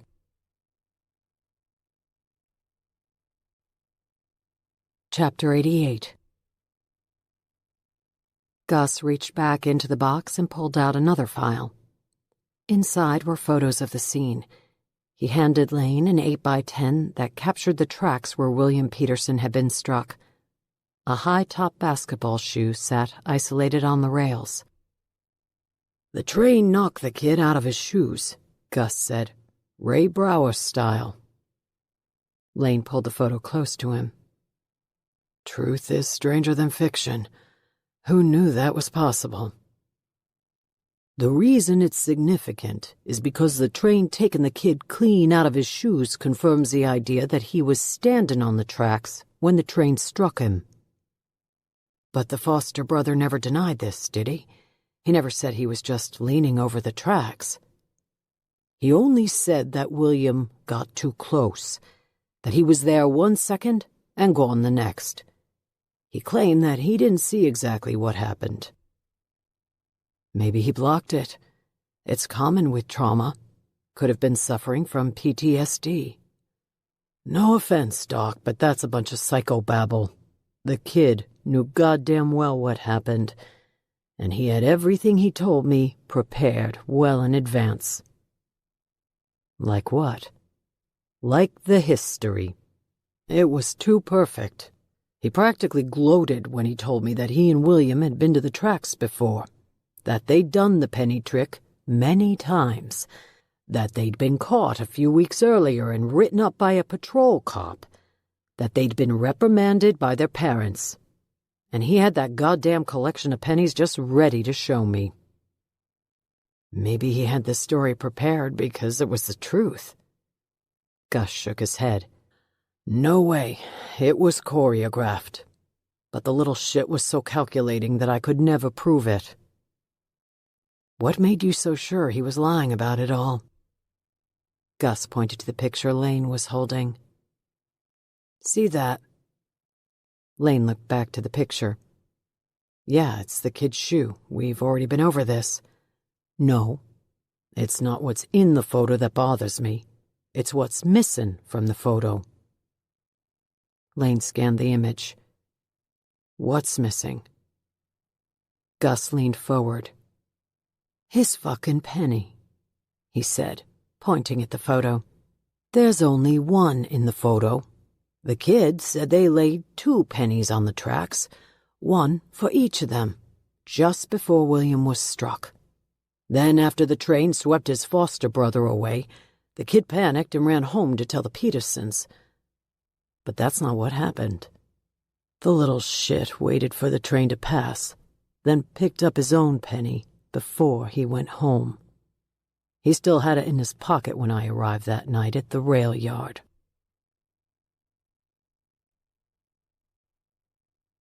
Chapter 89. Rory squinted through her glasses and out into the darkness as she slowly pulled forward. When she was close enough, she recognized Christian Casper. Just as Rory passed the gates, he stepped forward and approached her window. Rory adjusted her glasses and rolled the window down. Dr. Casper leaned down. Miss Moore, he said. Good to see you again. Rory remembered the awkward meeting from Wednesday when Doctors Casper and Hanover had driven her and Henry Ott out to the abandoned boarding house. The memory of her refusal to shake Dr. Hanover's hand reddened her face and sent butterflies floating in her gut. Dr. Casper clearly remembered the incident, Rory figured, because he didn't offer a hand tonight. I just received Detective Ott's phone call, Dr. Casper said. He said he was on the way over. I thought you were him when I saw the headlights. He should be here any minute. I was waiting for him. He said you two were looking for Gwen Montgomery, Dr. Casper said. Correct. We need to speak to her about last year. Something's come up. Does this stem from something you found during your visit to the boarding house? Partially, yes, Rory said. After I received Detective Ott's call, I checked with my staff. I'm sorry to inform you that Gwen went home yesterday. The summer session ended yesterday morning. She left in the afternoon. She won't be back until the fall semester begins in a couple of weeks. Is this an urgent matter? Possibly, Rory said, not wanting to confess all she knew until Detective Ott was present. Where is home for her? Michigan, Ann Arbor. Would it be possible to get her contact information, phone number, and address? Dr. Casper paused and offered a tight smile. He was hesitant with his words.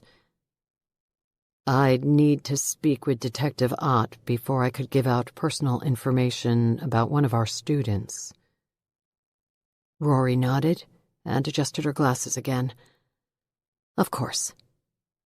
She checked her watch. I'm expecting him any minute. Why don't you pull into guest parking? We can wait in my office. I've called Gabriella Hanover and she's on her way over. I'll pull Gwen's file while we wait. With the base of her neck wet with perspiration, Rory pulled past the wrought iron gate and into Westmont Prep.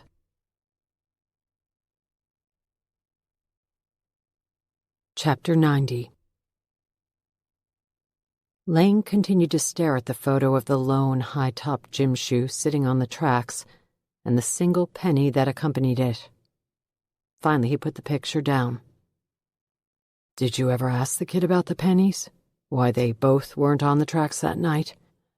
No, Gus said. I figured I'd save it for later, but later never came because I could never get anywhere with my suspicions. Did you tell the foster parents? I never came right out and said it, but they were as suspicious as I was.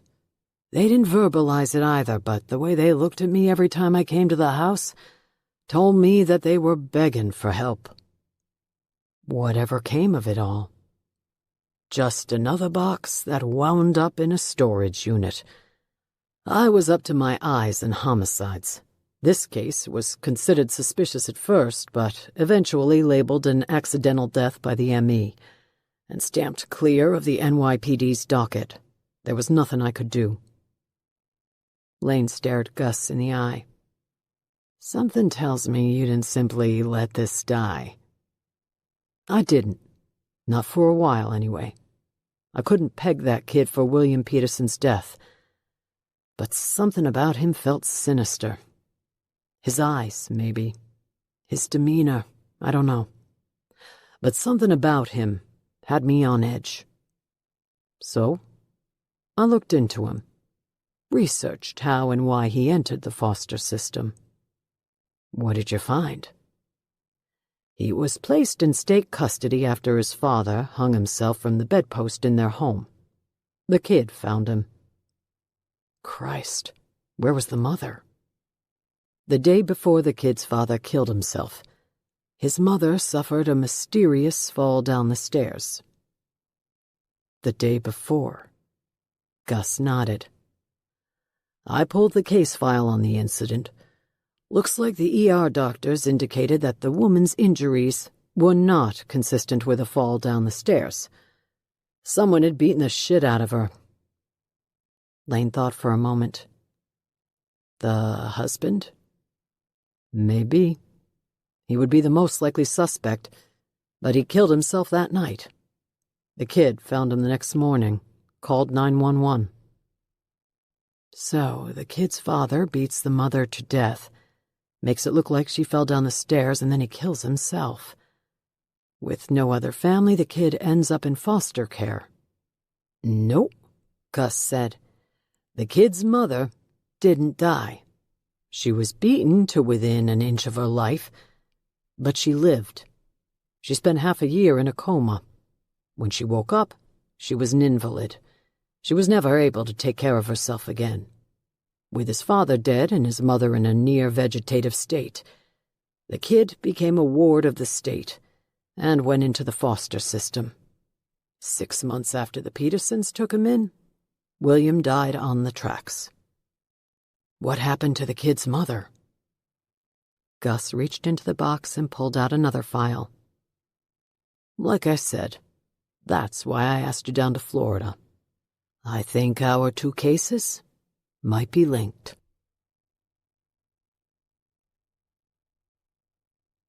Chapter 91. Rory turned off the engine after she pulled into the guest parking lot. She opened the door and climbed out into the night. Dr. Casper waited on the sidewalk. It was 9 o'clock, the August night thick with humidity and ripe with mosquitoes. Rory slapped one that landed on the back of her neck, drawn, she was sure, to the sweat that had collected there. Was Detective Ock going to be long? Dr. Casper asked. Rory recognized the apprehension in his voice, as if he were talking to a child lost in the supermarket. "Did your father say he would be gone long, sweetheart?" Rory had heard this level of condescension her whole life. Of course, Christian Casper was a psychiatrist, and after their meeting on Wednesday, and the awkward encounter when Rory refused to shake Gabriella Hanover's hand, she was sure Dr. Casper had created a working diagnosis for her antisocial behavior. It likely included an underlying fear of germs that produced her social anxiety, to go along with a touch of agoraphobia. He had surely placed her on the spectrum, and had considered a long list of medications that would fix all of her problems. A fat mosquito landed on her cheek and Rory slapped it away, bringing her back to the present and taking her away from her distrustful thoughts. "Not long," Rory finally said. "He told me he was heading right over." "Let's head inside. It's much cooler and mosquito-free. Dr. Hanover will be joining us, and security will notify us when Detective Ott arrives." Rory followed Dr. Casper to Teacher's Row and up the steps to the number 18 duplex.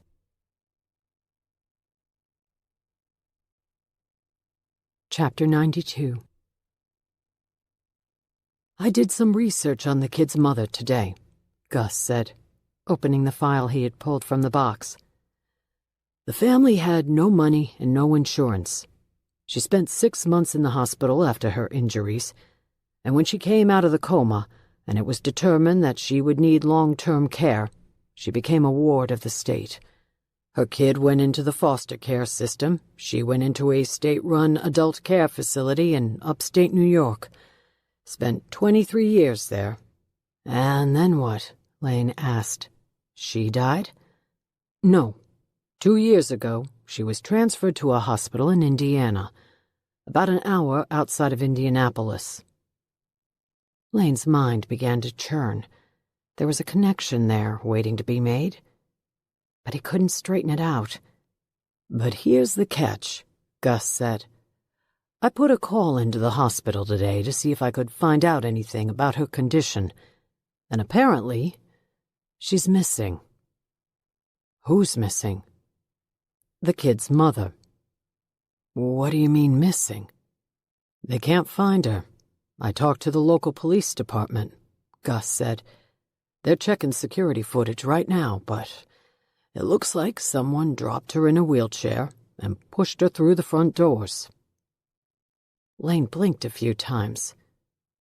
"When was this?" "Last night." Lane shook his head. "Who would abduct an elderly vegetative woman? My guess, her son." "The Peterson kid?" "Yeah, but his name's not Peterson. That was the foster family's name. He never used it. He kept his own name." "Which was?" Gus looked down at the file. "Casper. The kid's name was Christian Casper. He was 14 in 1994 when his foster brother was killed. Best I can tell, he's now a faculty member at Westmont Prep. Co-director of student counseling, in fact." "Holy shit."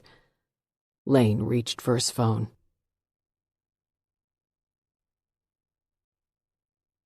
Chapter 93.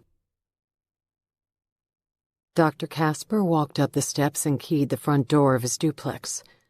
Rory followed him inside, adjusting her glasses and reaching to make sure the top button of her windbreaker was clasped as she crossed the threshold of the doorframe.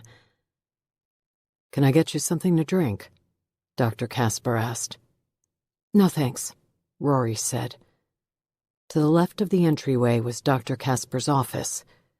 Rory noticed an executive desk sitting proudly in the center of the room, cluttered with papers and folders. Next to the desk were 2 chairs that faced each other across a coffee table. Rory's skin burned with eczema-like irritation at the thought of sharing her deepest secrets while sitting in one of those chairs. She had pulled a dust cover over the secrets of the past year of her life, secured the corners with anvils, and planned never to speak of them again. The idea of sharing the most intimate parts of her life with someone she barely knew but for once-a-week appointments made no sense to her. She had been taught other means of handling the inner workings of her mind. "So, what is this all about?" Dr. Casper asked. Detective Ott sounded anxious to speak with Gwen.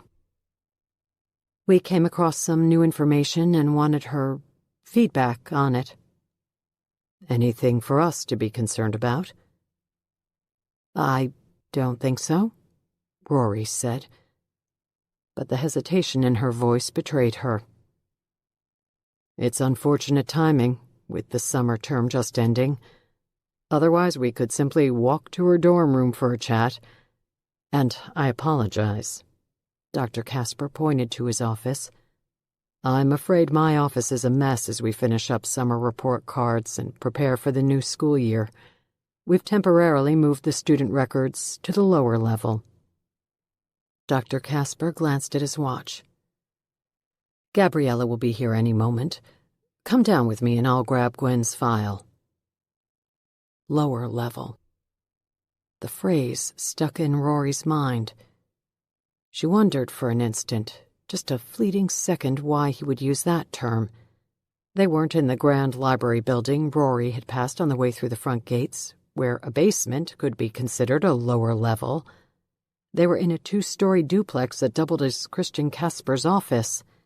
Any stairs downward led to a basement.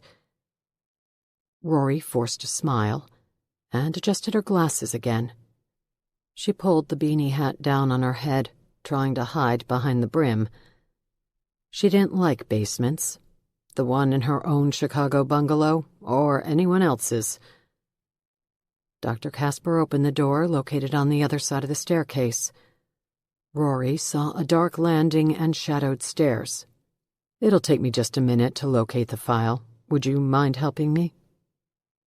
Rory smiled, and despite the misfiring in her brain, started off toward the cellar door.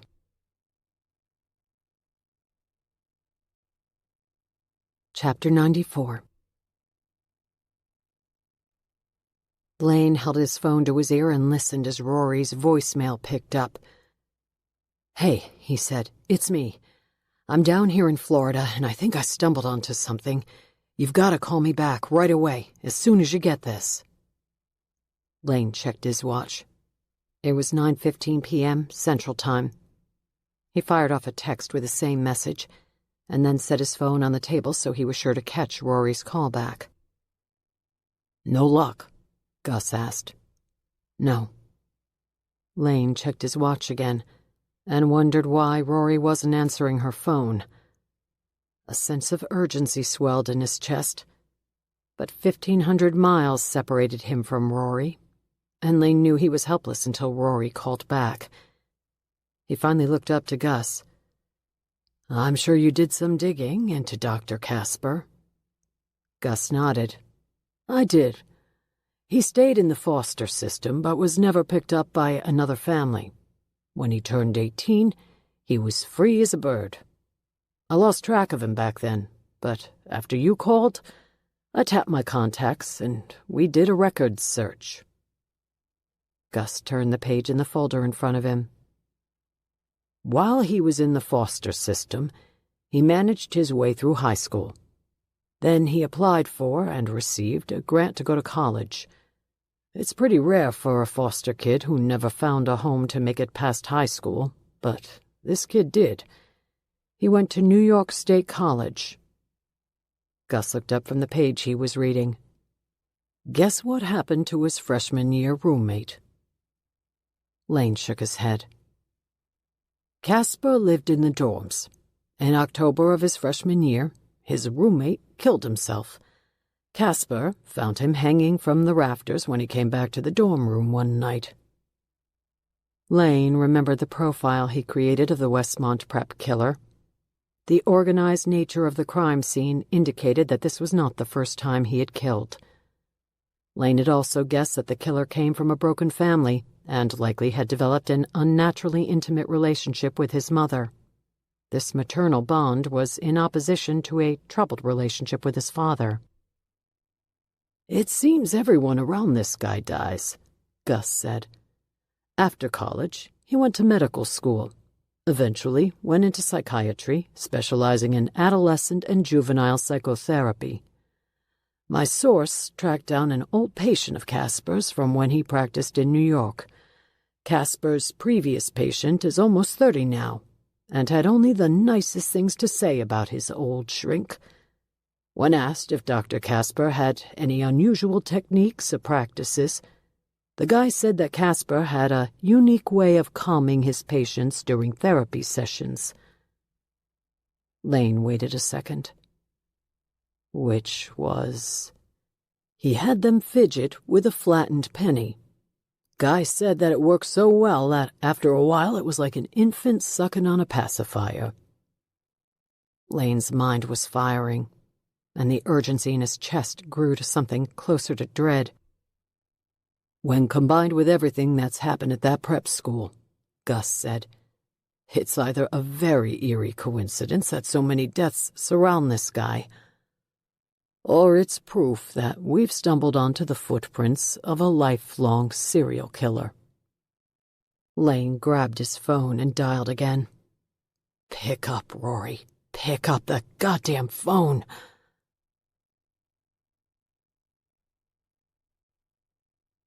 Chapter 95. As soon as the basement door closed behind her, Rory knew something was wrong. She took 3 steps downward before her intuition told her to turn around, run up the stairs, get herself above ground and out of this house. As Dr. Casper disappeared around the corner of the landing, and she heard him descend the last of the stairs, Rory decided to do just that. Part of her, the paranoid part, worried about the embarrassment she would have to deal with after she was out of the stairwell and standing in the front yard of the house. Dr. Casper would surely reappear with Gwen Montgomery's file in his hand, wondering why a grown woman had run out of his office. But that same distrustful part of her mind was screaming for her to leave this setting.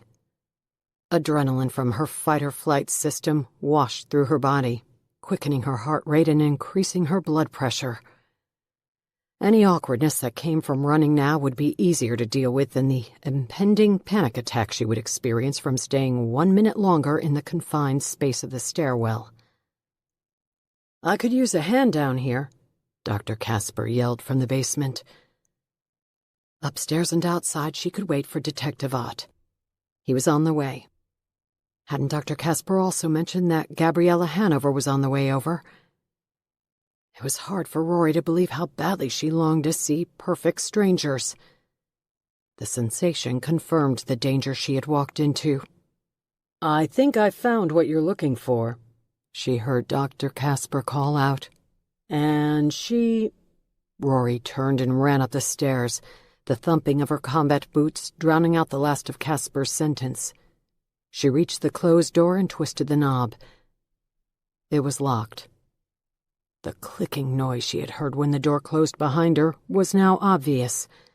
The door had locked automatically from the other side. In the darkened stairwell, she frantically ran her fingers over the doorknob, feeling the keyhole in the handle.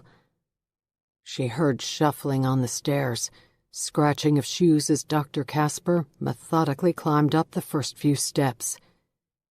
He appeared on the landing below her, his face shadowed, and his eyes hidden by darkness.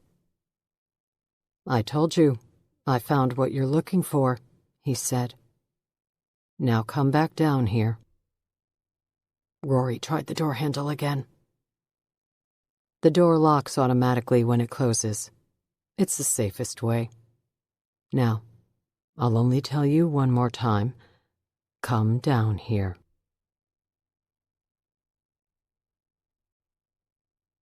Chapter 96.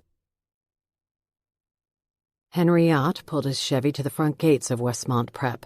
He checked his watch, and then squinted through the windshield to stare up the dark road before him. He glanced at the rearview mirror, and then back to his watch. He wondered how the hell he had beaten her here. Rory had called 40 minutes earlier to tell him about her findings. She asked him to meet her at the front entrance of the school so he could use his influence to track down Gwen Montgomery. Ott changed clothes quickly, had a quick bite to eat, and then came right over. He was as eager to speak with the Montgomery girl as Rory was, and to figure out how Mark McAvoy's blood had stained her hands the night of the Westmont Prep killings. He waited another minute before he swiped his phone and pressed the return call icon. After a series of rings, the call connected. "This is Rory Moore. Leave a message." Ott ended the call and checked his rear view for a second time. A cop for more than 30 years, he trusted his instincts whenever they were loud enough to be heard. Right now, they were screaming that something was wrong. He reached over to the glove box, grabbed a small flashlight from inside, and then climbed out of his car into the humid summer night. He opened the rear door and pulled his suit coat off the hook, stuck his arms into the sleeves and shrugged it onto his shoulders. It was hot as hell, but he preferred to keep his firearm concealed. He adjusted the holster now, positioning it so the butt of the gun rested just below his left armpit.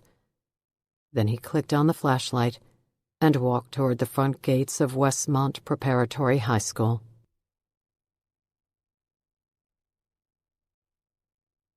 Chapter 97. As Dr. Casper turned and shuffled down the stairs, Rory reached to the back pocket of her jeans. But her phone was missing. She checked her windbreaker, then her jeans again as if a second pass would produce a different result. She had set her phone on the passenger seat of the car after she called Henry Ott and must have left it there. She fought with the door handle for another minute as her skin burned with itch and perspiration rolled down her spine. Finally, Rory turned and looked down the dark stairwell. Fight or flight? Her second choice was gone, so she pushed her glasses up her nose, took a deep breath, and started down the stairs. When she reached the landing, she turned to her right and saw the last few stairs leading to the doorway beyond. It was brighter here, light from the basement spilling onto the bottom steps. She took the last few steps slowly. At the bottom, she saw file cabinets lining a wall and a desk cluttered with papers. For a fleeting instant, Rory thought that perhaps she had misread the situation, that the danger she felt was only in her mind. But then she saw Dr. Casper through the doorway to her left. He was sitting in a chair with his legs casually crossed. A leather-bound journal was in his lap as if he were reading a novel and enjoying an evening glass of wine. As Rory moved through the doorway, another image came into view. Sitting across from Dr. Casper, propped up in a wheelchair, was an emaciated woman with sunken eyes that were open but seemed blind to the world around her. "Mother," Dr. Casper said, "this is Rory Moore. She's part of the reason you're here tonight, and of course, you've already met Gwen." Rory walked farther into the room beyond the door frame. When she did, she saw a girl bound to a chair. Her mouth was covered with a strip of gray duct tape. She had tears running down her cheeks, and she was feverishly fidgeting with something in her right hand. When the girl saw Rory, her eyes went wide, and a moan came from her taped mouth. Rory recognized the word, "Help." The girl suddenly dropped the item she had in her hand. Rory looked to the floor and saw that it was a flattened penny. "Gwen," Dr. Casper said, uncrossing his legs and standing from the chair. "The penny is supposed to calm you down, not make you nervous. It's always worked for you in the past. Let's try it again." He walked over, picked up the penny, and placed it back in her hand. Then he walked back to his chair and picked up a bowl from the side table, holding it out and offering it to Rory. It was filled with flattened pennies. "I'd offer you one too, Miss Moore. It might calm you for what's about to happen, but I assume your spectrum disorder has also plagued you with mysophobia." Rory stayed still and silent. "I figured as much," Dr. Casper said, placing the bowl back onto the table. He sat down and opened his journal. He looked at Rory. "My mother and I were just about to have a session when Detective Ott called. I've read nearly the entire journal to my mother. I'm almost at the end. You may as well listen in." Rory stayed rigid still, not even blinking as she watched Christian Casper open the journal, move aside the tassel that held his place, and begin to read.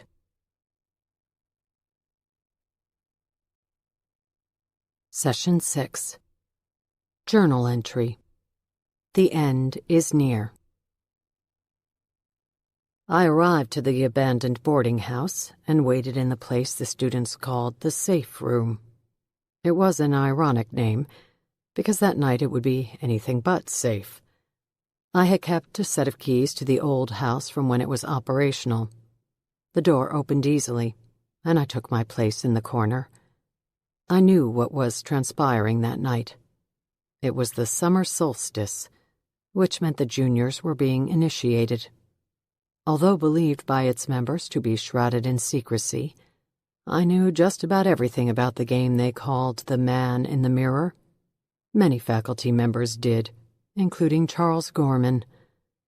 He had shared his journal with me the previous week, and I read what he fantasized about doing to the students who were tormenting him.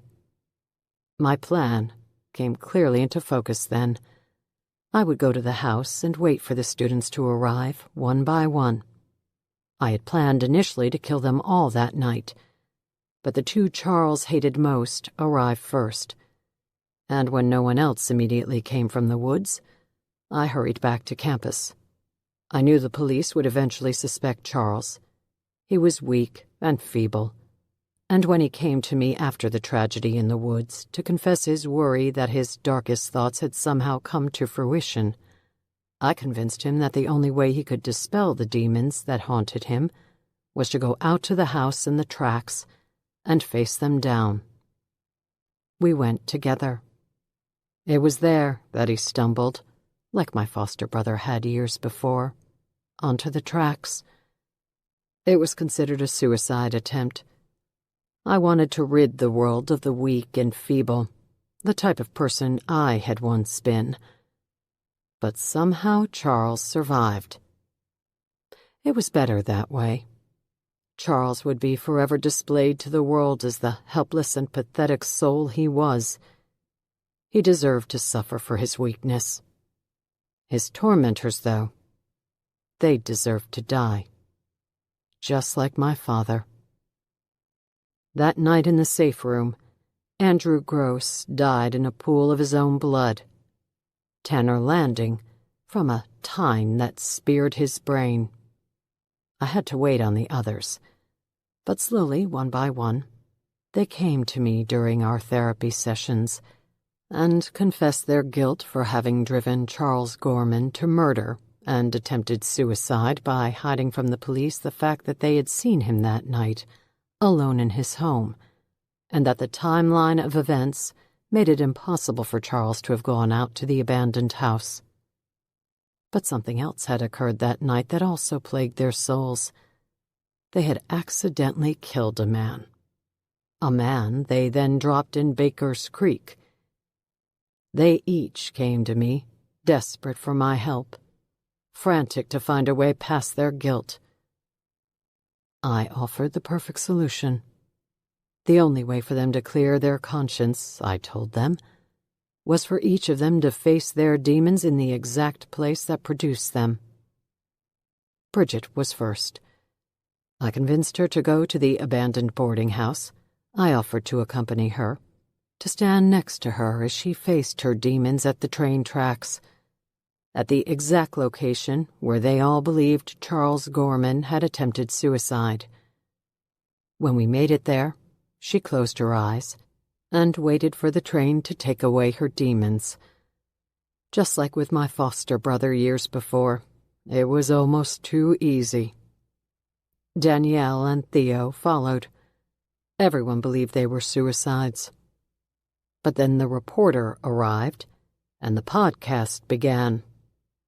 New interest formed around the suicides, and despite my best efforts to quell that curiosity and end the podcast, I knew it was only a matter of time before they came back to me.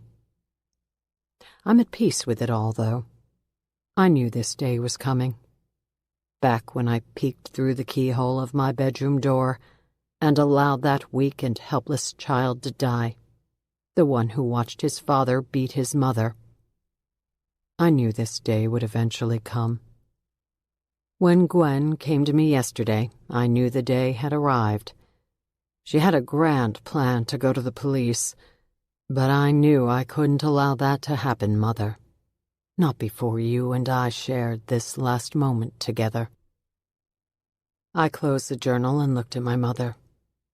I felt the presence of the other two women in the room, Gwen bound and staring at me, and Rory Moore, surely panicked beyond rational thought. Do you think what I've done is wrong, Mother? There was a long stretch of silence, but tonight, eye contact alone was not enough. Mother, do you think what I've done is wrong?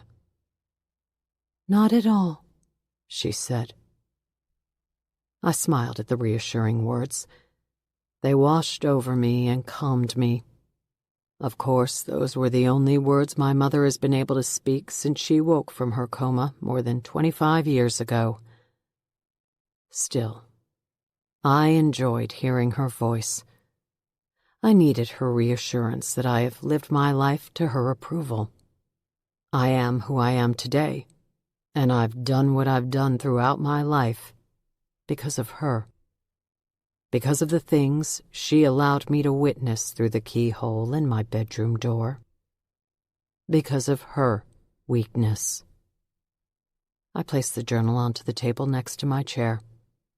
I stood, reached into my pocket, and removed the knife. I unfolded it and locked the blade into place. I took a step toward my mother, knowing this was necessary, despite how difficult it would be.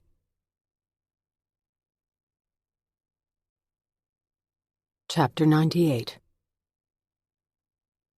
Rory listened as Christian Casper read to the cadaverous woman who sat across from him. Had he called her mother? She thought so, but the scene was so confusing that Rory wasn't processing things correctly or logically. She only knew that she felt that same sense of obligation now as she had the year before when she stood in a cabin tucked in the woods. A few minutes earlier, when she stood on the stairs, her main goal was self-preservation.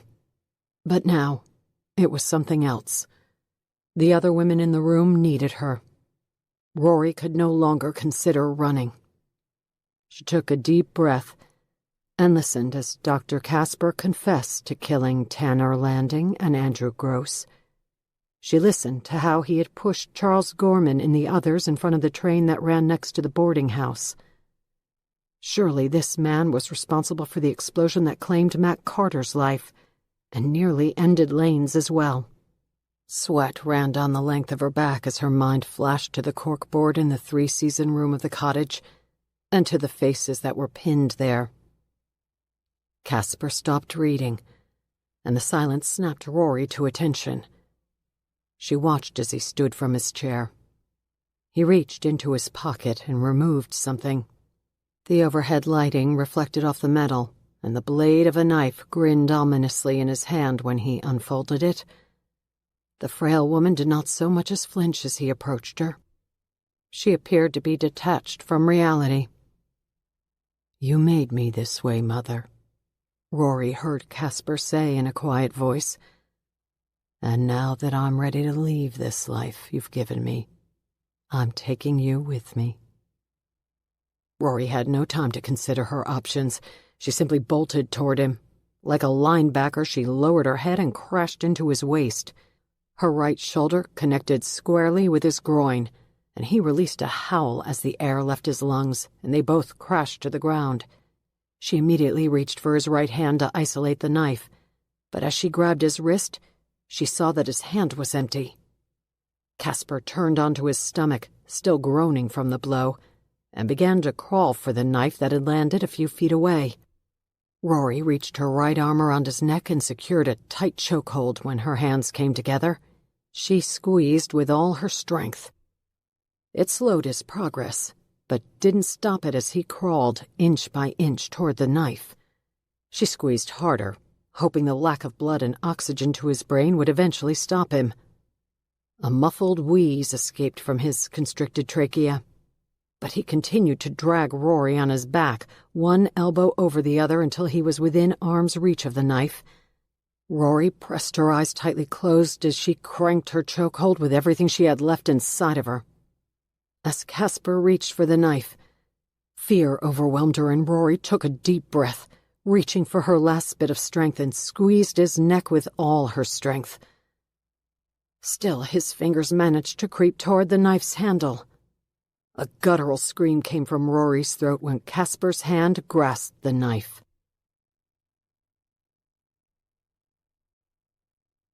Chapter 99. Detective Ott splayed the flashlight beam over the gate at the entrance of Westmont Prep and along the cobblestone pavement beyond.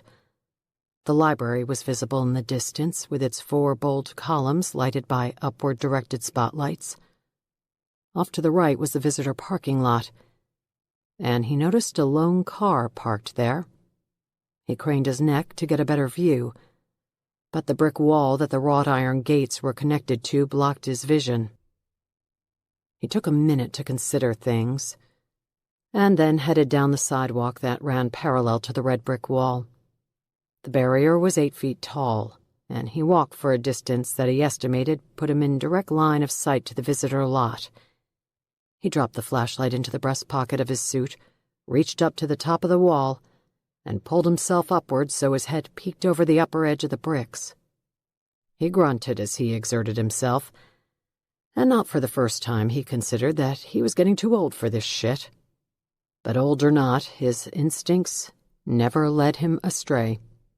He remembered Rory Moore's Toyota from when he had gone to Dr. Phillips' place to speak with them. He was staring at her car now, and wondering why she had gone onto the campus without him. She told him she would wait outside the gates. Ott pulled himself upward and lifted his right leg until his heel reached the top of the wall.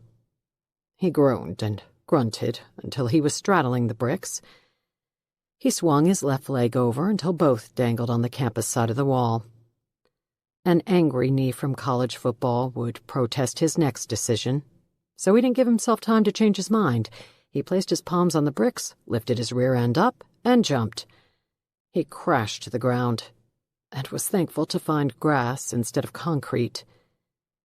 Still, his knee ached when he landed. He headed off to the parking lot and shined his flashlight into Rory's car.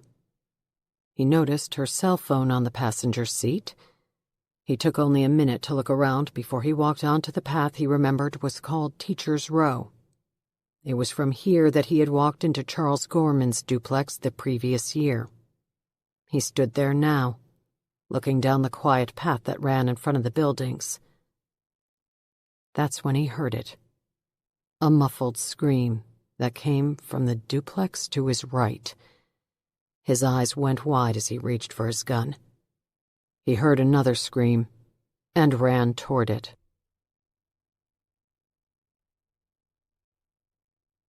Chapter 100. The scream that came from Rory's mouth as Casper's fingers found the knife's handle startled her. It was foreign and animalistic, and Rory couldn't believe it belonged to her. But she knew what it meant. She was in a fight for her life, and the unfamiliar voice inside of her was screaming for her to do everything possible to win it.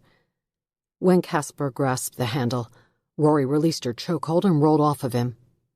Like a vacuum unclogging, she heard Casper inhale a giant lungful of air.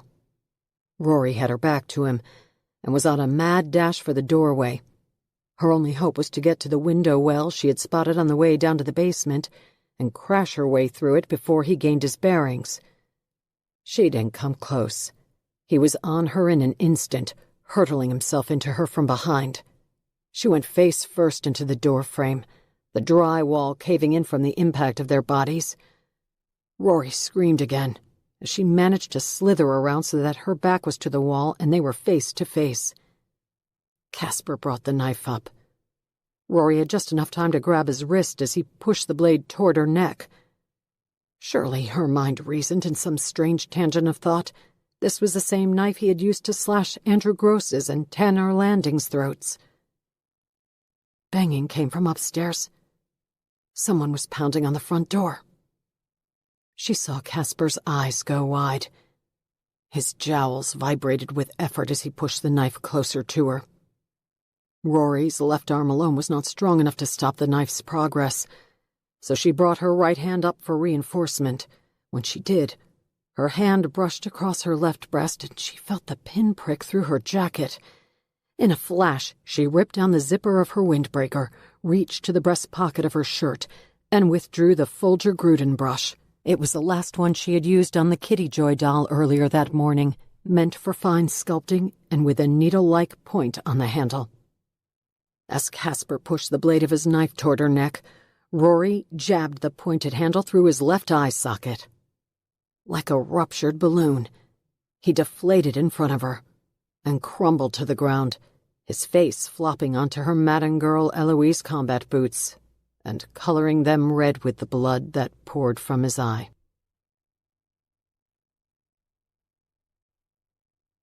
Chapter 101. Christian Casper's autopsy revealed that the handle of the Folger Gruden brush had passed through his left eye socket, a clean puncture through the cornea, iris, crystalline lens, retina, and the soft orbital bone, to rupture the internal carotid artery. A massive brain bleed, formerly termed exsanguination from cranial hemorrhage, was the cause of death. Justifiable homicide, the manner. The emaciated woman was indeed his mother, Leanne Casper. She was hospitalized for 3 nights following the ordeal in the basement of her son's duplex, before returning to the long-term care facility near Indianapolis. Gwen Montgomery, too, spent time in the hospital. She had no physical injuries, but her mental state, already tenuous from the past year, was at a breaking point. A week after her release, she found some relief from finally sharing her secret with Detective Ott and the Peppermill Police Department. She and Gavin Harms were facing involuntary manslaughter charges for the death of Mark McAvoy, whose body had been fished from Baker's Creek.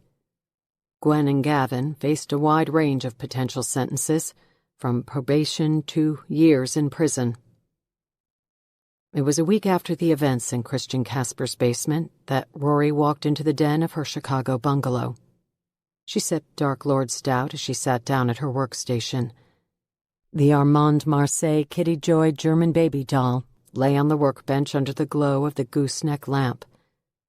It was, to both the casual observer and a seasoned collector, flawless.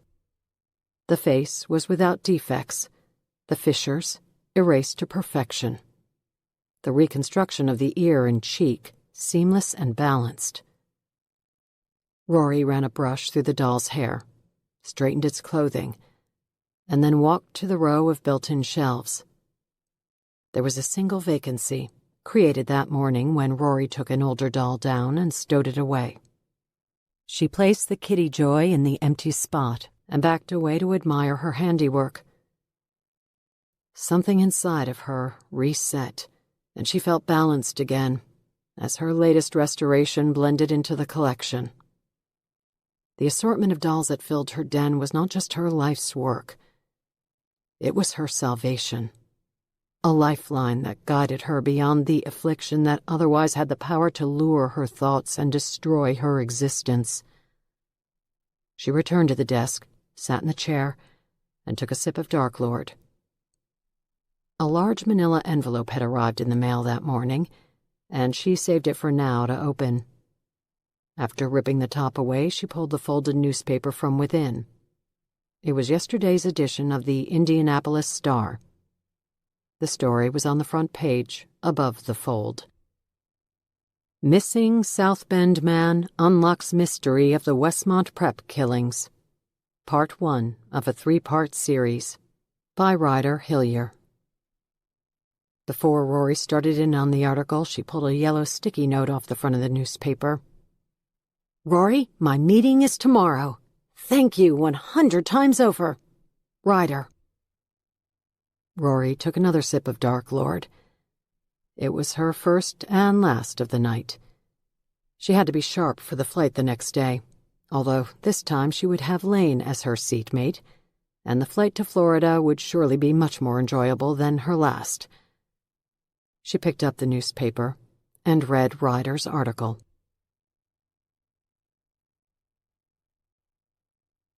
Chapter 102.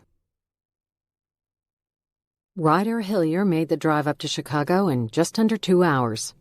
She now rode the elevator to the 34th floor of the office building, set squarely in the middle of the loop.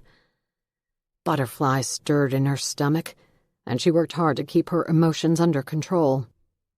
The elevator opened, and she wheeled a small suitcase behind her as she pulled open the glass doors and headed to the reception desk. A young man with a pleasant smile greeted her. "Hi, how can I help you?"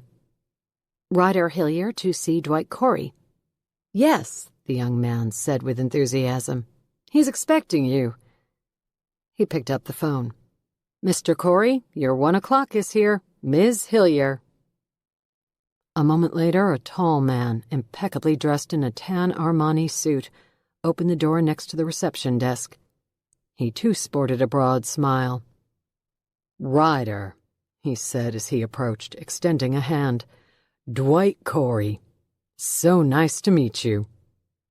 Ryder shook his hand. "Thank you.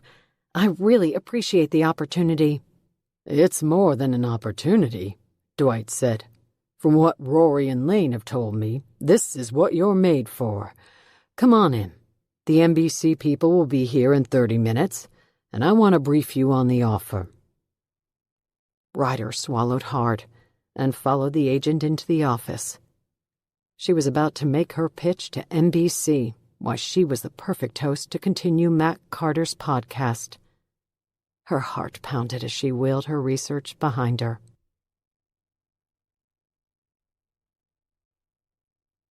Chapter 103. Their flight was scheduled for 1 p.m. They left the house at 10, much too early for Rory's liking, since such an early departure would put them at the airport at 10:30, with hours to spare. Even with first-class tickets and the benefit of the Admirals Club, so much downtime at the world's busiest airport was unappealing. But Rory had a stop to make before they headed to O'Hare. Lane drove so they could forego parking. They turned onto LaSalle Street. Lane clicked on his hazards for a quick double park, and Rory jumped out of the car and headed into Roman's shoe store. After nearly a decade in the same pair of Madden girls, she was now purchasing her second pair in as many weeks. Her last ones destroyed when Christian Casper's pierced eyeball had leaked blood over them. She sunk her feet into a pair of size 7s and felt the same calm she had when she was here at the beginning of the month. She paid at the register and again wore the boots out of the store. The Florida heat be damned. She was never a flip-flop girl anyway.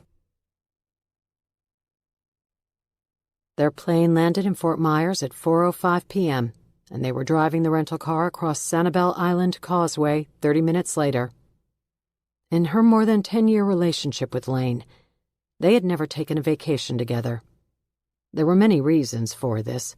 Rory preferred to spend her downtime between cases alone, or at least in the self-serving manner of restoring a new doll and fighting back the oppressive affliction that was constantly working to disrupt her life. Lane was simply not the vacationing type. Neither of their brains was capable of relenting enough to allow them to lie by a pool and sunbathe.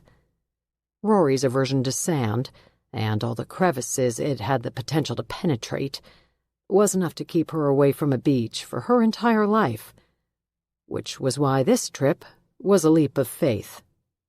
Lane had promised that there was a method to the madness of renting a condominium on Sanibel Island. For the life of her, Rory couldn't see what it might be. But Lane's close call with death and her traumatic time in Christian Casper's basement were enough for them both to rethink their lives. Lane had promised Rory that he knew what she needed and would deliver it on this trip. The man had never once lied to her, and she believed him when he told her that going to Florida was the right thing for her. Rory Moore was not the type of woman who could be swept off her feet, literally or figuratively, and romanced back to some state of bliss. Lane knew this. He understood how her mind worked and how her DNA was coded. Rory's mind needed constant stimulation, either from a cold case or at the workbench in her den repairing a damaged antique doll. The cases Rory solved were not just her occupation. They were her way of life, a delicate balance that helped her exist. She needed the mysteries of unsolved cases, because without a puzzle to solve, her affliction would take over her life. The causeway delivered them onto Sanibel Island, and Lane steered the rental through the only road that cut through the island. He turned onto a side street, flanked and shadowed by long lines of palm trees, until they finally came to the entrance of the condominium complex. "I can see it on your face," Lane said. "You're starting to worry." "No," Rory said. Then she forced a smile and made a show of looking up through the windshield. "This is beautiful. It's just what I need." "You still think I brought you down here to sit on the beach and drink pina coladas, don't you?"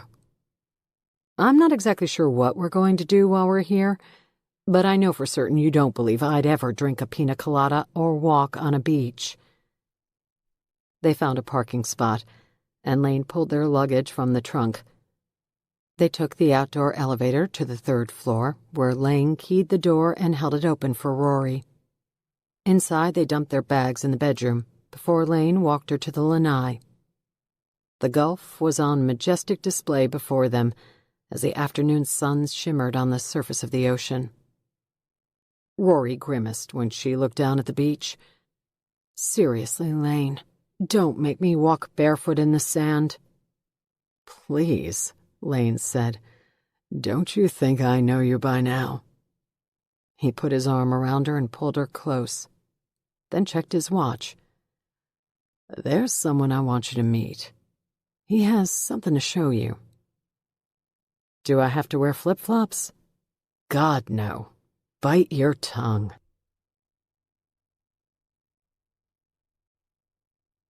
Chapter 104. They knocked on the door of the condo 3 doors down from theirs. Rory stood in gray jeans and a gray t-shirt, her new Madden girls stiff but comfortable. When the door opened a moment later, Rory adjusted her glasses, but for some reason the desire to hide behind them felt less than usual. The older gentleman who answered the door had an aura that immediately put her at ease. "Lane," the man said with a grin and a handshake. "Good to see you." "You too, Gus." Lane turned to Rory. "Gus Morelli, this is my better half, Rory Moore." "Rory," Gus said. "I've heard a lot about you, from this guy and others." Rory smiled. "Nice to meet you." She noticed that he didn't attempt to shake her hand. "Come on in," Gus said. He pointed at Rory. "I've got something for you." He checked his watch. It's 5 o'clock somewhere." Inside, Rory stood close to Lane as the man opened the refrigerator and produced a bottle of Dark Lord Stout. "A real son of a bitch trying to get my hands on this stuff, but Christ, is it good." He peeled the wax from the top and popped it open. "Doc, can I pour you one?" "No," Lane said. "The dark stuff upsets my stomach, but I'll take a light beer if you have one." Gus pointed. "La Rubia is on the bottom shelf." Gus handed Rory a glass. It had been perfectly poured, with a thick gray head over the black stout below. "Cheers," Gus said, holding his glass out. Lane held up his bottle of beer. Rory looked at the two of them, who seemed like long-lost friends. She was still confused by what was transpiring. "What are we toasting to?" she asked. Gus cocked his head as if there was something for Rory to see behind him. Then he looked at Lane and smiled. "You didn't tell her." "Not yet," Lane said. Gus smiled at Rory. "Follow me." Rory trailed Gus as he walked to the hallway off the living room. He reached for the handle of a closed door and pushed it open. It was as if the room emitted a magnetic current that pulled Rory toward it. Inside, she saw stacks of boxes. She walked through the doorway. "What is all this?" "Every case from a 30-year career that I've never been able to figure out or stop thinking about. Lane said you might be interested in helping me with them." Rory walked over to the boxes and ran her hand across the tops of them. Her mind began to fire and flicker at the possibilities that this room possessed. Her heart fluttered at the mysteries that waited to be solved inside the boxes. She sat on the bed, placed her Dark Lord on the side table, and pulled one of the boxes onto her lap. Slowly, she lifted the top.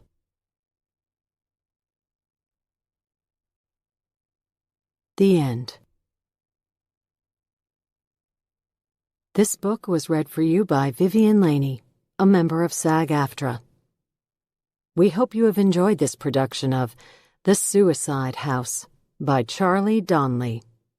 Recorded books are available wherever audiobooks are sold. Thank you for being a Recorded Books reader.